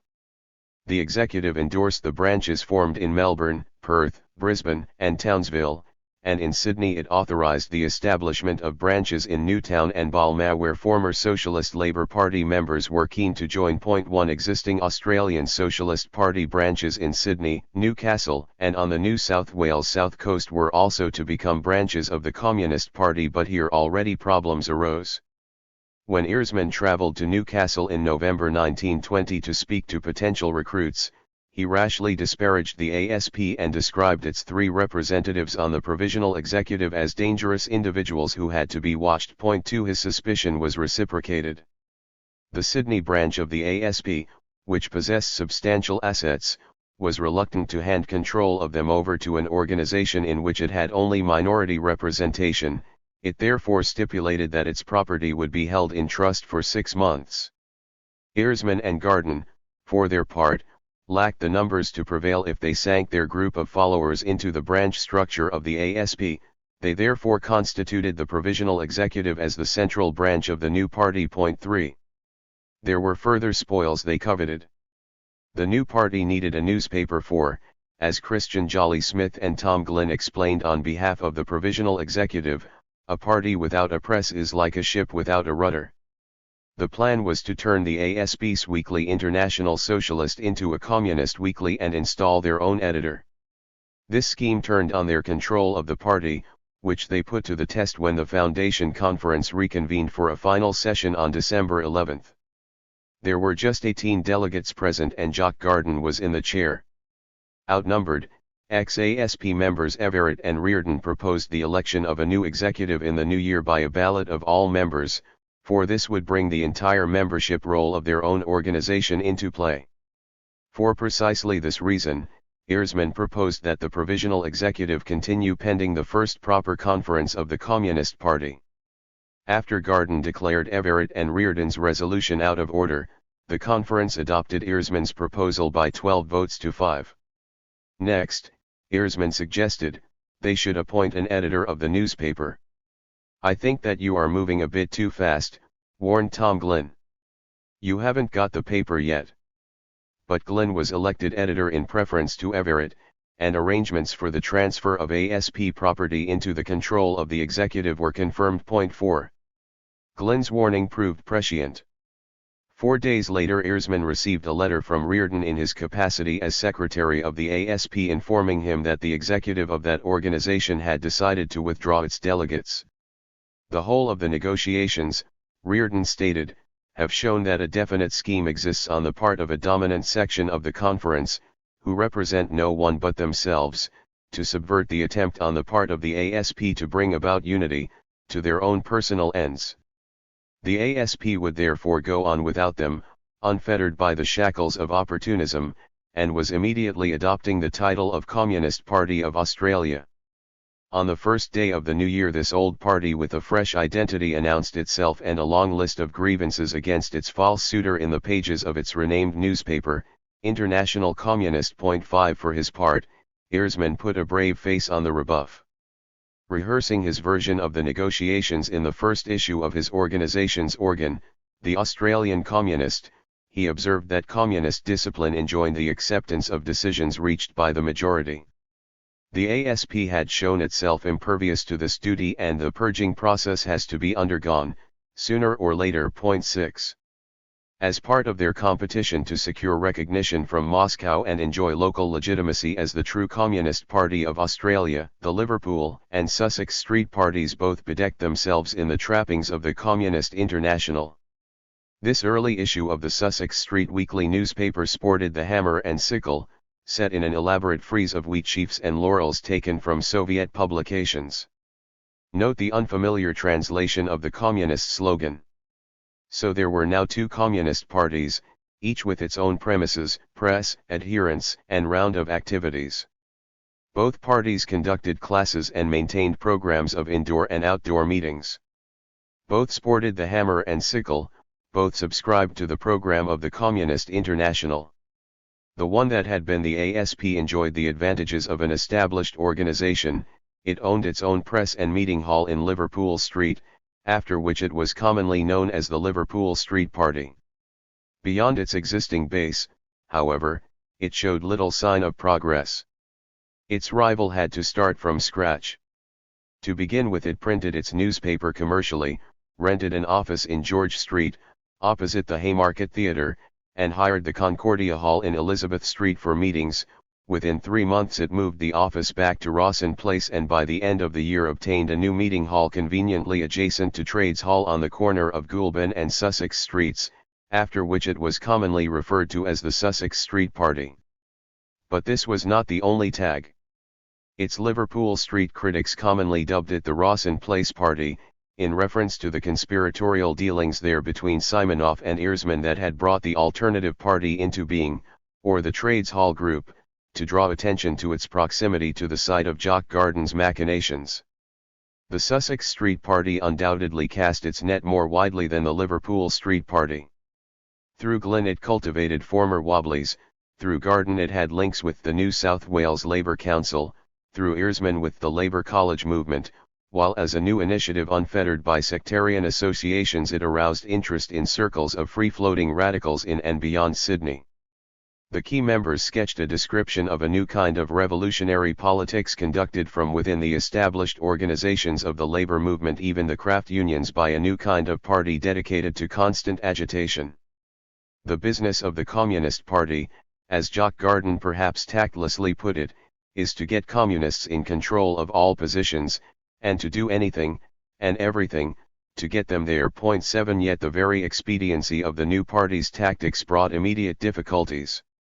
Tom Glyn, who had already lent his name to the Communist International's appeal to the IWW, was quickly accused by his former comrades of betraying his industrial unionist principles. Clearly stung by the accusation, he resigned as editor of the Australian Communist on grounds of ill health after just 3 months in that position.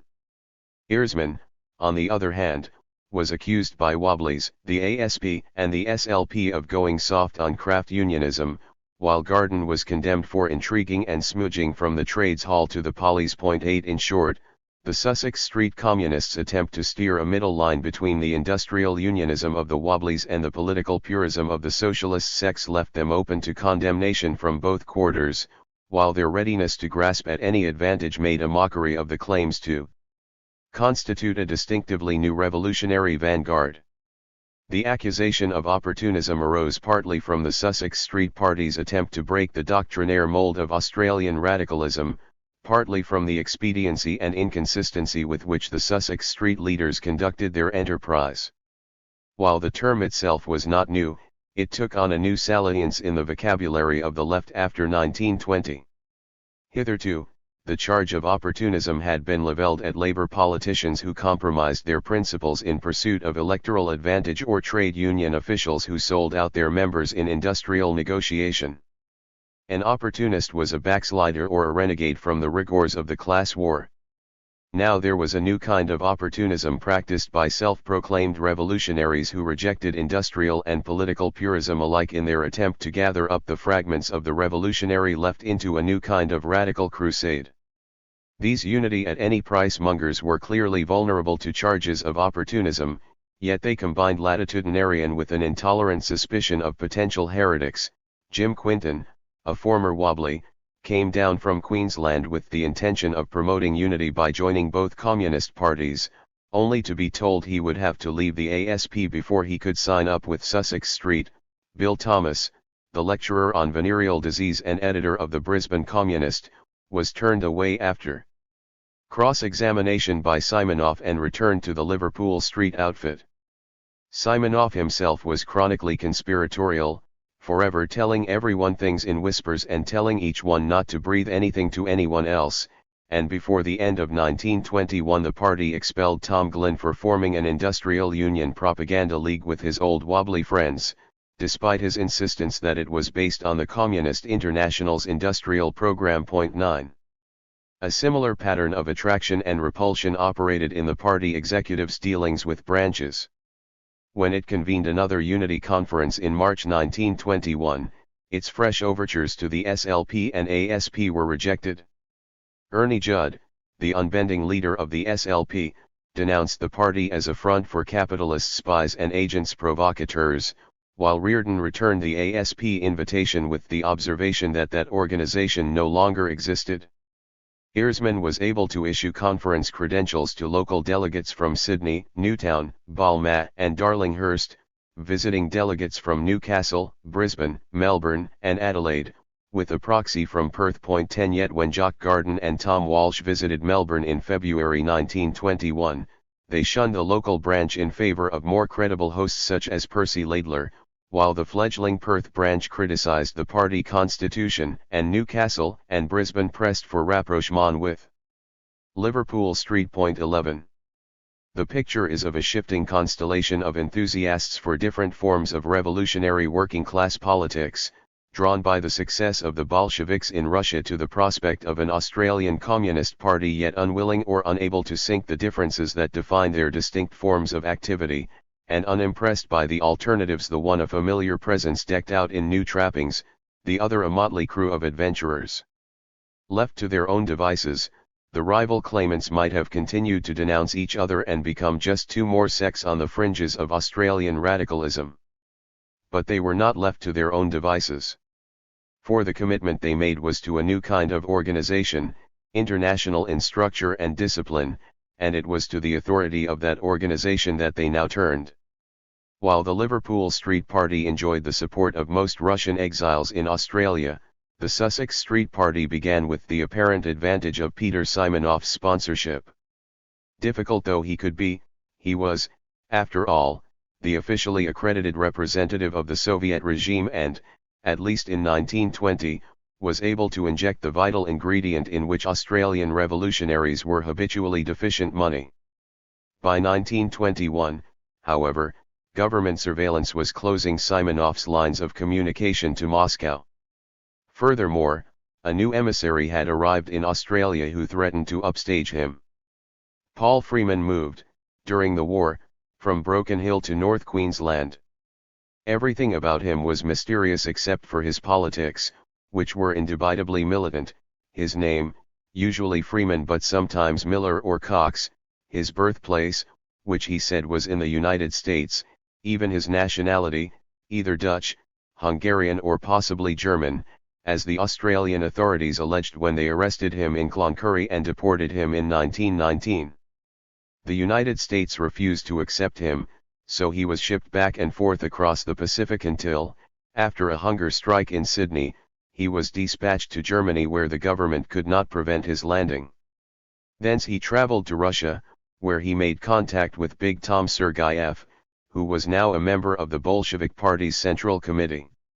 Well-connected and resourceful, Freeman was entrusted with the mission of organizing Australian delegations to the Third Congress of the Communist International and the inaugural Congress of the Red International of Labour Unions, both due in mid-1921. He arrived in Adelaide early in that year with a false passport and a set of conference credentials, and made contact with communists there and in Melbourne as he travelled to Sydney.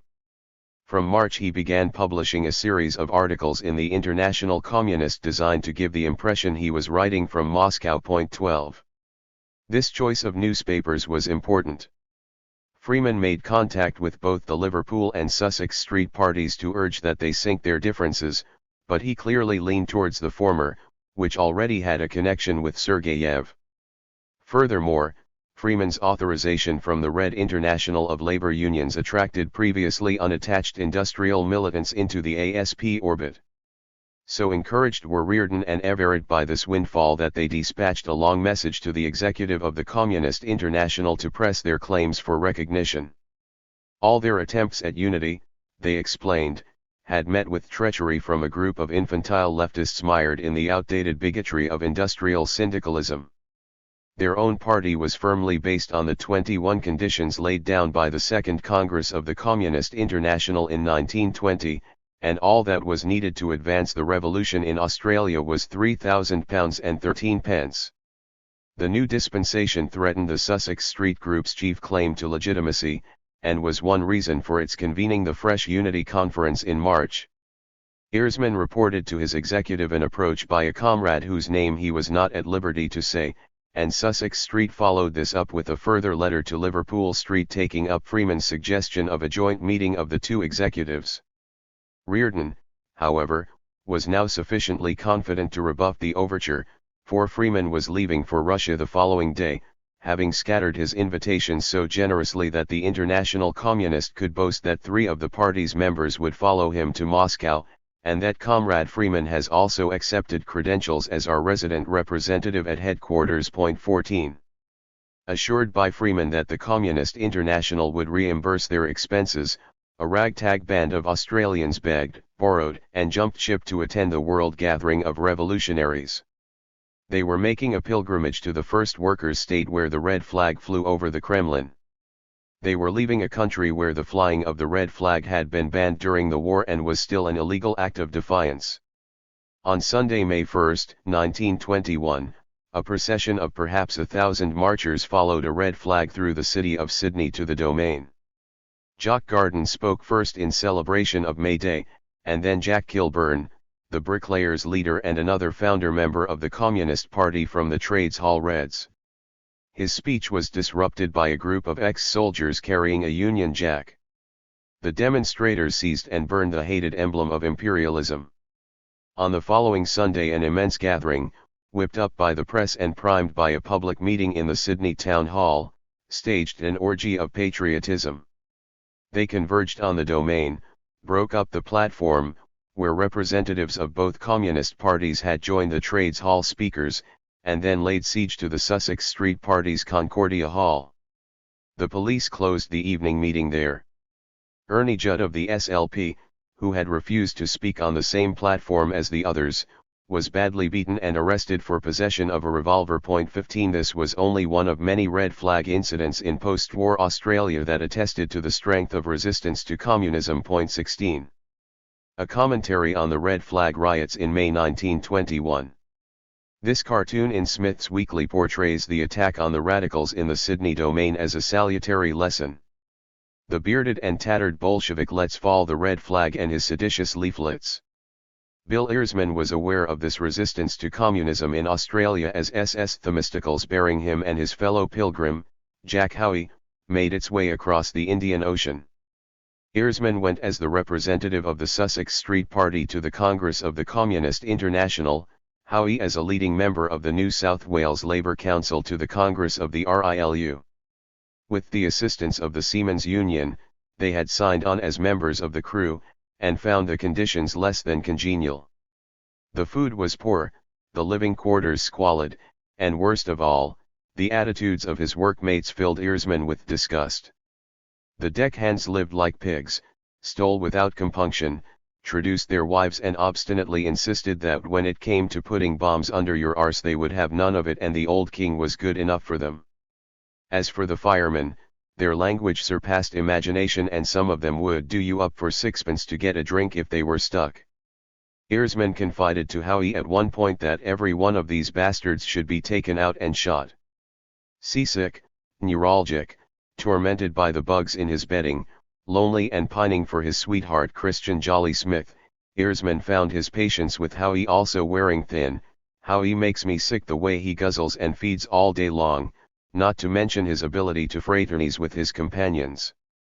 Erzman's shipboard study of Lenin's left-wing communism, an infantile disorder, yielded the reflection that the master tactician's criticism of opponents was too offensive and antagonistic, a weakness he discerned in himself. Attempts to spread the word among passengers and crew demonstrated the acuity of the self-criticism. For the most part he shunned company. Anzac Day passed at sea with a service at which Erzman spoke up for the red flag. "Gorblimey, who would take any note of that?" replied a fireman. "It is only mugs and bastards who talk about red flags." "All right, mate," rejoined Erzman, "you will see the day when you will raise your hat to the red flag." 17. They landed in London on May 26, 1921 and proceeded immediately to the headquarters of the Communist Party of Great Britain. It was not a propitious time. A national lockout of the coal miners was in progress, emergency regulations were in force and leading comrades were in hiding. Erzman was immediately advised to do something about that all too conspicuous hat. Still, the vigilance of the authorities produced one useful result: the arrest of one of the Liverpool Street delegates, Jim Quinton, who was picked up while loitering around the docks in Hull and sentenced to 3 months' imprisonment. Of the 2 men Freeman had issued with credentials in Adelaide, one was delayed and the other had disappeared. That left 3 other members of the opposition at large, Alf Rees from Brisbane and Paddy Lamb of Broken Hill, both of whom had been credentialed to the Communist International by Freeman, as well as Freeman himself. There were some additional delegates to the RILU in transit, but its Congress was not due to begin until July, a fortnight after the opening of the Congress of the Communist International, which was the crucial occasion for Erzman's purposes. Erzman also learned that Rees had preceded him through England. 18. To add to his anxiety, he had to wait a week for the next ship that would take him and Howie to Germany, so it was up to his family and the damp cold of Edinburgh before they departed on June 2. On arrival in Berlin they took in the sights, arranged visas to the Soviet Union, quarreled, met other delegates and eventually got away. On June 13 they arrived in Moscow. This was the 3rd gathering of the Communist International. The first, in 1919, was scarcely more than a gesture of Lenin, who had decided that the Socialist International must be replaced because it had betrayed the proletariat by failing to oppose the war with revolutionary leadership. Barely 50 delegates, representing weak and embryonic communist parties, gathered in that year in a Soviet Union racked by civil war and threatened by the troops of the victorious Allies. Lenin still clung to his conviction that the Russian Revolution was the first of many such revolutions, on which indeed its fate would depend. Revolutionaries from the band of countries to the west of Russia, Germany, Hungary, Austria, Czechoslovakia, and the Balkans shared his optimism. Since the pre-war Socialist International had been the second such organization, the 1919 Pilgrims constituted themselves as the Third International. That designation soon gave way to the more expressive Communist International, commonly shortened in the Russian fondness for such contractions to the Comintern. By 1920, when the Second Congress of the Communist International met, expectations of speedy revolutionary success had been abandoned. While the Red Army had pushed its enemies back from Soviet territory, communists in each one of the Central European countries had met with decisive reverses. Indeed, with the loss of momentum in West, Lenin was more inclined to look east to the countries subjected to European dominion. He now thought their anti-imperial struggles might well prepare the way for communist success in the capitalist heartlands. The emphasis of the Second Congress was on the consolidation of a Third International fully committed to communist principles. Hence more than 200 delegates at the Second Congress from 35 countries adopted the rigorous 21 conditions of membership, binding them to a form of organization dedicated to seizure of power, and then the elimination of parliamentary democracy in favor of Soviet dictatorship. Following the Second Congress, moreover, the affiliates in Germany, France, and Italy were subjected to damaging splits meant to purge their ranks of moderates and waverers. At the same time, Lenin aimed his tract left-wing communism, which Erzman had studied on the voyage to Europe, at those doctrinaire leftists who rejected any involvement in trade unions or parliamentary elections.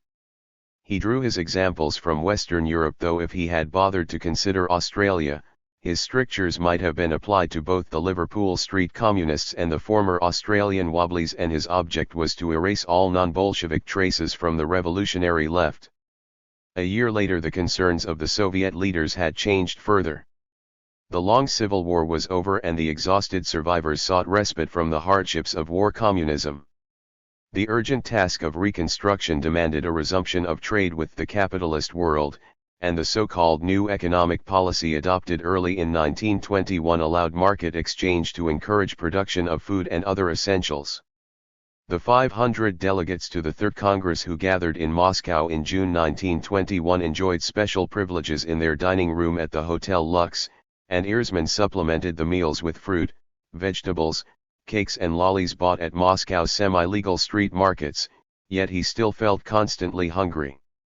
He was fortunate that the Congress occurred in the northern summer, for starvation and disease would reach catastrophic proportions as winter set in. He was fortunate also that the Third Congress marked a further shift in Comintern policy. Lenin and Trotsky now regretted the disastrous effects of recent splits, which had reduced the European communist parties to an ineffective rump. Under the slogan of "Back to the Masses," they called for a more defensive consolidation of communist presence in the principal organizations of the working class, which meant a renewed effort in the unions and labour parties, the very course of action that Liverpool Street derided Sussex Street for pursuing. The Australians were by no means the only delegates divided among themselves in 1921, the Germans, the French, and others brought differences created by their recent convulsions, while the Americans dispatched rival claimants to the title of the true communists. The Australians, however, were wholly new to this kind of forum. Erzman immediately began lobbying. His most useful initial contact was Tom Bell, a fellow Scot and a leading member of the Communist Party of Great Britain, who introduced him to both the Secretary of the RILU and the Credentials Committee of the Comintern. Howe and Erzman were accepted with Rees as delegates to the RILU Congress, Erzman given his mandate for the all-important Congress of the Communist International. For the next 10 days he worked feverishly to consolidate his advantage. He introduced himself to other delegates, especially the influential Germans whom he thought could be useful allies, attended the preliminary commissions of the Congress and listened to such legendary figures as Lenin, his wife Krupskaya, Trotsky, Zinoviev, Bukharin, Radek, Zetkin and Belikun. He wrote and submitted reports on Australia, marvelled at a Red Army parade in Red Square to mark the opening of the Congress, to which he was the Australian representative, and was introduced to Trotsky. Pleaded in vain on behalf of the cast-off Peter Simonoff, and endeavoured to stop Howe hobnobbing with Rees. During the rare moments of leisure when he was not washing his clothes, writing up the diary or corresponding with Christian, he struck up a romance with a young German woman. 19. On June 22 Freeman arrived, apparently friendly but giving little away. Thereafter the contest was intense. First, Erzman discovered that Freeman and Rees had contrived full mandates for the approaching Congress, whereas his own was a lesser, consultative mandate. It took several days of string-pulling to achieve parity. Next it emerged that Quinton's credentials for the RILU as a delegate of the Seamen's Union had been transferred following revelation of his arrest to Rees, an act of betrayal on the part of the Union Secretary and fellow Sussex Street Party member, Tom Walsh. Then Paddy Lamb, the third Liverpool Street delegate, arrived, too late to play a role in the Comintern Congress but in time to attend the RILU Congress as a delegate of the Broken Hill miners.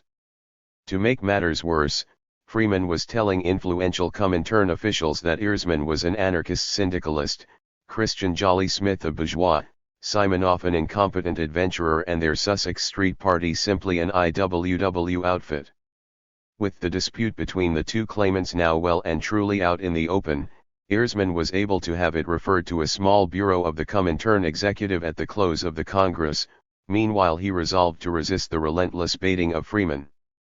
His tactics over the next few weeks were to immerse himself in the business of the Congress, arrogate to himself the role of the senior Australian representative, and leave his opponents to respond as best they could.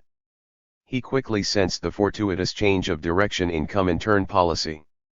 He studied the modus operandi of his heroes.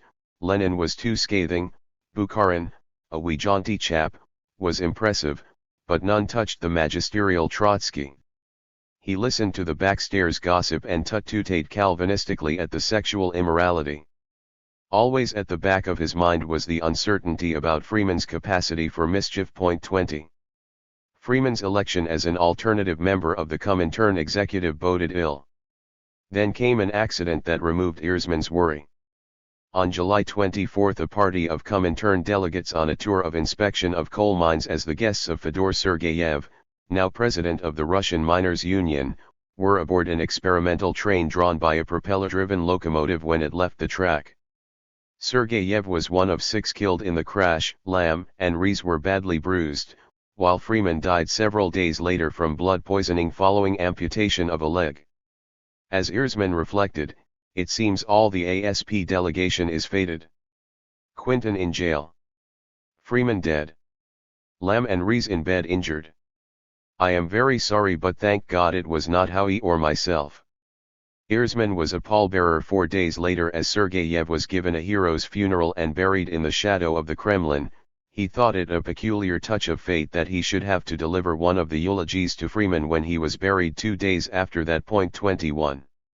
So now only Rees and Lamb could oppose Earsman at the small bureau's imminent consideration of the Australian dispute. The odds evened when a fresh group of Australian trade unionists arrived in Moscow on July 29. One of them was Bill Smith, the pliable secretary of the Victorian Railwaymen's Union, who was immediately furnished by Earsman with credentials as a Sussex Street communist.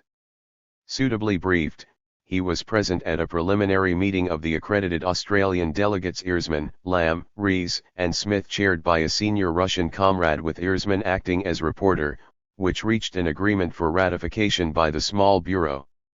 In view of the fact that there is no difference in principles, program, or tactics, except differences arising out of local troubles, this meeting today proposes to the Commission of the Small Bureau to recommend an immediate unity of the two parties to take effect before the end of January 1922. This unity to take place at a general conference representing the two parties. 22. Such an outcome might seem a triumph of Bolshevik consensus over reality. There were very real differences of principles and tactics, if not program, between the two Australian communist parties. Earsman himself had told the small bureau that the Liverpool Street impostors were opposed to the theory of the mass party and acted as a sect who surround themselves with a halo arising from the Marxian platitudes which they give lip service to. 23 But if the Comintern wanted an agreement, then Earsman was happy to provide it.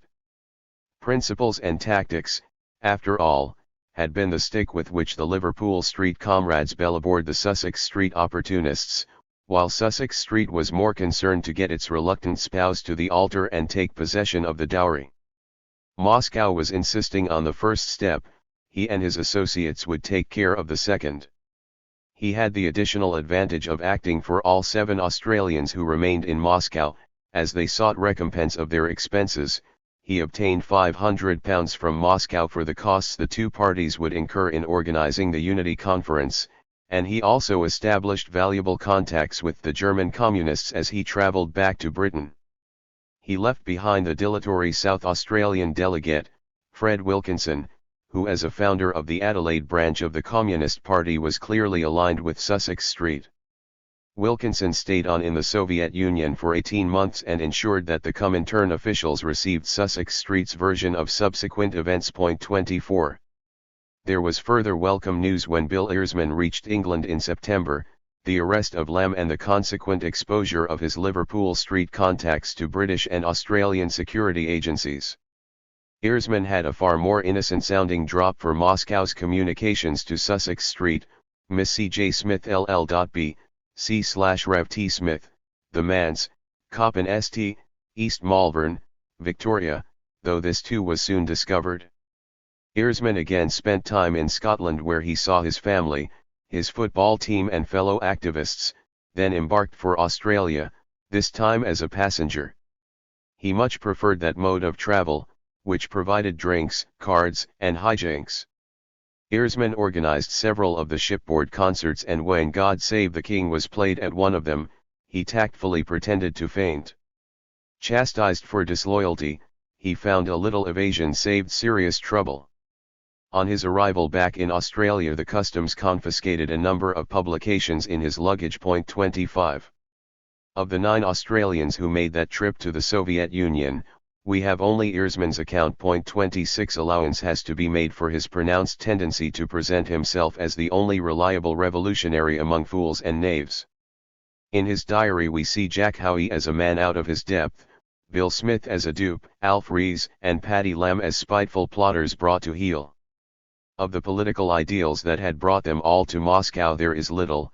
The diary dwells only on their vanity and cupidity and fondness for a good time. The place to which they have come is the site of contrasts, a Tsarist palace given over to proletarian business, lavish concert halls turned into people's palaces, superstition, famine, Russian unpunctuality and backwardness side by side with militant atheism, fervent rhetoric, idealism and ideals made real. Earsman's mode of life becomes almost dreamlike, a round of meetings and discussions and appointments that seldom end before 2 or 3 in the morning, interspersed with interminable waiting for a favorable answer. Time is of no importance to the Bolsheviks. They work all day and all night. There may be a shortage of food but never of time. 27. The evidence from Earsman's diary suggests that this regimen was bad for him, indeed, that it had deeply corrupting effects. He had journeyed to Europe almost as a tourist on a working holiday, tetchy, unsure of himself, missing his lover but wide-eyed and anxious to learn. As he acquired knowledge and expertise, he grew in confidence and vanity. His criticisms were always directed at the laxness and venality of others, for the diary becomes the record of an egocentric monster who projects his own obsessions into the denunciation of convenient miscreants. It becomes a communist variant on James Hogg's The Confessions of a Justified Sinner, secure in a Calvinist conviction of the immunity of the elect. Earsman's thoughts of Christian become more perfunctory, replaced by observations of other women in unfamiliar guises, women smoking in bars, women sweeping streets, women accosting him with offers. He is admired for his attractiveness and acquires a red Russian blouse that increases his allure. His esteem for the Soviet leaders is an admiration of their eloquence and insight, but most of all of their potency. So too with the plenipotentiary of Australian communism. He knew what he wanted and he had achieved it. I have done my job well, he congratulated himself on the settlement of the small bureau decision. To be sure, it was a remarkable performance. Heavily outnumbered as the only Sussex Street delegate, he had first of all averted the Communist International's recognition of Liverpool Street, and then set in train a procedure that promised to see them forced into the control of their rivals. This appears to be a good bit of business, he told himself, and if our party has gone on as suggested, then all is well and we will score and come on top. 28. Meanwhile, in Australia, the party had gone on much as before with a round of public activities, lectures, classes, and open-air meetings. For all its talk of a new kind of revolutionary agitation, it continued the old forms of socialist propaganda very much as the Liverpool Street Party did. A systematic comparison of the work of the two parties in Sydney was compiled by a visiting Queenslander, J.B. Miles, in August 1921. Originally from the Scottish capital of Edinburgh, Miles was a stonemason who emigrated from northeast England to Brisbane in 1913 and on his own admission became stuck in the mud politically until he joined the small Queensland Socialist League in 1918. That group was persuaded by Simonoff, together with the Brisbane branch of the ASP, to throw in its lot with Sussex Street following the Foundation Conference. A visit from Freeman in the early part of 1921 caused Miles to switch his allegiance, so his visit of inspection of the two Sydney claimants yielded a report that favoured Goulburn Street over Ross and Chambers. Even so, Its description of their activities is instructive. Both parties held street corner meetings in the city on Friday nights at which they sold their respective weekly newspapers, Goulburn Street vigorously and Rawson Chambers listlessly. Both had their platforms in the Domain on Sundays, that of the Rawson Chambers adherents smaller and less successful. Both conducted lectures in their halls on Sunday evenings, both ran educational classes. Miles was scornful of the shortcomings of a Sussex Street teacher as well as of the efforts of Adela Pankhurst Walsh as a lecturer in Concordia Hall. Mrs. Walsh is still sentimental and pacifist. 29. There was much that Miles passed over, the links of Sussex Street, through Garden, to the New South Wales Labour Council and its affiliated unions, the fact that Sussex Street still commanded the support of his own Brisbane branch as well as most others, the extension of its influence through the Brisbane Fortnightly, Knowledge and Unity, as well as its association with the Melbourne Monthly Journal, Proletarian. Nevertheless, the similarity of the public forms of the two communist parties was marked. Their weekly papers, the International Communist and the Communist, both offered a mixture of rhetorical uplift and savage invective in blocks of grey letter press. Their calls to the working class still enunciated the same litany of evils with the same call to salvation. Both were chronically indigent. Carl Baker, the Sussex Street acting secretary and editor of the Communist, was able to draw just 30 shillings a week as payment, while Liverpool Street had a mounting debt. 30 Both offered the same beleaguered fellowship of the elect, and both invoked the Russian Revolution as an affirmation of their cause. The lecture on war and the working class delivered by Adela Pankhurst Walsh that Miles heard and dismissed as a vestige of pre-communist naivete had been preceded by items sung by the popular Russian choir. 31. News from the delegates in Moscow was frustratingly sparse, delayed by the poor communications between Russia and Australia, and impeded by the attentions of the security service. Earsman wrote regularly to Christian Jolly Smith and provided reports on the Congress for the Communist, but it was not until mid-October that the decisions of the small bureau of the Comintern executive reached Earsman's colleagues in Sussex Street. Hard on the heels of that welcome bulletin came a further message from Earsman in London that reported the arrest of Lamb, regretted that the police now have ample evidence that Russia is playing a part in Australian affairs, and warned that it will not be very long before you have the police around. He might have saved pen and ink, for the Australian Security Intelligence had long been intercepting his own correspondence.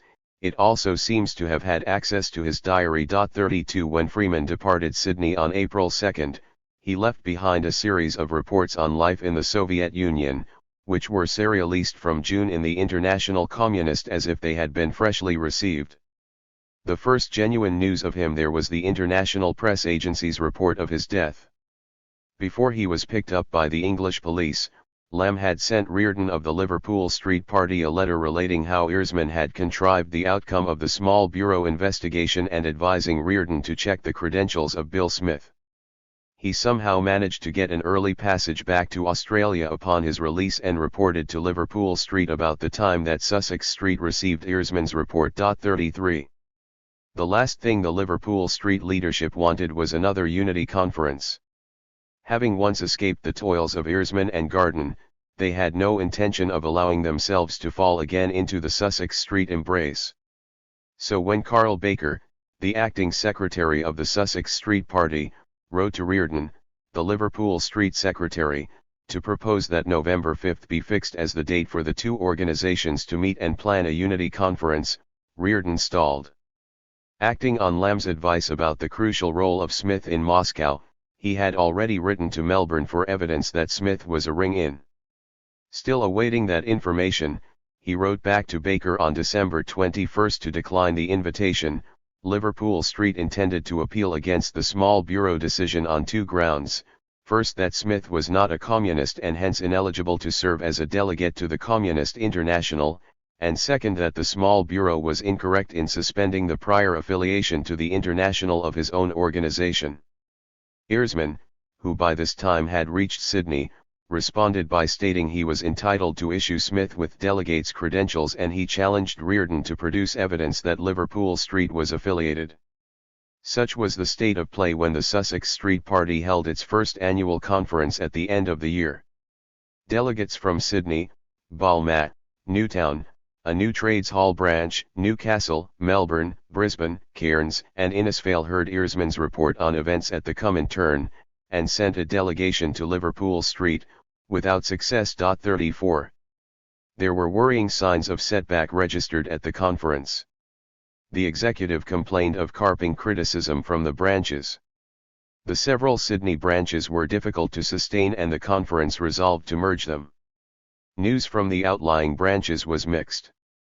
Perth was inactive, Adelaide sent a message of support, Brisbane affirmed its loyalty, partly through the work of Peter Larkin, one of a family of Irish rebels, and who had also been active further north, but Melbourne was disaffected. It had begun with more than 50 members, rented a hall in Swanston Street and ran functions most evenings, but this early level of activity quickly ebbed. Of its founders, Carl Baker had moved up to Sydney, where he deputised as secretary of the party in Earsman's absence, while Guido Baracchi had sought exile in New Zealand from one of his recurrent romantic intrigues and would shortly leave for Europe. By the end of 1921, the Melbourne branch wanted to merge back into the VSP.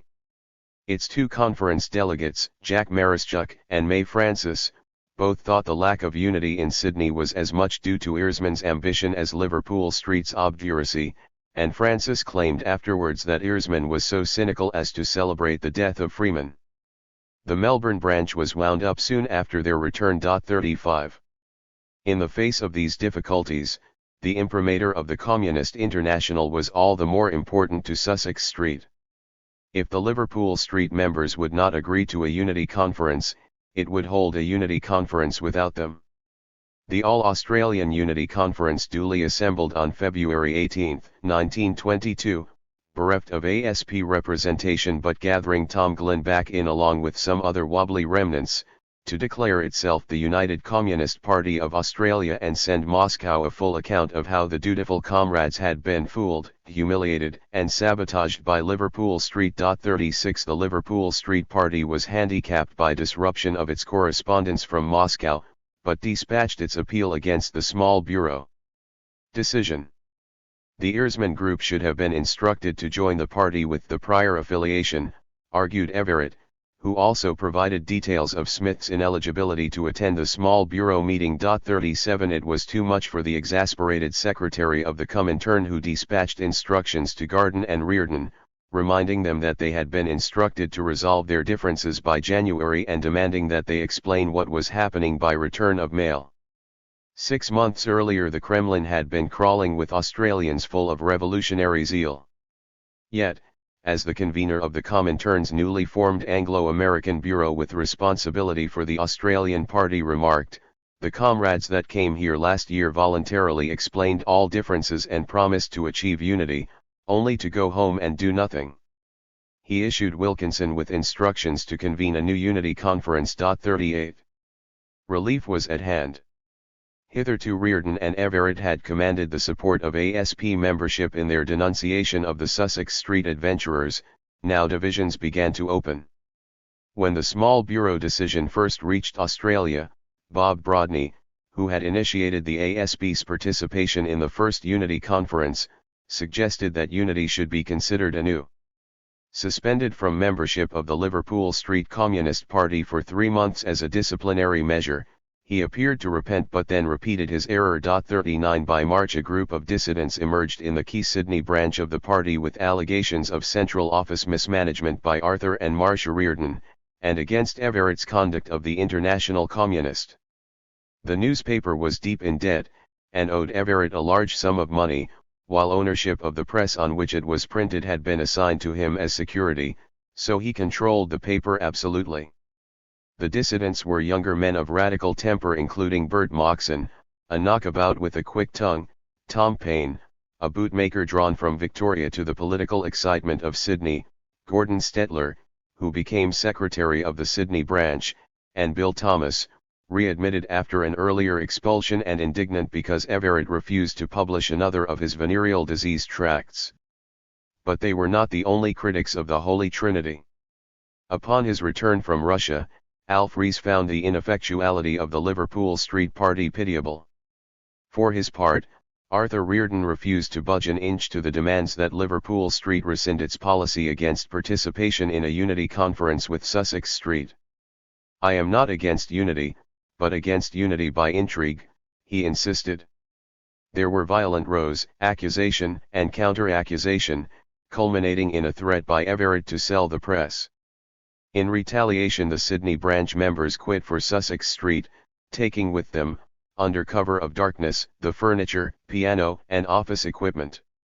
The press was too heavy to shift and Moxon wanted to burn it, but wiser caution prevailed and it remained to be sold to a commercial printer. This effectively killed the ASP. Arthur Reardon related its demise to Brodney. "Everything was taken. Piano, forms, platform, partitions, fans, everything. Honest men are not wanted in the movement. The slaves do not want them. I have no desire to stand between the slaves and their wishes. The wife is still in a bad way and generally our little world has crumbled to dust about our ears." 40. A new unity conference was held in July to form a new United Communist Party, though the product was far from united since the former Liverpool Street comrades proved as meddlesome in their dealings with the Sussex Street executive as they had with Everett and Reardon. Constituting the majority of the Sydney branch of the newly amalgamated parties, the newcomers exercised considerable autonomy in conducting their affairs. They took it upon themselves to discipline and even expel backsliders.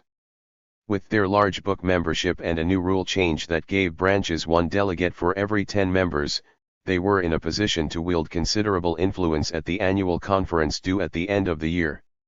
When the Sydney branch elections went against the executive charged 5 of the Liverpool Street mob with various offences, including drunkenness, whispering and alleging that Carl Baker was more concerned about a meal ticket than the movement. 2 of these miscreants were expelled. The defiant Sydney members elected them as branch officers. Further expulsions followed and the Sydney branch retaliated by charging the executive for the use of its hall. Enough was enough. The executive disbanded the entire Sydney branch and set up a new one to which the rebel members were invited to apply. Some did. The diehards led by Stettler held fast and appealed to Moscow. In the meantime they barricaded themselves in the party hall and broke up the type of an executive statement for the party newspaper. They were cleared out in time for the annual conference to be held in the hall at the end of the year on the understanding that the country delegates from outside Sydney would adjudicate on the dispute. That part of the conference was chaired by J.B. Miles of Brisbane, who had rejoined the Sussex Street Party earlier in the year and was now secretary of the Brisbane branch. This was the second time he had acted as an adjudicator and this time he picked the winning side. The conference endorsed the executive's actions. 41. All of this would have astounded the officials of the Communist International, not just the unseemly bickering and indiscipline but the very structure of the Australian Communist Party, which remained an organisation constituted along traditional lines, the members organised by locality rather than by workplace, jealous of their rights and delegating only limited authority to the executive. Your party is still weak, your experience of class struggle as a party still inadequate, your preparedness for taking a lead in the future intensified class fights is still deficient, the executive committee admonished the Australian comrades. Still, the deed was done. A united Communist Party was at last achieved. The patience of the Comintern committee responsible for Anglo-American bureau matters had been sorely tested. Tom Bell, Earsman's compatriot and friend in court, had pleaded they be given a little more time. The news of success was fittingly given to the Comintern by Earsman, who left Australia in the company of Peter Larkin early in May 1922. In July Earsman was in Berlin and able to pass on a report of the successful Unity Conference. In August he reached Moscow and gave a first-hand account. On the 9th of that month the United Communist Party of Australia was accorded recognition by the Communist International. 42. 4. Tactics. Recognition came at a price. While membership of the Communist International brought assistance, contacts, prestige, not to mention the heady excitement of participation in the great political experiment of the modern era, it also imposed substantial obligations.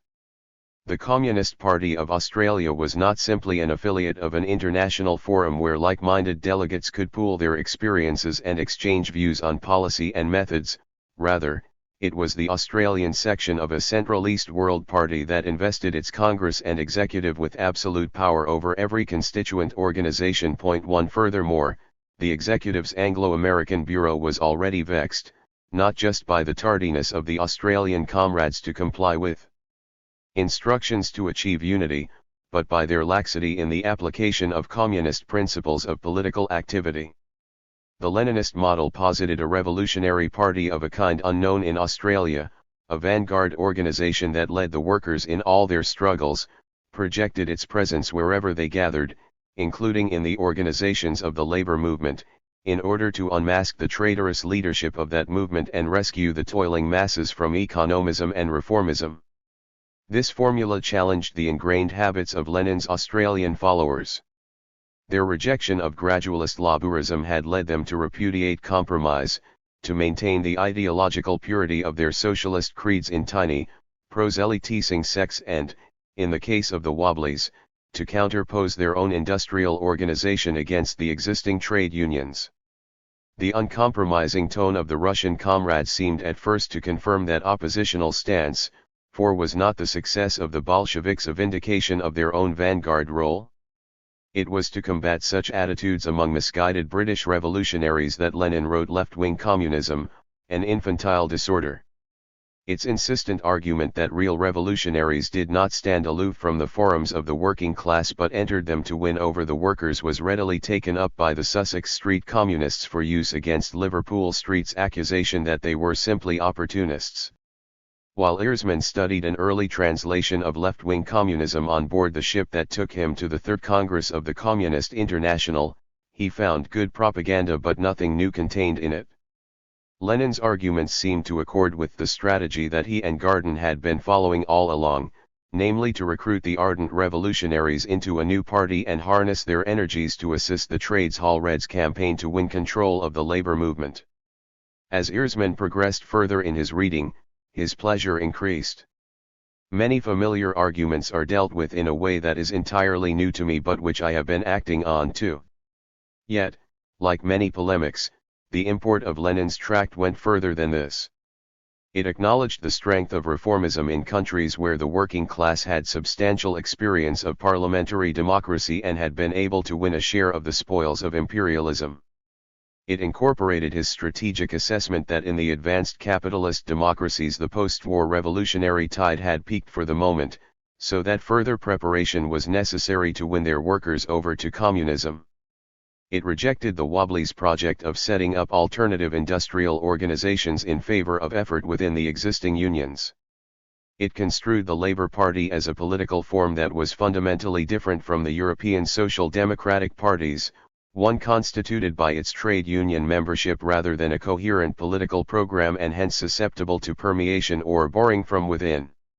It therefore demanded of the newly formed communist parties a degree of discipline and coherence of purpose that they had not previously displayed. Finally, and Lenin did not disguise this limitation even if he was characteristically insistent in his exposition, it relied on its author's second-hand knowledge of the circumstances from which he derived his conclusions. Left-wing communism drew its estimate of the balance of forces from answers provided to his leading questions by erstwhile British leftists. It was this aspect of the work of the Communist International that made its theoretical practice so susceptible to disputation, not just the reliability of the evidence or the aptness with which reported symptoms were diagnosed, but the inevitable blurring of meaning when a common vocabulary was applied across divergent cultural systems. Lenin found the British form of working-class politics bizarre in their liberalism.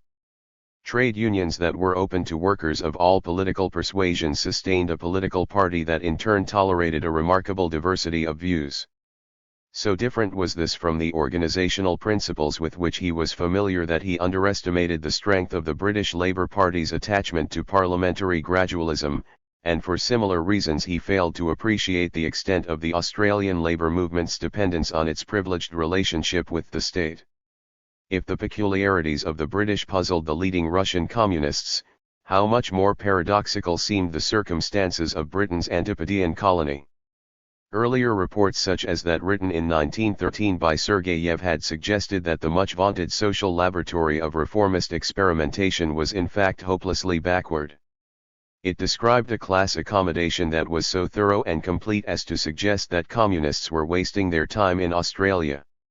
The Australian delegates who arrived in Moscow 8 years later told a different story. In articles and reports produced at the request of the Communist International during 1921, they dwelt on the radical nationalist tradition, the audacity of the Eureka rebels, the determination of the strikers in the 1890s, the more recent defiance of arbitration tribunals and rejection of conscription. Indeed, so prodigious was their assessment of the class conflict in Australia that foreign readers found it difficult to understand why the local Communist Party was so small and ineffective. 3. In any event, the way to build the Communist Party of Australia and strengthen its influence seemed clear. It should intensify work in the unions by means of the Red International of Labour Unions, and use the affiliation of unions to the ALP to extend its influence into the Labour Party. As it transpired, neither of these tactics was as straightforward as they appeared to the Comintern. The implementation of both revealed divisions among communists as well as the strength of resistance to them in the Australian labour movement. The creation of an Australian section of the RILU was entrusted, at the organization's founding Congress in Moscow in July 1921, to Jack Howe. For all of Earsman's difficulties with Howe there, his task seemed straightforward. Howe was a former president of the New South Wales Labour Council and close associate of its secretary, Jock Garden. He returned from Russia, it was said, a changed man, abler, straighter and with a better insight into the revolutionary movement. He also had £300 to help him with the task. 4 His scheme was to secure the affiliation to the RILU of the peak union bodies, the New South Wales Labour Council and its interstate counterparts, a scheme wholly consistent with the methodology of the Trades Hall Reds, though scarcely what Moscow had in mind with its slogan of "To the Masses." The Trades Hall Reds represented a miscellany of craft, industrial and general unions affiliated to the New South Wales Labour Council, which met and had its offices in that ramshackle building in Goulburn Street from which they took their name. Elected as officials or delegates at sparsely attended general meetings of their members, these Trades Hall Reds commanded an uncertain following. By day they endeavored to organize work sites and improve their members' pay and conditions. At nightfall they gathered in the forum of the Labour Council to pass fiery resolutions against wage slavery. The scheme to make this body of officials the local arm of the RILU ran into immediate opposition from Tom Glynn. He joined with his former wobbly comrade J.B. King in October 1921 in the formation of an industrial union propaganda league, based, they said, on the manifesto of the RILU, for the purpose of combating the sectionalism and craft consciousness of existing unions. The Sussex Street executive denounced this misinterpretation of the purpose of the RILU and expelled them, yet on the eve of the Unity Conference of February 1922 accepted them back into the party as an industrial union propaganda group and recognized their newspaper, Direct Action, as a communist publication. In the same month the New South Wales Labour Council voted to affiliate to the RILU.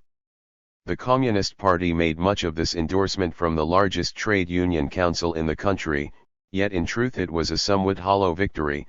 The Labour Council was a sparsely attended forum that lacked the membership of key unions, and no other trades hall elsewhere in Australia followed its lead. 5 Furthermore, Garden's contemptuous dismissal of rank-and-file industrial organisation brought angry condemnation from Glynn and King, who terminated the support for the Communist Party and RILU of their industrial union group. 6 This was the final, irrevocable, and perhaps inevitable breach, and the tangible cost was not great since the Wobblies were a declining force in Sydney. A more serious setback occurred in Adelaide when, in late 1922, Glynn and King's colleague Charlie Reeve revived the IWW and precipitated the collapse of the local branch of the Communist Party. 7 Of greater significance for the Australian left, in the long run, was the eclipse of the rebel tradition the Wobblies embodied, a singularly heroic form of workplace agitation imbued by a rebel spirit that scorned all compromise and refused the subordination of workers' interests to calculations of Political advantage. It would be almost a decade before the Communists rediscovered such forms of obdurate, oppositional militancy, longer still before they overcame their persistent tendency to impose political control over industrial activity. Corresponding weaknesses bedeviled their attempt to enter the Labour Party. This was an objective that Garden had pursued by one means or another from the time that he and his trades hall Reds had parted company with it in 1919. They had resigned or been expelled following their unsuccessful attempt, along with Albert Willis of the miners, and other industrial militants, to win control of the New South Wales branch. Their earlier effort to create an alternative industrial socialist Labour Party had failed. Now, through the Communist Party, Garden tried again. His opportunity arose in the middle of 1921 when, to heal the divisions and revive its flagging fortunes, the Federal Executive of the ALP convened an all-Australian trade union conference in Melbourne. It was a forum well suited to Garden's purposes. The politicians present were anxious to mend bridges with the unions and accepted the proposal that the Labour Party should take as its new objective the socialisation of industry, production, distribution, and exchange. The chief point of contention at the Melbourne conference arose over the revived push for one big union as the appropriate form of industrial organisation. Garden no longer pursued that chimera. Instead, he entered into an alliance during the conference with the conservative Australian Workers' Union, which had most to lose from such a scheme and counterposed its own half-hearted alternative by which it would swallow its rivals. Here indeed was a marriage of convenience. The president of the AWU Central Branch and the dominant figure on the New South Wales Labour Party executive was John Bailey, a bare-knuckle fighter who had hounded the industrial militants out of the ALP back in 1919. Henceforth Garden and the Communist Party would back him in the intense factional conflicts that bedeviled Labour in New South Wales. Such cynical opportunism brought condemnation from Glyn's Industrial Union propaganda group, the Liverpool Street Communists and his former ally Willis, yet Garden was finally blocked in the pursuit of his objective of readmission to the ALP by his own Sussex Street comrades. As it was reported to the Communist International, following the Melbourne conference an invitation to rejoin the Labour Party was given to the Trades Hall Reds along with the rest of the Sussex Street Party, but when Garden reported this offer to the executive they one by one rejected it on the grounds that acceptance would lead to the disintegration of the party. 8. The episode occurred in mid-1921, before the decisions of the Third Congress of the Communist International, which might well have strengthened Garden's hand, were known in Australia. The Sussex Street Party did report the Congress's theses later in the year. As early as 1922 it echoed the Comintern executive in calling for a united front. The form of this alliance, however, was specified as unity in action rather than communist affiliation to the Labour Party. Apart from their concern that any application to join the ALP might leave them open to accusations of opportunism, the Australian party leaders simply did not trust Garden. Perhaps they sensed that the strategy of permeating the ranks of the reformists might well overtax their own revolutionary purpose, and that the permeators would themselves be permeated. They certainly feared that Garden was using the Communist Party as a device to re-enter the Labour Party, where his main ambitions lay. 9. Such was the advice that Earsman took to the Communist International in 1922 and it was badly received. Along with its decision to recognise the finally united Communist Party of Australia, the Anglo-American Bureau of the Comintern was preparing a letter to the Australian comrades that instructed them to apply immediately for membership of the Labour Party. Earsman resisted strenuously. Such a unilateral instruction, he said, was simply holding a pistol to the head of his party's executive and would split the membership. At the very least, he urged, the executive should be given time to prepare those Australian comrades who had devoted their political careers to denunciation of the Labour fakirs for the unwelcome news. A telegram to that effect was dispatched to Sydney, while a draft of the letter went off to the Presidium, which passed it across to Karl Radek for a final polish, a fortuitous delegation since items that landed on his desk tended to remain there indefinitely and there the Australian letter did stay until after the Congress. Even so, the ground for the Australian implementation of the United Front was prepared by the appearance of Garden at this Fourth Congress of the Communist International. He was credentialed as a delegate and departed Sydney in early September along with Tom Paine, one of the recent recruits from Liverpool Street. The fact that Earsman had signalled his opposition to the United Front just a few weeks earlier makes this hurried addition to the Australian delegation all the more significant. Garden received a full credential as a delegate, Earsman, Paine, and another Australian based in the Comintern, the lesser consultative ones. Furthermore, Garden arrived in November with a cabled message from the Australian party that cast a cloud over Earsman and, try though he might, the wily Scot could not get his genial compatriot to show it to him. 10. Bill Earsman's diary entries during this second visit to the Soviet Union reveal new depths of cynical self-absorption. Thoughts of his beloved Christian had given way to Molly, and in the meantime there were Lola, Wilma, and unnamed others in the febrile foreign quarter of Moscow. He had hopes of winning a place on the executive of the Communist International and lobbied assiduously, only to find in the end that Garden would be accorded that honor. He was in touch with Gordon Stettler, the leader of the disbanded Sydney branch of ex-ASP members who had appealed to Moscow for reinstatement to the CPA, but the Comintern executive knocked that scheme on the head. Earsman's old ally Peter Simonov was also in Moscow, but had fallen so far from favor that now Bill had to buy the drinks. The Comintern expected Earsman to return to Australia at the end of the Congress, but he had no intention of doing so. Drinking heavily and resorting to casual knee tremblers, he declined rapidly. At the end of the Congress he did some work for the Comintern in Germany and in Britain, where he was informed at Australia House that he would not be allowed to re-enter Australia. Back in Moscow by mid-1923, he earned a living as an English teacher at the military academy for a year, still censorious, still condemning the opportunists in the party who would use affiliation to the Labour Party for their own ends. He was joined by his wife and children from Melbourne, but she died in 1925.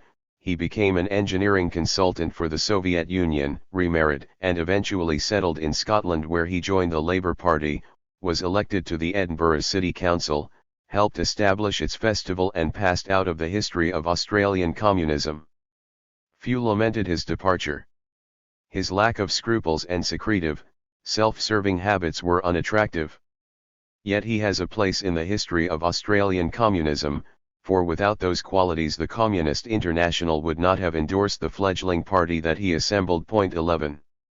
There was lengthy discussion of the United Front during the Fourth Congress. Theoretically, Earsman reported, all parties accepted the tactic but not two agreed on the application. Earsman defended as best he could the Australian party's earlier limited application. But Jock Garden won the limelight and the argument with a speech to the Congress of remarkable audacity. He described a party that was small in numbers but immense in influence. The Communist Party in Australia has a membership of nearly 1,000, and yet it is able to direct just close on 400,000 workers.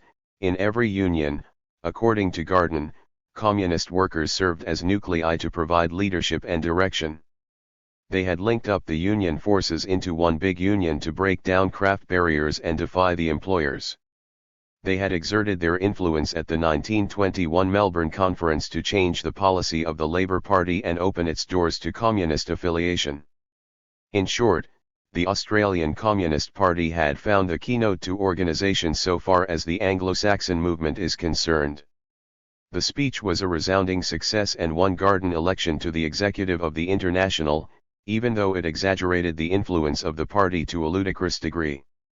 The party membership, which he put at close to 1,000 and the Congress record had at 750, was in fact reported by the acting secretary as 250, and even that figure was too high. 12 The count of 400,000 followers was reached by aggregating inflated estimates of the membership of unions affiliated to the New South Wales Labour Council and the Brisbane Trades and Labour Council. There were no union nuclei. How could there be when the pitifully small number of communist trade unionists concentrated their efforts on maneuvers at Trades Hall and its adjacent pubs? There was no one big union, not least because Garden had joined with the AWU to frustrate it. His speech travestied the prospects of the Communist Party of Australia as well as his own role. "Why did you do it, Jock?" he was asked when he returned to Australia basking in his celebrity. With a grin and broad wink, Jock answered, "That's what they wanted." 13. Jock lived dangerously. On his way to Moscow he had parted company with Tom Paine to visit family and friends in Scotland, and Tom never recovered the sum of money given to Jock for safekeeping. 14. After the Congress, Jock again interrupted his passage in Scotland. On February 10 an Edinburgh newspaper carried a sensational report from its correspondent on the northeast coast describing remarkable revival scenes at Lossiemouth as the Reverend J.S. Garden made hundreds of converts with his fiery sermon, "Young men, the rapids are below." Bill Earsman was himself visiting Scotland at the time, and seized on the incident as a means of discrediting the former ally who had so recently eclipsed him. "I have never trusted him from past association," he claimed, and added that he hoped that little bugger Rakosi, the Comintern official who had championed Garden at his expense, would be present when he returned to Moscow with chapter and verse of the scandalous incident.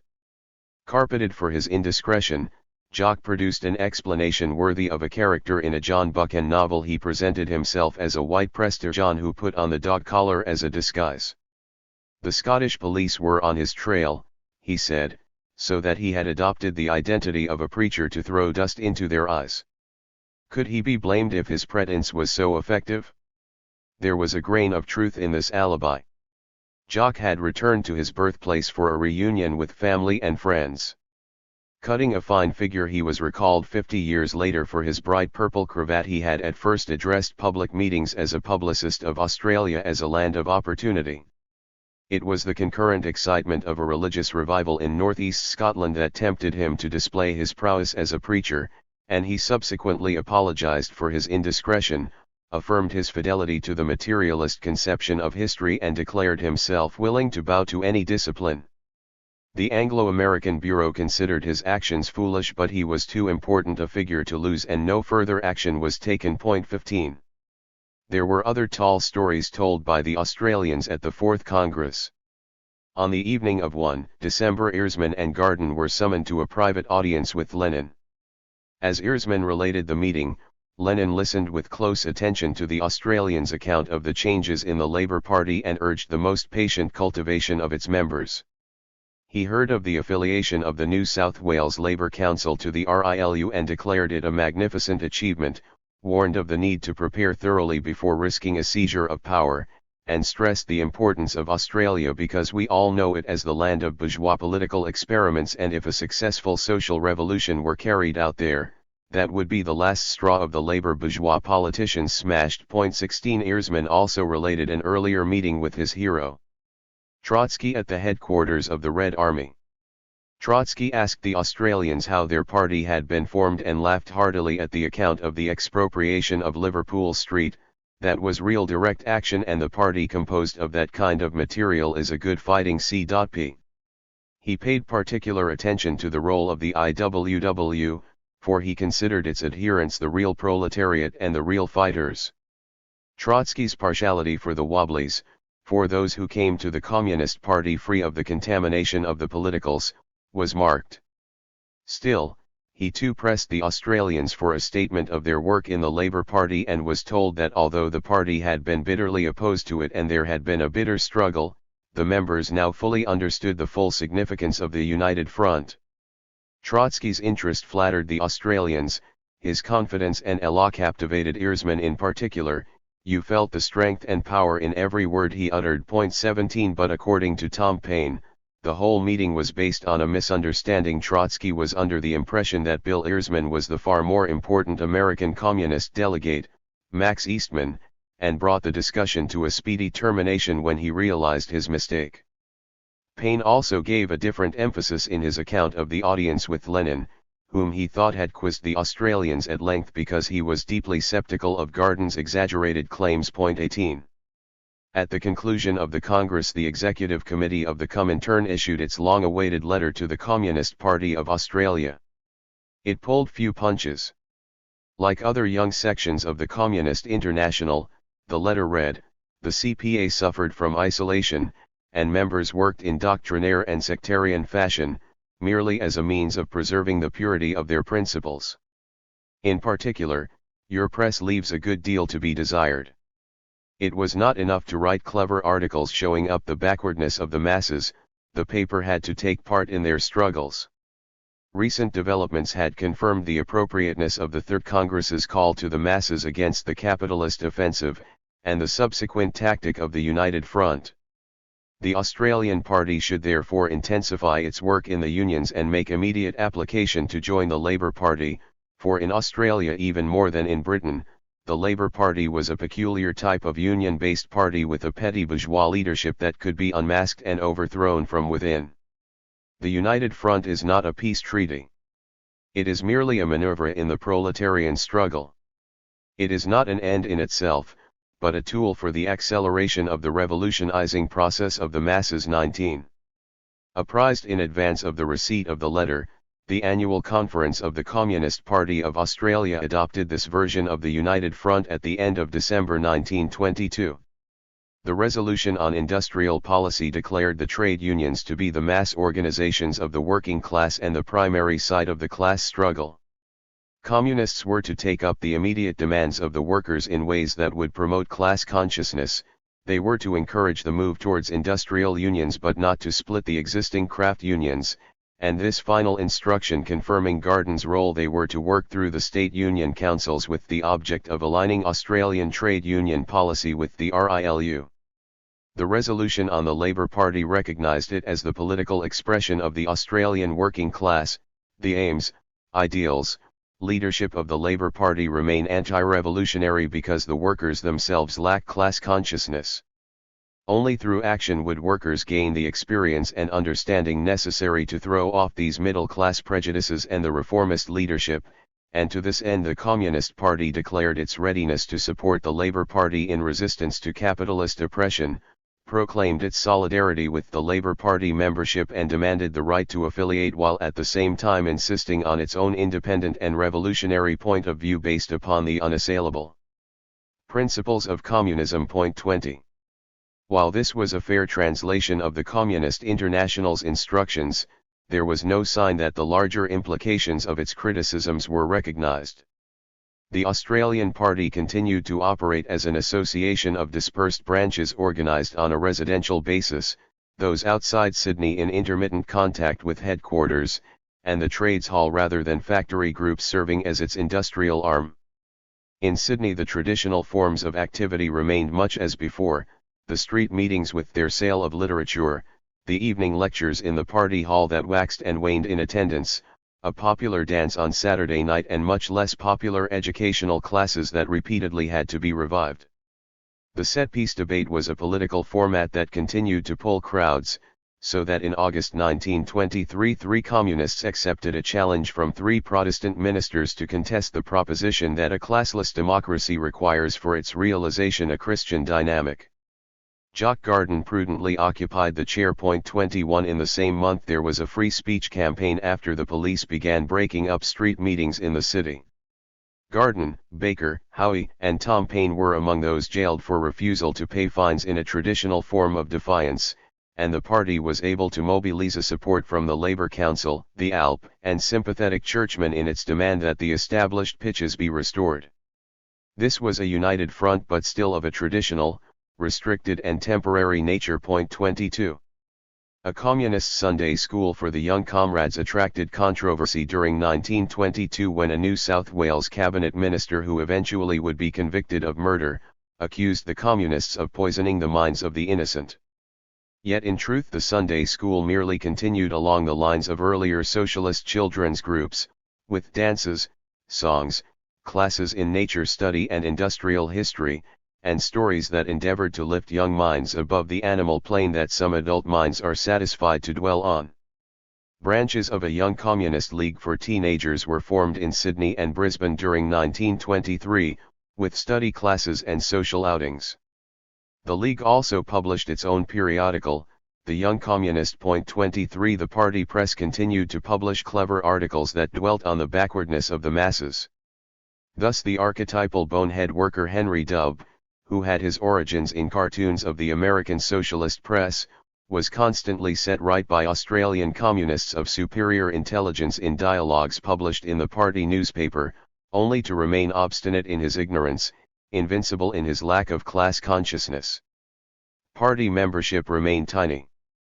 In a report to the Anglo-American Bureau Secretary at the end of 1923, the Australian secretary regretted his organisation still had only 250 financial members. The actual figure was considerably smaller. Since dues had been reduced at the beginning of the year from 9p a week to 6p, and the total collected in 1923 was a little over £107, there were on average less than 100 fully financial members. 3 in 4 candidates for membership were quickly lost, the secretary said. They fall out for various reasons, some because we have sought affiliation with the ALP, some because they have been forced to work in centres where no other party members are working, some because they get unfinancial and are unable to devote their time to party activities, others because of indifference, etc.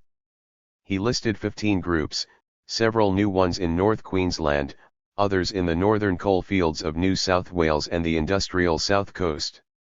Most of these were tiny and ephemeral. 24. 15 women members were reported. After some initial attention to capitalism's corruption of sexuality, the party made little effort to recruit women.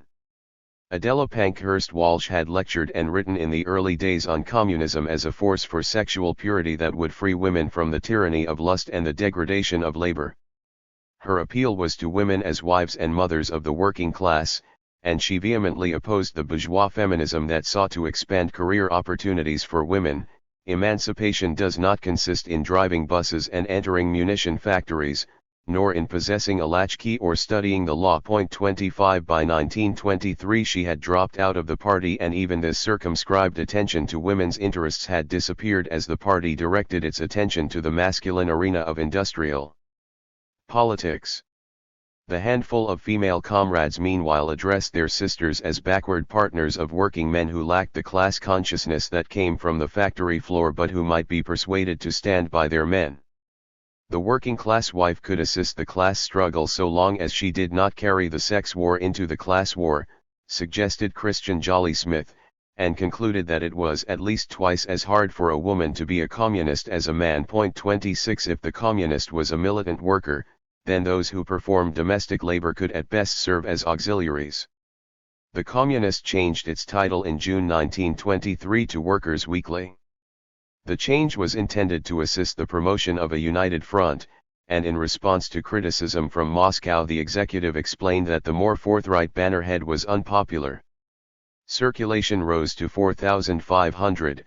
The executive claimed actual receipts suggest an average circulation of between 2,000 and 3,000 as some effort was made to popularize the contents in accordance with the Comintern's advice that the party press should take part in the daily struggles of the workers and be a record of live activity and example by deed. Party members offered accounts of their work in the unions and their efforts to permeate local branches of the Labour Party, emphasizing the need to consider the views of laborites and avoid needless antagonism while always seeking to expose the reactionaries in their hideousness to the masses.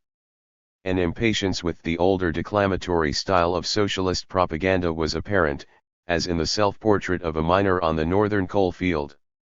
Many of us do not carry about with us in our heads or our pockets a cyclopedia of Marx, and beyond value, price, and profit know little of his works. Still, we have brains to understand. That is why we believe in communism. We are not nice Sunday communists who attend the hall in Sydney once every 3 months. 27. The mixture of provincial deference and proletarian superiority is striking, if somewhat feigned. The juxtaposition of theory and practice, local activism and guiding doctrine, gives early notice of a persistent tension in Australian communism. At the end of 1922 the party had assumed responsibility for the monthly Proletarian Review, dropped its suffix, and moved it from Melbourne to Sydney. Under the editorship of Carl Baker it served as a doctrinal primer in the manifold iniquities of capitalism and the laws of history that guaranteed its imminent collapse. Baker, schooled in the soapbox tradition of defiant infidelism and cerebral socialism, also edited the Workers' Weekly until September 1923, when H. L. Denford took over both as editor and party secretary. A knockabout activist who had left school before his 13th birthday, and been active both in the IWW and the ASP, Denford was by this time an official of the Iron Workers and one of the Trades Hall Reds. In March 1924 he was succeeded as editor by Jock Garden, who also became the political secretary of the party, while Denford continued as financial or organizational secretary. Garden was the dominant figure in the Communist Party from 1923. He operated out of his Trades Hall premises in Goulburn Street, where an assistant secretary and Albert Willis's daughter, the stenographer-typist, worked in the main room while he used the phone in his thinly partitioned office to conduct his schemes.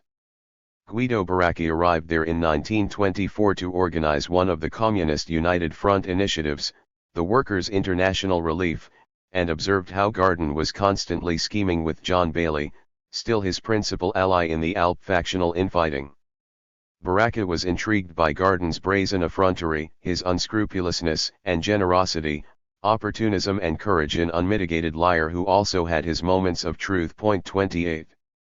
Garden opened the United Front when he led his Trades Hall Communists into the 1923 State Conference of the New South Wales branch of the Labour Party.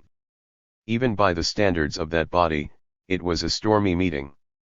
The unholy alliance of John Bailey's AWU and the Trades Hall Reds was outnumbered by other Union delegates and the parliamentarians, led by the redoubtable Jack Lang. The conference considered Bailey's malpractice in parliamentary pre-election ballots, and the executive subsequently expelled him. A delegate challenged the presence of the Communist Union delegates on the grounds that the ALP constitution debarred members of other parties. Willis ruled from the chair that the Communists were eligible to attend.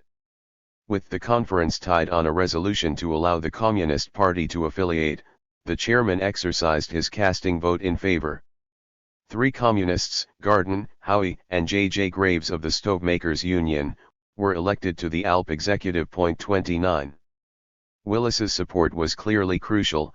Although estranged from Garden, he was still sufficiently sympathetic to the Communists to entertain their membership of the Labour Party. Yet almost immediately the Communist Party threw away his support in a display of inept polemics. In a period of shrinking demand for Australian coal and intermittent employment, the owners locked the miners out of a strike-prone Maitland pit. While Willis and the Union executive sought to negotiate a return to work, the Communist Party called for an all-out stoppage and accused the Union officials of betrayal. No sooner was a resumption of work negotiated in July 1923 than the Communist Party publicized sensational allegations by Bill Thomas, who had now thrown in his lot with Sussex Street and was one of the Communist speakers active on the coal field. Thomas alleged that at the outset of the dispute he had been approached by the Nationalist Minister for Mines on behalf of an employers' organisation with an offer of £500 if he would advocate violence and implicate the Communist and Labour parties in his activity. According to Thomas, while he was at the office of the Employers Association he met Cleve Ullman, a former member of the ASP employed by the Coal Miners Union as an advertising canvasser for its newspaper, Common Cause. Again, according to Thomas, he enlisted Ullman's assistance in playing along with the employers to gather evidence of their perfidy. Thomas duly broke the story, which was taken up in the press and Parliament, but Ullman related a different story. He claimed that Thomas had told him he was hard up and had decided to approach the coal owners. For Willis, who accepted Ullman's version of the episode, this was the final straw. He dismissed the communist editor of Common Cause for sacking Ullman and withdrew support for the communists in the ALP. 30. So when the parliamentary wing moved against the communists at the state executive meeting of the ALP, Willis sat on his hands. The state executive voted to expel the communists from the executive and membership of Labour Party. The 1924 state and federal conferences confirmed that decision. In a series of purges the communists were driven out of the local Labour branches. The inquisition conducted by the New South Wales executive tested the resolve of the communists. Some made no bones about their allegiance and were promptly expelled, sometimes taking their Labour branches with them. Others refused to identify themselves in accordance with orders from the party executive, despite the clear instruction from the Comintern that all communists should be forthright in their revolutionary agitation. If the purpose of the United Front was to unmask the traitorous leadership of the Labour Party, then in its Australian implementation it seemed that it was the communists who were hiding their true identity.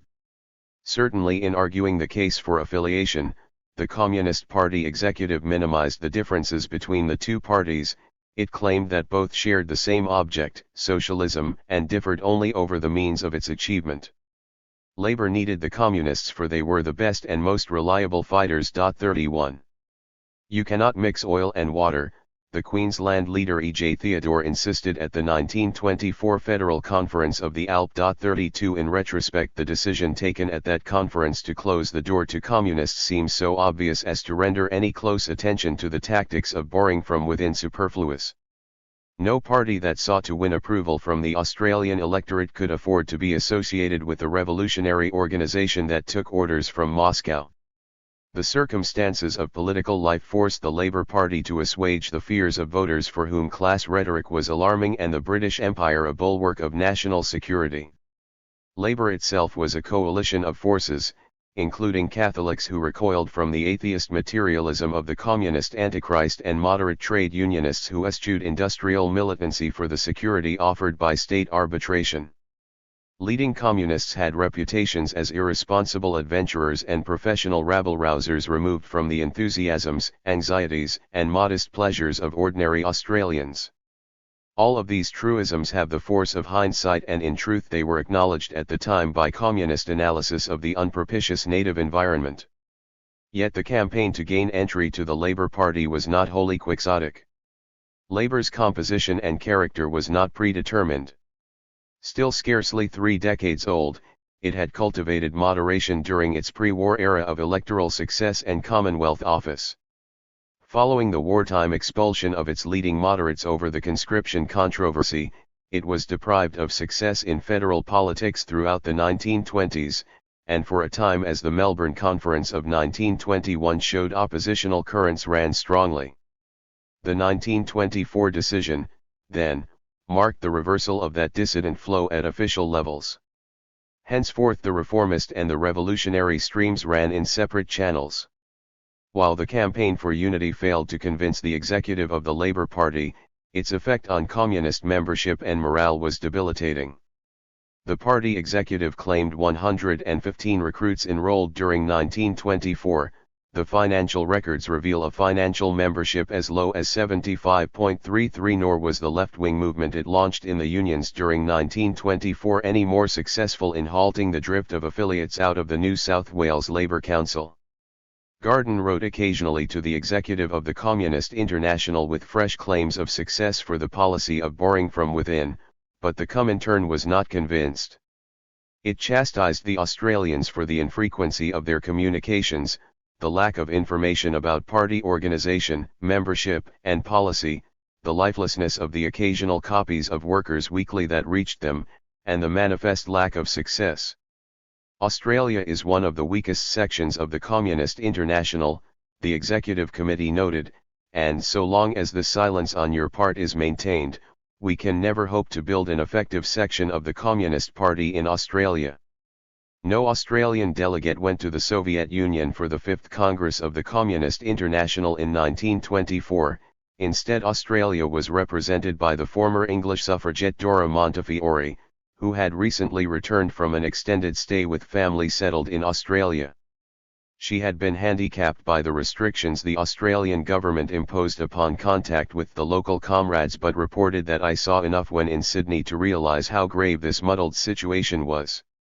A Comintern official who made a clandestine tour of Australia at this time to raise funds for Russian famine relief reached the same conclusion. 34. There were some outside Sydney who shared these misgivings. At the Third National Conference of the party in December 1923, the Queenslanders J.W. Roche and Fred Patterson had wanted a clearer assertion of the communist case against the ALP, and suggested that in their state, where Labour had been in office for 7 years, the time was opportune for launching an attack.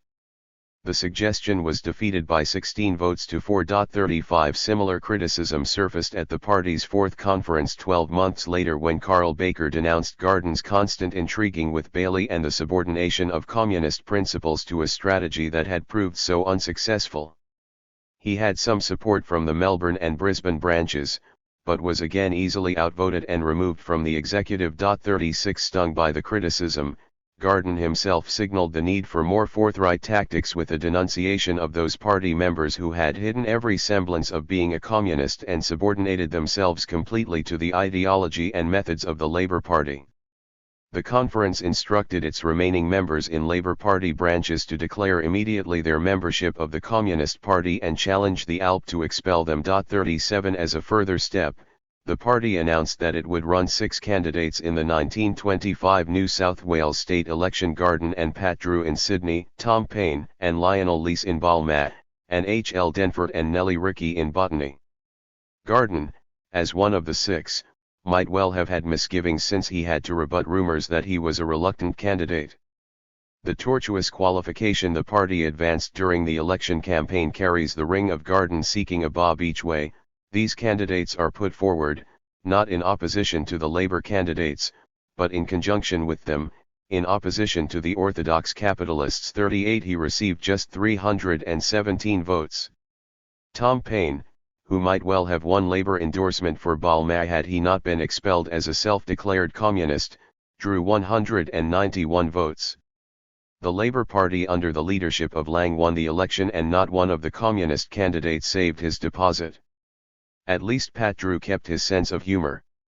Asked how many votes he had obtained in Sydney, he replied, 16 brother, 4 more than Christ had to start with. 39 Lenin coined the metaphor that communists would support reformists as a rope supports a hanging man. Here that metaphor is applied to the New South Wales Labour leader Jack Lang, who won office later in that year in an election in which 6 communist candidates attracted a derisory poll. The ghost of Lenin, who had died the previous year, looks on omnisciently. Budenich could not disguise the severity of the setback. In this first test of its electoral popularity, the Communist Party had failed miserably. Furthermore, the anti-Labour forces exploited the communist bogey in federal elections later in the year, bringing new repressive measures and redoubling the determination of the ALP to distance itself from its inconstant and unwanted suitor. The instruction to reveal communist allegiance therefore completed the round of expulsions, just as the threats by the triumphant New South Wales Labour Party to disaffiliate unions with communist officials had a sobering effect on the Labour Council. While Garden remained in the Communist Party, many of his lieutenants did not. Some of these trades hall reds had been open communists and some secret ones. By 1925 the majority came to the conclusion that communism would bring them no benefit in their careers and severed the links just as Earsman had predicted 3 years earlier. Garden himself acknowledged after the horses had bolted that the direction into the Labour Party had too easily been interpreted as complete subordination to the Labour Party. The work of the ALP had assumed greater priority than the work of the Communist Party. Its obligations were less irksome, its rewards more enticing. J. J. Graves of the Stovemakers was one who opted for the Labour Party along with Jack Beasley of the Electrical Trades Union, Bob Heffron of the Marine Stewards, Arthur Rutherford of the Saddlers Union, Jack Kilburn of the Bricklayers and soon even Snowy Denford, the former Communist Party secretary. These men represented a mixed bunch of trades and differed in their qualities. Even so, they included a future leader of the New South Wales Parliamentary Labour Party, Heffron, and a Commonwealth Labour Party cabinet member, Jack Beasley. That great Australian party, composed of the ex-communists, was already swelling. 40. The Communist Party was at a low point. Guido Baracchi had returned to Sydney late in 1924 from Germany, where he had been an editor of the English-language edition of the Comintern's journal, International Press Correspondence or InPreker. He was elected to the Australian Party's executive, became editor of its revived theoretical journal, Communist, organizer of educational classes in Sydney, and briefly filled in for Garden as political secretary. Baracchi was appalled by the isolation of the party as well as the sectarianism it practiced, most notably during the worldwide strike of British seamen in the latter part of 1925, when the Communists were at loggerheads with the Seamen's Union, led by Tom Walsh and Jacob Johnson. Walsh and Johnson were sentenced to deportation by the vengeful federal government for their solidarity with the British seamen, yet the most that Baraka could persuade the Communist Party to do was to allow the indigent victims to bunk down in the Communist Hall. 41 In the aftermath of the New South Wales elections, he came to the conclusion that it would be better to liquidate the party and concentrate on gingering up the labour movement. An article by him to this effect was included in the December issue of Communist, but the executive stopped its publication. His advice rejected, he resigned.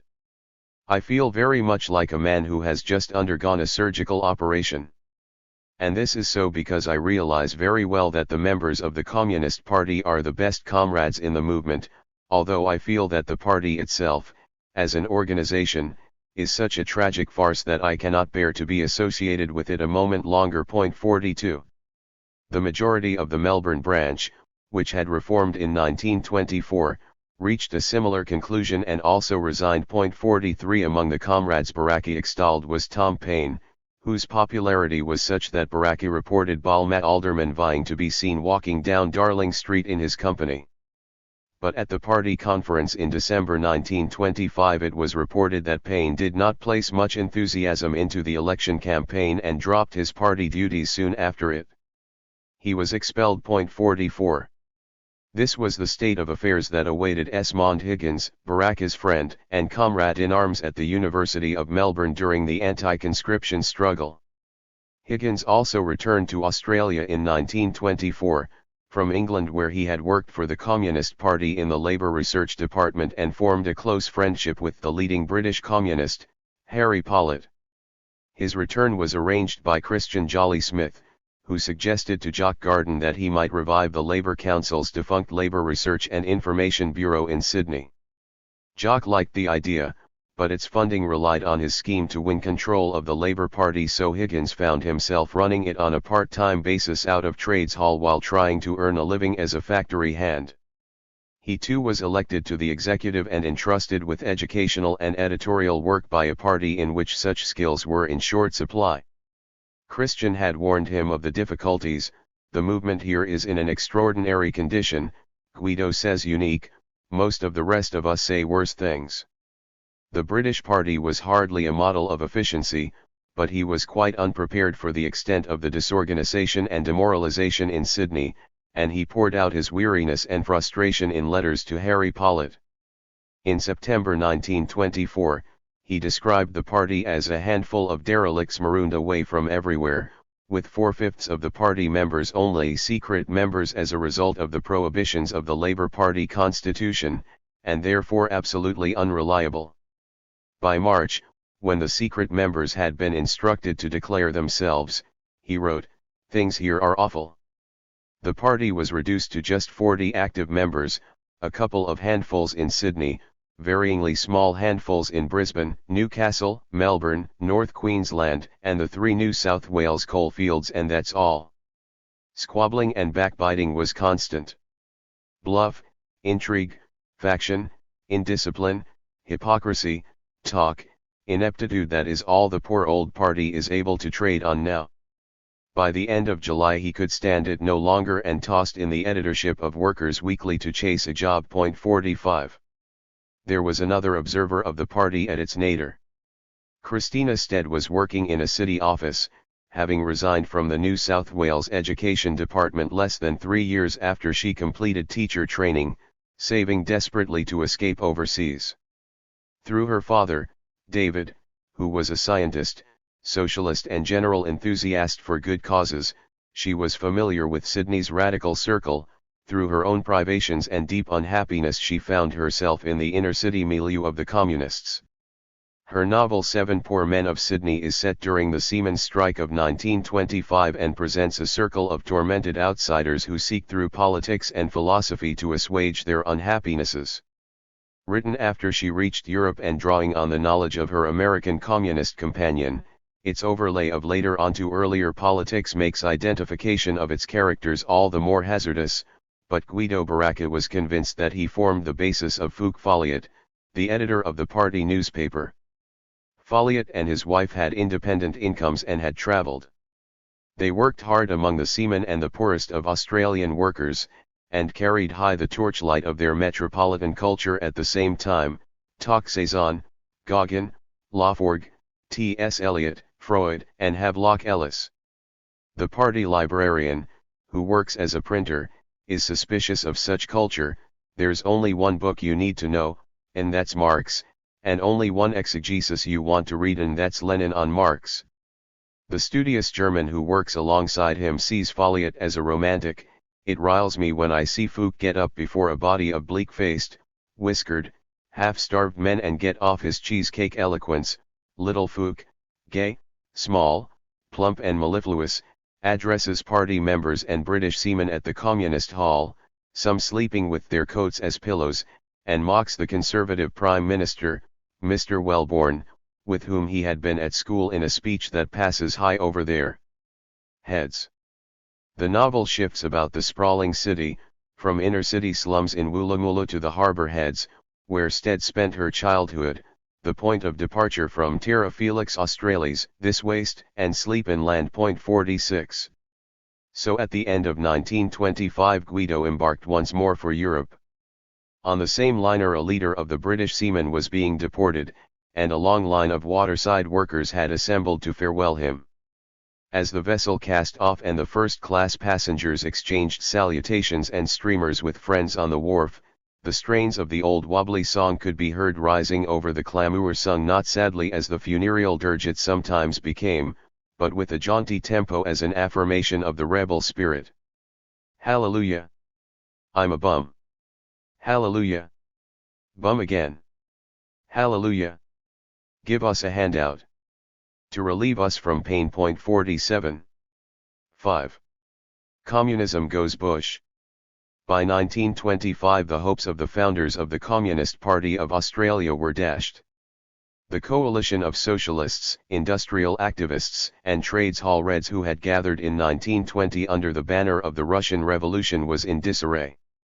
The subordination of older forms of industrial militancy to the new conception of the vanguard party had proved no more successful than the attempt of that party to infiltrate, white ant and capture the chief organizations of the labor movement. Neither strategy worked because, apart from defects in their execution, both were pulling against an insistent tide. At the end of the war the government had embarked on an ambitious program of economic development. Overseas borrowing financed rural settlement schemes and associated construction projects, exports of primary products increased, new secondary industries benefited from increased levels of protection to produce new products for domestic consumers, wage rates increased. Poverty, unemployment, and chronic insecurity still blighted the lives of manual laborers and their dependents, for the economic change actually reduced the demand for the unskilled, itinerant worker who followed the seasonal patterns of the pickup, yet the circumstances of such battlers seemed increasingly marginal to the suburban majority. Whereas the communists addressed their revolutionary rhetoric to this sharply delineated audience, the broader labor movement was drawing back from its recent experiments with direct action and anti-capitalist rhetoric into the familiar, safe forms of industrial arbitration and piecemeal reform by electoral politics. With the consequent closure of boundaries that just a few years earlier had been open and fluid, the communists were left as an ineffectual rump. Of the founders, Simonoff and Earsman had left the country, while Garden was drawn in the wake of his trades hall reds towards a necessary accommodation with the state labor government. Outside Sydney, the turnover of enthusiasts through small and unstable branches that formed and dissolved only emphasized the predicament of Australian communism. The party was shaped by its beleaguered condition. From its formation it was subjected to the same official surveillance that had operated during the war to censor publications, intercept correspondence, monitor meetings, suborn informants, prosecute speakers, restrict overseas travel and expel aliens. Just as Simonoff had been imprisoned and Freeman deported, so Dora Montefiore was permitted to enter Australia in 1922 only after she surrendered her passport and promised not to engage in communist propaganda.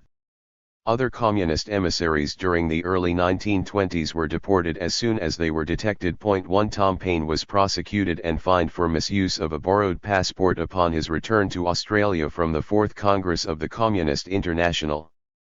The amended Commonwealth Crimes Act of 1920 codified a number of offences previously dealt with under the Emergency War Precautions legislation.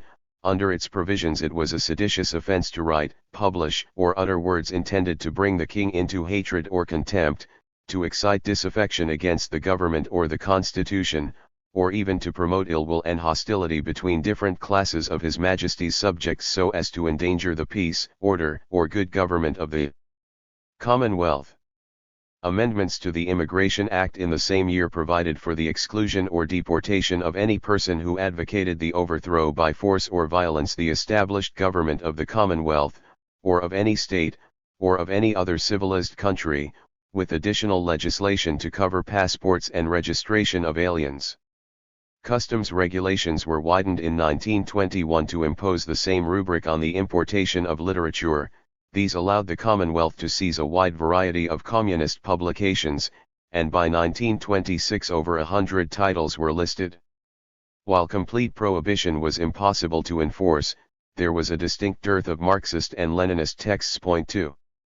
No prosecution for sedition was brought during this period, rather the Commonwealth government exploited the danger of communism to encourage a climate of repressive conservatism.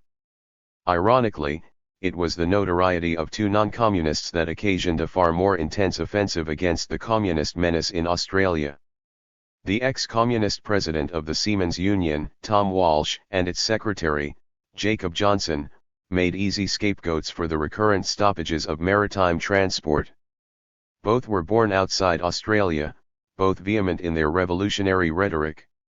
In 1925 the Commonwealth government amended the Immigration Act to provide for the deportation of persons not born in Australia who obstructed transport and whose presence was injurious to peace, order, and good government.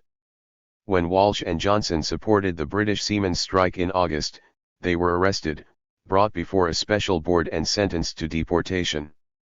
The hearing coincided with a federal election that the government turned into an anti-communist crusade. The Prime Minister, S.M. Bruce, led off with a warning of how the unions had been captured by wreckers who would plunge us into the chaos and misery of class war. Since the Labour Party was incapable of ridding itself of the extremists, the canker of these men advocating communistic doctrines must be cut out of our national life. The National Party organization furnished its candidates with a litany of Bolshevik evils garnished by long quotations of Gordon's boasts in Moscow. The government won a decisive victory at the polls, but it was rebuffed by the High Court, which in December 1925 found that the deportations were unconstitutional.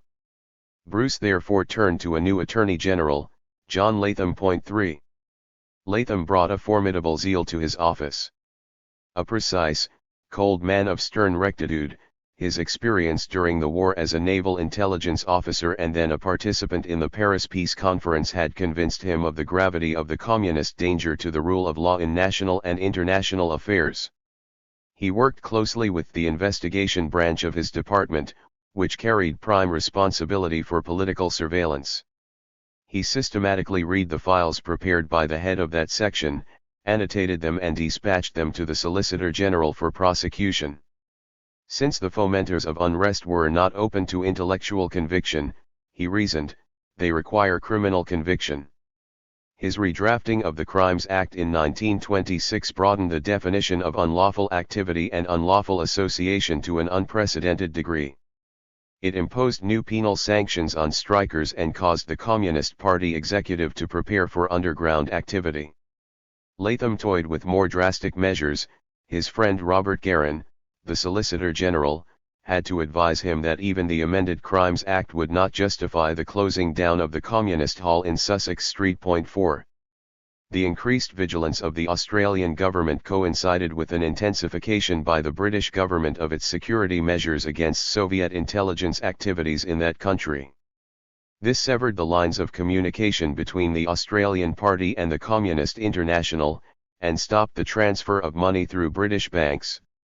Richard Casey, a young protege of S.M. Bruce who was serving as the Australian liaison officer in Whitehall, sent a regular flow of British intelligence information back to Latham, so that prospective migrants suspected of communist sympathies could be investigated and kept out of Australia. 5 Meanwhile, state police forces and municipal authorities imposed a variety of additional restrictions on communist activity, while right-wing movements combined quasi-military preparations with a public crusade against the Red Menace. 6 Official repression was a lesser discouragement than the unofficial vilification and harassment, for the usual effect of constant surveillance, censorship, and prosecution was to strengthen the conviction of communists that their class war was just and their sacrifices worthwhile.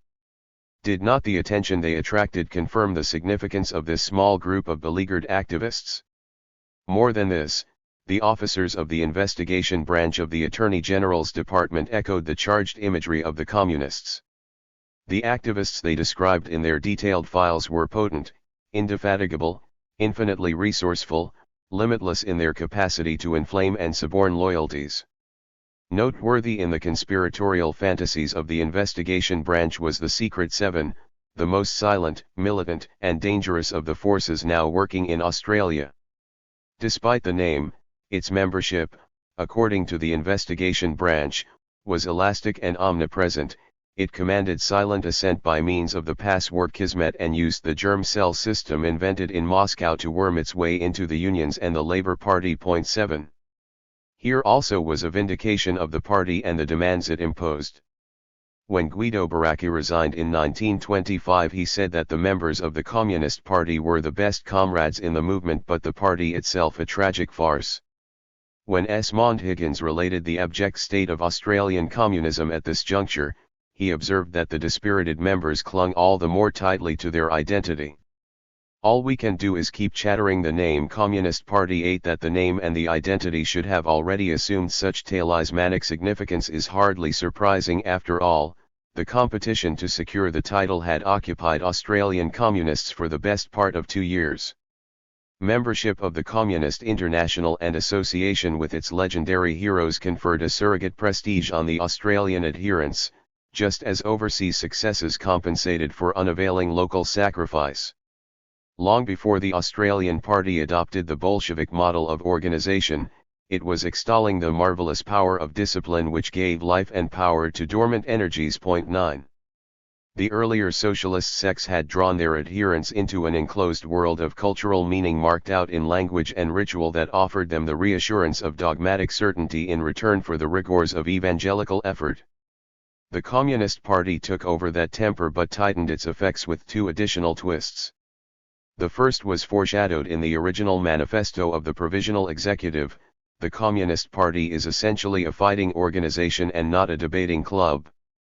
The success of the Bolsheviks was taken to validate Lenin's insistence on the need to seize the revolutionary opportunity.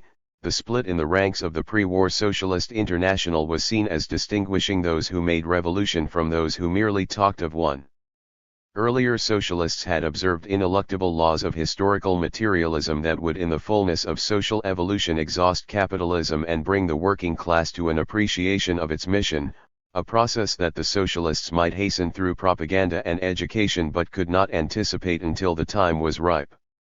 Comrade History had been their mentor and their solace, as he was for some of the CPA founders. In 1923 a whole issue of the theoretical monthly, Proletarian, was given over to an unshakably fatalist exposition of the materialist conception of history. Stolid Jack Howie was notorious for interrupting party discussion in deeply sorrowful tones with the reminder, no, comrades, we will not decide, moderate conditions will decide. Henceforth deeds displaced words as the revolutionary hallmark. 10 If the working class had to be snatched from the grip of economist and reformist illusions and directed into action, it followed that the role of the guiding intelligence was crucial. From the vanguard conception of the Revolutionary Party came the insistence on a single-minded unity of purpose maintained by an iron discipline.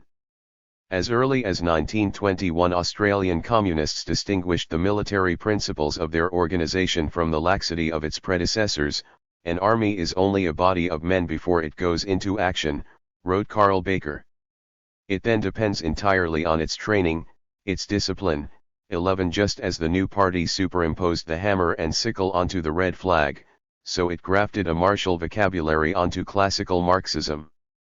To the sociological categories of the bourgeoisie and the proletariat it added the organizational concepts of the vanguard and the masses, and these in turn generated a veritable litany of infractions that the rank and file must avoid: adventurism and tailism, opportunism and liquidationism. The arcane dialect reassured its users that they were marching to the drum beat of destiny, even if others could not hear it. Sometimes the language of communism lent itself to unfortunate misunderstanding, thus Guido Baracca's story of the wife of a comrade who heard her husband described as a fine class-conscious proletarian and rose indignantly to retort, "I think you're class-conscious yourself." 12 Other phrases, "The dictatorship of the proletariat is an obvious example," had resonances that were exploited by those who wished to discredit communism as an alien tyranny. This was the second novel feature of communism, its foreign provenance. In a period when Australia was retreating into monocultural fortifications, with economic and defence arrangements tied closely to the British Empire as a bulwark against post-war uncertainties, and population policies and cultural institutions designed to resist the menace of cosmopolitan modernity, the Russian Revolution embodied all the evils of the age. It was brutal, atavistic, levelling, irreligious, menacing, licentious. The persistent reports that the communists had abolished marriage and nationalist women in Russia exercised a particular fascination during the immediate post-revolutionary period, speaking to the fantasies of men who upheld monogamy as a bulwark of patriarchal order. The Bolshevik leaders were commonly portrayed as Jewish degenerates with brutal Cossacks at their command. Their call for world revolution and colonial liberation threatened a lapse into barbarism. Thus the nationalist government's 1925 election poster of whiskered Bolsheviks firing into an Australian church and slaughtering the congregation tapped the fear of alien assaults on property, family, Christianity, and national security. Such images drew their force partly from Australia's historical location as a colonial nation and partly from racial fears unleashed by the recent war. Their potency was demonstrated in the Red Flag riots of 1919, when loyalist ex-servicemen attacked the Russian community of Brisbane, in the defence of the Union Jack at the Sydney Domain in May 1921, and in inflammatory confrontations of a similar nature conducted in other parts of the country during the post-war period.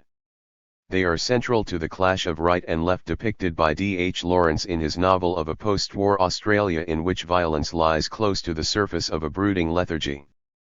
The novel, Kangaroo, culminates in a pitched battle as ex-servicemen invade a communist meeting. The red flag suddenly flashing like blood, and bellowing rage at the sight of it. A Union Jack torn to fragments stamped upon. A mob with many different centers, some fighting frenziedly around a red flag, some clutching fragments of the Union Jack, as if it were God incarnate. Throughout the 1920s the Nationalist Party fanned the embers with its pamphlet under which flag? Should it be the international banner of revolt or the emblem of king and empire? 13. Yet the nation that these anxious conservatives defended was only one of several variations on the identity of a country with an ethnic and social composition far more heterogeneous than the repressive monoculturalists acknowledged. The individual communists so far identified in this history attest to a diversity of origins and destinations, with a considerable range of attachments and a keen awareness of international events. The initial local interest in the Soviet experiment is indicated by the sales of left-wing literature in the township of Kurri Kurri on the northern New South Wales coalfield late in 1921. Alongside the sales of Marxist classics, 10 copies of Marx and Engels' Communist Manifesto, 3 copies of Marx's Value, Price, and Profit, 1 of his Wage, Labor and Capital, and 8 of Engels' Socialism, Utopian and Scientific. There were 22 copies of the report of the British delegation in Red Petrograd, 11 of Australia and the World Revolution, 5 of Lenin's State and Revolution, 2 of his left-wing communism, and 21 of Alexandra Kollontais' Communism and the Family. 14 Australian communists made no excuse for their decision to take the Moscow road.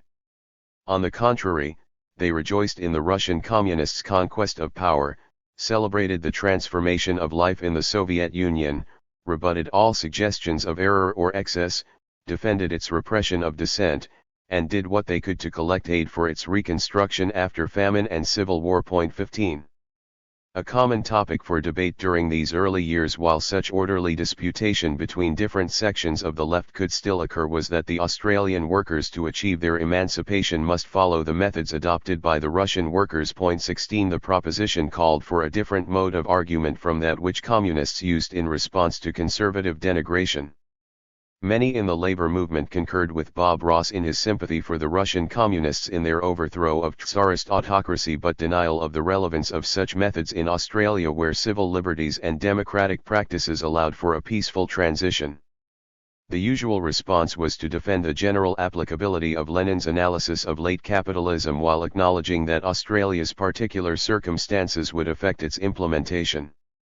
Communists understood the political circumstances not as a refutation of the Leninist insistence on a revolutionary seizure of power, for Australian communists insisted that parliamentary government was a sham, the much vaunted rule of law a cloak for capitalist dictatorship, but rather as a set of pernicious illusions that bamboozled Australian workers. In this reading of national differences, Russia led the way precisely because of the backwardness of its bourgeois democracy. Such an estimate reversed the evolutionary perspective of earlier socialists who had assumed that the advanced capitalist countries were pioneering a route that more backward ones would follow. Australia, with its well-established unions and electorally successful Labour Party, had once been regarded as a social laboratory where workers could use their freedom to experiment with devices that would abolish hardship and insecurity. Now that reassuring self-image had to be revised. An early editorial in the party paper, Communist, gave this reformulation. We in Australia are fortunate. From Australia we can survey the whole world. We can see the revolutionary struggle of the world's proletariat as one standing on a hill and looking down into a valley. We have the writings of Marx, Engels, Lenin, and all other communist writers in our hands. We are able to profit by the experiences of the Russian workers, of the German workers, of the Italian workers, of the English workers, and last but not least, of our own experience. 17. But perhaps last was least. The negligible size of the Communist Party of Australia, its remoteness from the crucibles of conflict, and the laggardly course of the class struggle here troubled Australian adherents. Esmond Higgins pondered the problem for the first time while in England as he considered whether to join the Communist Party of Great Britain. He took as his starting point the belief, so influential among earlier generations of Australian visionaries, that his was a land free of the old world evils and accordingly able to invent its own future. Australia I once regarded as unequivocally lucky in starting free of so many shackles of tradition and free to exploit an infinitely rich and varied land, now seems to me less happy. Some day she will have to shake off capitalism, but at present it seems she has to look on while others get their due.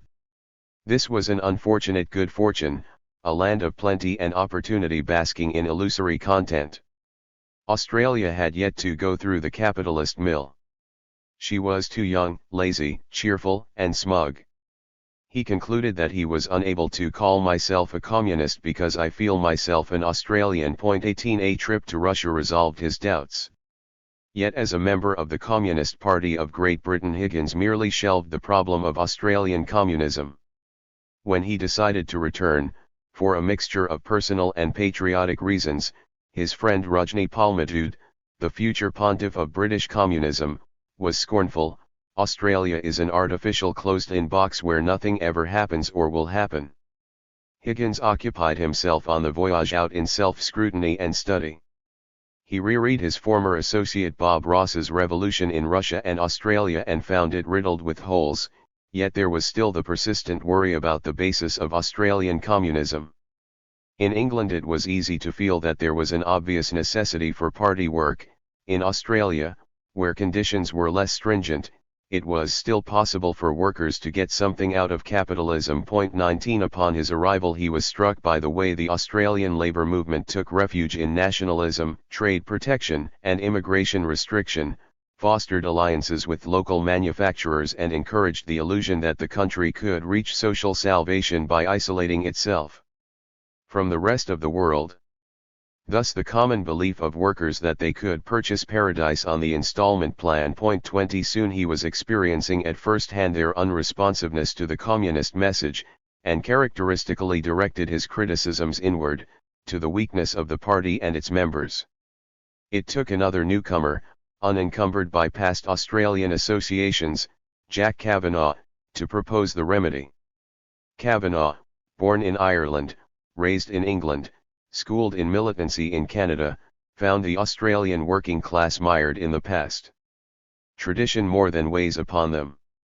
It smothers, shackles, binds and emasculates them, and one of the first tasks of the militant worker is iconoclastic to become a wrecker of traditions. 21.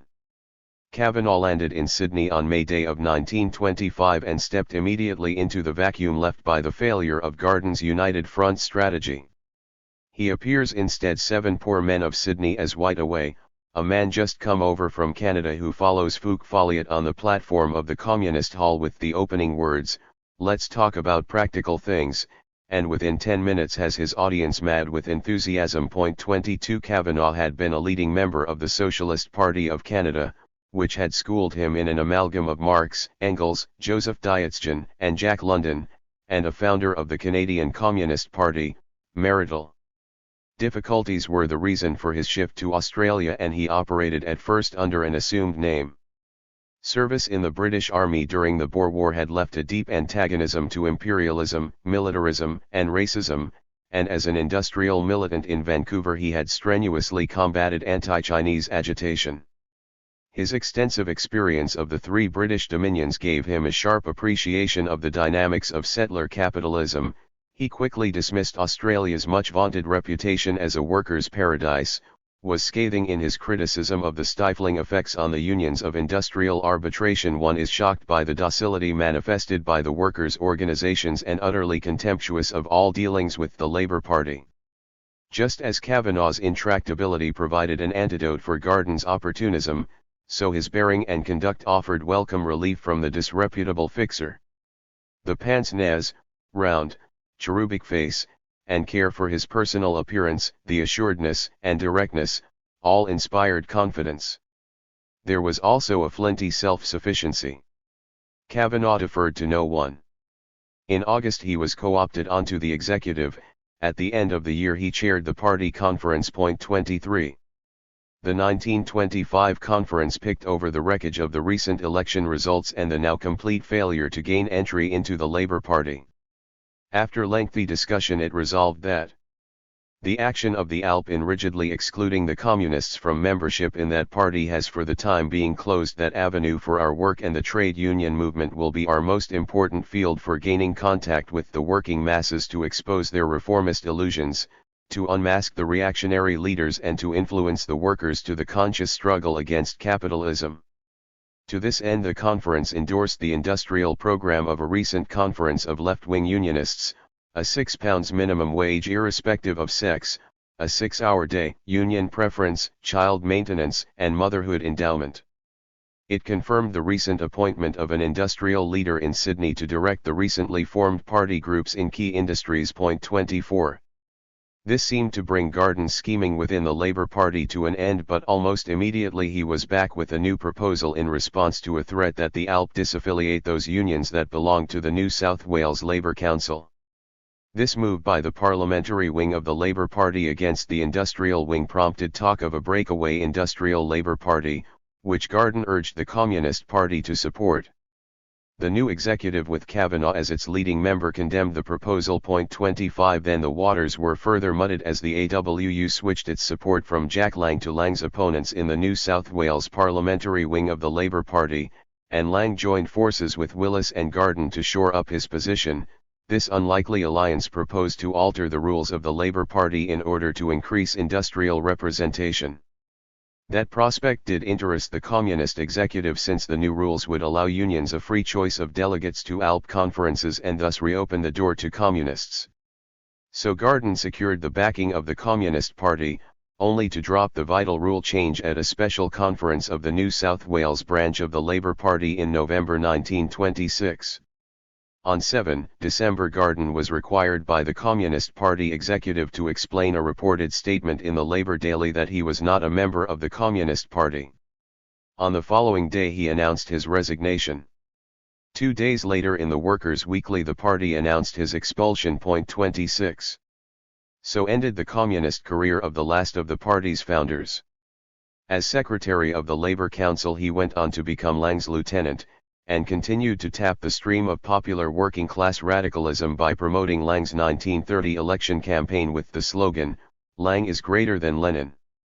Subsequently he was elected to federal parliament, fell out with Lang, lost his pres-election, worked for Eddie Ward in the Curtin and Chifley ministries, was found guilty and then acquitted of corrupt business dealings, ran race horses as well as an astrology publication, and remained a plausible rogue to the last. His service to the party had hardly been more consistent. But the Communist Party of Australia was not yet rid of Garden. In its radical enthusiasm for peace and an end to imperialist warmongering, the All-Australian Trade Union Conference of 1921 had proposed a pan-Pacific trade union movement. Garden and Earsman had taken up the idea and interested the Communist International in it while in Moscow in 1922. It was scarcely high on Garden's list of priorities, though it attracted considerable notoriety in 1925. The Nationalist Party made great play of the threat to white Australia during federal elections in that year with a photograph of Garden, Earsman, and Tom Paine alongside Ho Chi Minh and other delegates from India, Vietnam, China and Japan at the 4th Congress of the Comintern. The Labour Daily brazenly denounced the photograph as a forgery and published its own version that cropped Garden and Paine, and disguised Earsman with extra hair and a mustache. Despite pressure from party comrades to affirm the genuine record of revolutionary internationalism, Jock remained silent. 27. In 1926 the New South Wales Labour Council did persuade another Australian trade union conference to support the formation of the Pan-Pacific Trade Union Organisation. A conference of the PPTU followed in China in 1927, and the newly formed Australian Council of Trade Unions agreed to affiliate to it. 28 As the chief Australian figure in the PPTU and editor of its newspaper, the Pan-Pacific Worker, Garden was a far more important ally of the Communist International than the tiny Communist Party of Australia was, and accordingly he remained a member of the RILU executive despite his expulsion from the party. Furthermore, he arranged for the ACTU to employ an able young communist, Jack Ryan, as its representative on the PPTU Secretariat. For that matter, Jack Kavanagh owed his job as an organizer for the Labour Council to Garden. 29 So while Jock was denounced for his vanity, careerism, and opportunism, the party gave former comrade Garden considerable organisational latitude. He was allowed to debate his expulsion with Kavanagh, and the Workers' Weekly published several articles from him during 1927 arguing that Australian communists had lapsed into a pure infantile sickness. He was permitted to claim, and it says much for the freedom of discussion at this time, that he enjoyed such license that the Communist Party was suspended in the air and absolutely isolated from the masses. 30. It was certainly an attenuated group of delegates that assembled in December 1925. Few of the familiar Sydney members were present after the exodus of the Trades Hall Reds, though a Balmain group of 15 still operated and Pat Drew had established a new group of 8 at Hustville. There were also 2 additional groups of Russian and Greek communists, a cricket team of each. 31 From Perth came Christian Jolly Smith's old Melbourne friend, Catherine Susanna Pritchard, who had moved west with her husband Hugo Throusell in 1919 and joined the party on its formation, but she and her friend George Rees were at loggerheads with the other 2 Perth members who scorned the United Front. 32 Melbourne also suffered from chronic factionalism. The branch had reformed late in 1924 against the opposition of Percy Laidler and other former communists who operated as a labour propaganda group in the unions and ran the Trades Hall's Labour College. Efforts to establish an effective party presence in Melbourne were hindered by conflict between Bob Brodney, now married to May Francis, and Joe Shelley, a German firebrand who had arrived from the West. The Broadneys competed with Laidler to cultivate the United Front through educational work, while Shelley, who had been interned during the war for IWW activity, engaged in more forthright agitation among the unemployed. After the Broadneys and their supporters resigned from the new party in April 1925, the rump of some 30 members was completely isolated from the Alp and Trades Hall Council. 33. There was no delegate from Adelaide to the 1925 conference, that branch having collapsed the previous year. Brisbane again sent J.B. Miles, who, with the recently arrived Bert Moxon, was the driving force in a branch of 35, the largest after Sydney. Queensland presented more favourable opportunities than existed down south since its Labour government, in office for a decade and increasingly dominated by the right-wing AWU, had estranged left-wing unions. In accordance with the United Front, Brisbane Communists pursued entry to the ALP though the unions, but were repulsed along with their allies at the ALP State Conference in 1925. The subsequent disaffiliation of the Australian Railways Union consolidated right-wing control of the ALP in that state and of the Brisbane Trades and Labour Council, which expelled the Communists from their office in the Trades Hall. 34. A smaller Ipswich branch of 15 was formed in 1925, and a tour of northern Queensland by Norm Jeffrey as the party organiser resulted in the revival of the Cairns branch and the formation of a new one in the Inland Pastoral Centre of Blackall. 35. On the New South Wales coalfields small branches had formed at West Maitland, Kurri and Cessnock, but they languished after the Communist intervention in the 1923 lockout. There were just 6 Communist Party members in all 3 towns by the end of 1925. The arrival of Hetty and Hector Ross brought a few recruits in the Hunter Valley. Hetty was a spirited young schoolteacher, originally from New Zealand where, as Hedwig Weitzel, she had been expelled from the Wellington Teachers' College for communist activity. She was posted as a teacher in 1924 from Sydney to Newcastle. Fair-haired and diminutive, a Jenny Wren with sparkling eyes, she was indomitable. Hector was a former dancing champion, graceful and idealistic, who followed her from Sydney to Newcastle, until they both returned to Sydney in the second half of 1925 to edit the party newspaper and revive the Young Comrades Club. 36. The Newcastle branch was represented at the 1925 conference, as was a Wollongong branch of 6. The most successful of these non-metropolitan outposts was Lithgow. With its coal mines, pottery works, meat works, coke ovens, blast furnaces, steel works and small arms factory, this isolated town of less than 10,000 inhabitants was a crucible of interwar industrial expansion. In the miners' lodge Charlie Nelson was the catalyst. He was a Scots hewer steeped in the socialist knowledge of the Plebs League, an organisation formed in Britain to promote independent working-class education which had been brought with its practitioners to the New South Wales coalfields. 37. Tall, spare, with a jutting chin, Nelson was a fluent speaker and patient proselytizer of the younger men, among them 3 who would rise to leading positions in the Communist Party. 2 were workmates, drawn like Nelson from the British coalfields. Fred Airy, a lanky Geordie who later changed his name to Jack Blake, was just 16 when Nelson approached him at the pit cage with a brown paper parcel and the instructions, "Don't turn the page corners down." Inside was a copy of Edward Bellamy's Looking Backward, and as soon as Airy finished it, he was given another book to read, and another as Nelson opened a whole realm of ideas to him. 38. Bill Orr, from Lanarkshire in Scotland, was already in his mid-20s, and more practically inclined than Nelson, but he too had the itch to understand. 39. Orr boarded in the home of Clifton Walker, a railway clerk who later changed his name to Richard Dixon, and was at first inclined to scoff at these earnest young men who gave up their leisure to study in the Plebs League class, but he too was drawn into the party branch and eventually became the most rigidly orthodox of the 3.40. Other Lithgow members included Jock Lindop and Jock Jameson, also Scots, and Harry Den Hartog, a young Dutchman who had jumped ship in Fremantle in 1923. He came to Lithgow with Jock Jameson and found work in Hoskins Steel Furnace.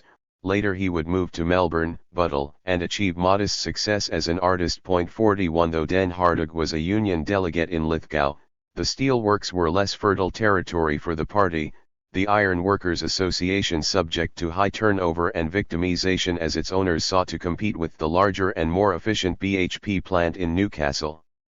The party branch was not large, numbering just 10 in early 1926, but it benefited from the closeness and intimacy of this working-class locality to build a broader united front. It sustained a breadth of activities beyond most others, and its members showed an imaginative vitality, captured in a contribution to Workers' Weekly that imagined a future May Day. Ike the Red returned with his swag to Lithgow to find red bunting sprinkling the main street.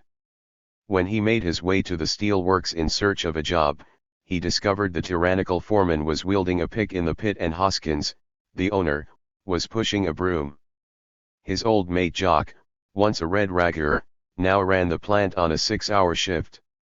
It was a scene of happy faces and purposeful labor, until Ike's alarm wakened him for the 11 p.m. shift. "Comrades," he concluded, "when will you help to make my dream come true? Join the Communist Party now." 42. Some did in other localities as well as Lithgow during 1926, and a few more in the following year as the National Party began to make way. It was a slow, faltering progress with more opportunities lost than taken, and many of the initiatives that the party advertised were scarcely more than pious declarations. The basis of activity, as foreshadowed in the resolution of the 1925 conference, was in the trade unions. The emphasis was on rank-and-file agitation on the worksite, in contrast to Garden's previous practice of cultivating the full-time officials who hung about Trades Hall. This change of approach was in accordance with the Comintern's call to detach the workers from the deadening control of their treacherous leaders. The lesson the party drew from Garden's adventurism was that certain comrades, in their anxiety to gain small successes in the trade union movement, had so neglected the task of militant leadership that they had apparently isolated us from the rank and file. So determined was Kavanaugh to guard against this opportunistic tendency that he persuaded the executive in June 1926 to actively discourage members from seeking union office unless there was a clear demand to elect them. While little militancy existed, the task of party members was to function as a center of militancy opposed to the reactionary officials. 43. The function was to be performed by party members working as nuclei within their workplaces and as fractions within their unions, under the supervision of the executive's trade union organizer. 8 such nuclei were formed in Sydney to cover transport, metal, clerical, clothing, printing and miscellaneous workers, the building trades and the AWU. Only the last 2 actually functioned. There was also a trade union educational league, established in January 1926, but beyond Sydney and the coalfields it hardly got off the ground. 44. An alternative approach to the task of building a broader left-wing industrial movement came from the Lithgow branch, which initiated a miners' minority movement on the British model with which recent immigrants were familiar, a model that emphasized the particular industrial interests of a single occupational grouping. The movement was established in October 1926 with representatives of the 3 New South Wales coalfields under the leadership of Bill Orr and quickly exerted an influence within the union. 45. The differences in organisation and approach between the communist miners and communist unionists in Sydney were marked and of considerable significance. The miners could contest for control of their union. The party unionists in Sydney could not because Garden's Labour Council was still affiliated to the RILU and thus immune from communist challenge. Kavanaugh's rhetoric merely embellished the fact that Garden remained more important to Moscow than the Communist Party of Australia. The party renovated its own organisation. Members of the executive assumed responsibility for particular areas of activity, training, industrial work, the press, women, and internal administration. Norm Jeffrey was employed as a national organizer and sent first to Queensland and later New Zealand until lack of money forced his resignation in August 1926. Jeffrey was a former Wobbly and founder member of the party, notable for his bow tie, capable on the soapbox, courageous, a willing workhorse. Tom Wright maintained the executive minutes and correspondence more systematically than they had been, despite his repeated complaints of delinquent correspondence and inactive branches. he was yet another of the Scots who were so prominent in the party's early history, methodical, conscientious, and loyal to a fault. The party finally bought its own printing press in 1927. Jack Kavanagh established 3 classes in Marxist theory early in 1926 and began the preparation of a syllabus that was serialized in the newspaper in early 1927, then revised and published as the party training manual. The Young Communist League and Young Communist Children groups, which had lapsed after early activity, were revived. A women's group was re-established in Sydney in 1926, and in 1927 a women's department of the executive began to organize women's study circles, train speakers, maintain a column in the newspaper and recruit working-class women into a militant women's group on the same united front principles as the industrial fronts. Since potential recruits were afraid of the communist movement, it met in Trades Hall. 46 International Women's Day became part of the left calendar along with May Day, the anniversary of the Russian Revolution in October, Lenin Enrollment Week in January and various other movable feasts. Hands off China, rallies against the sentence of death imposed on the American anarchists Sacco and Vanzetti, protests against fascist atrocities in Italy and Latvia, prison horrors in Poland, the British government's repression of the general strike, and corresponding campaigns for the various international appeals of the Workers' International Relief and International Red Aid organizations. The Australians received additional subventions from these auxiliaries of the Communist International, though such payments were often swallowed up in the running expenses of a party that remained chronically short of funds. 47. The Young Comrades Club was formed in 1927, reviving earlier initiatives to establish a children's group. The Children's Corner in the party press regularly used this illustration. In contrast to the adult imagery of a world bound in capitalist chains, here the children from various countries form a circle of friendship around it. From 1927, on the instruction of the Communist International, these activities were coordinated by formal departments of the executive, a political bureau, an organizational bureau, and an agitation and propaganda department, abbreviated to the Politburo, the Orgbureau, and Agitprop. A control commission was also created late in 1927 to safeguard the party from splitters and dissidents. Agitprop, signifying agitation and propaganda, was a new name for the familiar steps whereby the left endeavored to mobilize a support, the initiative with its appropriate line determined within the party and members assigned to its implementation, an organizing committee, with a leavening of credible Union or Labour Party sympathizers, a rally, with communist and non-communist speakers, leaflets, and press articles, leading to the endorsement of predetermined resolutions and demands, all recycling a familiar language of solidarity in the class struggle among greater or lesser audiences. This form of United Front activity suffered from an inherent dilemma. For the United Front to flourish, it had to allow for diverse views that might well give it a life of its own. That was hardly a danger in these early ventures, since the tight control meant a repetitive, flat sameness. Higgins noted new faces and an increased level of activity when he returned to Sydney in July 1926, but he also observed the mechanical, unthinking nature of the ceaseless tasks, the reliance on generalities and jargon learned from in Preaker, that is applicable to European parties but is cant here. An organizer scarcely exaggerated when he observed that the slogan "hands off" could be completed by almost any object. The constant round of activity imposed a heavy toll on the desperately small numbers who reassembled so often under different roles. 48. Still, as older comrades dropped away, recruits took their place. The precise numbers are difficult to establish since branch reports to Sydney and Sydney reports to Moscow are the only available sources, and these always erred on the side of optimism.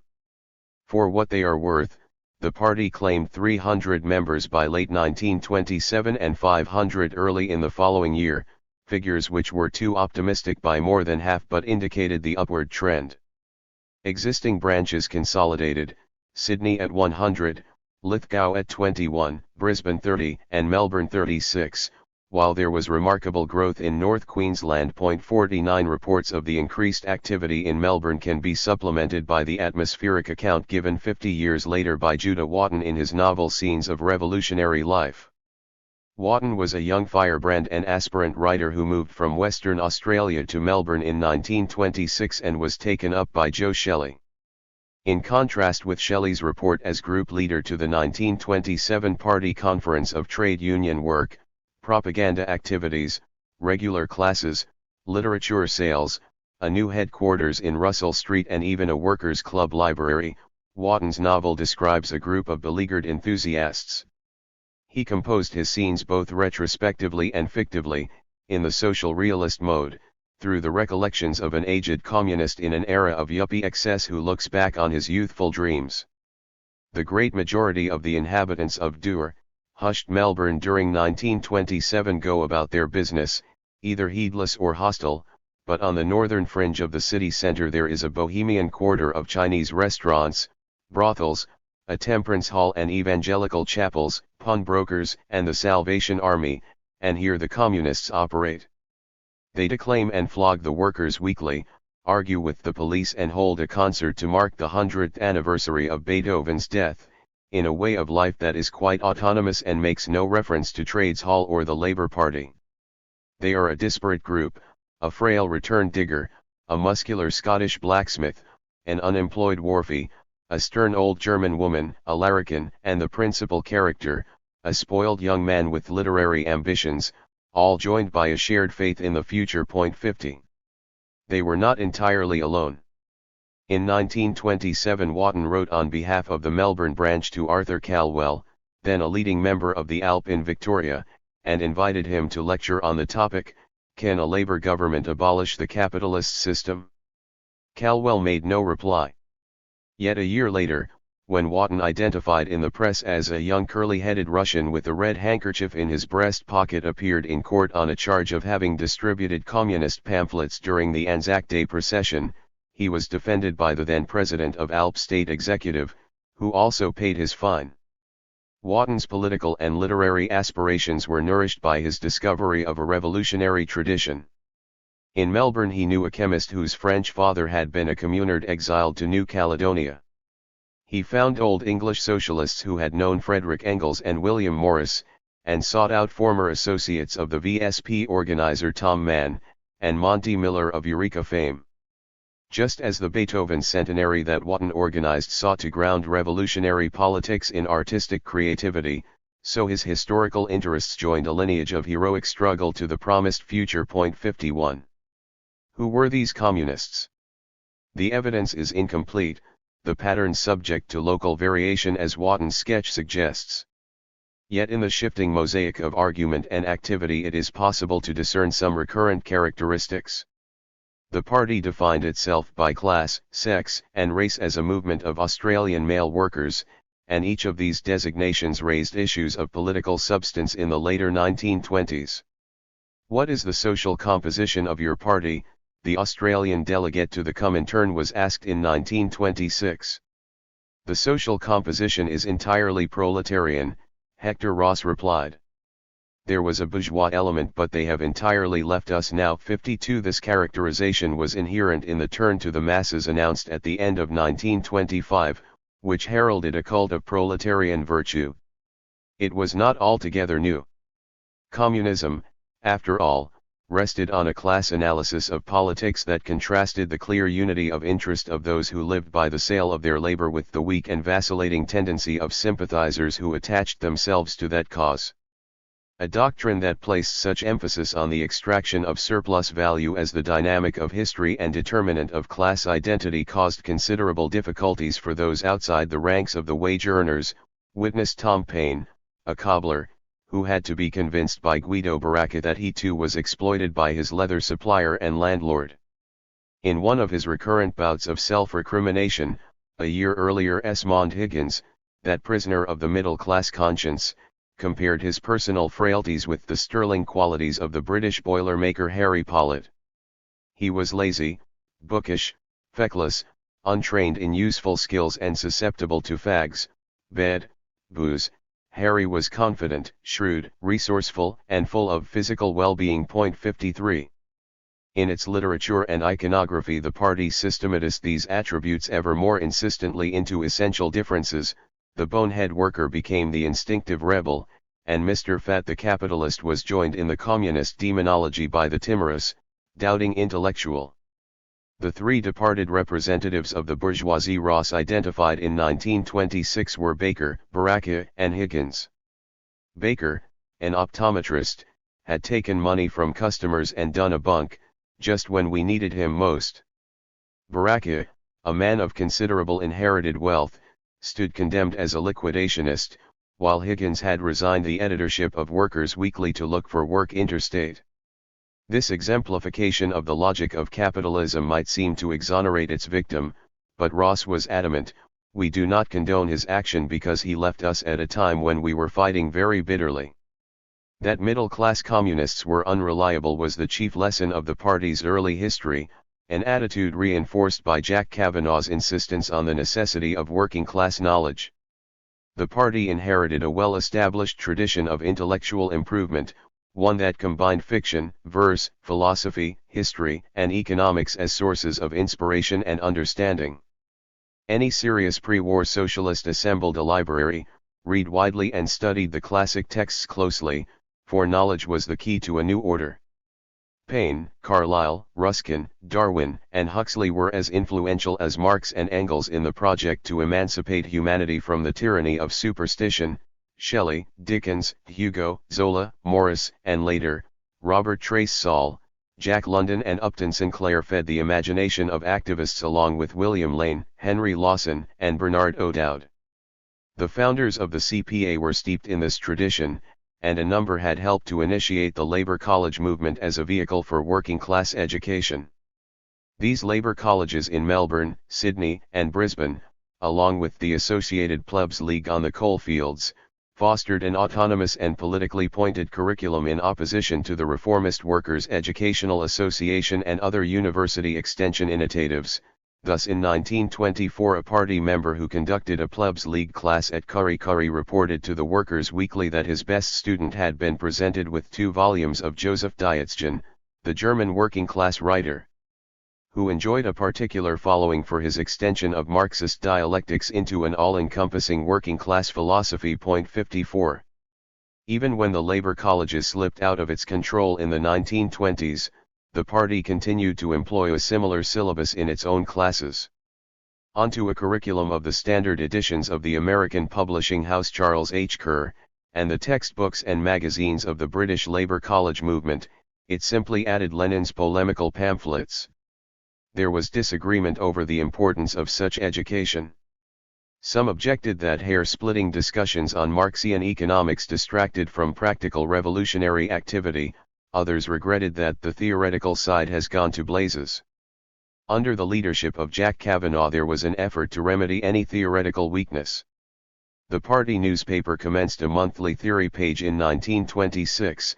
In 1927 it serialized Stalin's codification of the theory and practice of Leninism. In 1928 the party published its training manual, adapted by Esmond Higgins from that of the Communist Party of Great Britain.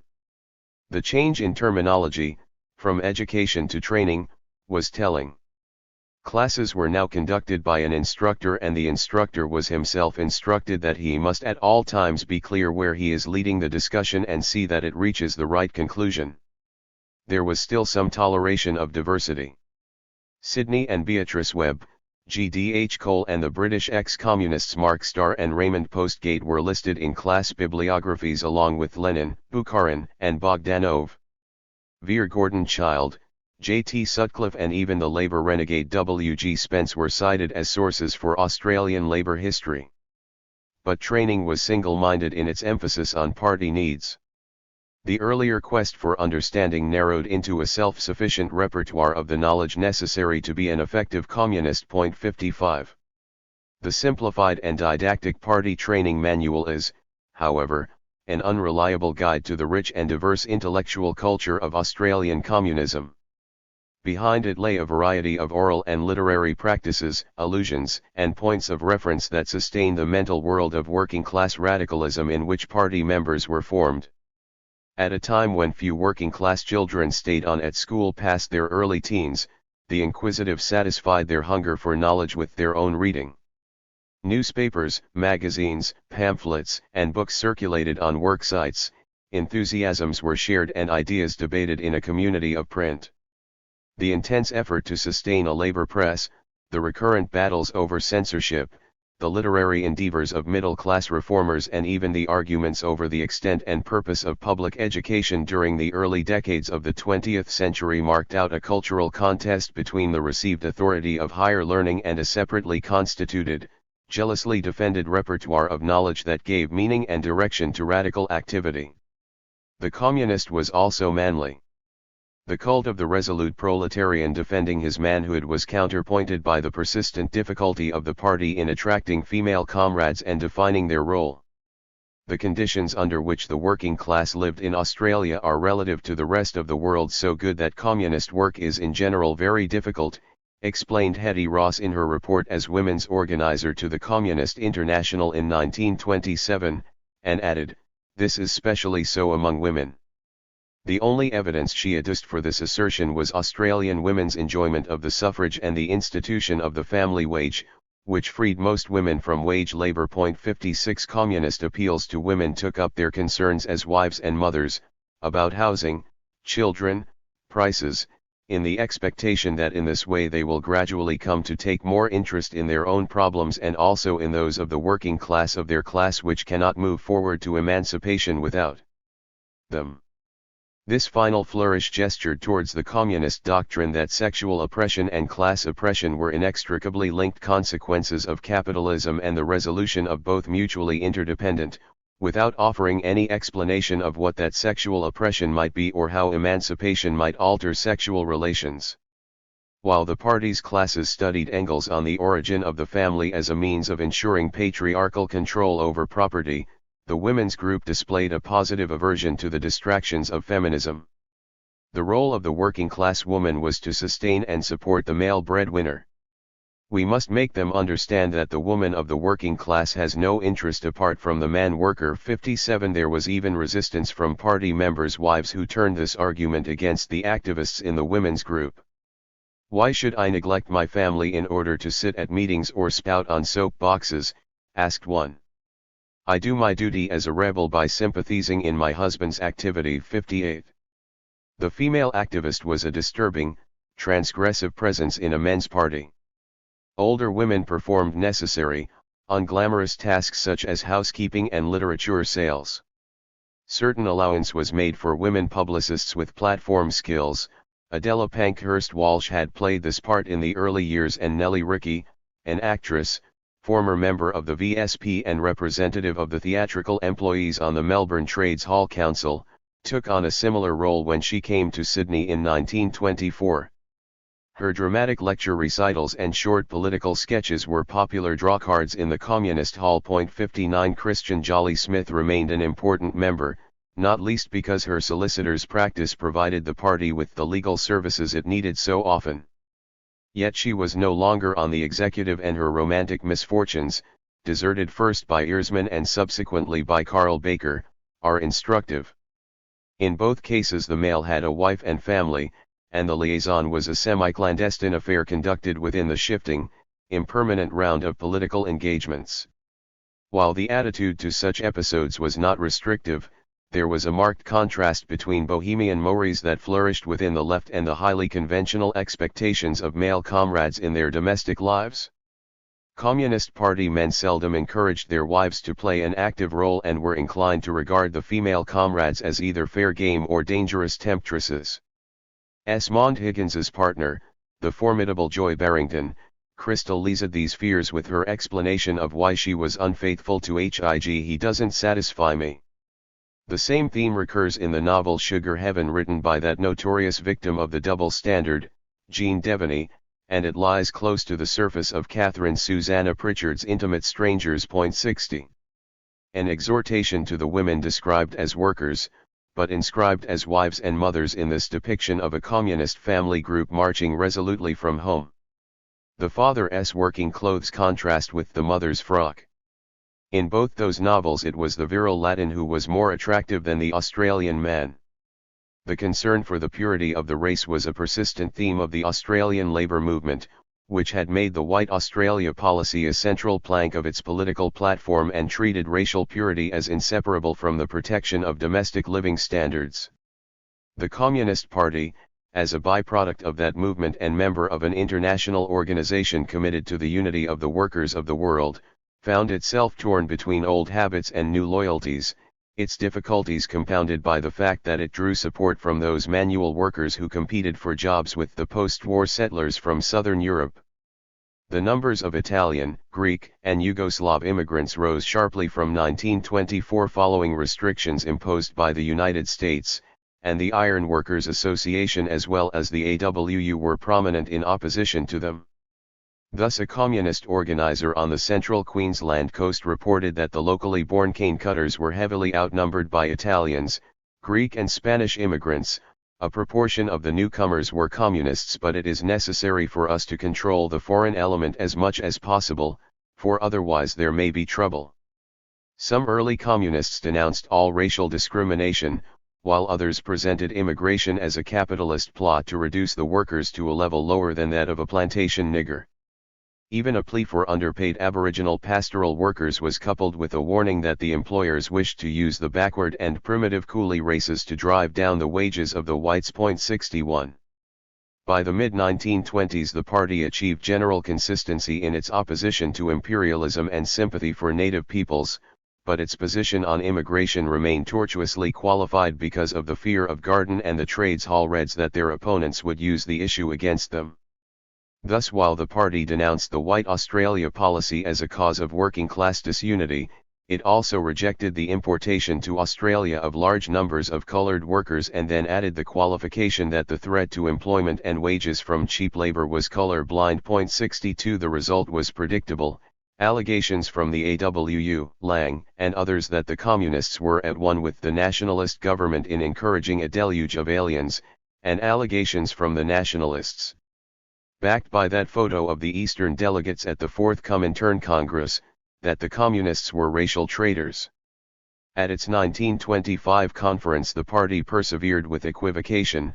It condemned foreign immigration as a capitalist attempt to flood the country with cheap labor, described the immigrants as an easy prey of the capitalist class, suggested that the RILU could serve as a counter-immigration bureau to dissuade more, and observed that the danger would remain until capitalism was overthrown. 63.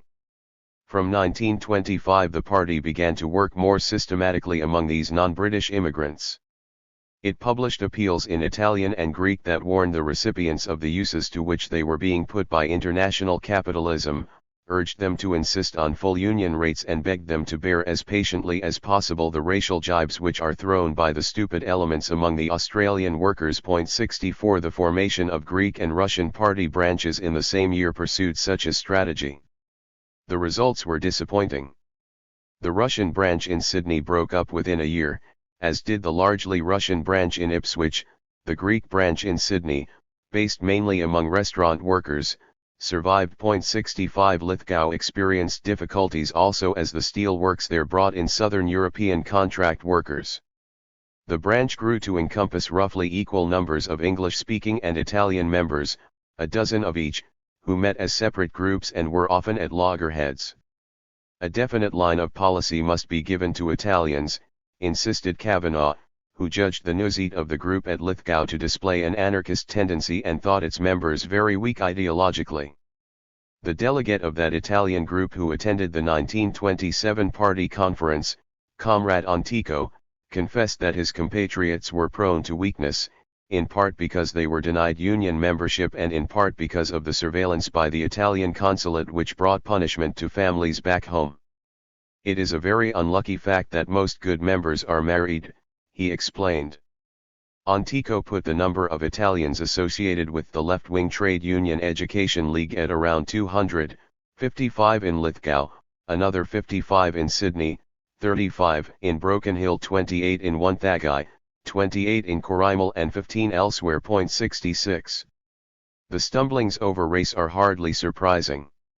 The Communist Party was not the first radical movement in Australia to challenge the White Australia policy. The Wobblies were unequivocal in their denunciation of all forms of particularism, but it did so at a time when racial anxieties were increasing.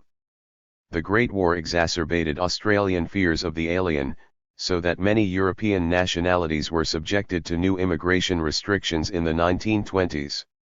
Opposition to all forms of racial prejudice, including discrimination against Aborigines, became a consistent feature of Australian communism and one that marked it off from the Labour Party for more than 40 years. The communist insistence on the unity of all workers, regardless of nationality, extended to an affirmation of the inherent worth of all people regardless of race. In Lawrence's novel Kangaroo, the communist leader Willie Struthers puts it this way: just as the angry diggers break into the party hall, join hands with the workers of the world, just a fist grip as a token and a pledge. Take nobody to your bosom. A worker hasn't got a bosom. He's got a fist, to work with, to hit with, and lastly, to give the tight grip of fellowship to his fellow workers and fellow mates, no matter what color or country he belongs to. I don't know whether you prefer working in the same imperial slave gang with Brother Brown of India, or whether you'd prefer to shake hands with him as a free worker, one of the world's workers, but this affirmation of comradeship had to be maintained against violent opposition. 67. Yet in the very way the party discussed the Greek problem and the Italian problem during the 1920s, it signaled its own Australian identity. To be sure, it absorbed some immigrants, mainly British but with a striking number of New Zealanders, yet this merely emphasized its white Anglophone character. Also evident was a spirited resentment of any suggestion of tutelage. Officials of the CPA were prickly in their dealings with the Anglo-American Bureau of the Comintern, and inclined to bridle at assumptions of superior wisdom, particularly from representatives of the CPGB. We quite realize that the revolutionary developments of Australia will follow that of Europe and the East, Jack Howe wrote to the Englishman J.T. Murphy in Moscow, and that the main attention of the Comintern must be directed to the imperialist and strictly colonial countries. But are our efforts here ever to meet with anything but complete indifference? 68. That a movement so cosmopolitan in its origins should have so quickly gone bush was a cause of growing concern to the Communist International. 6. The line straightens. The Executive Committee of the Communist International turned its attention to Australia early in 1926 as the full extent of the problems there became apparent. News of Baraka's defection, along with the reports of the scheme for a breakaway Labour Party, were probably the cues for its request that the Australians send a representative to Moscow. 1 Hector Ross arrived in April bearing a lengthy report and was subjected to close interrogation, not only about the fortunes of the United Front and the organisation of the Australian Party, but also about the circumstances of his country, its economy, demography, and national traditions. Ross was certainly disconcerted by the extent of the discussion. "What is the position of the natives of Australia and the natives of New Zealand?" he was asked. "The Australian natives are not to be reckoned with at all," he replied. None of the members of the Anglo-American Bureau, comrades Pepper, Urkelai, Rajni Palmatude, Hugo Rathbone, and Munbendranath Roy had any prior experience of Australia. They based their conclusions on the testimony of the Australians, partly volunteered and partly solicited, onto which they directed the requirements of the Comintern.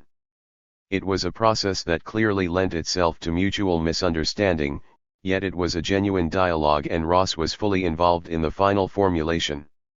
The result was the first comprehensive statement of how the Communist International apprehended Australian circumstances, and as such is worth examining at length.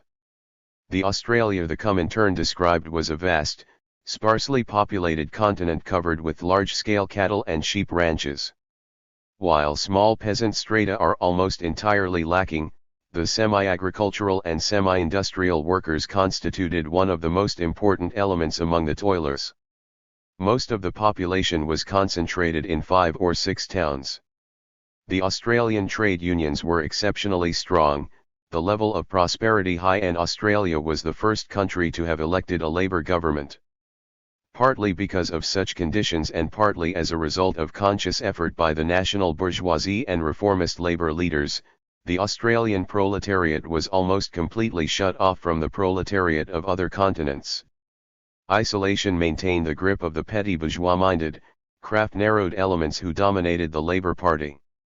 The slogan of a White Australia serves as the rallying cry of all reactionary elements in the Labour movement, who are steeped in nationalist ideology, and who seek to isolate themselves in aristocratic arrogance away from the coloured workers and in general from foreign proletarians.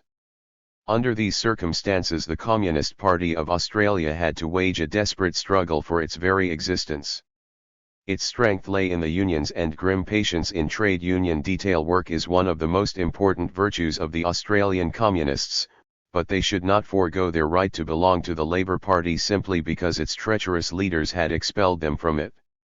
Their tasks were therefore to redouble their efforts to provide a militant lead to workers, to combat reformism and British imperialism, to campaign against the ideology of White Australia, and to get a foothold among the foreign-speaking immigrants.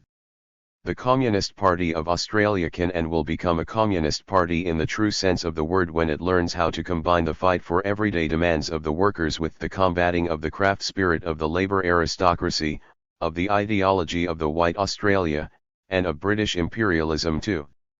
This resolution on the Australian question was tabled, discussed, and adopted by the Australian Party at its annual conference in December 1926. The emphasis on the need to shake off complacent insularity and combat both imperial deference and xenophobic nationalism went largely unremarked. The party agreed to campaign against the forthcoming royal visit of the Duke of York and expose the dangerous futility of a White Australia, but its decision to prepare a pamphlet on immigration had still to be implemented a year later. Argument centred on the Comintern's rebuke of the Australian Party for neglecting work in the Labour Party. Some delegates wanted a renewed effort for affiliation, others regarded that course as a dangerous diversion of energy. The conference resolved to organise groups of sympathisers inside Labour Party branches, allowing its own members to join these branches only when the executive gave permission and subject to the strict instruction that members must at all times affirm their communist identity unless instructed to the contrary by the CE.3. This final condition, formulated by Kavanagh, was a pointed reminder of Garden's apostasy just 3 weeks earlier, but it had wider import. For the conference proceedings revealed different understandings of the Comintern's instructions and divergent interpretations of how the United Front should be applied in Australian circumstances, differences that would widen over the next 3 years and absorb the party in an increasingly bitter factional conflict. The authority of the Communist International would be invoked for the eventual resolution of the dispute, and the episode is commonly understood as resulting in the Australian Party's final, complete subordination to Moscow, as occurred throughout the communist world during the same period. 4. The contours of the process are not in dispute. The Communist International was transformed in the course of the 1920s into an appendage of the Soviet Union, the sharp differences and animated debates of the early congresses yielding to conformity at the infrequent later ones, leaving the executive and its administrative apparatus in sole possession of an enhanced authority. Whereas during the early 1920s there were a number of large communist parties capable of independent action, by the end of the decade the International was severely depleted, and thereafter it is impossible to identify any initiative of significance that did not originate in Moscow. 5. If the stronger European parties lost their autonomy, the weaker parties of Britain, the United States and Australia were all the more dependent on the support and guidance of the Comintern hierarchy. Until recently the historical literature dealing with these parties was marked by the preoccupations of the Cold War and stressed their supine obedience to a monolithic, totalitarian control. Since the mid-1970s, revisionist social historians have emphasized the interaction of national factors, the force of indigenous considerations of gender and ethnicity, and the variegated nature of lived communist commitment. 6. That Australian communists accepted the authority of the Communist International is not in dispute. That Moscow determined the outcome of the factional dispute that racked their organization during the late 1920s is a gross oversimplification. Two qualifications can immediately be suggested. First, the Comintern's formal authority over this distant outpost was belied by dependence upon it for information, and the instructions that Moscow transmitted on the basis of this received information were in turn susceptible to selective interpretation. It was not until the International was able to train a new generation of Australian cotters that mutual misunderstandings narrowed. Until then a selective pattern of communication persisted, the Australians telling the Executive Committee of the Communist International what they thought it wanted to hear, and then taking up those passages of the ECCI's pronouncements that accorded with their own inclinations. The second qualification is a corollary of the first. The local factions appealed to Moscow in their struggle for control of the Australian Party, but the issues in dispute were indigenous ones, and are best understood as arising from local circumstances. This can be demonstrated by turning to two specific examples. The communist group at Lithgow enjoyed particular opportunities to build a united front with the Labour Party. Several of its members were able to attend meetings of the Alp District Assembly as representatives of affiliated unions, and they exerted considerable influence on that local body during 1926. In 1927 the eligibility of communist delegates of the Miners' Federation was challenged and a split developed between Labour sympathisers who supported them and opponents determined to expel them. Initially the Assembly set aside the rule that required all delegates to sign the Pledge of Loyalty to the ALP, but subsequently it barred Charlie Nelson and the other communists. 7 These party members made no secret of their political identity, but others, representing the Federated Iron Workers Association, did so for fear of victimization at the steel works. The CPA executive gave these party iron workers permission to operate incognito within the ALP but criticized them for standing for union office without declaring their party membership. The issue was raised at a meeting of the Central Executive Committee in August 1927. Lance Sharkey, a new member of the CEC, led the attack. A lift operator and member of the Miscellaneous Workers Union, who had previously tailed behind the Trades Hall Reds, his new militancy indicated a capacity to sniff the winds of change.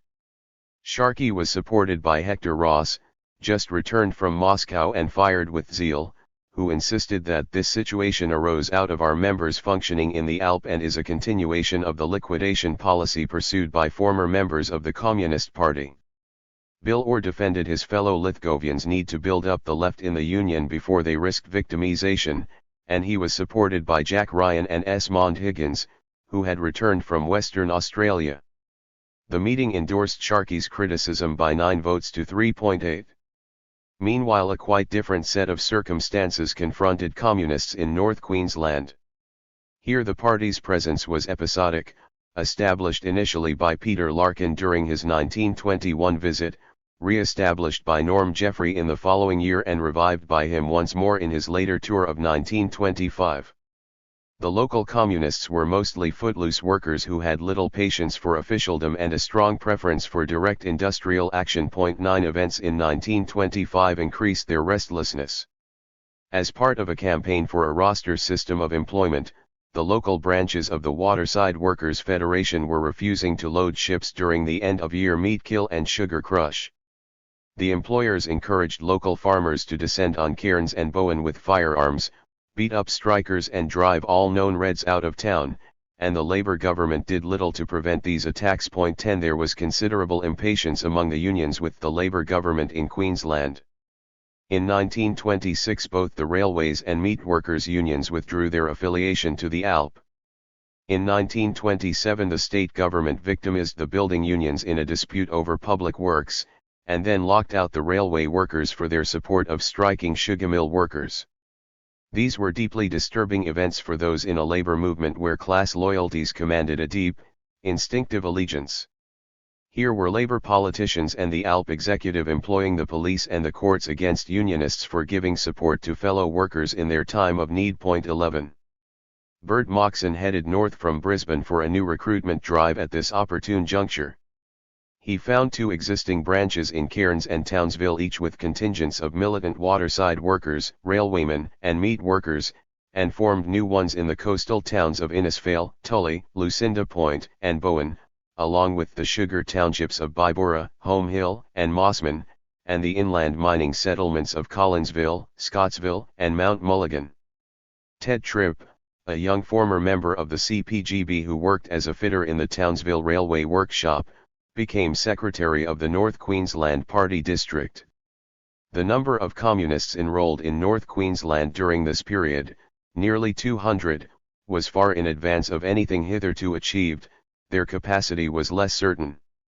Moxon himself reported that the level of political understanding was low, the interest in communist theory even lower.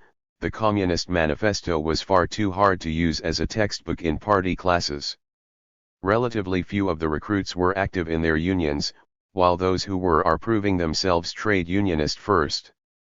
Moxon, who quarreled with even the most sympathetic union officials, astounded some of these recruits when he told them the party took priority over industrial activity. Patterns of work in the region were seasonal, so it would require a concerted effort to stabilize the groups. Still, the lesson that he brought back from the north was clear: both the ALP and the left-wingers were worthless, discredited by their actions. The workers were ripe for revolutionary leadership. Point 12. The two examples of Lithgow and North Queensland point in different directions. The one suggests the difficulties local communists encountered as they pursued a united front within the established structure of the labor movement under the vigilant surveillance of the party executive. The other reveals an impatience with the united front and a preference for separatist militancy well beyond the writ of the executive. The two tendencies were not restricted to these places, rather they were manifestations of differences within the Australian party that crystallized during 1926 and 1927 into distinct factions. The executive elected at the 1926 conference was led by Kavanagh. He placed primary emphasis on building a party of industrial militants through close attention to organization and training. He believed the party had to guard against contamination in its operation of the United Front, and accordingly placed strict stipulations on relations with the unions and the ALP. In this approach Kavanagh was supported by Moxon and the Rosses. Higgins and Ryan, on the other hand, wanted to pursue the United Front more wholeheartedly in order to foster communist influence in the organized labor movement, while the remaining executive members, Wright, Jeffrey, and Sharkey, were usually somewhere in between. The differences were apparent in a lengthy debate at the executive's August 1927 meeting on the continuing battle between Lang and his opponents for control of the New South Wales branch of the Labour Party. Three alternative theses were proposed, by Wright, Hector Ross and Ryan. The one formulated by Wright wanted the party to back Lang and his Labour Council allies against the AWU and right-wing politicians in the hope of winning rule changes that would allow communists to be elected as union delegates to the ALP conference. Ross contended that there was nothing to choose between Lang and his opponents and consequently no working-class significance in NSW faction fight, a slogan originally coined by Kavanagh. Ryan, with support from Higgins and Sharkey, based his proposal on the argument that the workers would only come to see the bankruptcy of labor and the need to overthrow capitalism if communists encouraged them to make demands upon a labor government. He therefore wanted the party to organize a communist fraction in the ALP and to press for rule changes that would allow them membership. This in fact was done, but the executive also endorsed Ross and Kavanagh's uncompromising slogan by 9 votes to 4.13. Wright was not able to speak to his thesis because he was in Moscow for a further consideration by the Communist International of its Australian section. He said little of the disagreements at home. Instead he responded to an assessment of his party's work that was distinctly more favourable than that given a year earlier. If the 1926 resolution on the Australian question had read rather like a teacher scolding a backward child, this 1927 resolution acknowledged some encouraging signs of more attentive effort. The resolution was drafted by the Anglo-American Bureau, then amended by the Political Secretariat of the ECCI, where Bukharin and the Japanese leader Katayama as well as M. Roy made substantial contributions. It was accepted that Australian conditions are not indicative of a revolutionary crisis in the near future. The working class was only beginning to feel its power and it still lacked experience of labour in office. There was spirited discussion of the status of Australia as an outpost of British and American imperialism. If time is not yet ripe for revolutionary mass action in Australia, it was all the more important for the party to persist with revolutionary propaganda and agitation. Work within the unions should be pursued. Australian communists should take their place in the front ranks of the workers in every strike and every struggle. The campaign against social chauvinism should be stepped up. Communists would insist upon all equality of wages, rights, and free admittance to the workers of all countries. Only time would tell whether the Labour Party could be open to genuine proletarian influence or it would be necessary to found a new party. In the meantime, the Communists should press their demand for affiliation, not soften in any way their criticisms but rather sharpen them, not fall into the right error of hiding their identity nor the left error of antagonizing workers with sectarian revolutionary slogans.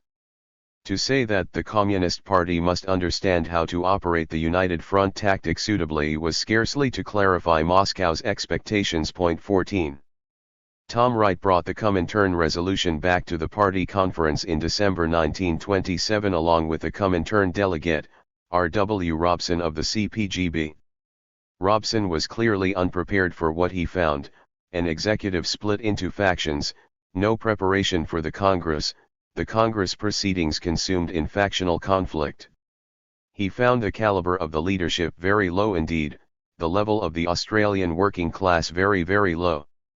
He fell out with Kavanagh almost immediately and Kavanagh as conference chairman managed to wrongfoot him by announcing his presence to the delegates on the first day.